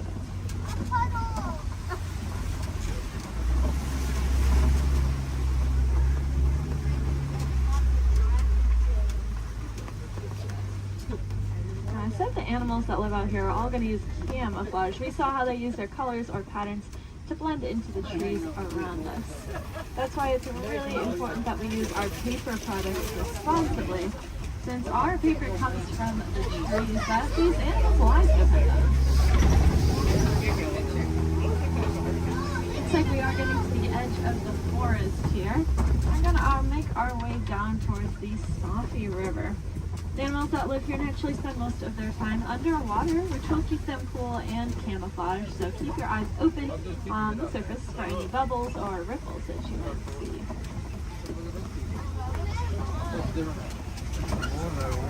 Looks like off to the right there are some pink-backed pelicans. You get that name for that slight pink coloring on their back. That'll be there all year round. It'll get brighter during mating season though. I like to say it's because they're putting on their blush. And if you look off to the left, you'll see a belote of the Nile hippopotamus. Make sure we're staying seated, friends. Make sure we're all staying seated. These hippos can hold their breath anywhere from 5 to 8 minutes at a time, which is going to allow them to sleep underwater.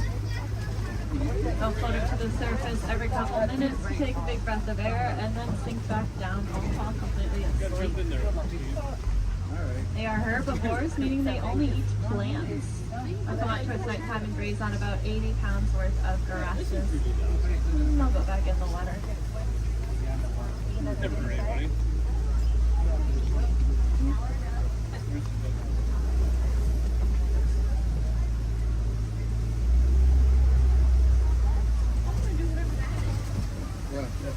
your eyes to the left, especially as we cross over this bridge up ahead here, and you'll see the Nile crocodile.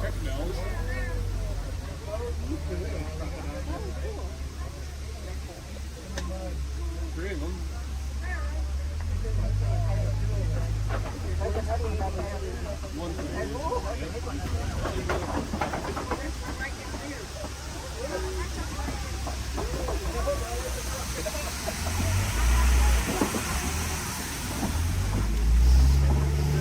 Those crocodiles are pretty impressive. They can weigh anywhere from 500 to 1,000 pounds, be as long as a giraffe is tall, and they have the strongest jaw and bite force of any animal. Being said, they are really amazing parents. They're going to take their eggs, put them in their mouth, and roll them around very, very gently. That'll help break up the shell, making it a lot easier for those babies to hatch. It sounds like there is an animal in the road up ahead, so I think we're going to hang tight here for just a second. This is their home, and they can go wherever they want, and sometimes they choose the middle of the road. So we'll just wait for them.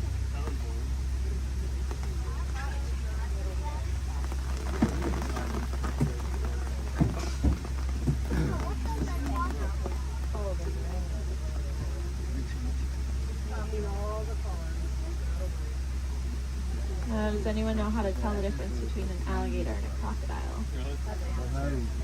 Yeah, a lot of people say the shape of their snout, which is true.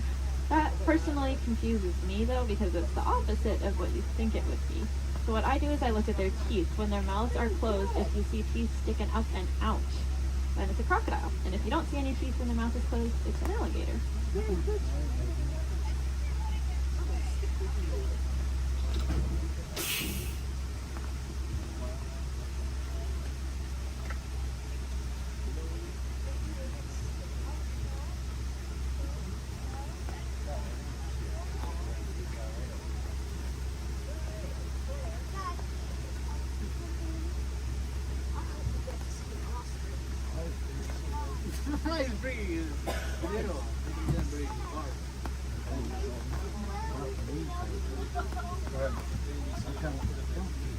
Well, thanks for your patience here. Hopefully the animals will soon.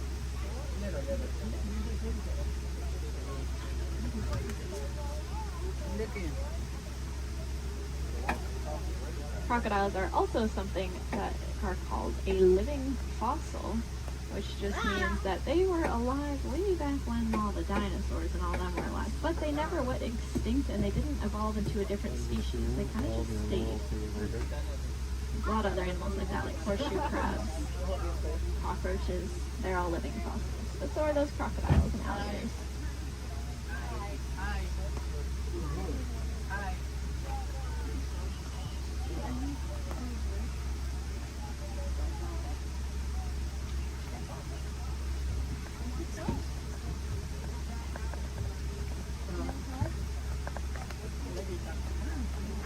Sounds like there are some giraffes that just keep walking in the road.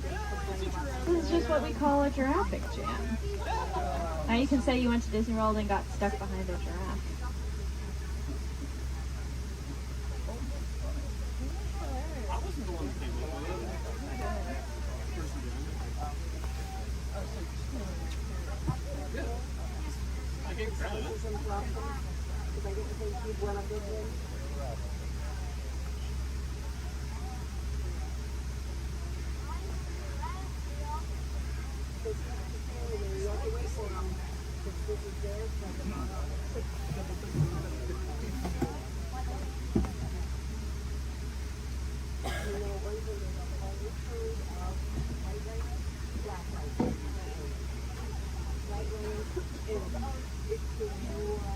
Sounds like the giraffe has moved, but now there's a different animal on the road.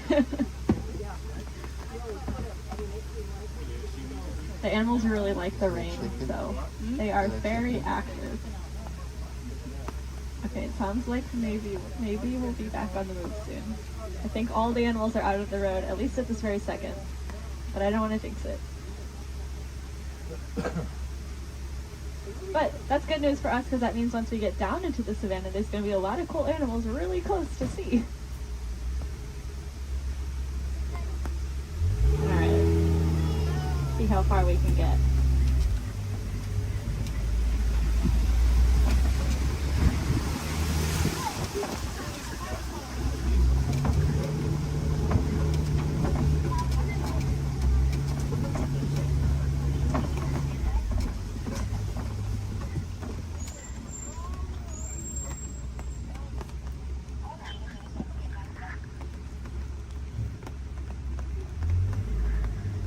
Now this might sound really ironic considering that it is raining, but we are leaving the river and heading towards a much drier area where it really does not rain as much.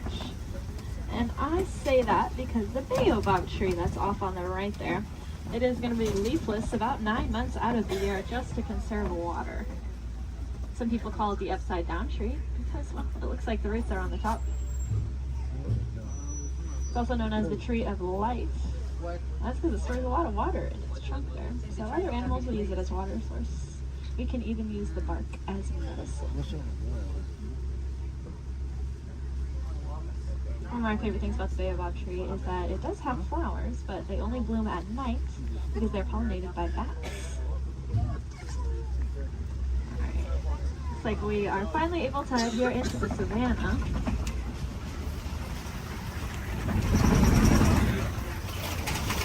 Now you may notice the trees are starting to thin out quite a bit, and that's because it doesn't rain as much out here, like I said.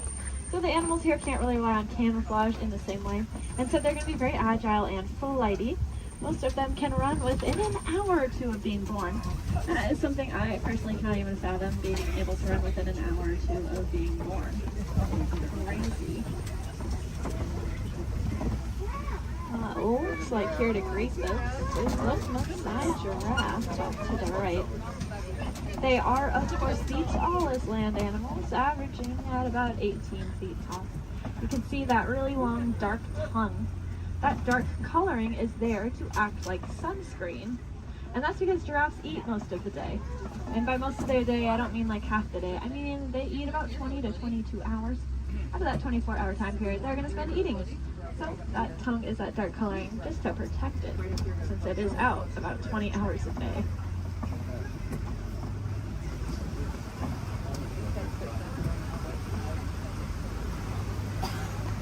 Off to the left here in this den, you'll see some African painted dogs.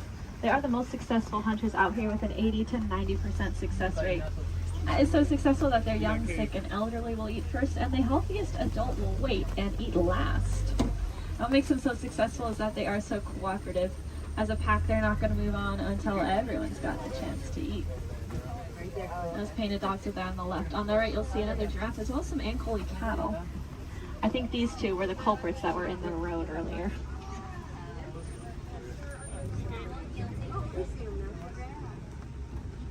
Those cattle have those really large horns on them that look pretty heavy, but they are hollow with a honeycomb-like structure on the inside. That'll help blood flow to keep them nice and cool. If you look to the left, you'll see the sable antelope, those 3-bound antelope back there. You'll also see some Hartman's Mountain zebra. Now take a really good look at the zebra here, because one of them is a little bit smaller than the other one, and that's because she's about 7 months old. That's her and her mom there. And if you look at her legs, though, her legs are just as long as her mother's, and that's because zebras are born with their legs fully developed. Running, as I said, is very important out here, so those zebra babies are born with long, lanky legs, ready to run within half an hour of being born. Their stripe patterns are going to be unique to them in the same way that our fingerprints are unique to us. That's actually true for a lot of animals, not just those zebra. It's true for those painted dogs we saw, and it's also true for these giraffes up here.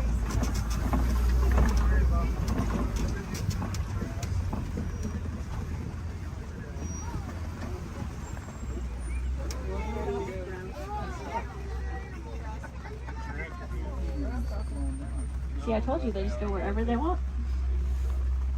Oh, look, the zebras are in the road now. Over here they're in the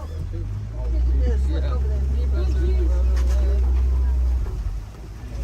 Now, since giraffes spend most of their day eating, they also spend most of their day standing up. They don't really like to sit down. It's very vulnerable for them. They even prefer to give birth standing up. So that's about a 6-foot drop for those baby giraffes.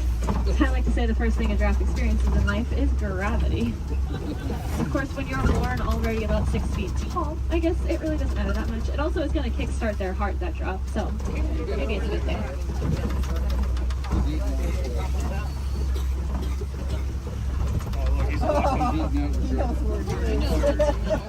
Just gotta steal some more goodies. If you look to the left here, you'll see these really large tan antelope. These are the eland. Elands are the heaviest just antelope species. About 6 feet just at their shoulders, and they can jump straight up from that standstill position up to 10 feet in the air. My favorite thing about those eland, though, is that they make flower crowns to attract each other, and I think it's adorable. The males will gather up a bunch of branches and twigs and leaves and even flowers and decorate his horns with them and then walk around proudly to attract all of the females. I would highly recommend looking up a picture of that if you have never seen it before. It is, like I said, adorable.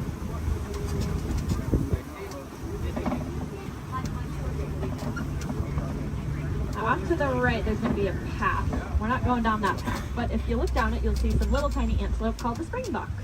They get that name because they can jump about 6 feet up and 13 feet across. When they do that, it kind of looks like ping pong balls hopping across the savannah. It makes it really confusing for those predators out there. Now, all the animals that live out here have a very important job to do. They're going to be the landscapers. So those antelope will be the lawnmowers, giraffes will prune back the trees, and then larger animals will be the bulldozers. They'll knock over trees. And if you look around us, looks like there have been a whole bunch of trees knocked over. There's really only one animal I can think of, though, that is large enough to act as a bulldozer and knock over an entire tree. Let's see if we can find them. There's also a really large watering hole. There they are. Like off to the right is an African elephant. We are going to get a really good look in a second, though, so I don't mind looking over to the left because there are some mandrills walking around. Mandrills are the largest old-world monkeys, and they have that distinctive blue coloring on them. Might remind you a little bit of Rafiki. Let's see, I promised a good view of this elephant here. And I know the road up ahead has been closed, so I think we're going to get a really, really good view. Yeah.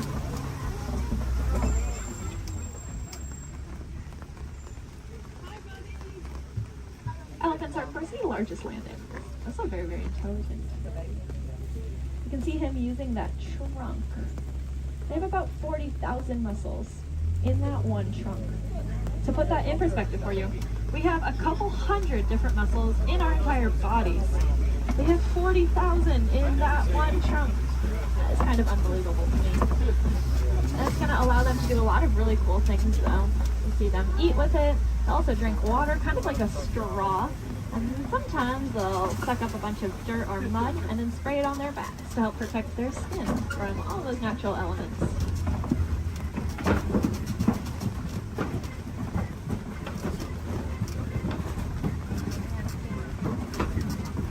Lucky for us, I think we are headed deeper into elephant country here. And I say that because elephants love to eat red clay. If you look around us, it looks like we are surrounded here by this red clay. It's very nutritious, so they'll eat it as an extra form of nutrition, just like how we might take a vitamin or a supplement every day. And there are some tusk marks over to the right and some footprints down to the left. So the herd must be nearby. I think I see them off to the left there. Elephants are matriarchal, and that means the oldest or wisest female is going to be the dominant one in charge. Males are going to leave the herd at about 15 years old, and if they don't do it willingly, they will be forced out by those females. They're going to go hang out in bachelor herds, which can consist of up to 140 individuals that come and go as they please.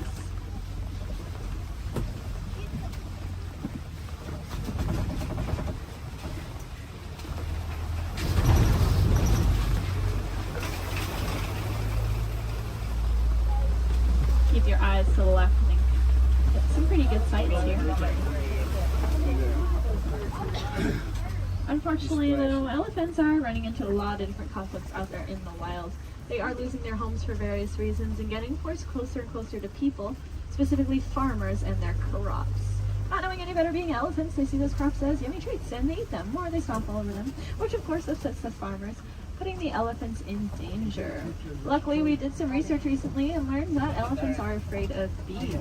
They have very sensitive skin and do not like to be stung. So now out in Kenya, farmers are building fences out of beehives. That scares off the elephants, which keeps them safe, and in turn keeps the crop safe and the farmer's livelihood. And the farmer gains a new crop, which is, of course, the honey from the bees. And if you like honey, you can look up the Elephant Safe Honey Project and learn a little bit more about how you can support that. If you look to the left here, you'll see the greater flamingos. They are the largest flamingo species, but the lightest in coloring. They're going to get that pink coloring from the brine shrimp that they eat. There's a protein in there called beta-carotene, and that's what'll turn them pink. It's the same thing that's in carrots. They're going to get their food by doing something called filter feeding. So if you can picture a pasta strainer, the noodles get stuck inside and the water comes out. That's how their beaks work.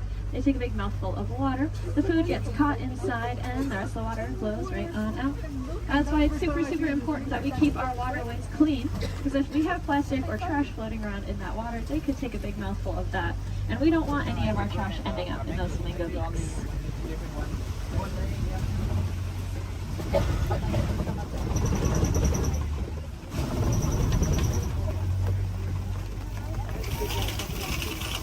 Looks like this side of Savannah's getting a little bit more tree coverage here, which leads me to believe there might be some cats nearby. Please help them out while they are hunting. So keep your eyes open. I know I've seen cats roaming around on the hills up ahead before.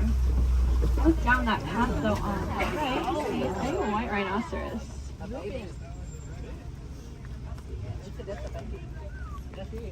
White rhinos are the most social of the 5 rhino species. They're usually always in a group with their buddies, so that one's friends probably aren't too far behind. They have a really, really good hearing too. Their ears will wiggle independently of each other, and they look like funnels, which helps them pinpoint the exact location a sound is coming from.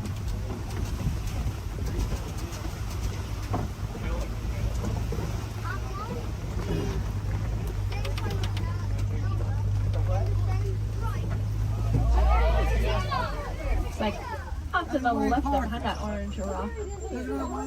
See cheetah. Cheetahs are the fastest land animals. They can go from 0 to 60 miles per hour in 30 seconds or less. They're going to use their tails to help them steer, very similar to a boat or rudder. And they're the only cats that are going to hunt during the day instead of at night. That's just because they don't have very good eyesight at night, so if you can picture what we see at night, that's about the same as what a cheetah can see at night. To help them out though, they have that black stripe under their eye that acts like built-in sunglasses, helping protect their eyes from the sun.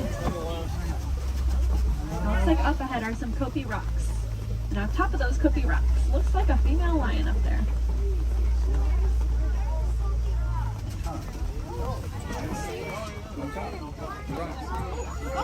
The second tallest rock on the top of it. She's laying up there. Females are going to be the ones that go out and hunt. The males are going to stay behind to protect their territory and any cubs they may have. Males have a mane on them, which is about 20 pounds of hair, just protecting his neck in case of any of those conflicts. Male lions also have the loudest roar of any animal. You can be heard up to 6 miles away.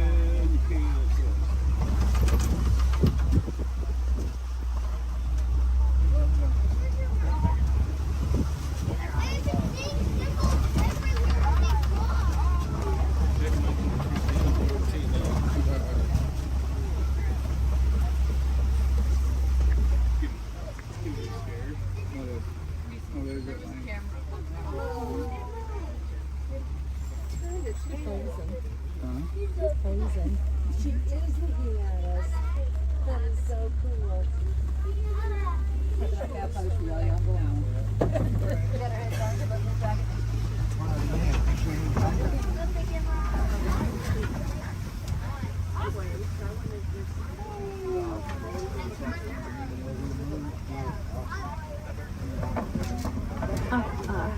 Looks like there are a couple ostriches walking around. They are the largest and fastest birds in the world, but they cannot fly. They have really big wings to help them steer because they can run upwards of 40 miles an hour. Impressively, they have the largest eyes of any land animal. and they also have really large eggs. If you look down on the right here in the grass, you'll see a couple of those ostrich eggs.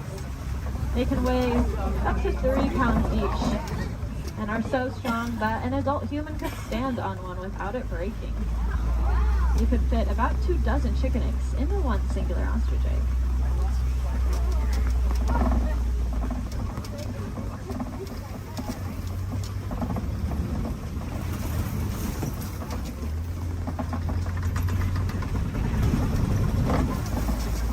Up ahead is the warden's post. The warden takes care of all the animals out there on the reserve.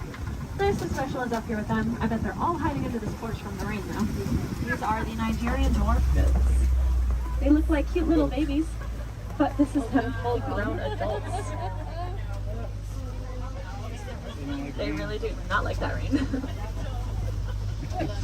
They have a very sweet and nutritious milk that is high value in Africa, so in return for the milk, we'll give them a nice place to live and some animals to eat. It just goes to show that we can peacefully coexist with a lot of amazing animals.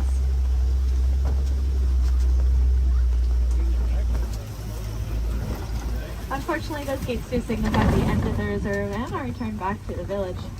I really hope you enjoyed that safari. More than that, though, I hope you learned something new.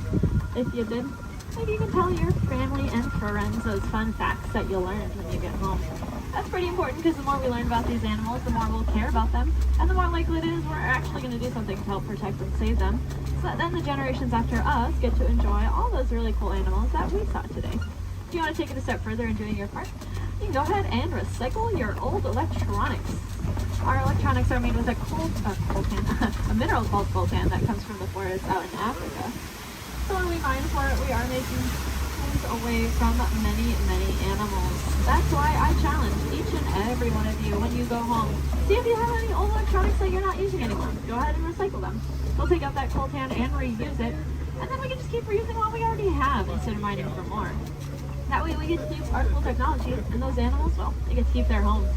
I think that's kind of a win-win for everyone. Now up ahead, it looks like a bunch of docks where people would get off, but that is not us. I'm going to hang on to you a little bit longer and bring it right back to where I got you from. Just hang tight here for a couple more minutes.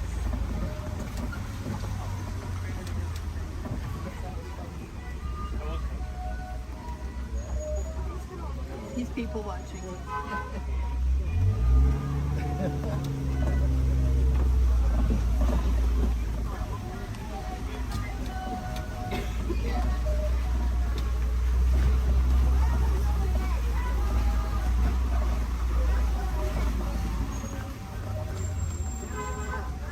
Now, if you want to learn a little bit more about the animals that we saw today, but maybe from the comfort of your own home, and you happen to have Disney Plus, there is a show I highly recommend. It's called The Magic of Disney's Animal Kingdom. It's really, really cool. It gives you a behind-the-scenes look at how we take care of all the animals that call this park home.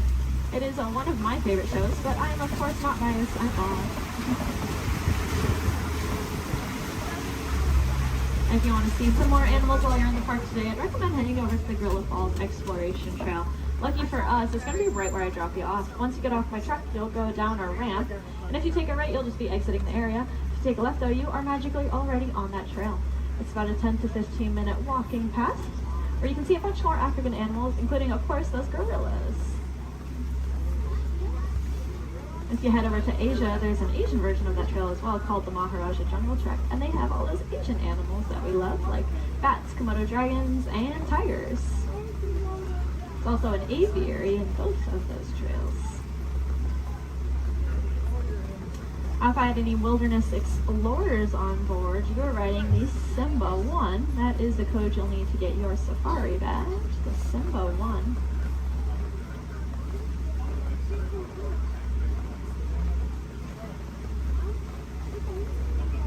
You might have also heard a train. That would be Rafiki's Planet Watch. That train is about 5 minutes long, and it takes you up to another little area. There's a petting zoo up there, so you can cuddle some of your favorite animals. There's also a drawing area where you can learn how to draw a Disney animal from a Disney animator. And there's a whole bunch of reptiles and amphibians up there as well to check out. The last train is going to leave at 4:30 though, so if that sounds like something you're interested in, I recommend making sure you are on that train by 4:30.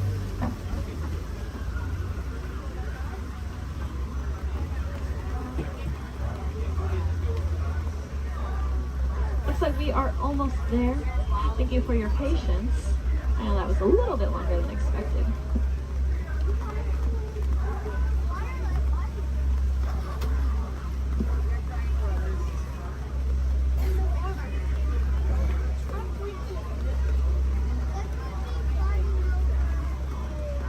Now's a great time to gather up any personal belongings that you might have. Make sure you have everything with you.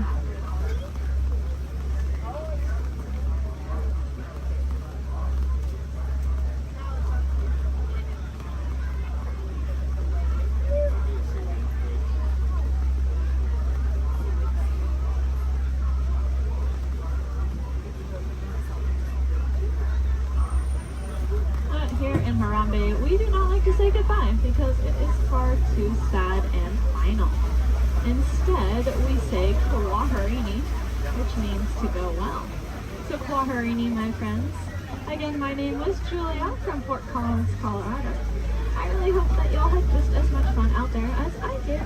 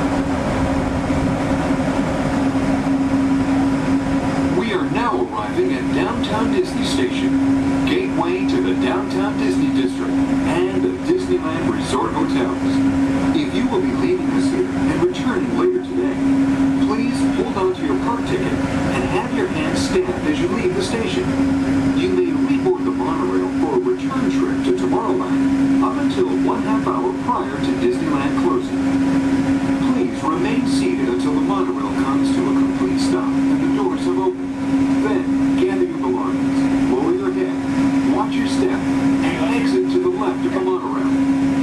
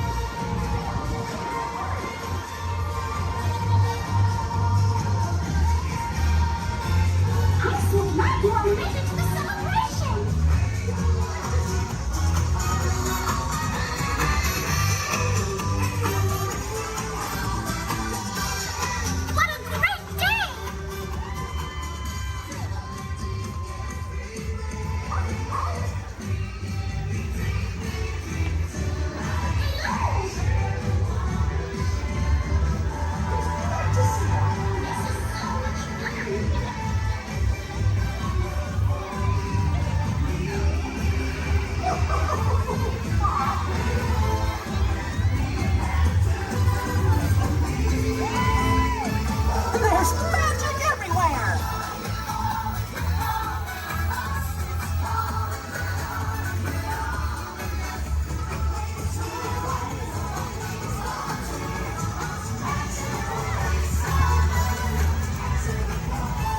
It's time to celebrate!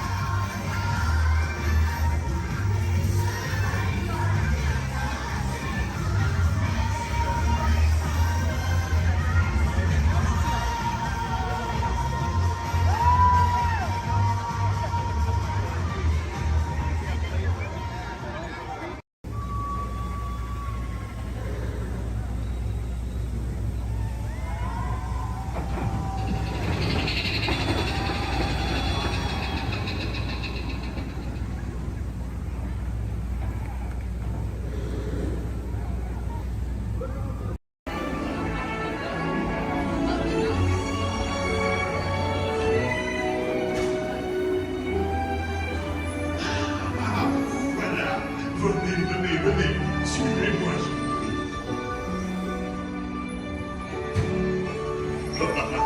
Mes chers amis, is waiting for you.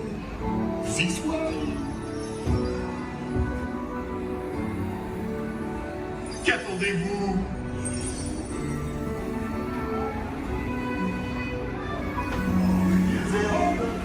Des invités pour le dîner.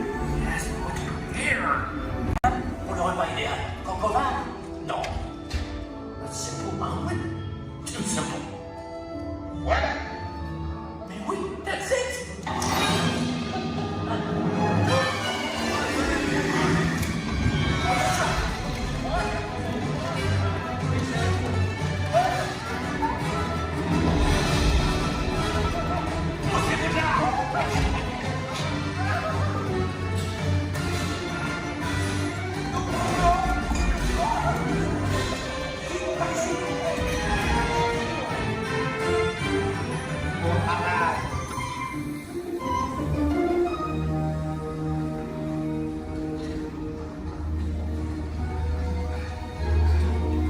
Cette nourriture est pour nos invités, pas pour vous.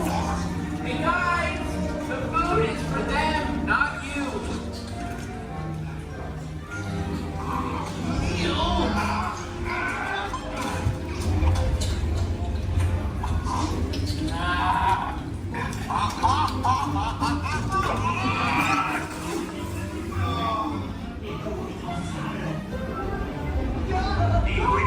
What are you doing?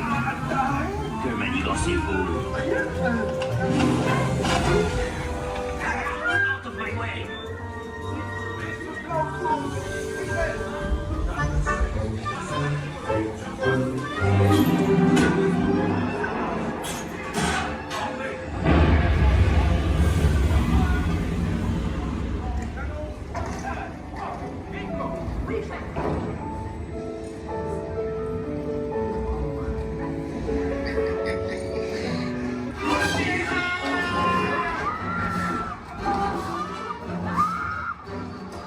Dépêchez-vous, par ici. Go, go.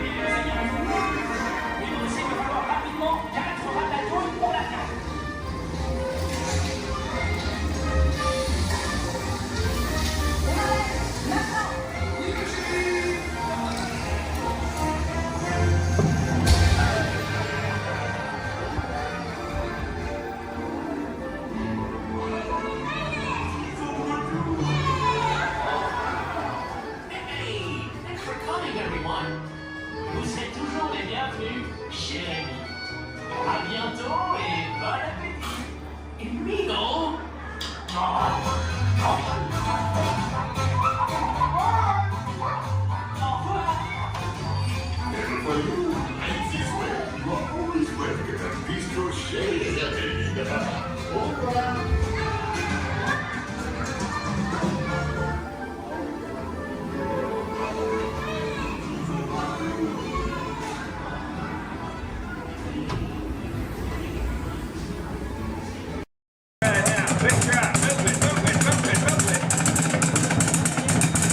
keep it sandals, you can still do it. Right, good job. All right, now, company. Oh, now that some of your legs are warmed up, let's warm up those voices. Repeat after me. I don't know, but I've been told. I don't know what I've been told. Company, halt, that was sloppy and pathetic. You can do better than that. Come on, give him a little progressive inspiration. All right, let's get it together now. I don't know, but I've been told. I don't know, but I've been told. Army green's worth more than gold. Army green's worth more than gold. Playtime's almost never done. Playtime's almost never done. Join our squad and have some fun. Join our squad and have some Bring it fun. down. Have fun. Well done, soldiers. Give yourself. You'll all get a credit to Andy's voice. Now, speaking of which, it's time to check in with Andy's room. Men, make yourself look busy. Come in, Motherbird. This is Alpha Bravo. Come in, please. This is Sheriff Woody. This is Motherbird. Back here in Andy's room. I'll read you loud and clear. Can you hear me? Sure can, Woody. Sir, we have good news to report. We've located an entire platoon of potential plastic play codes. Whoa! Hold your horses there, soldier. Fun and play are serious business. So make sure they're trained before you send them to Andy's room. Sir? Yes, sir. Standing by to initiate Operation Playtime. Over. Now remember, whenever Andy comes into the room, they gotta be able to freeze. Like I bet your men are doing right now. Sir? Yes, sir.